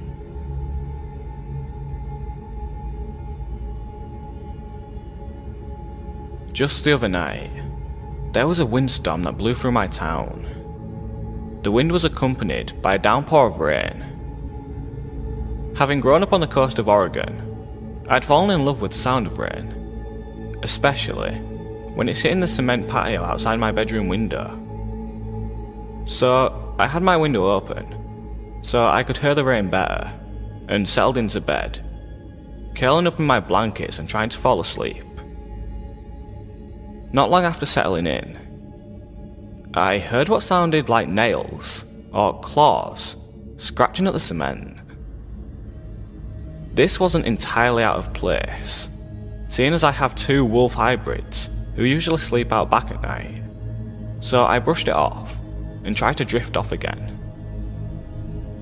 Not much later, I hear it again. I opened my eyes and focused on the sound. The more I listened, the more it became obvious that this wasn't Kova or Anya. If they were moving around, I would hear their tags jingling. I would hear the distinct pattern of them walking. But this was as if someone was taking their nails and scratching at the cement. Being too lazy to get up and put pants on to check if the dogs were inside, I texted my stepdad and asked if he'd let the girls out or not. He told me no, that since the wind was blowing so hard and there was so much rain, he brought them inside about an hour ago. I told him about the sound I was hearing, so he got up and grabbed a flashlight. I heard him walk by my bedroom door and open the back door directly outside my window. He came back in and told me he didn't see anything, but if I heard it again to just look outside. So he went back to bed, and I stayed there, listening. It was quiet for a bit, so I figured maybe I was just hearing leaves sliding across the ground. I had finally begun to fall asleep when I heard a hard thud on the outside of my bedroom wall. It startled me and I got up, peeking out of the window to see what the hell it was. There was no way it could have been a raccoon, because since we got our dogs, they haven't bothered coming into our yard. I see something small and black bolt across the yard. That was honestly the last thing I expected to see. I decided to just sit and listen. I wrapped myself up in my blanket and got my phone, texting my friend Justin to tell him about the sound. There's something outside my window, and it just ran into the side of the house. It didn't take long for him to reply, since he had just gotten off work.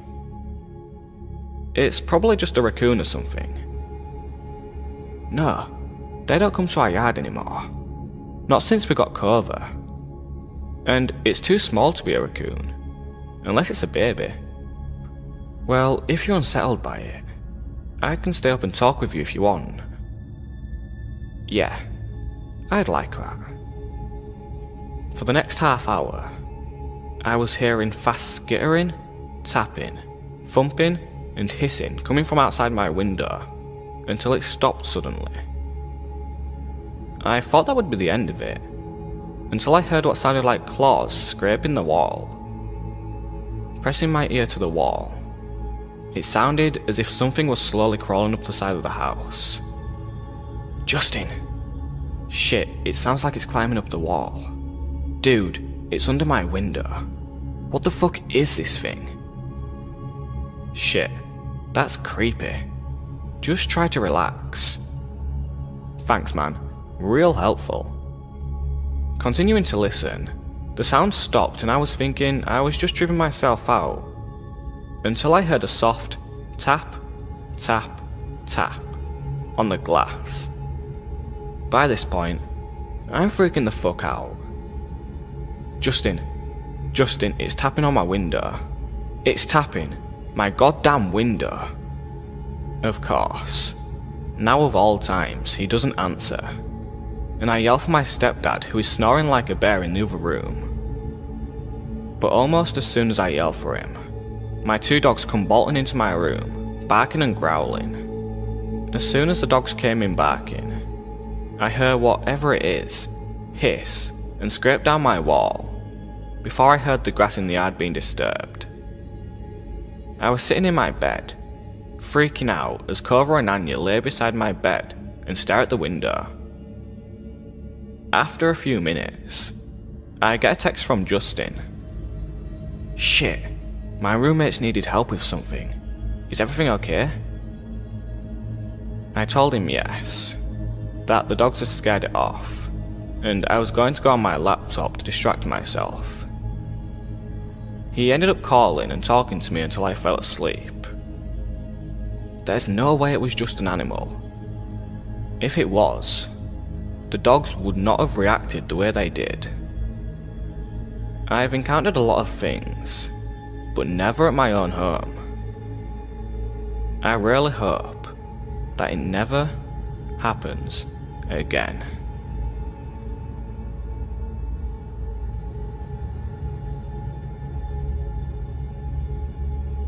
When I was a sophomore in college, I lived in a small but beautiful historic studio apartment in a small East Coast city that had somewhat of a reputation for crime/danger. However, the neighborhood I lived in was usually considered one of the good neighborhoods. It was close to the city's university and was mostly students living there, especially on the street my building was on. My building was a huge 4-story townhouse, if you can really call it that. It was really a mansion as a whole, built in 1895. The architecture was really awesome, built in bookshelves and huge mahogany pocket doors that slid into the walls. Anyway, the building wasn't exactly in mint condition, and my landlord was pretty lazy. He would always come by and check up on things and make promises to get the place fixed up a bit, but never really did. The apartment I was renting was on the first floor, my front door immediately on the left as you walked into the building's door on the street. This door, the building's front door, which from the street opened to a small lobby area with one door in it, mine, and a staircase to the other apartments upstairs, was huge and heavy and was never locked. In fact, you couldn't lock it. So, basically the door to my apartment was open to the street. I asked my landlord countless times to please do something about the front door, but he never did anything. Well, one night I was getting home from work and it was very late, about 3:45 a.m. I worked as a pizza delivery driver at a place that was really open late at night, and I was just sitting on my couch watching a little TV before I went to bed. I had also gotten totally naked, something I truly loved being able to do, considering I lived alone. Anyway, not 10 minutes since I'd gotten home and sat down, I hear 3 slow knocks at my door. I'm thinking, who the fuck would be at my door at this hour? What could they possibly want? Why didn't I hear the building's front door open like I normally do? Young and naive, I was half scared and half intrigued. I put a robe on and slowly crept toward the door, which, by the way, was literally right next to the couch where I was sitting. At this point in time, my door didn't have a peephole, so I kinda had to take a leap of faith and open the door. When I did, a tall, emaciated, middle-aged man stood staring me down with low eyes and a grin.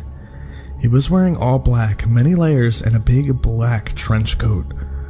The first thing he said was, "Can I come in?"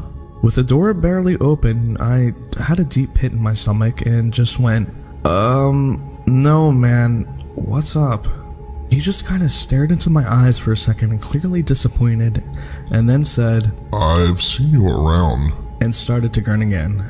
The pit in my stomach had evolved into a churning sensation, and I was starting to get nauseous. "Yeah, I've been watching you, and I like the way you look," he said. "So, you gay? Bisexual?" I was just like, I don't know, but it's late and I'm going to bed. Bye. He kinda nodded and lingered for a second, as did I, watching to make sure I saw him leave the building. Once he did, I closed the door, locked it, and stood with my hand still on the knob for a good minute at least. After I snapped out of my shock, I ran over to my couch and pushed it up against the door. I ended up sleeping on the couch that night even though it was right there. It just made me feel safer, like I could hear something if it happened. Well, nothing happened that night. It wasn't about until a week later on one of my nights off from work that I was sitting around my apartment, winding down by myself after I had some friends over drinking and smoking a little bit as college kids will do. All of a sudden, I hear a weird rattling noise coming from across the room, so I turned off the music I was playing to find out what it was, coming from none other than my front doorknob. I looked at it for a second and saw that both the knob and the top lock were jiggling. Someone was trying to get in. Like a deer in headlights, I was frozen, staring at the things wiggle and shake until I started to see the top lock actually budge and start to turn. I leapt up from my chair and soared to the door, grabbing tightly on the lock and forcefully twisting it back to being locked. The jiggling of the lock and knob stopped for a second because whoever it was clearly knew now that I knew. It was only a second, though, before they just started struggling again, and I had to use all my might to keep it still. Sweat was dripping down my forehead and my ribcage, and after about 15 seconds of wrestling with the intruder, it suddenly stopped, and I heard the building door open and close, and footsteps run down the stairs of the stoop to the sidewalk. Just like I was before, I was paralyzed with my hands at the door for a good while before I realized I was crying and shaking and that I needed to call someone. My instinct was to call the police, but in hindsight, I regret doing this for the following reasons. I was having basically a panic attack while I was on the phone with 911, and I actually threw up during the call, and I think that's when they decided I was just fucked up or something. When the two police got to my apartment, they stood in my doorway as I struggled to recount to them what had happened as I'm shaking and crying. I noticed at one point that they're both smirking and laughing, and I say, What's funny right now? One of them goes, "It reeks of marijuana." I was just like, okay, and basically argued with them after that. Long story short, they ended up confiscating a bunch of shit from my apartment and basically turning the whole situation into a little mini drug bust. Although they said they weren't going to charge me with anything, just take my shit. Nothing about this attempted break-in besides keep your door locked. I hate to make this story so long, so I'll try to keep the last part short. Basically, this same scenario happened one more time about 2 weeks from the last time. Only instead of calling the police, I called my dad, who raced down in an 2-hour drive from his house to this place, with a crowbar up his sleeve. Unfortunately, by the time he had gotten there, whoever it was had already left. My dad ended up cussing out my landlord and demanding he get the door fixed and install a new lock and a peephole on my door. He did make this happen within a reasonable amount of time, and I also got one of those bars you wedge between the doorknob and the floor, as well as an aluminum baseball bat to protect myself, so I felt a lot better from then now on. Needless to say though, I ended my lease for that apartment a month early and never moved back to that street. I never found out for sure who was trying to pick my locks and if it was that guy who had come to my door the first time, but whoever it was, let's not meet.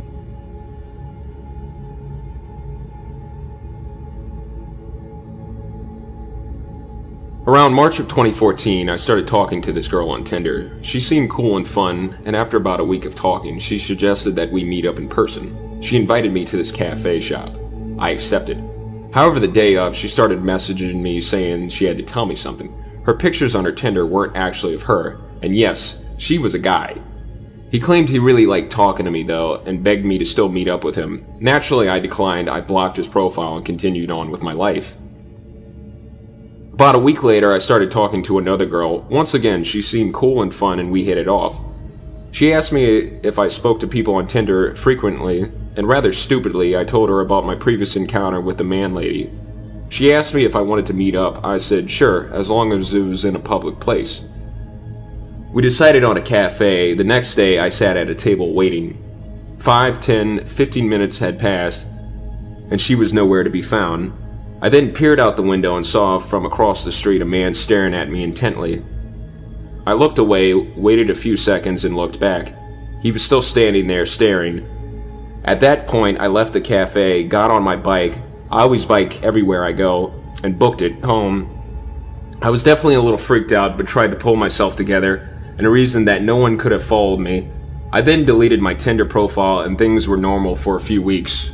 About 3 weeks later, I started getting phone calls.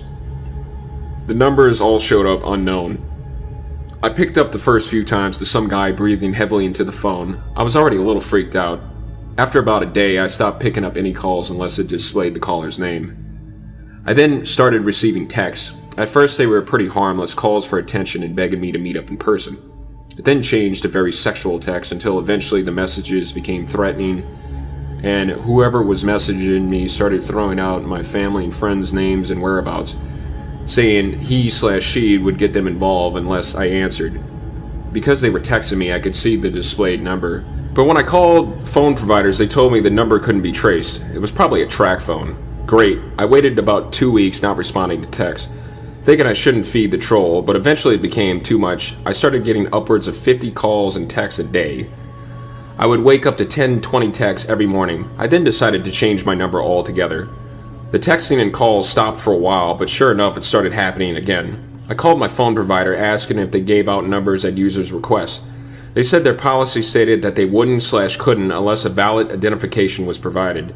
Then one day, I tried logging into Facebook, but was denied. Within a day, friends started contacting me asking me what the hell I was doing, saying they were getting terrible messages from my account. In particular, one of my girlfriends was receiving messages about her mom who died years ago. I apologized profusely and told people what was going on. I contacted Facebook and explained the situation. They helped me access my account again, at which point I deactivated it for a while. Enough was enough. I decided to contact the FBI, explaining what had been going on for a month now. Documented everything, but told me since I or any of my friends/relatives were in no immediate danger, they probably wouldn't be able to do anything. At that point, I felt stuck. I thought about hiring a private investigator or a hacker. I decided against it, however, just hoped it would fade out. I never answered. I left my Facebook deactivated, ignored any text/phone calls. I never had any trouble at home. Some of my closest friends would receive an occasional text as well, which weirded us all out. I hated that they got dragged into it. One day I came home and things felt very eerie. Door unlocked, windows open, no one home. A strong breeze running through the apartment. I did a check of the place and found nothing else weird, so I locked everything up and just waited for my roommates to get home. Been almost 7 months now. The text/calls have more or less stopped. I get an occasional text, but at most every 2 weeks. At the peak of it, I was receiving almost 100 texts a day. It definitely affected my social/personal life. I became more wary of people around me and my surroundings. I just felt like I couldn't really focus on anything until this stopped. Work was very difficult though. I tried to maintain my composure as best as I could. Everything was just weird. Life was weird. I've since stopped using all forms of dating apps/websites. Things are getting back to normal. At this point, I just wanted to put all this behind me. I'm moving at the end of this year, so it'll be nice to have a fresh start in a new place. I'm not going to sit here and say all dating apps are dangerous and no one should ever use them, but definitely cover your bases. Ask more questions before meeting someone. FaceTime them first, Skype, anything. I was naive about it, and I regret it. Be safe, stick close to your friends, and try meeting people in more traditional ways. Weird Tinder stalker, let's not meet.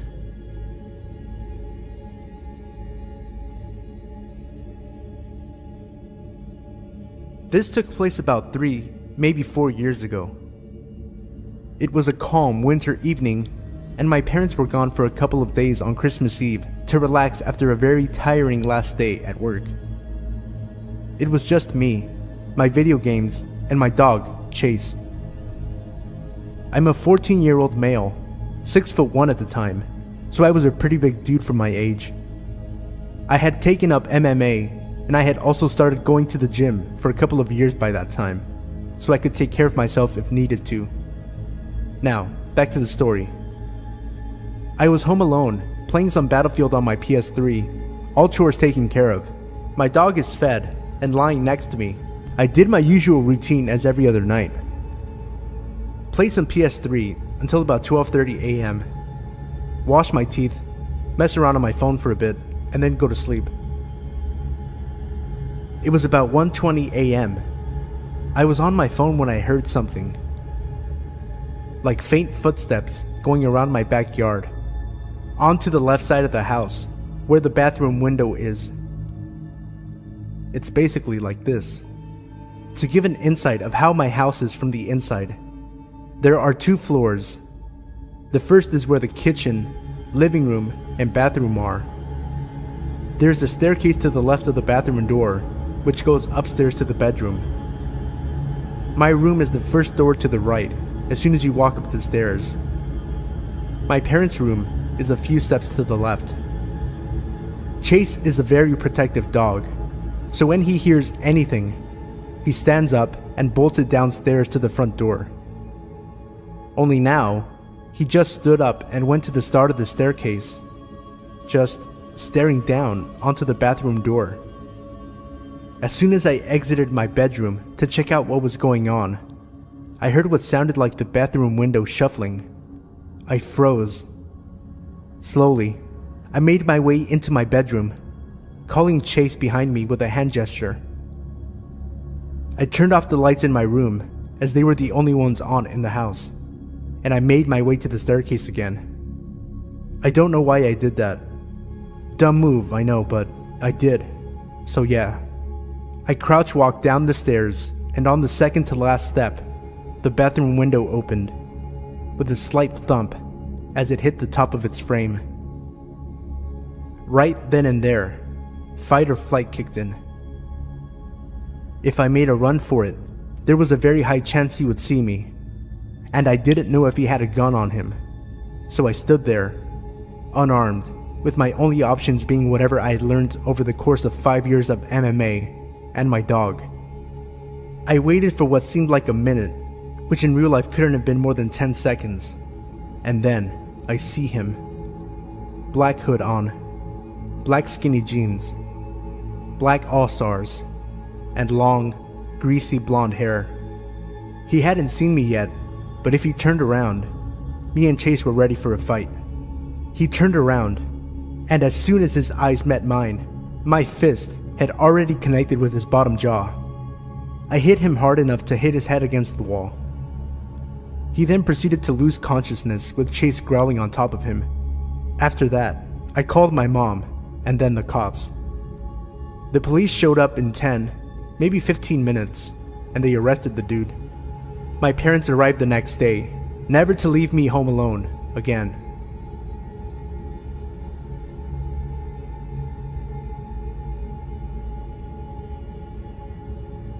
A couple of years ago, I was working front desk at a hotel in a small town off the interstate in Pennsylvania.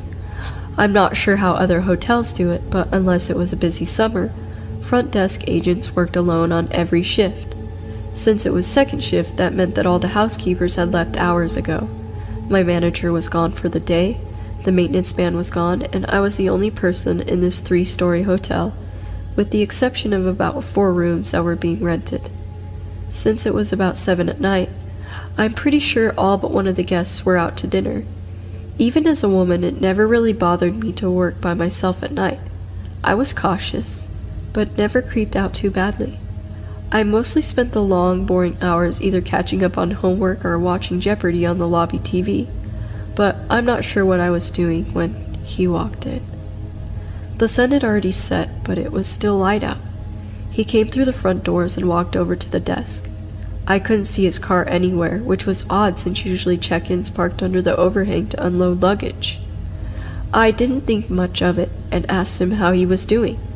He was maybe 5'8", medium build, dark hair, glasses, looked like a normal 20-something kid. He said he wanted to know if I could help him, and proceeded to go into a very heartfelt story about how he had been to other hotels off this exit, and they all turned him down. He said his sister ran away from home a while ago and that he came all the way to California to pick her up, from, I think, New Jersey? Being that he wasn't from California, it was starting to be gross winter weather here. I laughed a little and said, "Yeah, sorry it's so awful here." He paused. He stared at me completely stone-faced, as if I had just made a joke at his expense. "What do you mean?"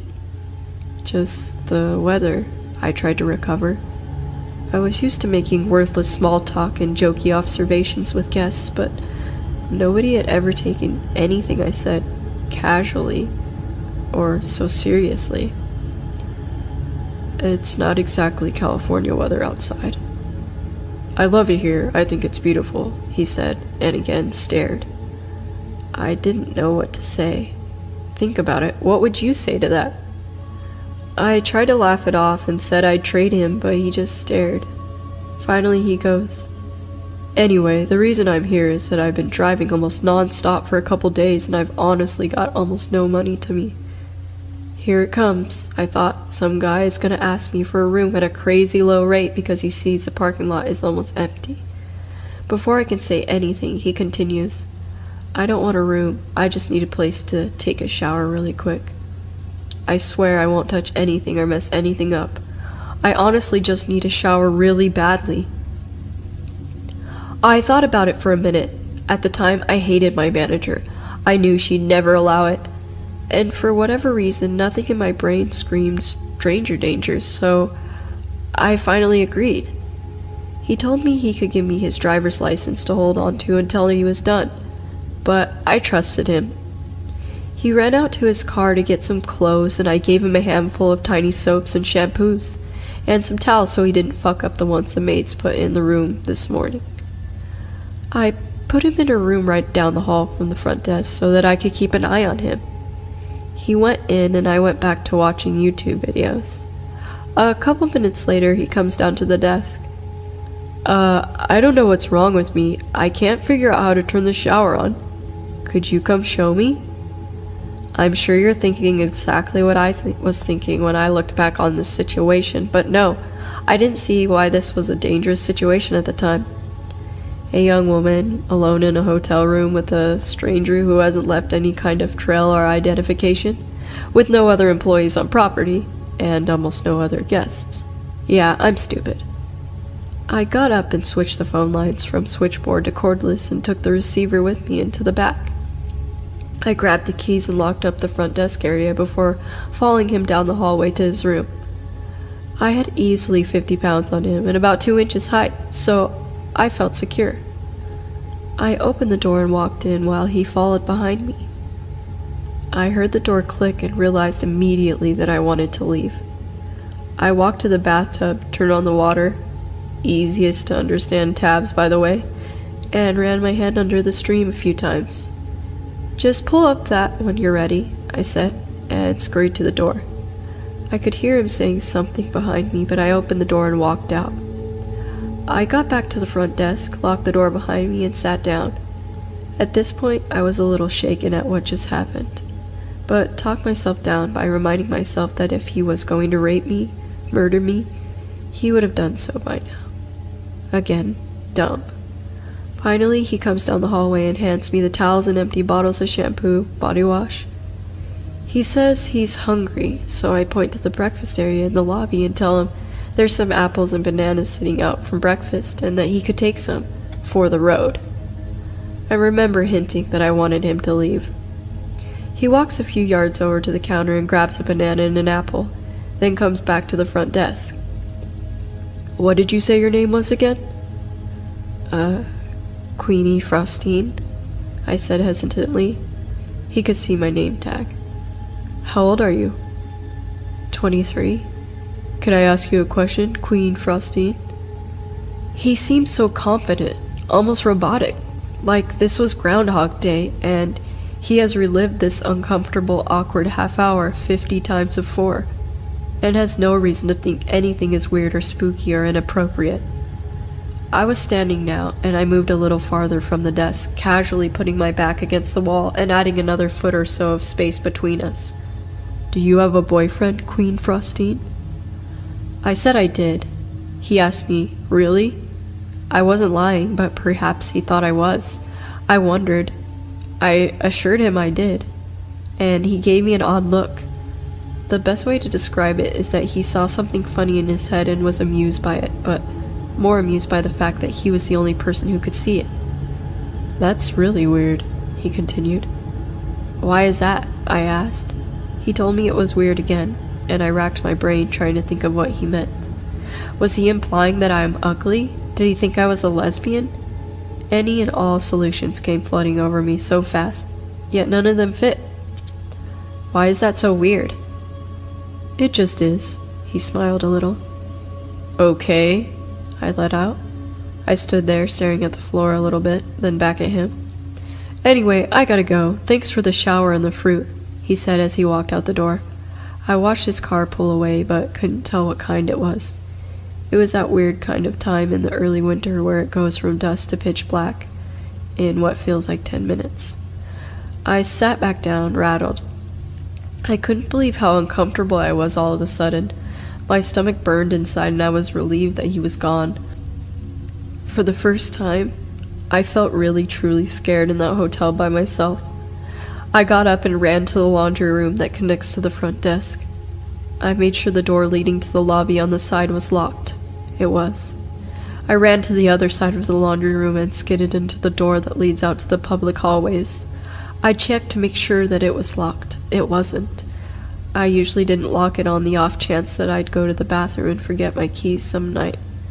I slammed it shut and latched it. The phone rang. I walked over to pick up the cordless that I'd laid next to the switchboard. Thank you for calling. This is all the further I got. Hey, Queen Frostine. I paused for a second, shocked that someone messed up my spiel. It definitely wasn't my boyfriend's voice, nor was it maintenance man. It's Adam. I was just there. I could literally feel my heart sink. I looked at the door but couldn't see him there. The darkness on the outside unsettled me. I sneaked behind the door to the front desk and into the laundry room. I didn't know if he was outside watching me, but I didn't want to be seen. I mumbled and, "Oh, hey," trying to be casual and failing. He continued, "Hey, I just wanted to let you know why I said it was weird that you had a boyfriend." I peeked out again to see if it was him at the door yet, but nobody was there. "I think it's weird that you have a boyfriend, but you still let a guy come in and shower." I could feel my pulse quicken. I mean, that's so weird. "Is it?" I asked, trying to keep my composure as I ran through the laundry room and rechecked the doors. Then I remembered the only door that wouldn't lock. The door directly to the outside. The back of the hotel where employees would sneak out to smoke weed. The latch had been broken for a while, and our manager decided that decorating the lobby for Thanksgiving came before safety issues in terms of budget. I stepped back to the doorway that led to the front desk and to the laundry room and locked that one behind me. "Yeah," he continued. "I mean, you have a boyfriend and you still let me come in and shower. I don't know. Don't you think that's weird?" "No," I said, trying to end the conversation in a short tone. "That's all I wanted to say. Anyway, I'll see you soon, Queen Frostine," he finished almost threateningly. I hung up the phone. I called my sister and told her to send her husband over, but she insisted on calling the police. I made her promise not to, as I didn't want to lose my job. I called the maintenance man, since I knew he lived right up the road, and told him to hurry over. I called my boyfriend and told him to please come. I wanted my bases covered so that someone would show up within 10 or 15 minutes. I never heard from him again, and we all kept it a secret from my manager to keep me from getting fired. I hadn't thought about this for a while, but looking back at it, it's entirely creepy to me. So, yeah, Adam, let's not meet again.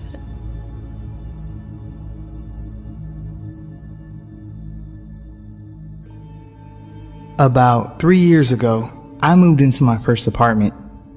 I lived alone on the first floor of a 3-story shotgun house built in the mid-1800s. The house was beautiful, albeit a little creepy due to its age. It was on the nicer end of a rough neighborhood near the university I was attending at the time, and break-ins were pretty common. But I always felt safe because my landlord and his wife lived in the 2 floors right above me. They were in their late 60s, but it felt good to know that I wasn't totally alone.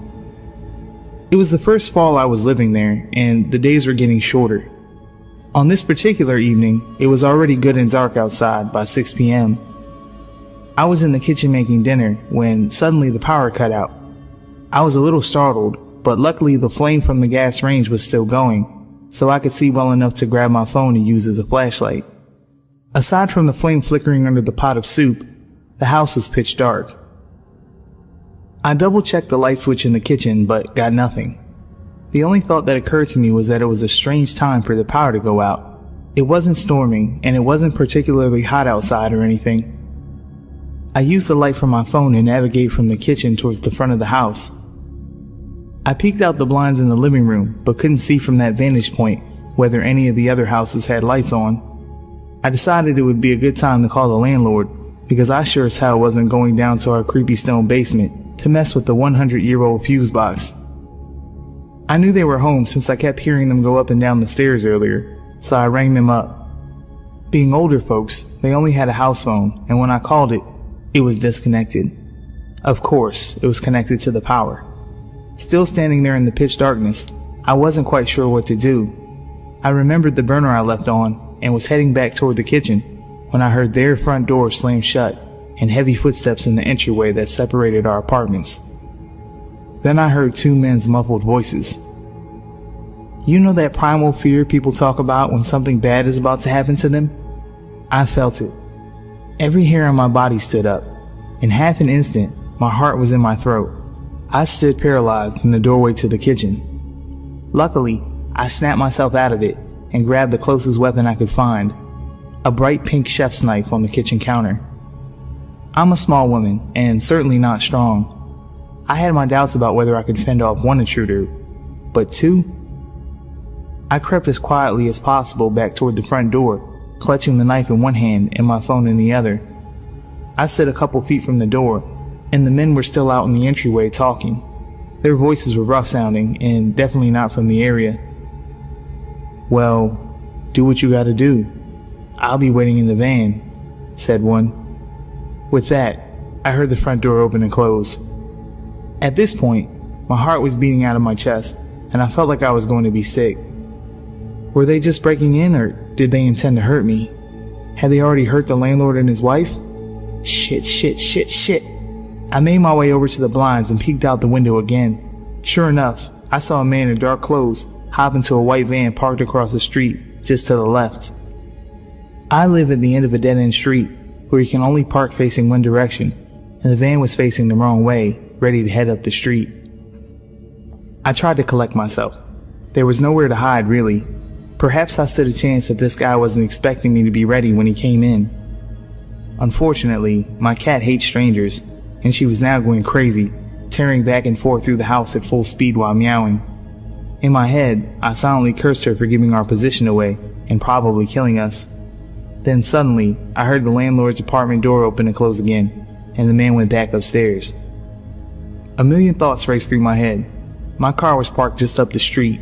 If I sprinted, I could make it and drive somewhere safe. I don't know why I didn't just call the police. I think I was afraid the men would hear my voice and know where I was. In any case, I had my hand on the doorknob, psyching myself up to run. I couldn't hear the man moving around anymore, which probably meant he was on the 3rd floor. His buddy was still waiting in the van, lights off. I peeked one last time to make sure no one was waiting near the front stoop before I ripped the door open and ran full tilt out the front door and up the sidewalk about 100 feet to my car. I hopped in and locked the doors when suddenly my phone started vibrating in my hand. It startled me so badly, I almost chucked it across the car. I didn't recognize the number, but I picked up. "Hello?" I managed to choke out. It was my landlord, sounding as calm as ever. I said something along the lines of, "Are you okay?" and was about to tell him not to go in the house. I was so scared and out of breath that it came out more like, "Don't, men, house." He seemed confused, and before I could collect my words, he started telling me that, yes, they were fine and the power was out on the whole street apparently. He'd just phoned the energy company on his new cell phone to check on it. I should probably take down the number while he's got me on the line, and he hoped I didn't mind, but some repairmen were at the house to check on the heating and cooling system. They might need access through my apartment to get to the basement. Shame they came by right before the power outage. Slowly, the dust began to settle in my mind. I had been at the point of maybe having a heart attack and definitely wetting myself over some repairmen, one of whom was still waiting outside in the van and had just seen me haul ass up the street with a giant pink knife in my hand. I was too embarrassed to walk back to the apartment, so I just told the landlord to go ahead and let them in if he needed to. I'd be surprised if that repairman didn't call the police himself to report a crazy woman with a knife running through the streets. On the bright side, I learned I can run quite fast if I need to.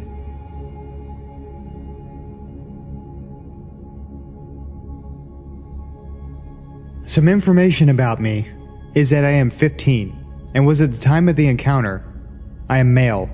My height is around 185 centimeters and my weight around 75 kilograms.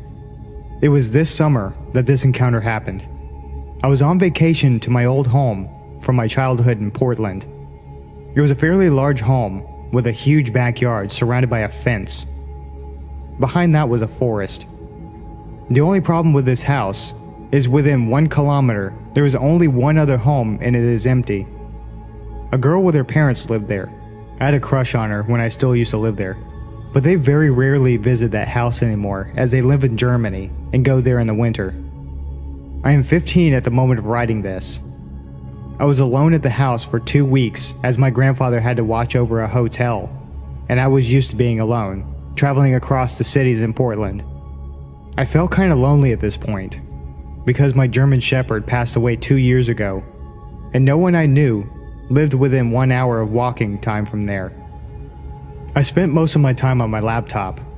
However, I would occasionally go into the woods and explore, because I used to go there with my grandfather to collect mushrooms.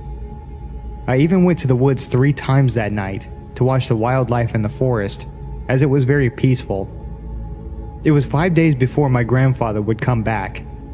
It was 1 a.m., and I was watching television downstairs when I felt like I was hearing something that wasn't in the television. However, every time I turned the volume down, I could hear nothing, so I just thought I was imagining things, as I often thought someone called my name when I wore a headset. After a bit, I just decided to go to bed, and when I suddenly turned off the television, I heard sound of footsteps for a second before they stopped. I was sure this time I wasn't imagining, and quickly got up from the sofa and headed upstairs, going into my room and locking the door behind me. I was completely quiet and tried to listen if there was any more footsteps, but I didn't hear anything since then. I walked over to the window from where I could see the whole backyard, and as I pulled the curtain, I could see someone standing in a backyard. There was no light to the backyard, so I could barely see him. I pulled out my phone while staring at the figure, quietly calling the police. However, as I started to speak to my phone, I could see the figure quickly rush to the side of the building. Soon after that, I could hear glass break downstairs. I quickly threw my phone on the bed after I told the police where I lived and dragged the desk over to the door of my room. I moved back from the door and grabbed my butterfly knife. I remember how much I was shaking at the time, the knife almost falling out of my hands. I heard footsteps on the lower floor of the house for a few minutes before I heard him going up the stairs. However, whoever that was stopped right before my door and started banging on the door more and more violently. I stayed quiet in the room with my knife still in my hand. Then I heard him speak.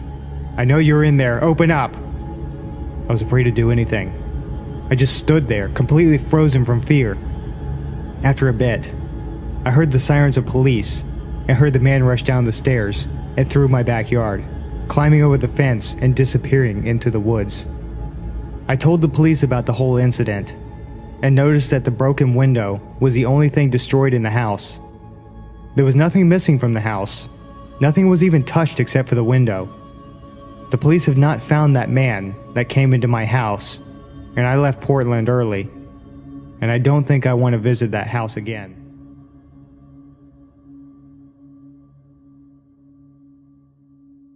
In 2007, I was 20 years old and lived with my girlfriend.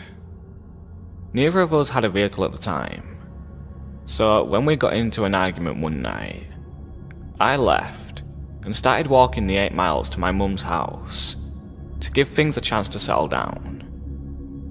This was around 1 a.m. As I'm walking, a small goldish car pulls up beside me, and the driver, a middle-aged black man with a slight speech impediment, asks me if I need a ride, which I declined. He asked me if I was sure several times, and I said yes, but thanked him, and he drove off.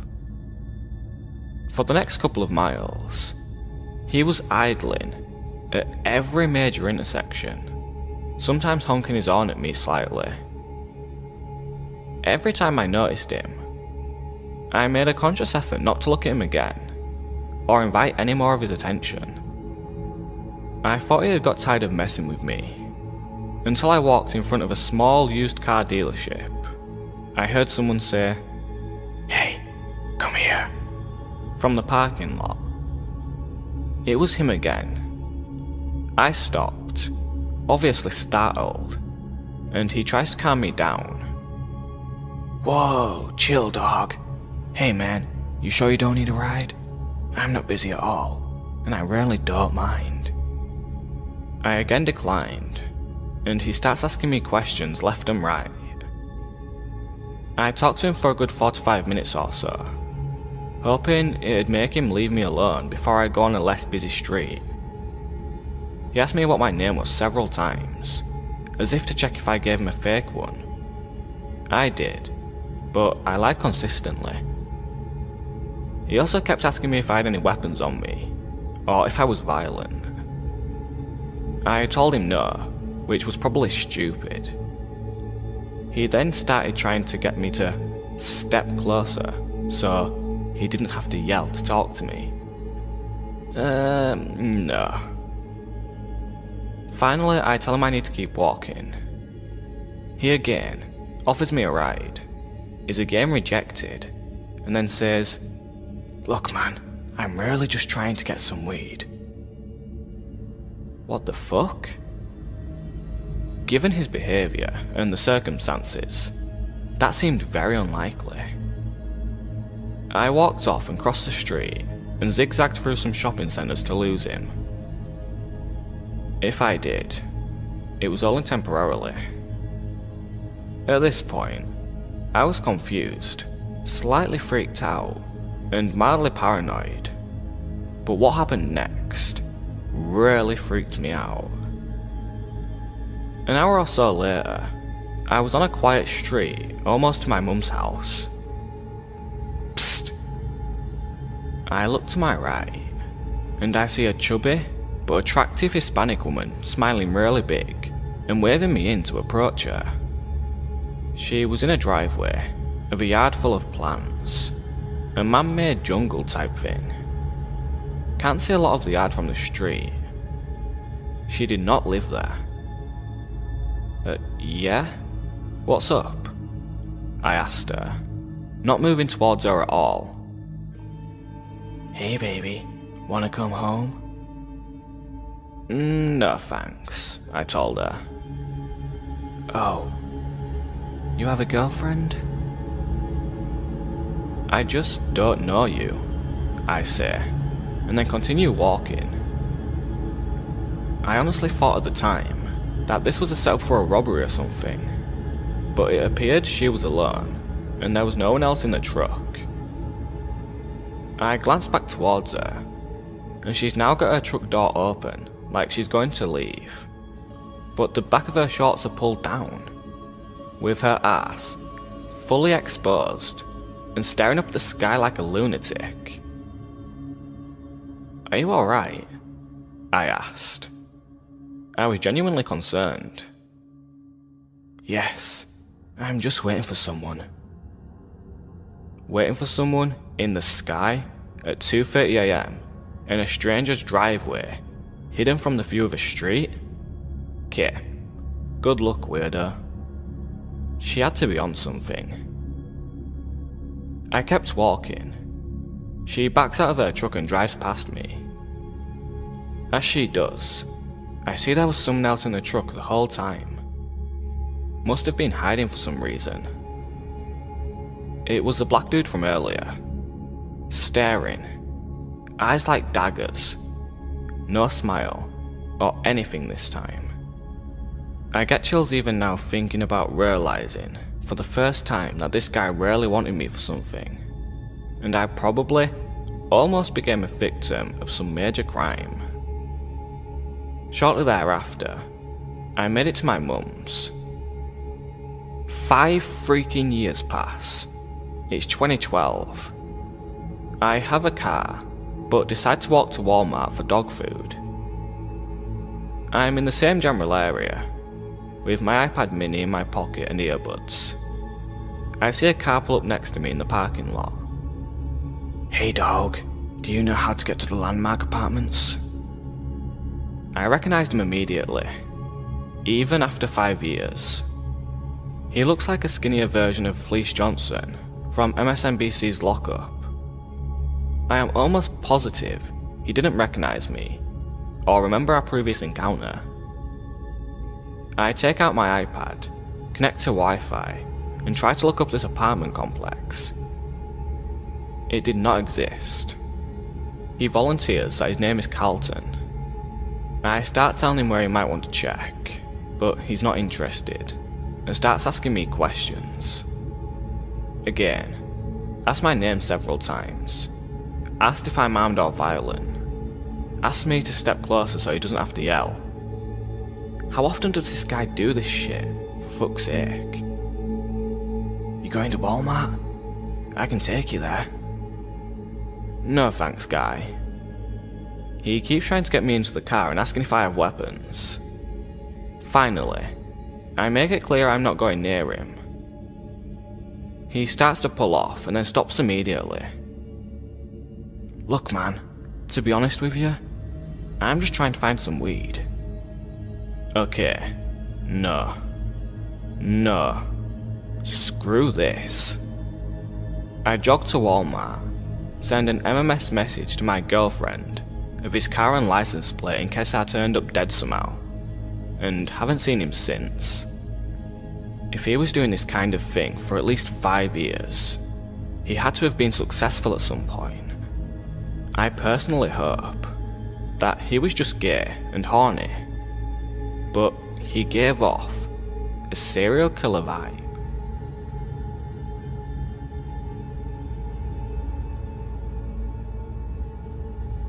So, I'll start off by saying that this story is pretty long and is gonna make my friend and I sound like complete fucking idiots.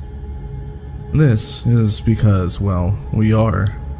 We completely ignored everything we've been told about stranger danger and basic safety because, hey, we are both 20-year-old college dudes. I also am not the best writer, so bear with me. This happened last Sunday. So, my parents are pretty well off and love to travel to exotic destinations.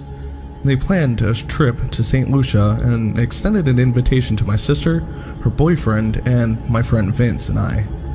St. Lucia is a small mountainous island near the coast of Venezuela. It's a significantly underdeveloped nation with an all-cash economy where few taxes are collected and spent for the good of the commons. Violent crime on the island is not unheard of. There are a few paved roads, a few major favela-like towns, and a couple of small, secluded, high-end boat-accessible resorts. We stayed at one of these resorts. My parents were in one room, and the rest of us stayed in a room next door. The rooms were more like little huts open entirely to the outdoors with easy accessible rooftops above and below. All was well for most of the trip. We went hiking, snorkeling, and relaxed on the beach. As much as my friend and I enjoyed it, this resort was meant for honeymooners, not for college kids looking to have a wild time. One night, Vince and I were up drinking late at the bar, which was not extremely lively as usual, and we get to talking with the bartender, Gustavo. We bond with Gustavo over our interests in Easy Weezy and girls, and nothing seemed off at all. We asked him if he knew any clubs or where to go to have a good time in town. He told us about how we really had to leave the resort to experience St. Lucia as we expected. He offered to take us to his place sometime to show us the good time we'd been looking for. He then showed us a picture of his house. This should have been the first red flag, but we were drinking and had no reason not to trust our new friend. Gustavo had a massive house for St. Lucian standards, complete with a huge flat-screen TV, pool table, bar, and a Camaro. We'd been around the island a bit at this point and had not seen a house or car half as nice as his. We told him we'd be interested, but would have to let him know when we could go later. The next day, we get a text from Gustavo midday saying that a boat was at the dock to pick us up. This was strange to Vince and I since we didn't really agree upon a time. We told him that we had plans and couldn't go during the day anyway. This seemed to piss him off just a little bit. The next day, whenever Vince and I would see Gustavo at the resort, he lacked enthusiasm and ignored us as we said hello to him. The following day, however, Gustavo was off work and texting us like we were best friends again. He asked us if we could come to his place and told us he was making pizza, had girls lined up, and some of that good. Knowing that my parents would never let me do something so risky, we told him that we would go out after 10 because my parents were most likely going to be asleep at that point. He agreed, but was kind of annoyed and made it sound like we owed him and better not bail again. On a side note, I've never done coke, but my friend Vince has. I was slightly worried, but I figured I'd just say no, like Dare taught me or whatever, and still could have a good time. Besides, we couldn't really bail on him twice.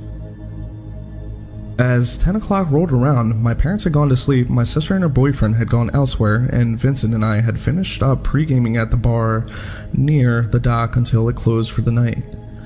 It started getting very dark, and soon Vincent and I were about the only ones down at the dimly lit beach area. This is when things really started to get sketchy. Around 10:15, we get a call from Gustavo saying something along the lines of, "The plans have changed. The boat taxi is no longer being arranged through the resort. My guy is coming to pick you guys up. The fare is going to be a little more expensive now, around $100 plus tip. He's nice, but he has a little temper, and he's in a hurry, so don't piss him off. Look for the green and yellow boat and just get in." The unfamiliar flat and low tone of his voice that he used sent chills down my spine, and suddenly we knew we were in serious trouble. We only had $140 on us together and immediately agreed that we would wait for the boat, give him the cash, and say we couldn't go anymore. A few minutes later, we got another call saying, "My guy is going to be a little late. He has some drop-offs to make, but if you're not gonna dock when he gets there, he will be knocking on room 17. Don't make him knock." Room 17 is the room my parents are staying in. Vincent is about to throw up at this point. Trying to calm down, I suggest that we hide our phones and wallets nearby just in case they try to mug us. There was nobody but us at the beach at this point. I could barely make out some small boats far out in the bay, but they hadn't moved in a while. We were standing on a small rock peninsula at the side of a cliff surrounded by black water with a single dim lamp overhead. We cannot run and we cannot hide. My parents and my sister and her boyfriend may be in serious danger if we do. 11:30 p.m., we get another call from Gustavo. "There will be 3 boats coming. Just get in." This is now obviously fucked. We are fucked. We are so fucked. Why the fuck are there 3 boats? Vincent and I are pretty skinny guys. There's no way we could fight more than one person. It's the perfect kidnapping, I thought to myself.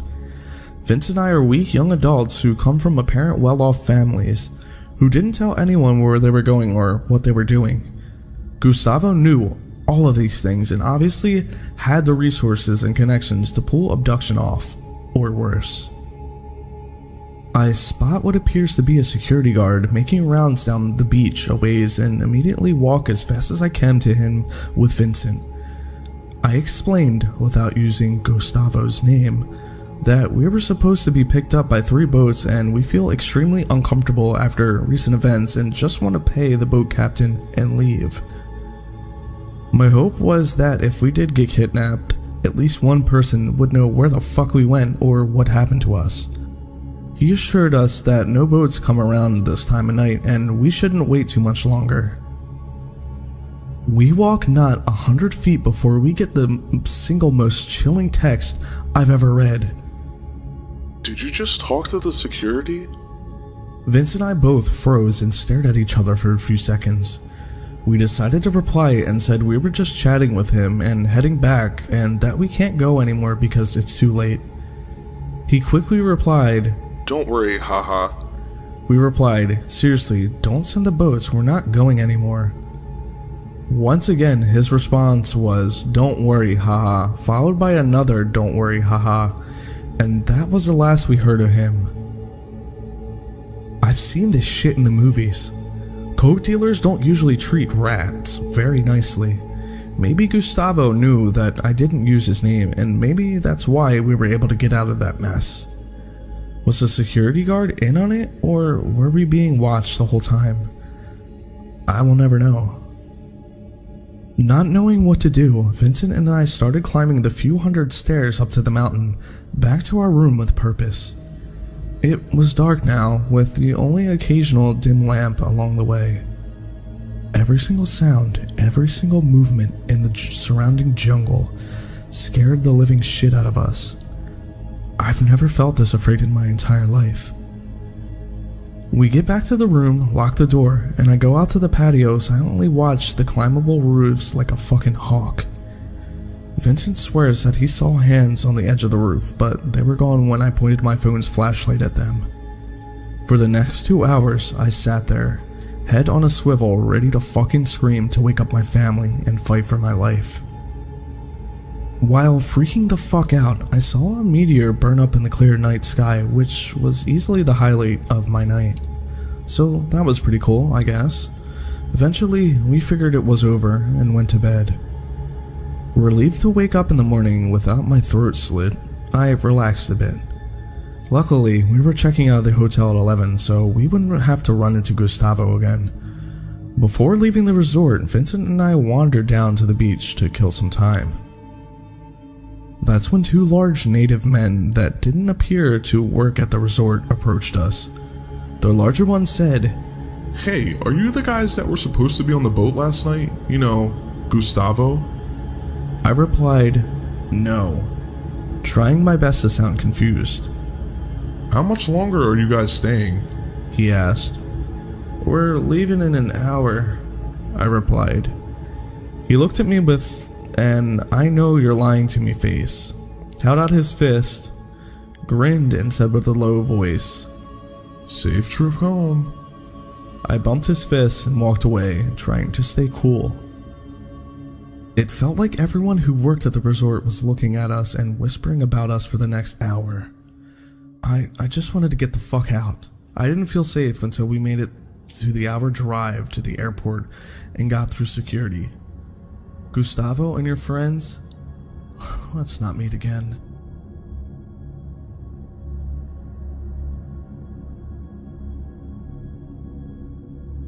I've only ever mentioned this story in this video, but I'll never truly feel ready to go into details about what really happened that night on my YouTube channel. Just a warning, I'm no English major, so sorry if it goes off on tangents or doesn't make sense. But feel free to ask questions and I'll clear things up. Some names have been changed to protect the innocent. I was 18 at the time I got accepted into university. The same day, me and my then boyfriend got into a fight. I decided to have a few drinks with my cousin Becky, her boyfriend whom she had a child with, Eugene, his housemate, Ken, and the neighbor Hadley. Sounds like a safe scenario, right? Wrong. Around that night, we were all playing drinking games, and I thought I was having a ball in my best t-shirt without my boyfriend. This only being the second night I'd gone out since I'd moved out of my family's because of issues and only went to school, work, sports, school clubs, and the first night was going to my cousin's birthday. I noticed Ken kept staring at me the whole night, but I never tried anything, and Becky told me to stay away from him because he would sleep with anyone, including Hadley. I wasn't going to sleep with him because of a disagreement with my boyfriend. It got late. Becky asked if I wanted to stay at Dad's house while she was away or sleep in the spare room. I told her I felt a lot safer if I slept in the same room with her and Eugene, since I always got a creepy vibe in the spare room since it was small, cold, and cramped. My half-sister used to have the house before my cousin got it, and it used to be my half-sister's room. That was also where I watched The Exorcist. I didn't feel safe sleeping alone in my dad's house. Ken and Hadley slept on the couch. I noticed Ken kept following me around all night, making derogatory remarks. Later on in the night, Ken started licking and sucking on my feet and toes, and tries to move up. I'm paralyzed with fear because I only had one incident where I had almost gotten raped. Again, the first time I thought it was a safe environment with family. He tries to move up my leg. I pretend I'm trying to toss and turn and cover up my zipper of my pants. But he forcefully and quietly moves my hand away and goes back to sucking and licking on my feet. Eventually goes back to Hadley. I hear her giggling. Prepare myself for the worst and think if he comes back in here, I'll wake up my cousin. Of course he comes back in. I nudge and shove and shake my cousin's arm quietly, fearing Ken would do something violent if he found out. Turned out to be Eugene's. He grabs my hand, I squeeze it tightly, once again tossing and turning so Ken doesn't travel any further up my feet. Eugene apologizes when Ken leaves and tells him he didn't do anything and feels guilty. Maybe it's because Ken was bigger than him and he was under the influence of drugs. I didn't know he did crystal meth until later, but Eugene says he'll say something if he came back in. Yep, and he did. Eugene asks, "What the fuck are you doing in my room?" Ken nervously musters up and, "Oh, I'm sorry," and quickly walks off. This is now dawnbreak. Eugene profusely apologizes when I told him he could have woken up Becky. Then Eugene grabs my hand and I feel something erect. I pull my hand away. He tries it again. I move my hand away and tell him I gotta go back to my house. I take the longest shower of my life. Then I couldn't even wash the disgusting feeling I felt. I walked back to my home. I'm greeted with why it's my fault and I should have never left or fought or an argument unfinished business with my boyfriend's mom. I burst out crying, tell her everything for the first time. She hugs me, they call the police, and report both of them. I never went to work that day. Around then, Ken decides to quickly move the fuck out. Eugene and Becky are confused and ask my cousin if it wasn't touching what I think it was, what the fuck was I touching then? That was so important that I had to remove my hands twice. Eugene wanted to talk to me, one-on-one, but I refused. 2 weeks and 2 days later, he hangs himself, writes a letter to my cousin. I had no idea I was actually at my dad's house at the time after another argument with my boyfriend. Eugene only lives next door. His workmates actually found him when he didn't show up to work for 2 to 3 days. My dad tricked me into going to Thailand, said it was my fault I almost got raped. He drugged me. I'll never know if this was true. Against my will, the police decided to drop the charges since I was living in another country. That was 7 years ago, I gotta say. Ken does a damn good job at hiding his tracks. While I was writing this story, I did manage to find his Facebook. Please do not mention that you found this story out of respect for my family, in case he finds my YouTube channel or Facebook and intends to hurt me. If you do, you're giving the perpetrator fuel and just as bad. I'm living in another country, but I'm still terrified of him in some ways, if he can get away with it once. I feel this sickening and horrifying sense of guilt about Eugene, since I was the one that reported him. I was responsible for his death. He was my niece's father. I love her so much, but I'll always be reminded for taking her dad away from her. Here's his Facebook. Worse has already been done to him, so don't try anything malicious. Months later in 2010, I was on visit to New Zealand. I found out the day we met Ken, he was staring at Becky. One day while she was sleeping in the same bed with Eugene, he was just staring at her. She woke up. She got lucky. I have to wonder how much worse the situation would have gotten if I slept in the spare room or went back to my house all alone. The moral of this story is no matter how safe or careful you are in an environment, you can never truly be sure, and people you think you can trust can be turned in a heartbeat.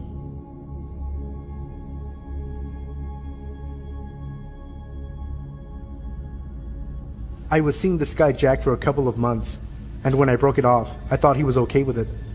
He took it well, said he'd see me around, and we went our separate ways. I lived on a dead-end street at the very end of the street. I had huge windows, and knew my neighbor's cars, and I knew Jack's car. About a week after we broke up, I started to see Jack drive by my apartment and quickly pull into the back parking lot that went the whole block, parallel to the street. Sometimes I would walk outside and see his car parked at the end of the street. I once circled the block and came up to his car and asked, "What the fuck are you doing here?" His response was something along the lines of, "Just seeing if you were home." "Okay, you fucking weirdo." I went back inside. At first I let it go. I was a full-time student and worked full-time, so I hardly had time to placate a man I wasn't interested in anymore. Not to mention I was young, 19. And I for sure didn't believe or think anything bad could happen to me. After a couple of weeks, it got a little creepy, and I would find things on my car or in my mailbox from Jack. Stuffed animals, candy with notes like, "Please don't leave me," or "I'll wait." Nothing too crazy or anything that scared me. He was a good-looking guy, had a good job, and took care of himself. How dangerous could he be? Jack started showing up at my school's gym and cafeteria. He didn't go to the college, and as far as I knew, had no reason to be there. He would just watch me, and a few times, he tried to corner me to talk to me or give me a hug. This is where I started to get a little freaked. I finally went to the cops because I was just tired of him always being around. Plus, I had started seeing a new guy, and it was always awkward for me to see Jack when I was holding hands with the new guy. He hadn't actually done anything illegal, but I lived alone, and far from any good friends or family at the time, so I was a little nervous. After I went to the police, he completely changed. He would drive up and down for hours around my block. I would see him at the grocery store or the local ice cream shop, like he knew my schedule. One day, I left to go for a run like I usually do. I always went around the same time in the late afternoon and always the same route. The neighborhood I lived in connected to the Horsemen's Association. They were allowed to have horses in the city proper, so, conveniently, there was a well-maintained path for them to use to get to the Forest Preserve. From the start of the trail in my neighborhood to the parking lot/trailhead was about 2 miles. It went through empty fields and retention ponds.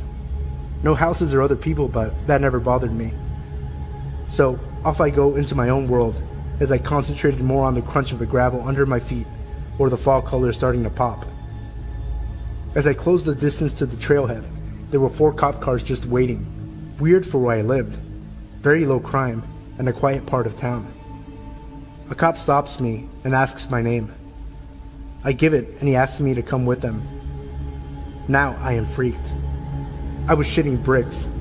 Finally, we get to the station and they explain everything. Jack had been picked up for loitering and suspicious behavior. I happened to live across the street from the police chief of the town, whose house sided up to the entrance of that running path. He knew about Jack, as I had mentioned about a month before, that someone kept coming by and hanging about. The police had noticed Jack's car earlier in the day, and when Jack spent hours hanging around, he got suspicious. He had Jack tracked down and asked him questions. He admitted to letting them search his car. They discovered that Jack had duct tape and a bottle of chloroform. I quickly moved.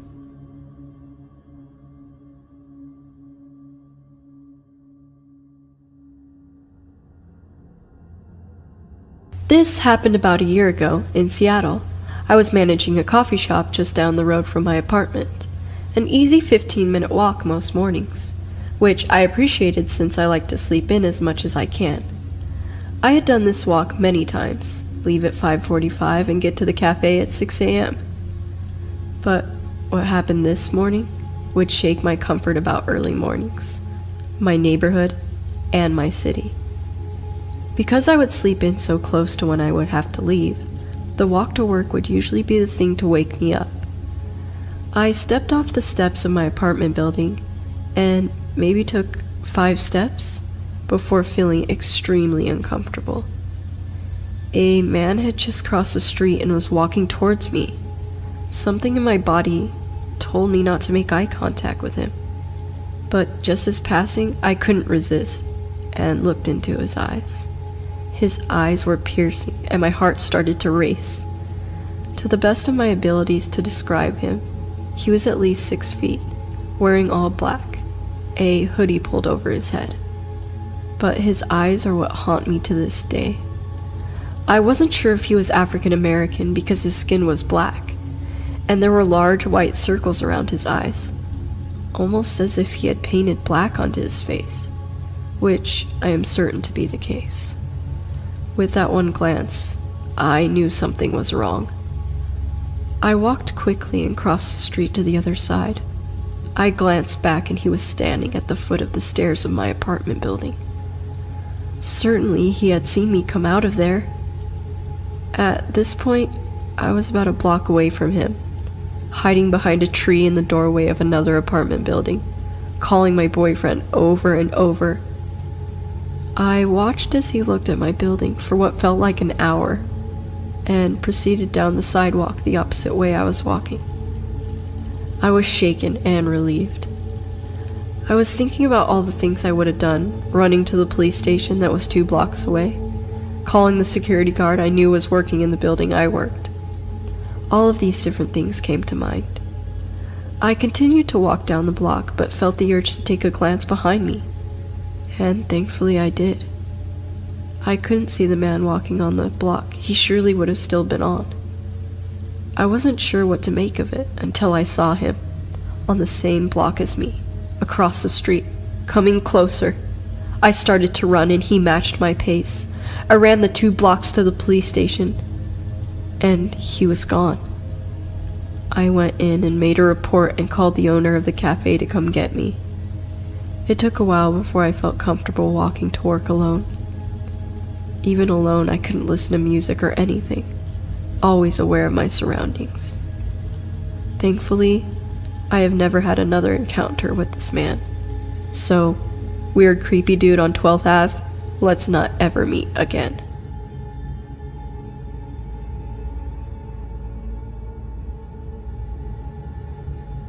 I've posted this story on Ask Reddit, but came across this sub and thought it would fit in. In my childhood neighborhood, my neighborhood's pool was larger than the other surrounding neighborhoods, so people often visited ours instead. When I was 8, I went to the pool with my sisters on the first day of summer, as I always did. When the lifeguards kicked all the kids out for the adult swim, I sat down on a pool chair next to my sisters. This guy, probably between 11 and 13, laid down on the chair next to me and said, "You're beautiful. Will you go out with me?" My sisters thought it was funny and teased me about it, so I just kind of laughed, but it made me uncomfortable. I was really shy back then, so I wrapped my body up in the towel I brought to cover my body, which he was staring at very openly.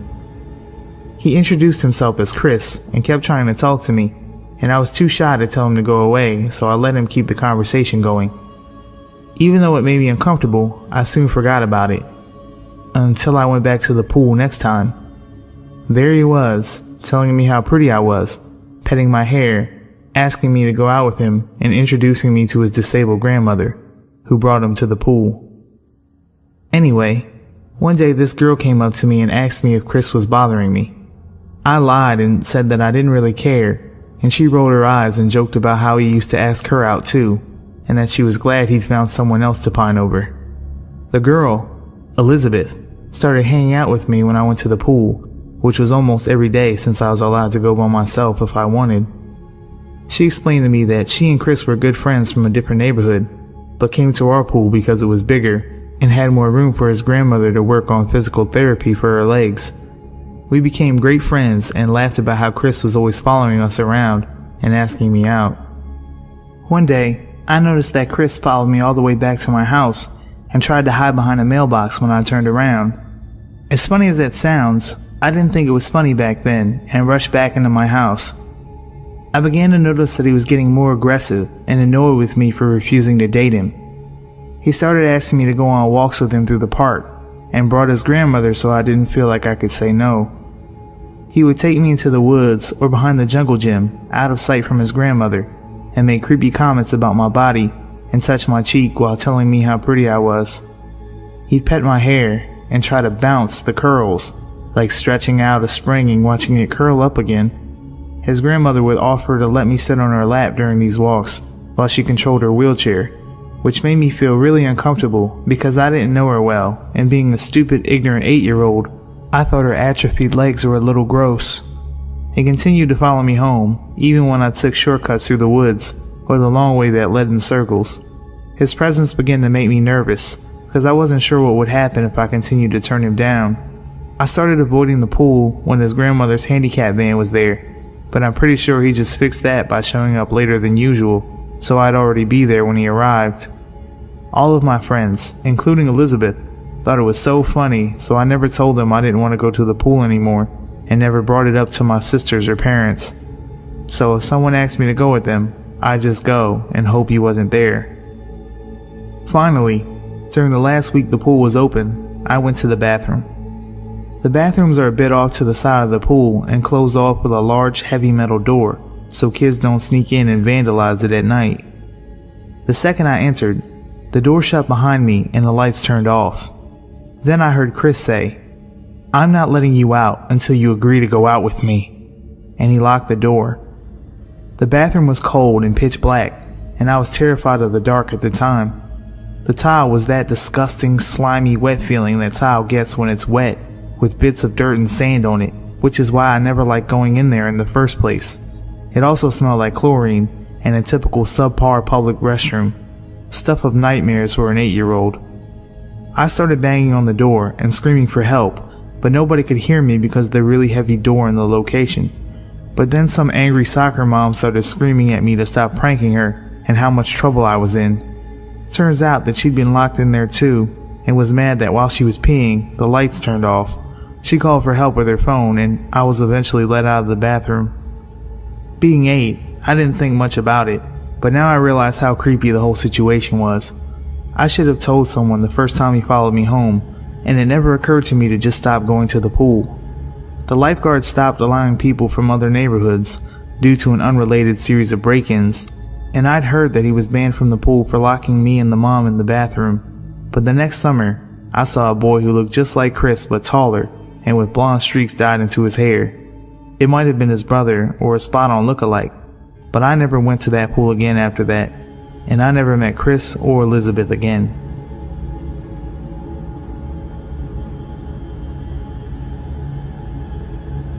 Some background info.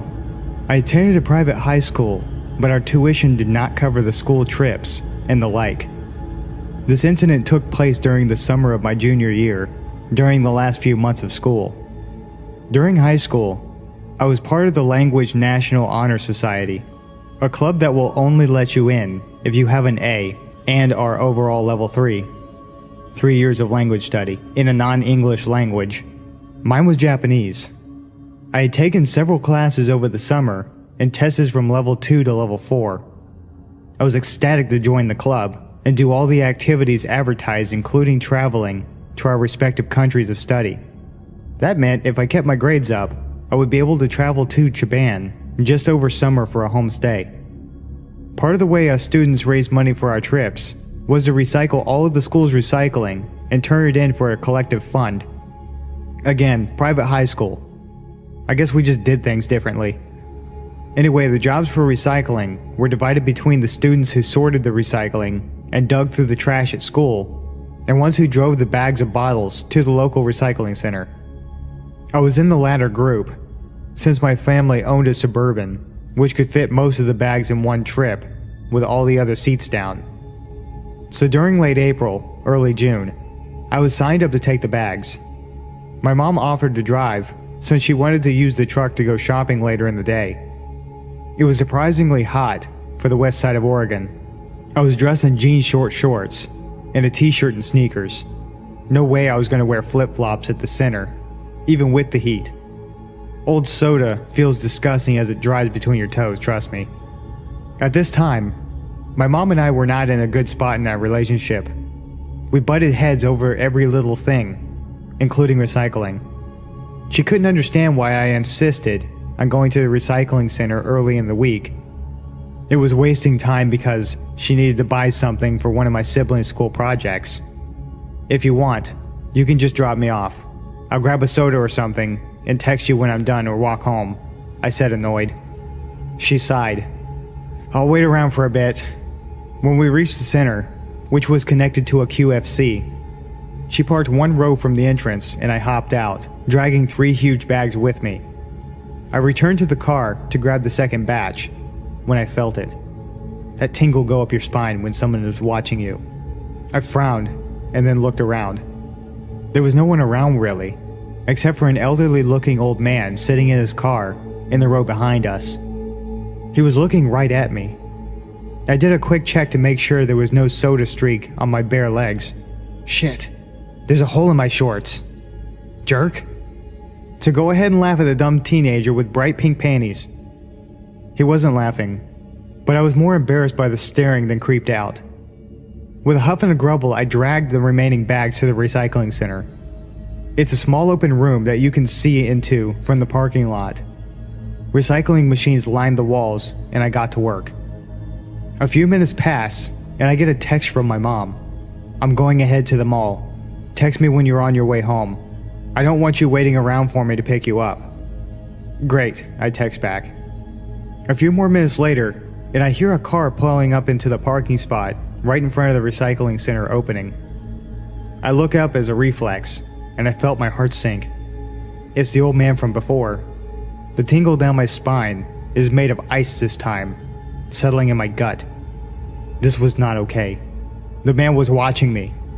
Even if he was waiting for somebody, why not remain in his original spot? Why pull up in front and park instead of driving closer to the grocery store entrance? Still, I try to ignore it. That is, until I hear a creak of door hinges. My head snaps up, and I see the man has opened his door and has one leg sticking out. I text my mom, "Can you come back?" She asks why. There's this guy watching me and is creeping me out. Just go tell one of the employees if he's really bothering you. You're young. I'm sure you can outrun them anyways. Yeah, thanks, Mom. The man hasn't gotten out of his car yet. He's just sitting there, watching me. Watching me stand there with my phone in my hand. That's when I noticed a very rhythmic movement of one of his arms. Hell no. Abandoning my bottles and walking out of the recycling center and heading towards the entrance of the QFC. As I pass the car, I can't help but look, just to make sure I'm right. And lo and behold, the man is sitting there half out of his car, watching me. He's exposed and pleasuring himself. That sight makes my lip curl in disgust. I hurry into the QFC and tell the first employee I see what's going on.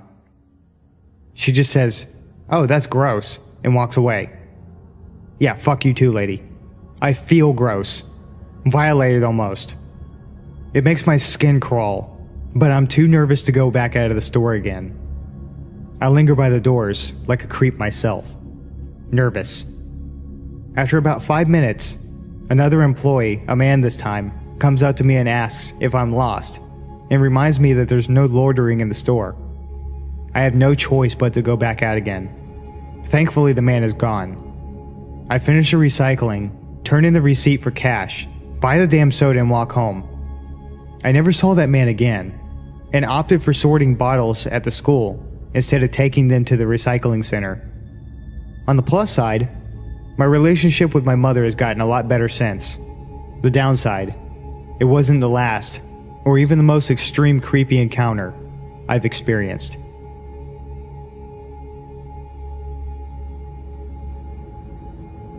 When I was a sophomore in college, I lived in a small but beautiful historic studio apartment in a small East Coast city that had somewhat of a good reputation for crime or danger. However, the neighbourhood I lived in was usually considered one of the good neighbourhoods.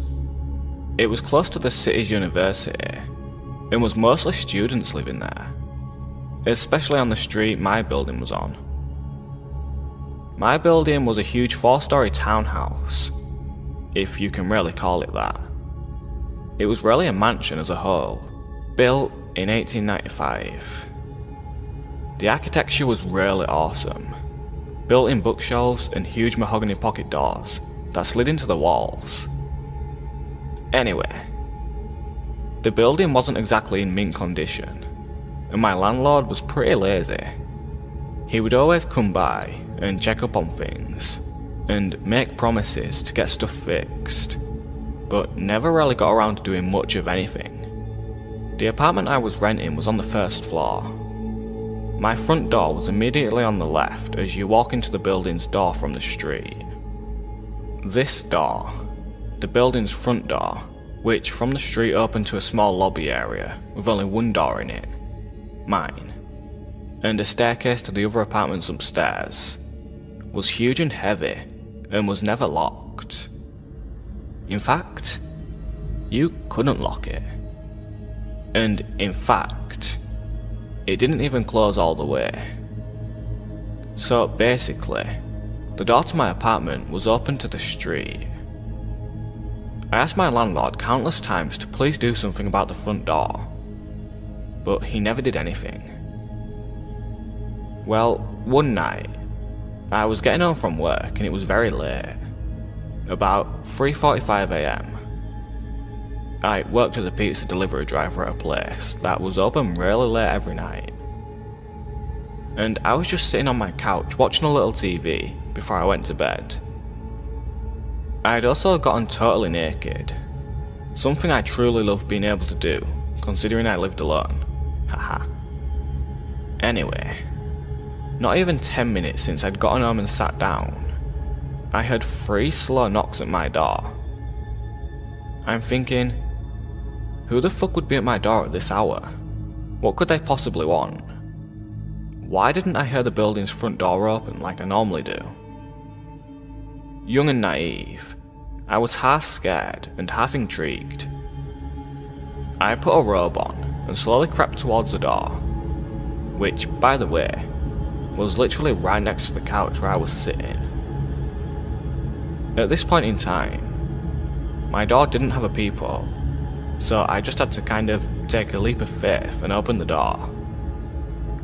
When I did, a tall, emaciated, middle-aged man stood staring down at me, with low eyes and a grin. He was wearing all black, many layers, and a big black trench coat. The first thing he said was, "Can I come in?" With the door barely open, I got a deep pit in my stomach and just went, no man, what's up? He just stared into my eyes for a second, clearly disappointed, and then said, I've seen you around, and started to grin again. The pit in my stomach had evolved into a churning sensation, and I was starting to get nauseous. Yeah, I've been watching you, and I like the way you look, he said. So you gay? Bisexual? I was just like, I dunno, but it's late and I'm going to bed. Bye. He kind of nodded and lingered for a second, as did I, watching to make sure I saw him leave the building. Once he did, I closed the door, locked it, and stood with my hand still on the knob for a good minute at least. After I snapped out of my shock, I ran over to my couch and pushed it up against the door.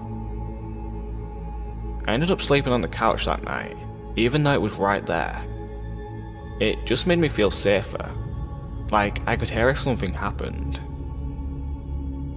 Well, nothing happened that night. It wasn't until about a week later, on one of my nights off from work, that I was sitting around my apartment winding down by myself after I had a few friends over drinking and smoking a little bit, as college kids will do. All of a sudden, I heard a weird rattling noise coming from across the room, so I turned off the music I was playing, to find out that it was coming from none other than my front doorknob. I looked at it for a second, and saw that both the knob and the top lock were jiggling. Someone was trying to get in. Like a deer in headlights, I was frozen, staring at the things wiggle and shake, until I started to see the top lock actually budge and start to turn. I leapt up from my chair and sawed to the door, grabbing tightly on the lock, forcefully twisting it back to being locked. The jiggling of the lock and knob stopped for a second, because whoever it was clearly knew that I knew. It was only a second though, because I started struggling again, and I had to use all my might to keep it still. Sweat was dripping down my forehead and my ribcage, and after about 15 seconds of wrestling with this intruder, it suddenly stopped, and I heard the building door open and close, and footsteps run down the stairs of the stoop to the sidewalk. Just like I was before, I was paralysed with my hands at the door for a good while before I realised I was crying and shaking and that I needed to call someone. My instinct was to call the police. In hindsight, I regret this for the following reasons. I was basically having a panic attack while I was on the phone with 911 and actually threw up during the call. And I think that's when they decided I was just fucked up or something. When the two police got to my apartment, they stood in my doorway as I struggled to recount to them what had happened, as I'm shaking and crying. I noticed at one point that they're both smirking and laughing, and I say, "What's funny right now?" One of them goes, "It reeks of marijuana." I was just like, okay, and basically argued with them after that. Long story short, they ended up confiscating a bunch of shit from my apartment and basically turning the whole situation into a little mini drug bust. Although they say they weren't going to charge me with anything. Just take my shit. Nothing about this attempted break-in besides, keep your door locked. I was devastated and felt so helpless. I hate to make this story so long, so I'll try to keep the last part short. Basically, this same scenario happened one more time about 2 weeks from the last time. Only, instead of calling the police, I called my dad, who raced down in an hour, which is a 2-hour drive from his house to this place. And he had a crowbar up his sleeve, haha. Unfortunately, by the time he had gotten there, whoever it was had already left. They didn't struggle very hard this time. My dad ended up cussing out my landlord and demanding he get the door fixed and install a new lock and a peephole on my door. he did make this happen, within a reasonable amount of time. And I also got one of those bars you wedge between the doorknob and the floor, as well as an aluminium baseball bat to protect myself with, so I felt a lot better from then on. Needless to say though, I ended my lease for that apartment a month early, and never moved back to that street. I never found out for sure who was trying to pick my locks, and if it was the guy who had come to my door the first time. But whoever it was, let's not meet.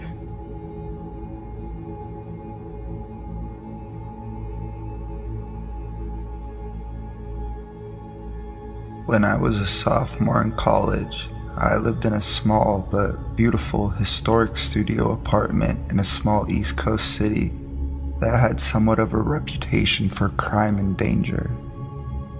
However, the neighborhood I lived in was usually considered one of the good neighborhoods. It was close to the city's university and was mostly students living there, especially on the street my building was on. My building was a huge 4-story townhouse, if you can really call it that. It was really a mansion as a whole, built in 1895. The architecture was really awesome. Built-in bookshelves and huge mahogany pocket doors that slid into the walls. Anyway, the building wasn't exactly in mint condition and my landlord was pretty lazy.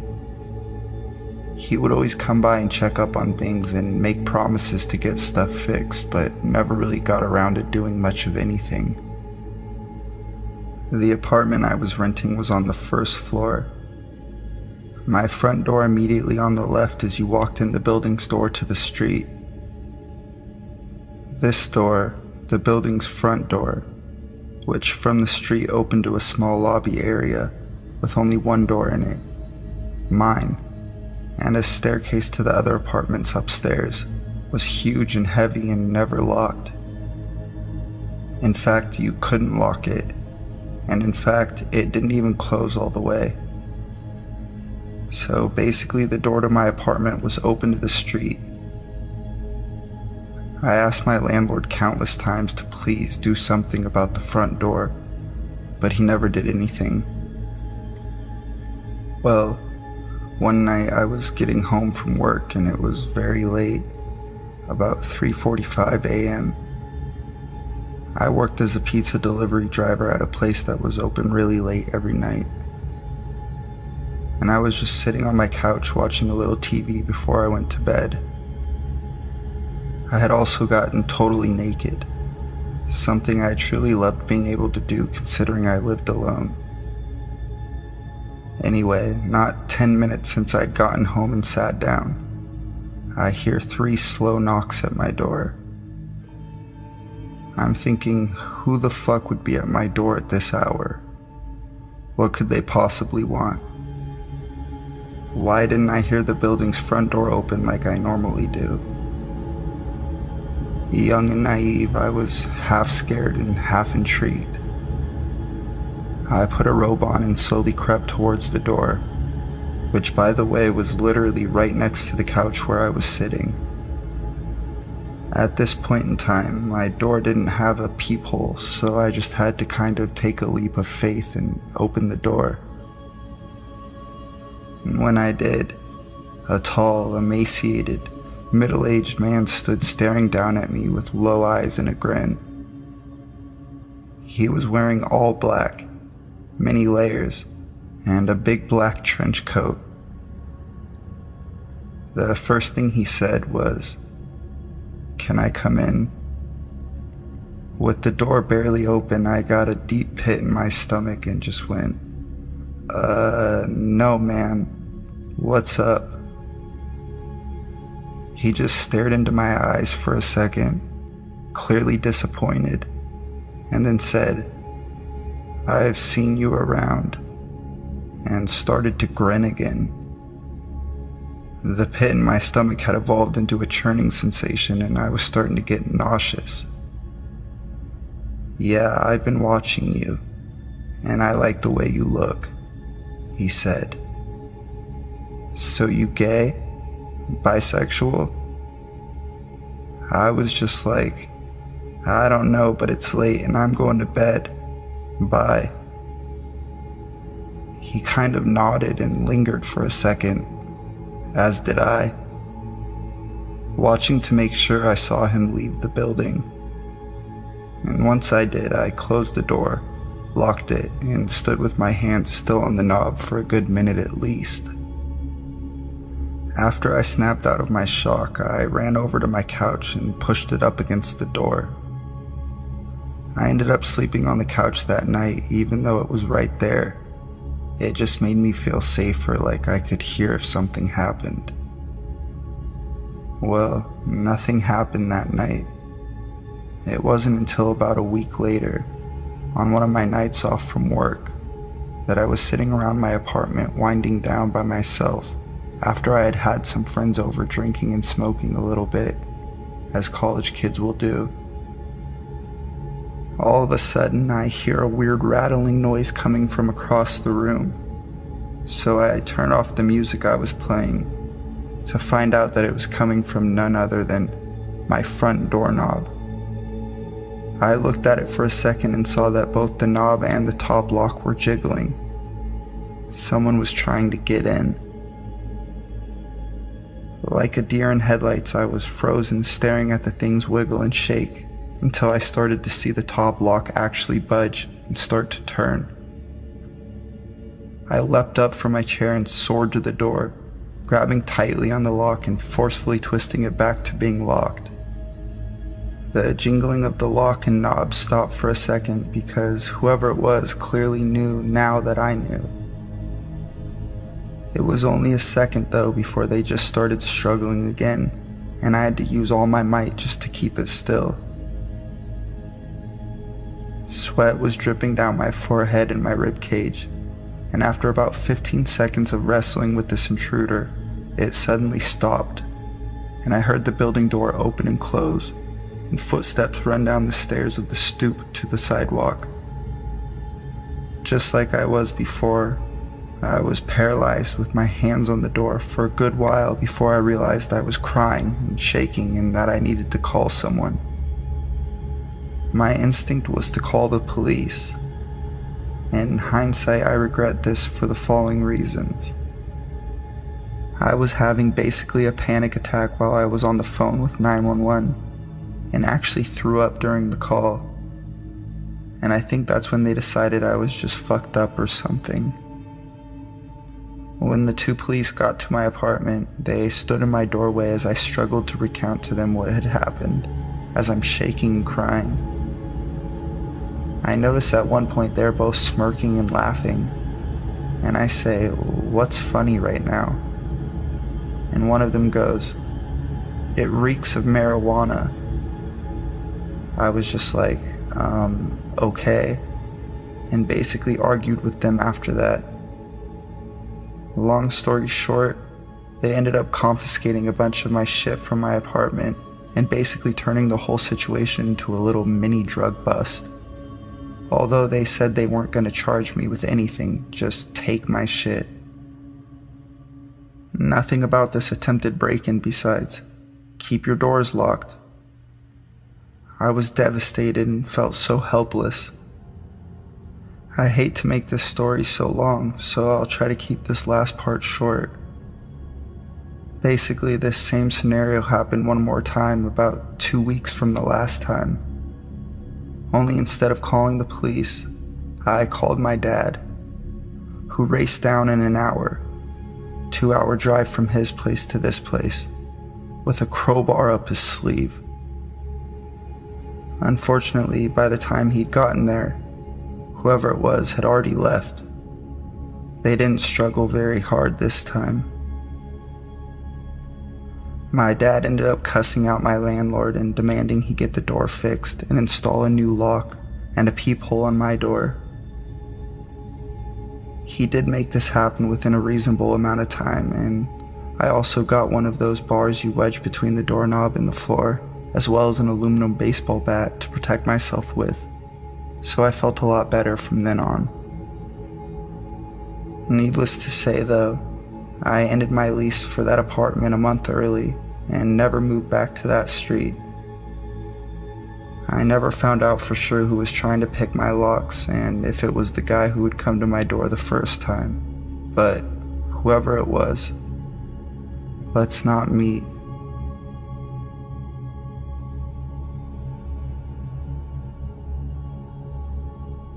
This took place several years ago, when I was 18, freshly enrolled in college. I grew up in an extremely strict household, Asian female by the way. My parents set my curfew at 8 p.m. I wasn't allowed to drive at night or go to parties, etc., all because my family was convinced that all of these situations led to rape. Anyway, you could see how I once moved out of the house, I was relished in my opportunity to exercise my new freedom and independence. One night around 11 p.m. I got super hungry and had a real craving for Arby's roast beef sandwich. My roommate was tired and didn't want to go with me, so I hopped in my car and decided to go make a quick trip by myself. To get to Arby's, I had to take a stretch of the road that was really secluded and not well lit, of course at the time of night. There were barely any cars on the road. At the stoplight just a few blocks away from the Arby's, I was the third car waiting at the red light. Car A was very front, car B was behind it, and I was behind car B. There was a last car, car C, that's behind me. All of a sudden I guess he must have thought that the light turned, but is still red. The car in front of me stepped on the gas and lurched forward, tapping into the back of the car in front of him. The two drivers immediately got out and started looking at the damage. Neither of them were hurt, and there was little to no damage that I could see made to either car. I had no idea what to do in this situation. Again, I was a dumb 18-year-old, just got injected into the adult world, and I had never witnessed an accident of any kind before. Was I supposed to stick around as a witness or something?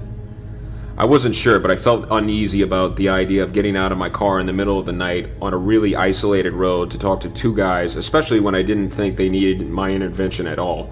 Again, it was a super minor fender bender, and they were talking really civilly, though they didn't move their cars. So the light turned green, I decided to move over into the other lane and proceed on my way. Again, this may have been the wrong thing to do, but I didn't know any better. The car that had been behind me didn't like the fact that I was trying to leave. To this day, I have no idea what they were thinking. At the time, they must have thought I caused the accident or something. Anyway, as I shifted over into the other lane to leave, they started blasting their horns at me. I got super scared and proceeded down the road, past the green light. And car C, the one behind me, took off after me. What ensued was still the most terrifying experience I've ever had. The car, which I could dimly see had two male figures in front seat, followed me closely for quite a while, occasionally blasting their horns aggressively. They would speed up until they were just about to hit the back of my car when I was starting to get really freaked out, so started making random turns to lose them, or to see if they were really following me. They definitely were. I made 3 left turns and they were still on my tail. Eventually the car pulled over into the lane beside me and kept speeding and nudging into my lane, as if to cut me off or run me off the road. I was actually crying now and called my then boyfriend, telling him what was happening. I initially wanted to drive to his house, but then I realized I didn't want these psychos knowing where he lived. I tried to avoid making eye contact with the 2 men in the car beside me, and tried not to let them imitate me off the road. They kept blaring the horn, and then eventually the driver rolled down the window. I was too scared to talk to him, but I could hear what he screamed clearly through my window, which had a slight gap in the top that never sealed up. "We're gonna catch you, bitch, and I'm gonna rape your dumb ass." I think the guy next to him said something like, "Don't slow down" or something, but I couldn't hear it clearly over the rushing of the wind and the sounds of our cars accelerating. My boyfriend heard them shouting over the phone and directed me to the nearest police station, which was about 8 minutes away from where I was. It was actually hard for him to find the police station to give me any directions to it because he had no idea where I was. 2 guys kept shouting things at me, but I didn't know what was said. I was too busy blubbering to my boyfriend. Maybe it was really hard to remember what went on in those moments. Physically, I was speeding so fast to try to get away from those guys. At this point, I was just hoping a cop would stop me. There were no cars on any of the roads we went down, and it just made everything worse. And then my phone battery decided it was time to die. I seriously thought it was one of those horror stories my parents had always told me about. Eventually, I finally saw the police station my boyfriend had given me directions to. Almost drove past it. Turned into the parking lot, the car followed me and the passenger door actually opened before the car even stopped. But I think they noticed where we were and drove out of there fast. I sat in my car too terrified to get out because I thought moving would provoke them into coming back. Literally 60 seconds later, my boyfriend pulled into the parking lot next to my car and climbed out with a baseball bat. He held me for a little while and then a cop who was pulling into the lot or something coming out of the building approached us and asked if everything was okay. Turns out that the car had tailed me fit the description of a car that had apparently scared a girl so badly, same type of thing, late night, empty road, lone driver, super aggressive driving, and screaming. That she had crashed her car into a tree divider trying to get away from those guys. Neither she or I got the license plate. Though, and to this day, I don't know if they ever caught those guys. I don't know what kind of human being gets their kicks out of terrorizing female drivers late at night on the road, but whoever they were, fuck those guys. I hope someone somewhere managed to put a stop to them.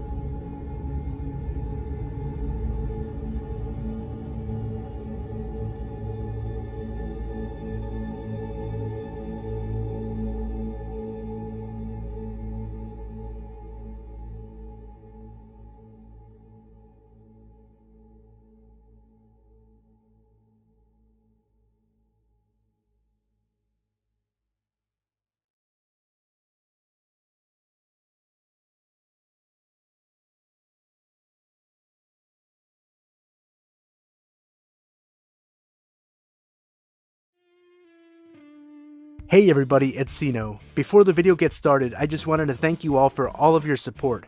We hit 9,500 subscribers a few days ago, and we have 10,000 right around the corner.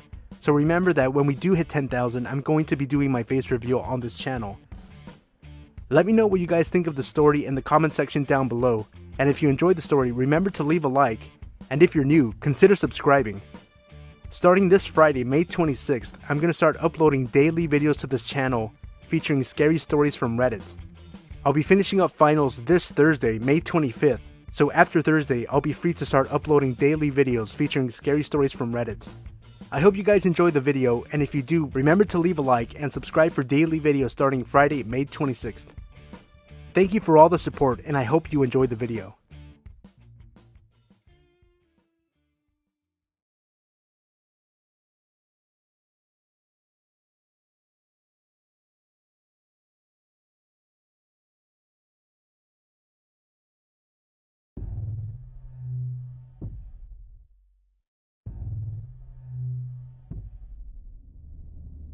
Last June, my boyfriend and I were living with our roommates and my 2 kids. Our roommates decided to leave and only give us 3 weeks notice on a month-to-month lease. We were already planning on leaving ourselves in a couple of months, but with the short notice, we decided that we just had to find a place somewhere, anywhere. Luckily, we both work remotely, so we had the ability to move anywhere in the state. For 2 weeks, we searched every rental site on the internet that we could find. This eventually led us to Craigslist. Yeah, Craigslist. We had multiple rejections from landlords who weren't willing to work on deposit, which is understandable. However, one was open to the idea. She was a nice older woman in the state, with an approved realtor profile. I googled her. The house was perfect. It was a side-by-side duplex, which would be fine for a little while. A cute little kitchen and a backyard. The crime rate didn't look too bad, and there was a school close by. She accepted large dogs, which was perfect, and the deposit wasn't too high. After some researching online and talking, we made arrangements to move into the home. When we left our old home, we took off to finally see our new humble abode. We dropped off the kids at my mom's, for safety's sake, and went on our way. The drive was awful. We were lost, left and right, and even nearly ended up in the wrong town. Eventually, we were able to find an ATM to pay for the rent and deposit. After getting lost, and yelling at one another on the freeway for another 45 minutes, in the middle of absolute nowhere, with limited reception and having to find a place to call her, we lost reception again. But we eventually found the gate where she met us to let us in. Something was immediately off. She seemed fidgety and nervous. She didn't look like her pictures. She kept wiping her nose with her sleeve, saying she was sick. She was a little older and maybe like she had been on drugs at some point. Or maybe still. We went through the gate and drove about a half mile down to her home. Apparently, her office was also her home. I didn't know that. The property was filled with old trucks, boats, and buses. It was like a graveyard for oversized vehicles. My boyfriend looked at me completely frustrated. In his failed attempt at humor, he blurted out, "Well, we're either going to get a house or we're going to die. Let's go find out." We parked and met with a woman outside. She seemed really, really anxious and was telling us random things about her many, many projects. I assumed tweaker. Sorry, but that's just what I assumed, and it's a common problem in that area. We went inside the house, which strangely was well decorated and very modern. The rest of the house was a little trashy. She claimed that our office was flooded and we'd just have to sign the paperwork here. We agreed. We signed the paperwork, but when we realized we were missing $200, my boyfriend felt secure enough to leave me alone, to go check the car to see if it was missing. She went on to tell me about the house and the arrangements. Random things. The key is by the light outside. They said there's a washer and a dryer in the garage below. We don't know anything about that, but you might not want to go in there. It might be kind of icky. They also said there's a crawl space where somebody can get in. I'm not sure what they're talking about, but just said to be careful and make sure it's okay.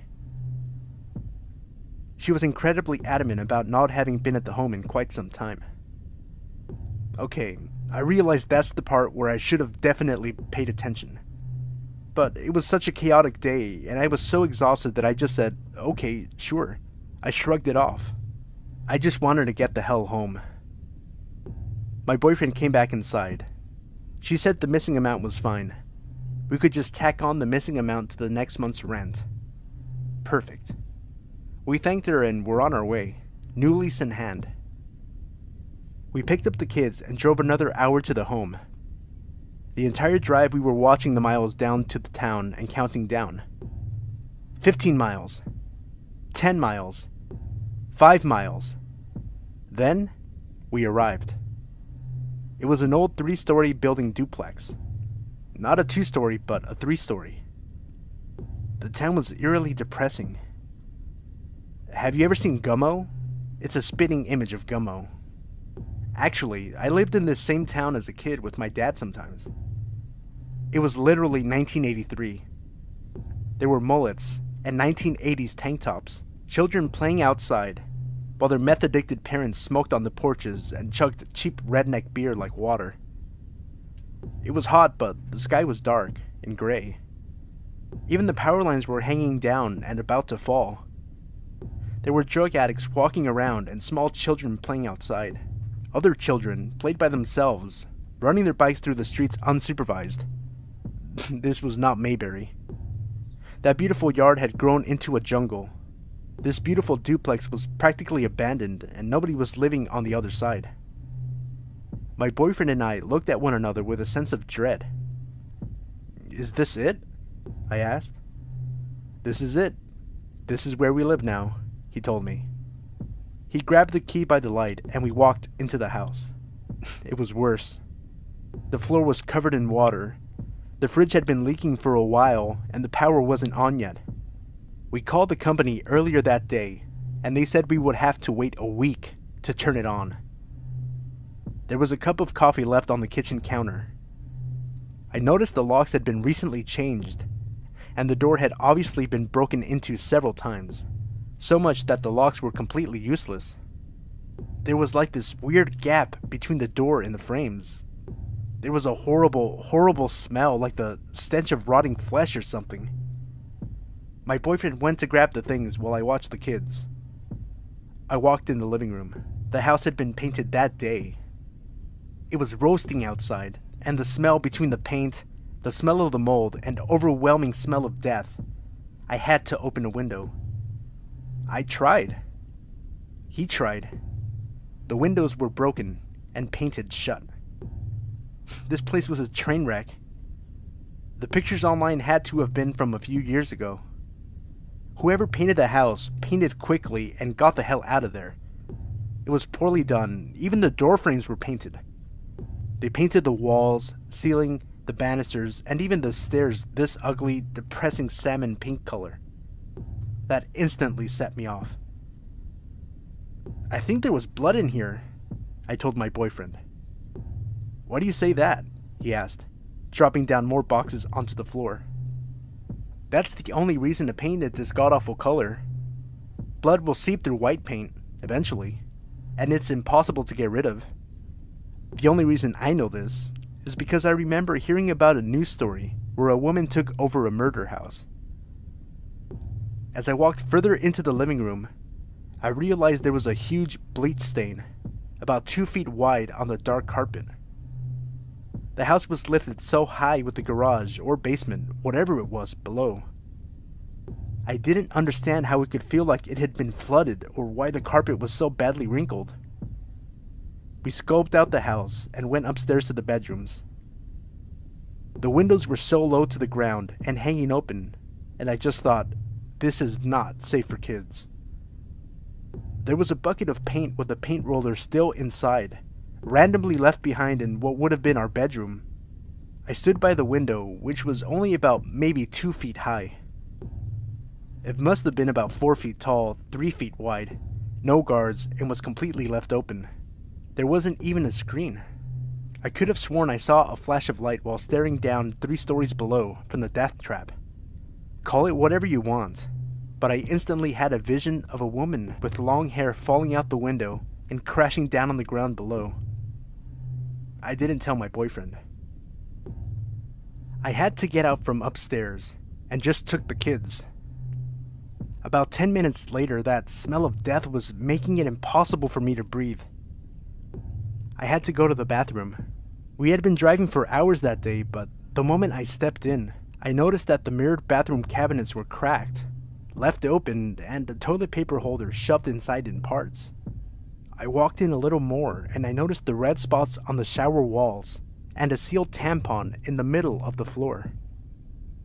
I don't think the maintenance man had any use for a tampon, and it looked as though someone had gotten the hell out of there and did so quickly. I was about to go in, but something held me back, and a little voice in my head said, "Don't go into the bathroom." So I didn't. My boyfriend was sitting in the car. He said it was too hot and he needed some air. I looked down below, out the living room window, and noticed that there were groups of people walking by, making comments about someone being in the house, those people being us. I was trying to come up with every positive reason to stay here. I kept coming up with excuses like, it's not so bad. Maybe it just needs a woman's touch. Maybe some flowers will make it better. Maybe some air freshener. Maybe like 10 bottles of air freshener and a lot of bleach. I kept trying to convince myself by looking around and thinking how to make it work. I opened up the closet and then peeked inside to see that it led further down behind the wall. Keep in mind this house was probably built in the very early 1900s and is around 100 years old, if not more. It wasn't uncommon back then for secret rooms or passageways to exist. It's so hard to explain the feeling I had, but as I was about to peek inside to see the back of the closet, something came over me. I knew that if I had gone any further, my kids and I wouldn't be alive. Everything felt so heavy and I was about to throw up. This was the closest I had ever felt in my entire life to not just death, but hell, pure evil. I can't even possibly explain the amount of dread and discomfort. I was so uncomfortable. My son, who is always positive, came closer, excited and shouting, "Is that another room?" I full-on went pissed off mother bear, pushed him away and closed the door. Suddenly, the words that the landlord told me ran through my head again. They said there's a crawl space where someone could get in. Just then, I heard something else in the house. Something like someone moving around, somewhere around behind that closet area. I stood there for a moment and I had that eerie thought creep into my head. You're all going to die if you stay here. That very thought sent me into a panic, and with my heart pounding, I quickly grabbed my kids and ran out to the car. I could tell that my boyfriend was visibly upset with the home, giving me an opportunity to skip beating around the bush. "Hey, let's just go," I told him. I was a little bit hysterical, and I don't remember exactly what I said, but it was on the lines of, "It will be fine. We will find something. We don't belong here. We need to get the fuck out. Let's just go. I don't care. I'm not mad. Let's just fucking go." He was relieved. Neither of us wanted to disappoint the other, but after talking things through, it turned out that we had the same feeling of dread and death in us. He was just as afraid of dying as I was. I was absolutely positive that one night there would have killed us. I asked him to take pictures so that the landlord would know the situation. As we were leaving, we noticed that there was actually another window on our side of the duplex, which we believe was a secret room. I heard the neighbors across the street laughing and saying things like, "It looks like they're leaving. That didn't last long." We slept in the car at a nearby gas station. We were so exhausted. I cried, of course, and then called my mom to see if we could stay the night, but would have to wait until early in the morning. My boyfriend did his best to comfort me, and we explained to the landlord that we didn't move in, that we had taken pictures and there were multiple health code violations. We would send them if she needed them. She didn't even hesitate or want to see the photos, and within minutes offered to write a check for our money back. I swear there was someone else in that house. It still terrifies me to talk about it, and I will never rant sight unseen again. And I'm sharing this story because you shouldn't either. By the way, that's not the end. That feeling haunted me for weeks, so much I couldn't sleep. Even my dreams were haunting me with the image of that woman falling out of the window. I eventually Googled the address to find out who had lived there before us. I found a woman's name. I Googled that woman's name, and she's dead. She was beaten to death with a baseball bat, apparently stabbed, allegedly by her daughter and her daughter's boyfriend. They stuffed the body in a car for weeks, after hiding it in a garage, and it was found a couple of hours away. I don't believe that the news story says that the murder took place in that house. I don't even know, but it still feels like it was somehow involved, or something else happened. I'm not sure. I just know one thing. Someone is hiding something, and I definitely believe that someone else was in that house.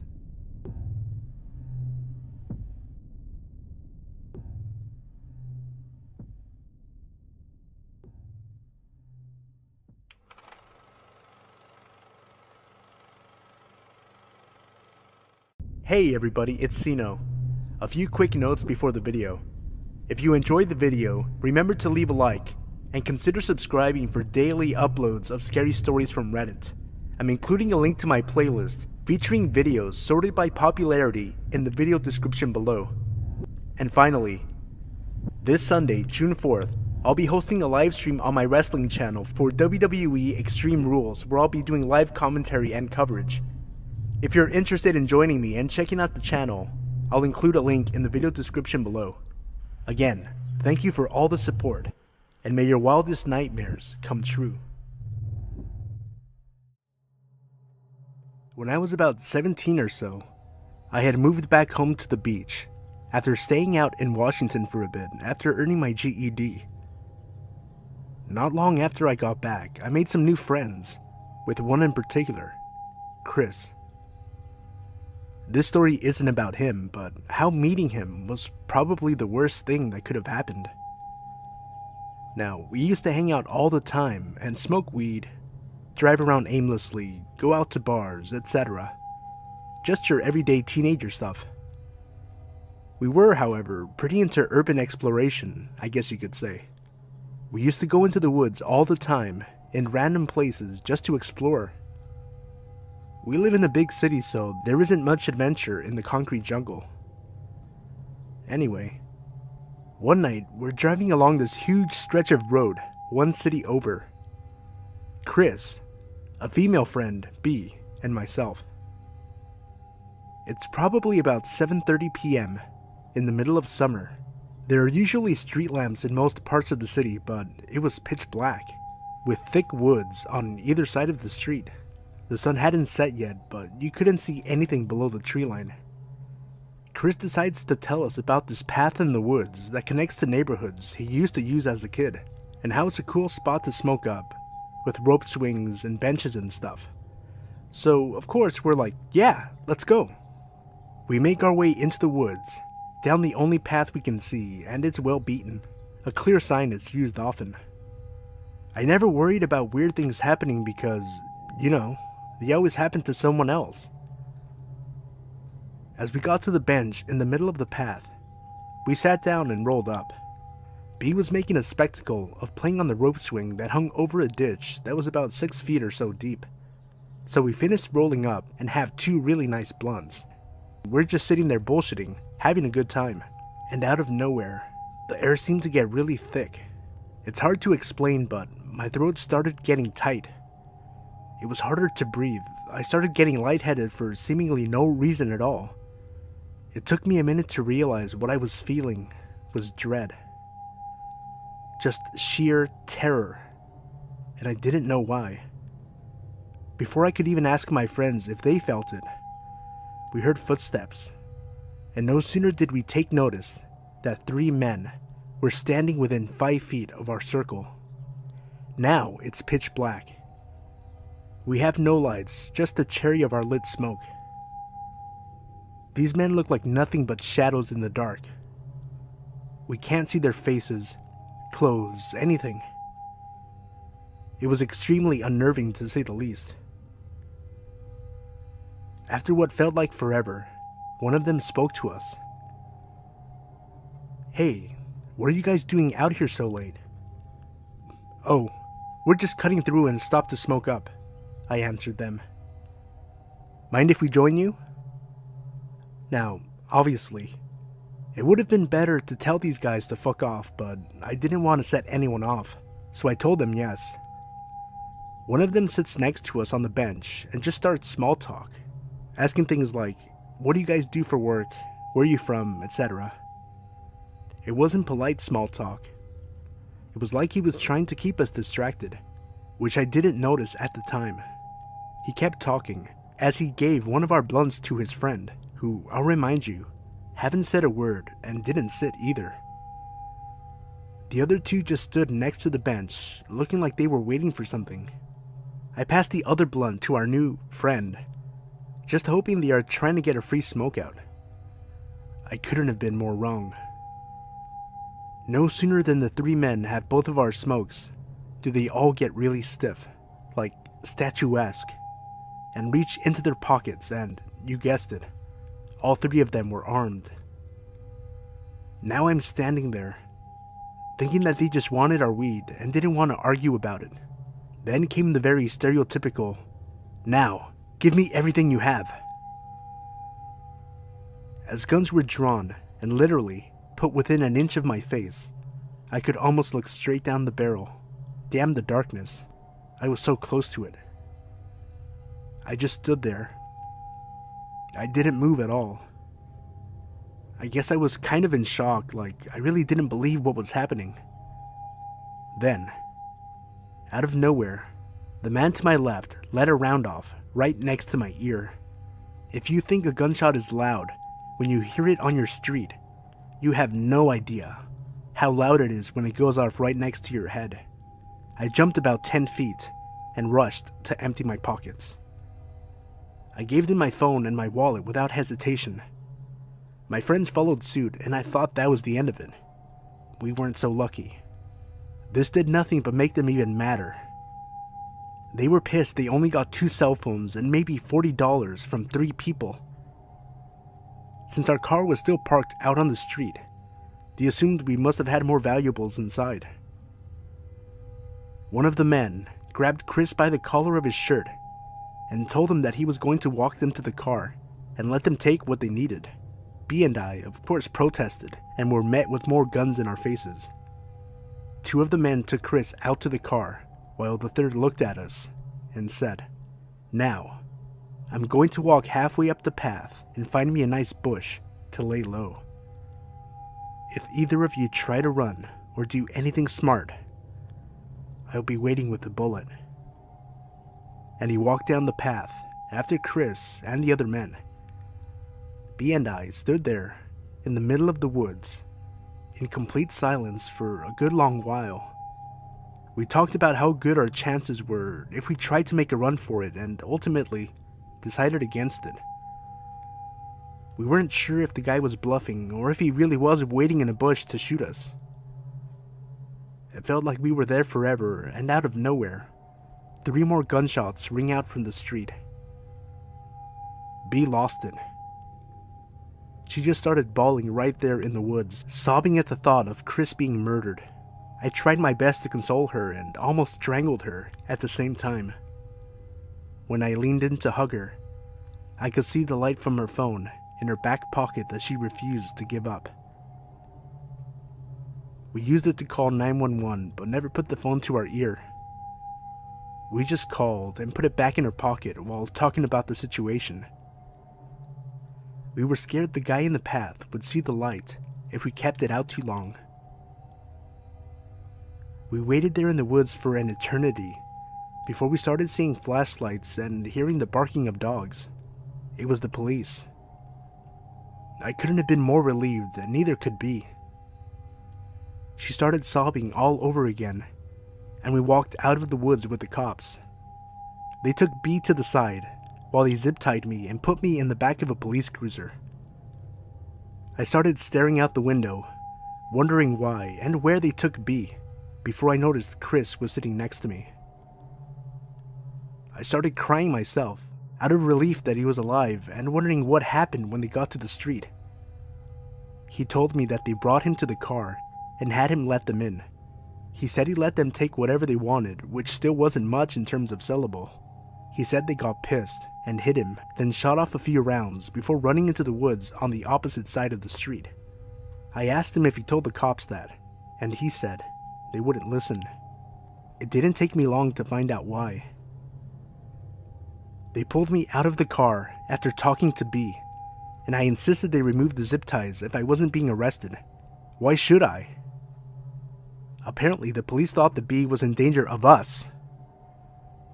Granted, I realize now they were only being diligent, but at the time, I was not only offended, but pissed off. They thought that Chris and I were back there trying to rape B or something just as heinous. It was pretty shocking that they straight up accused us of sexually assaulting her in the woods and refused to listen about the men. That is, until B calmed down enough to tell them the same thing we did. Eventually, they believed us, but it was too late, since it had been almost an hour since the man took off into the woods. They told B that she could drive her car home, but because Chris and I were adults, they wouldn't allow her to give us a ride back. So I asked the cop if he would take us back home, and he declined, and not politely either. It was pretty clear they thought we weren't being 100% truthful about not messing with B in the woods. The cops left us there, standing in the middle of the road in pitch black darkness, woods on either side, after being robbed at gunpoint and the man probably still close by. I have never been that terrified in my entire life. We started walking down the street. I think we must have walked for a good 5 miles. The entire time glancing over our shoulders, scanning the tree line. Every time we heard any sort of noise, we jumped and just stood still. Eventually, we came to a main road and could see a shopping center not far off. These were usually patrolled by security at night, so we thought it was our best bet. We get up to one of the main stores, a Dollar General, and scanned the lot for any type of security, and there was nothing. Not one car in the entire lot. Now, these were back in the days of payphones, and luckily, there was one right outside.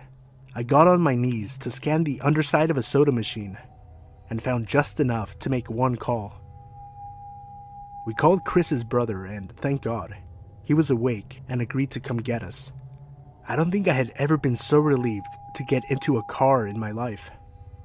He got us home safely, and all I could think about was if I would be deaf in my left ear forever while trying to stop shaking. I lost my first cell phone I ever had, a new lost wallet, and almost my hearing. But I'm extremely glad I'm still alive despite everything. Creepy men in the woods, stalking teens and robbing them. Let's never meet again.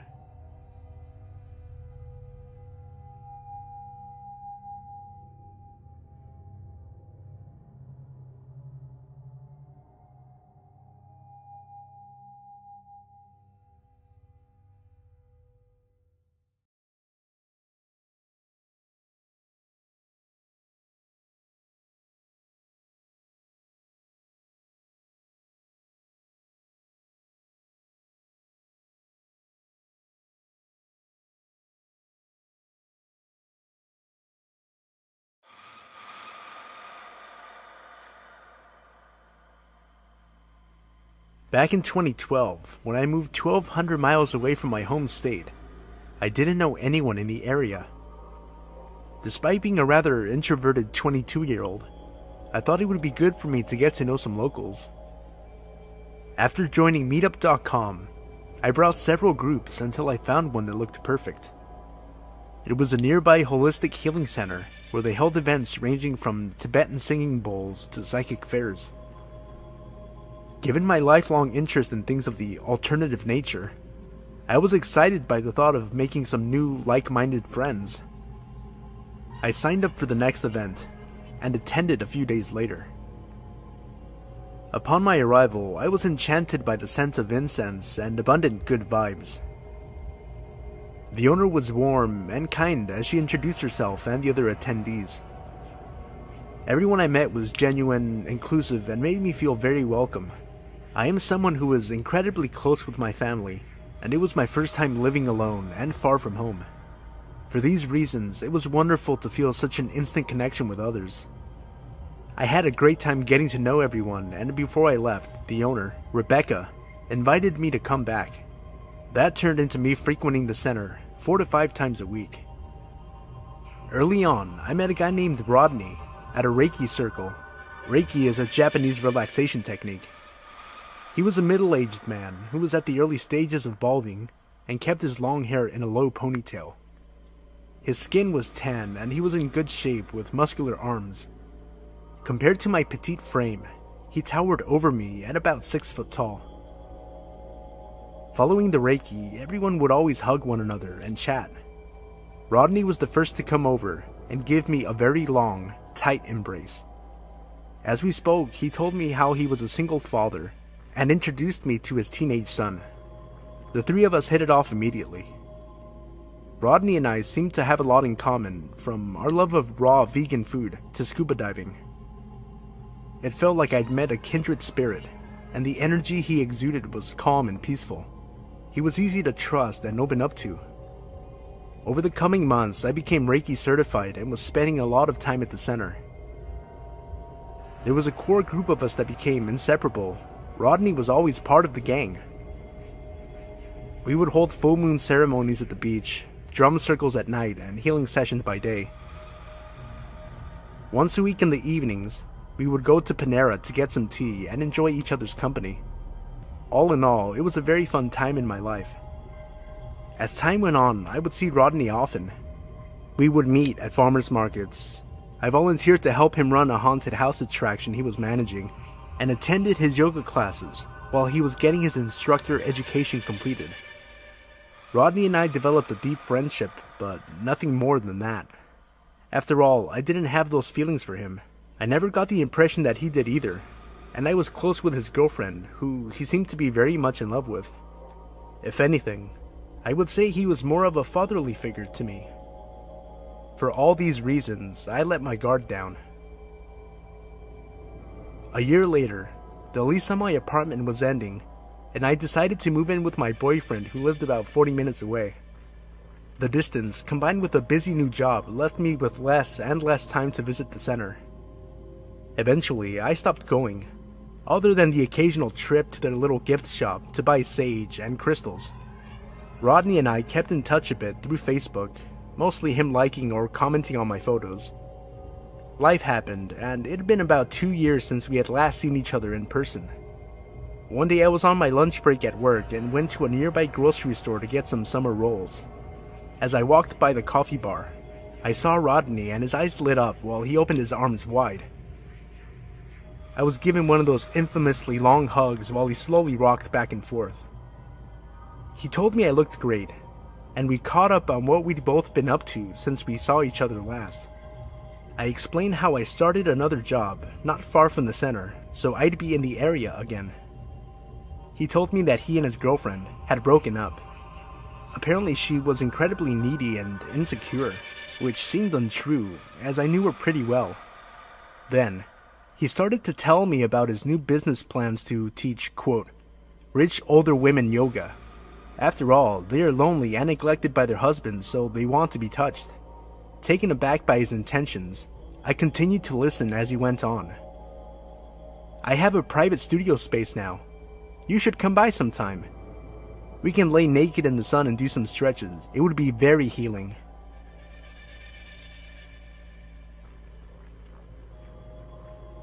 I was beginning to feel very uncomfortable. Then again, I thought perhaps I was overreacting. After all, this guy was a total hippie, so it probably didn't seem strange to him. Myself, being flustered and unsure of what to say, said, cool, and pulled out my phone.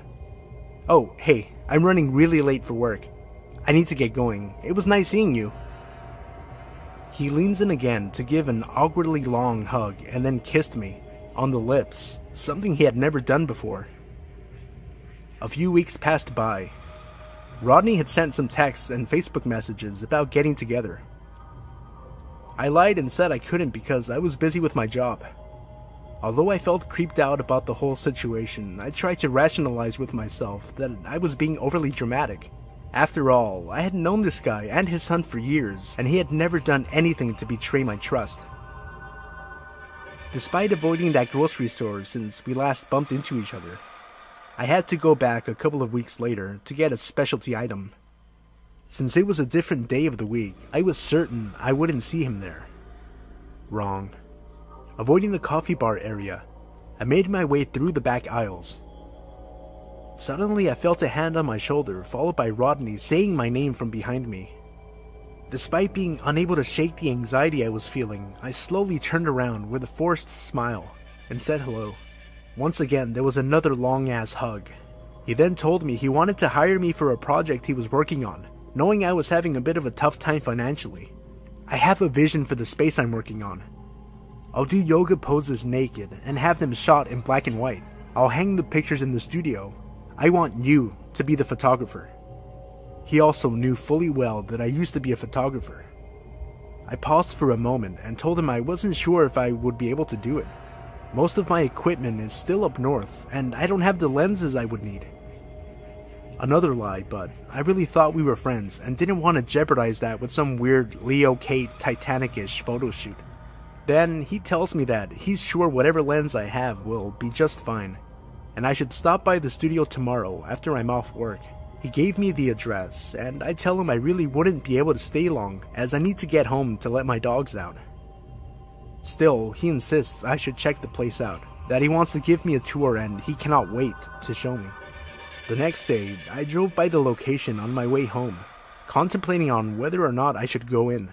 My brain kept telling me it was fine. I knew him very well. I knew his son. He was a harmless hippie. Then why couldn't I shake the uneasy feeling in the pit of my stomach? So I decided to turn around and went straight to my house. Once I was home, he called me 9 times that same night, but I didn't answer. In the messages, it sounded like he was really angry, but was trying his hardest to come across as calm. The following day, he called me 14 times, mostly just calling and hanging up repeatedly. After about a week, the call stopped completely and I put the whole situation in the back of my mind. Fast forward to a few months after. I am at the center chatting with my friend Rebecca, who owns the place. We are catching up for a while when I ask her if she has seen Rodney lately. Her eyes become stern, yet panicked. He's not allowed to come here anymore. You need to stay away from him, she warned. Curious to know more, I mentioned how the last time I had seen him, he was acting rather strange. I proceed to tell her about the photo shoot he wanted to do at his new spot downtown. Again, she looked deeply concerned and let out a long sigh. What she told me still shakes me to the core. Apparently, right around the time when he wanted to do our photo shoot, he had gotten arrested for beating the shit out of his new girlfriend. So bad that Rebecca teared up as she described the injuries that put her in the hospital. Not long after, he was arrested a second time for sexually assaulting another woman, as well as other drug-related charges. She continued on to inform me that he had never had any intention of opening a studio. He was totally broke and couldn't afford the lease, but he did know the guy who owned the building. Rodney had a key to look after the place while the owner was out of town. Rebecca knew all of this because she was good friends with Rodney's ex-girlfriend who told her everything while she was in the hospital. My mouth dropped and my heart sank when I heard all of this. A person that I had known for years had attacked women and purposely fabricated a story to get me alone with him. One of the scariest parts to me is that I'm usually such a good judge of character, and he had me completely fooled for a long time. It really made me question my instincts and gave me a lot of trust issues. At least in the end, I did listen to my gut feeling. Not to be dramatic, but it could have saved my life. It's terrifying to think of what his intentions were for me that night. In retrospect, I can see other situations that should have been red flags. I guess hindsight really is 20/20. Looking back, there were things that I overlooked which all make perfect sense now. Maybe, for some, the outcome seems obvious, but at the same time, I really thought he was a great person. Perhaps my younger self was naive and too trusting. All things considered, I can certainly say that I am much more cautious now. I'm sharing this story in the hopes that even just one person will learn something from my cautionary tale. And Rodney, please, let's never meet again. Update. While obtaining verification documentation, I discovered that Rodney is a sexual predator and had a felony warrant issued shortly after our encounter.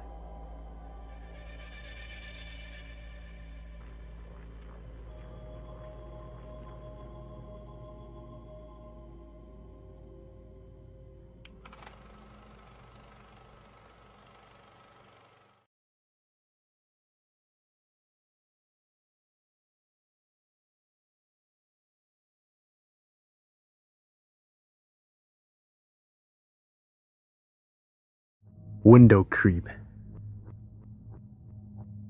Just a bit of backstory. I'm a 23-year-old woman, and I have bad sleeping problems, and live in a pretty shitty part of town where I live by myself in a small one-bedroom flat. For the last few months, there's been whisperings and talks of people seeing a shabby-looking man sneaking around near some houses about 6 roads up from me. I haven't really thought anything of it, as my next-door neighbor is more of a night person, and the old lady above me has 2 dogs who so much as bark at a cat in the gardens. That is, until a few weeks ago. As I said before, I have sleeping issues. Not exactly insomnia, but my body clock's a little fucked up. I can't get to sleep till early hours of the morning. Anyway, a few weeks back, I was laying in bed reading an ebook on my tablet. I didn't have any lights on, apart from the fairy lights entwined between the bars of my headboard. It was a pretty hot night, so I had the little window open that was next to my bed. It's a weird layout. I have one medium sort of sized window that takes up the whole left side. The bottom right is just plain glass, and the top right is a tiny window that opens all the way out, but it's about the size of a standard book. So I'm laying there reading, when I start hearing a vibrating noise from outside, like from someone's phone. I pulled back the curtain and looked out. Nothing. It was pitch black outside. So I ignored it and went back to my book. At around 4 a.m., I was starting to get sleepy, so I pulled up the window and started getting comfy and ready for sleep. That's when I hear it again. That vibration sound, but as soon as it starts, it stops. I assumed I was hearing things and that my mind was making something out of nothing, but then I heard something that made my blood run cold. You know when you scrape a fork or a knife on a plate and it makes that horrible sound? It was like that, but coming from my window. I didn't want to look. I didn't want to know, but I'm just being paranoid. I wish I was just being paranoid for no reason. I heard another sound like a handle rattling. I snapped awake, slid out of the bed, and crept to the foot of my bed. The rattling noise is getting worse, more angry and forceful. I grabbed a set of handcuffs that I leave there. Lucky for me, I'm kind of kinky, and I have a set of handcuffs on a long chain. One end is attached to the metal bars. I made sure they were ready. I reached for the curtains and practically pulled them off. All I saw was an arm and a hand that was reaching through my little window, trying to open the bigger one. I didn't hesitate, and I slapped the cuff over his wrist before he pulled it out of the window. That sure got his attention. "So, little kitten likes to play rough, huh?" He leaned into the glass, so close his breath is fogging the window. "Well, Daddy likes." He finishes and starts thrashing, trying to get in. I bang on the wall between my room and the neighbor's, hoping my neighbor hears. I go to grab my phone off the windowsill where I always leave it, but in my panic, I knocked it off. Something grabs my hair and pulls hard. Now this creep has me by the hair as he tries to reach through with his other hand that I now see it. He's holding a knife. I scream as he pulls my hair, ripping it out, the tears streaming down my cheeks. I grab his other arm, trying to push it away. "Kitten, open the window," he said. When I don't answer, he brings the knife closer. "Do it now or I'll have to cut up that pretty face." The dogs upstairs are going mad, and I scream again, trying to pull away. He pulls his other arm and smashes my head against the window. And that's when it happened. My neighbor barrels through the garden and almost tackles him to the floor. I say almost because he's still cuffed through my window. I run out through the kitchen to the back door, screaming for him to stop, and eventually he does. It turns out the old lady upstairs called the police and then called my neighbor after that. When she told my neighbor what she heard, he came rushing home. The one night he was out partying. The police came and did their business and called the paramedics for me and the creep. I had to go to the hospital and I got my head sorted. I split my head open pretty bad when he smashed it and ripped me a bald spot where my hair and skin was. The creep got away with some cuts, a broken arm from where he was cuffed and tackled, and a fractured cheek. It turns out the guy was a convicted rapist and had prior convictions for breaking and entering. I'd hate to think what would have happened if I'd taken my sleeping tablets and been knocked out, or if my other window was opened.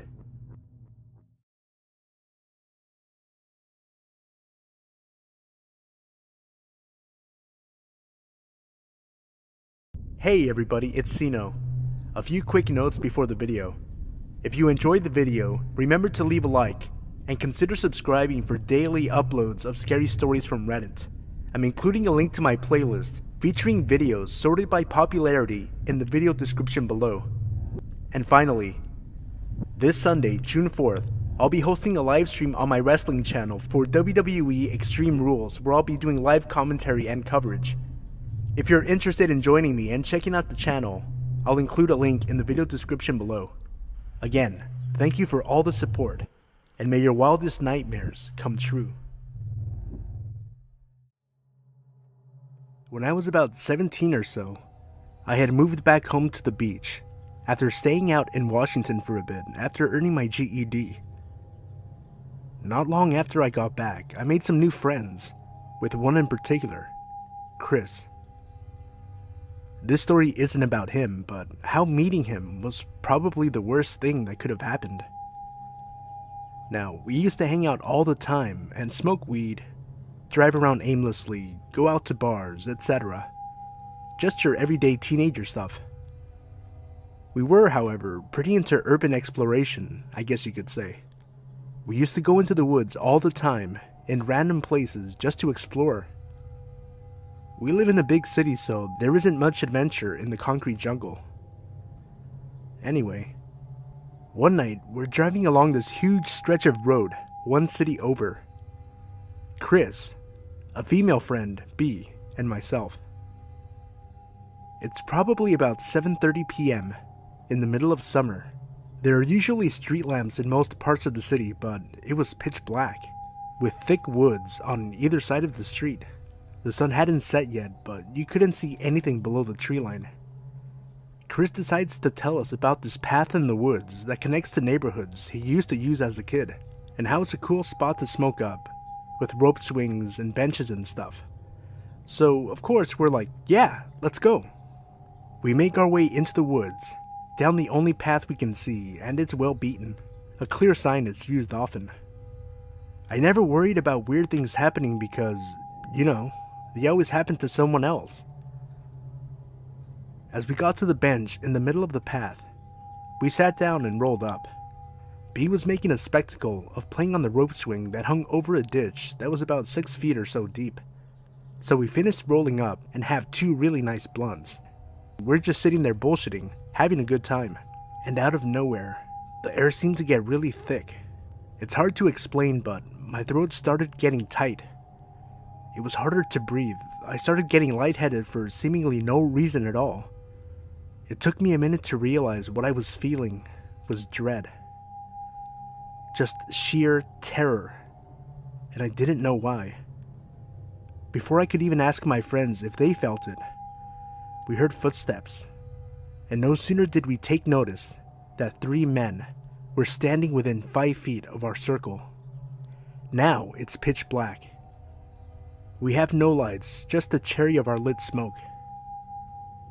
These men look like nothing but shadows in the dark. We can't see their faces, clothes, anything. It was extremely unnerving to say the least. After what felt like forever, one of them spoke to us. "Hey, what are you guys doing out here so late?" "Oh, we're just cutting through and stopped to smoke up," I answered them. "Mind if we join you?" Now, obviously, it would have been better to tell these guys to fuck off, but I didn't want to set anyone off, so I told them yes. One of them sits next to us on the bench and just starts small talk, asking things like, "What do you guys do for work? Where are you from?" etc. It wasn't polite small talk. It was like he was trying to keep us distracted, which I didn't notice at the time. He kept talking as he gave one of our blunts to his friend, who, I'll remind you, haven't said a word and didn't sit either. The other 2 just stood next to the bench, looking like they were waiting for something. I passed the other blunt to our new friend, just hoping they are trying to get a free smoke out. I couldn't have been more wrong. No sooner than the 3 men had both of our smokes do they all get really stiff, like statuesque, and reach into their pockets and, you guessed it, all 3 of them were armed. Now I'm standing there, thinking that they just wanted our weed and didn't want to argue about it. Then came the very stereotypical, "Now, give me everything you have." As guns were drawn and literally put within an inch of my face, I could almost look straight down the barrel. Damn the darkness. I was so close to it. I just stood there. I didn't move at all. I guess I was kind of in shock, like I really didn't believe what was happening. Then, out of nowhere, the man to my left let a round off right next to my ear. If you think a gunshot is loud when you hear it on your street, you have no idea how loud it is when it goes off right next to your head. I jumped about 10 feet and rushed to empty my pockets. I gave them my phone and my wallet without hesitation. My friends followed suit, and I thought that was the end of it. We weren't so lucky. This did nothing but make them even madder. They were pissed they only got 2 cell phones and maybe $40 from 3 people. Since our car was still parked out on the street, they assumed we must have had more valuables inside. One of the men grabbed Chris by the collar of his shirt and told him that he was going to walk them to the car and let them take what they needed. B and I, of course, protested and were met with more guns in our faces. 2 of the men took Chris out to the car while the third looked at us and said, "Now, I'm going to walk halfway up the path and find me a nice bush to lay low. If either of you try to run or do anything smart, I'll be waiting with the bullet." And he walked down the path after Chris and the other men. B and I stood there in the middle of the woods in complete silence for a good long while. We talked about how good our chances were if we tried to make a run for it and ultimately decided against it. We weren't sure if the guy was bluffing or if he really was waiting in a bush to shoot us. It felt like we were there forever, and out of nowhere, 3 more gunshots ring out from the street. B lost it. She just started bawling right there in the woods, sobbing at the thought of Chris being murdered. I tried my best to console her and almost strangled her at the same time. When I leaned in to hug her, I could see the light from her phone in her back pocket that she refused to give up. We used it to call 911, but never put the phone to our ear. We just called and put it back in her pocket while talking about the situation. We were scared the guy in the path would see the light if we kept it out too long. We waited there in the woods for an eternity before we started seeing flashlights and hearing the barking of dogs. It was the police. I couldn't have been more relieved, and neither could B. She started sobbing all over again, and we walked out of the woods with the cops. They took B to the side while they zip-tied me and put me in the back of a police cruiser. I started staring out the window, wondering why and where they took B, before I noticed Chris was sitting next to me. I started crying myself, out of relief that he was alive and wondering what happened when they got to the street. He told me that they brought him to the car and had him let them in. He said he let them take whatever they wanted, which still wasn't much in terms of sellable. He said they got pissed and hit him, then shot off a few rounds before running into the woods on the opposite side of the street. I asked him if he told the cops that, and he said they wouldn't listen. It didn't take me long to find out why. They pulled me out of the car after talking to B, and I insisted they remove the zip ties if I wasn't being arrested. Why should I? Apparently, the police thought the B was in danger of us. Granted, I realize now they were only being diligent, but at the time, I was not only offended, but pissed off. They thought that Chris and I were back there trying to rape B or something just as heinous. It was pretty shocking that they straight up accused us of sexually assaulting her in the woods and refused to listen about the men. That is, until B calmed down enough to tell them the same thing we did. Eventually, they believed us, but it was too late, since it had been almost an hour since the man took off into the woods. They told B that she could drive her car home, but because Chris and I were adults, they wouldn't allow her to give us a ride back. So I asked the cop if he would take us back home, and he declined, and not politely either. It was pretty clear they thought we weren't being 100% truthful about not messing with B in the woods.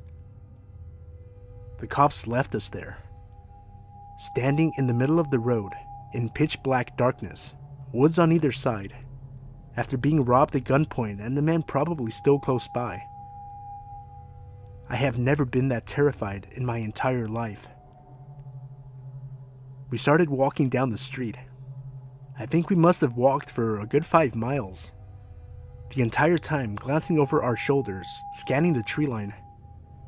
Every time we heard any sort of noise, we jumped and just stood still. Eventually, we came to a main road and could see a shopping center not far off. These were usually patrolled by security at night, so we thought it was our best bet. We get up to one of the main stores, a Dollar General, and scan the lot for any type of security, and there was nothing. Not one car in the entire lot. Now, these were back in the days of payphones, and luckily, there was one right outside. I got on my knees to scan the underside of a soda machine, and found just enough to make one call. We called Chris's brother, and thank God, he was awake and agreed to come get us. I don't think I had ever been so relieved to get into a car in my life. He got us home safely, and all I could think about was if I would be deaf in my left ear forever while trying to stop shaking. I lost my first cell phone I ever had, a new lost wallet, and almost my hearing. But I'm extremely glad I'm still alive despite everything. Creepy men in the woods, stalking teens and robbing them. Let's never meet again.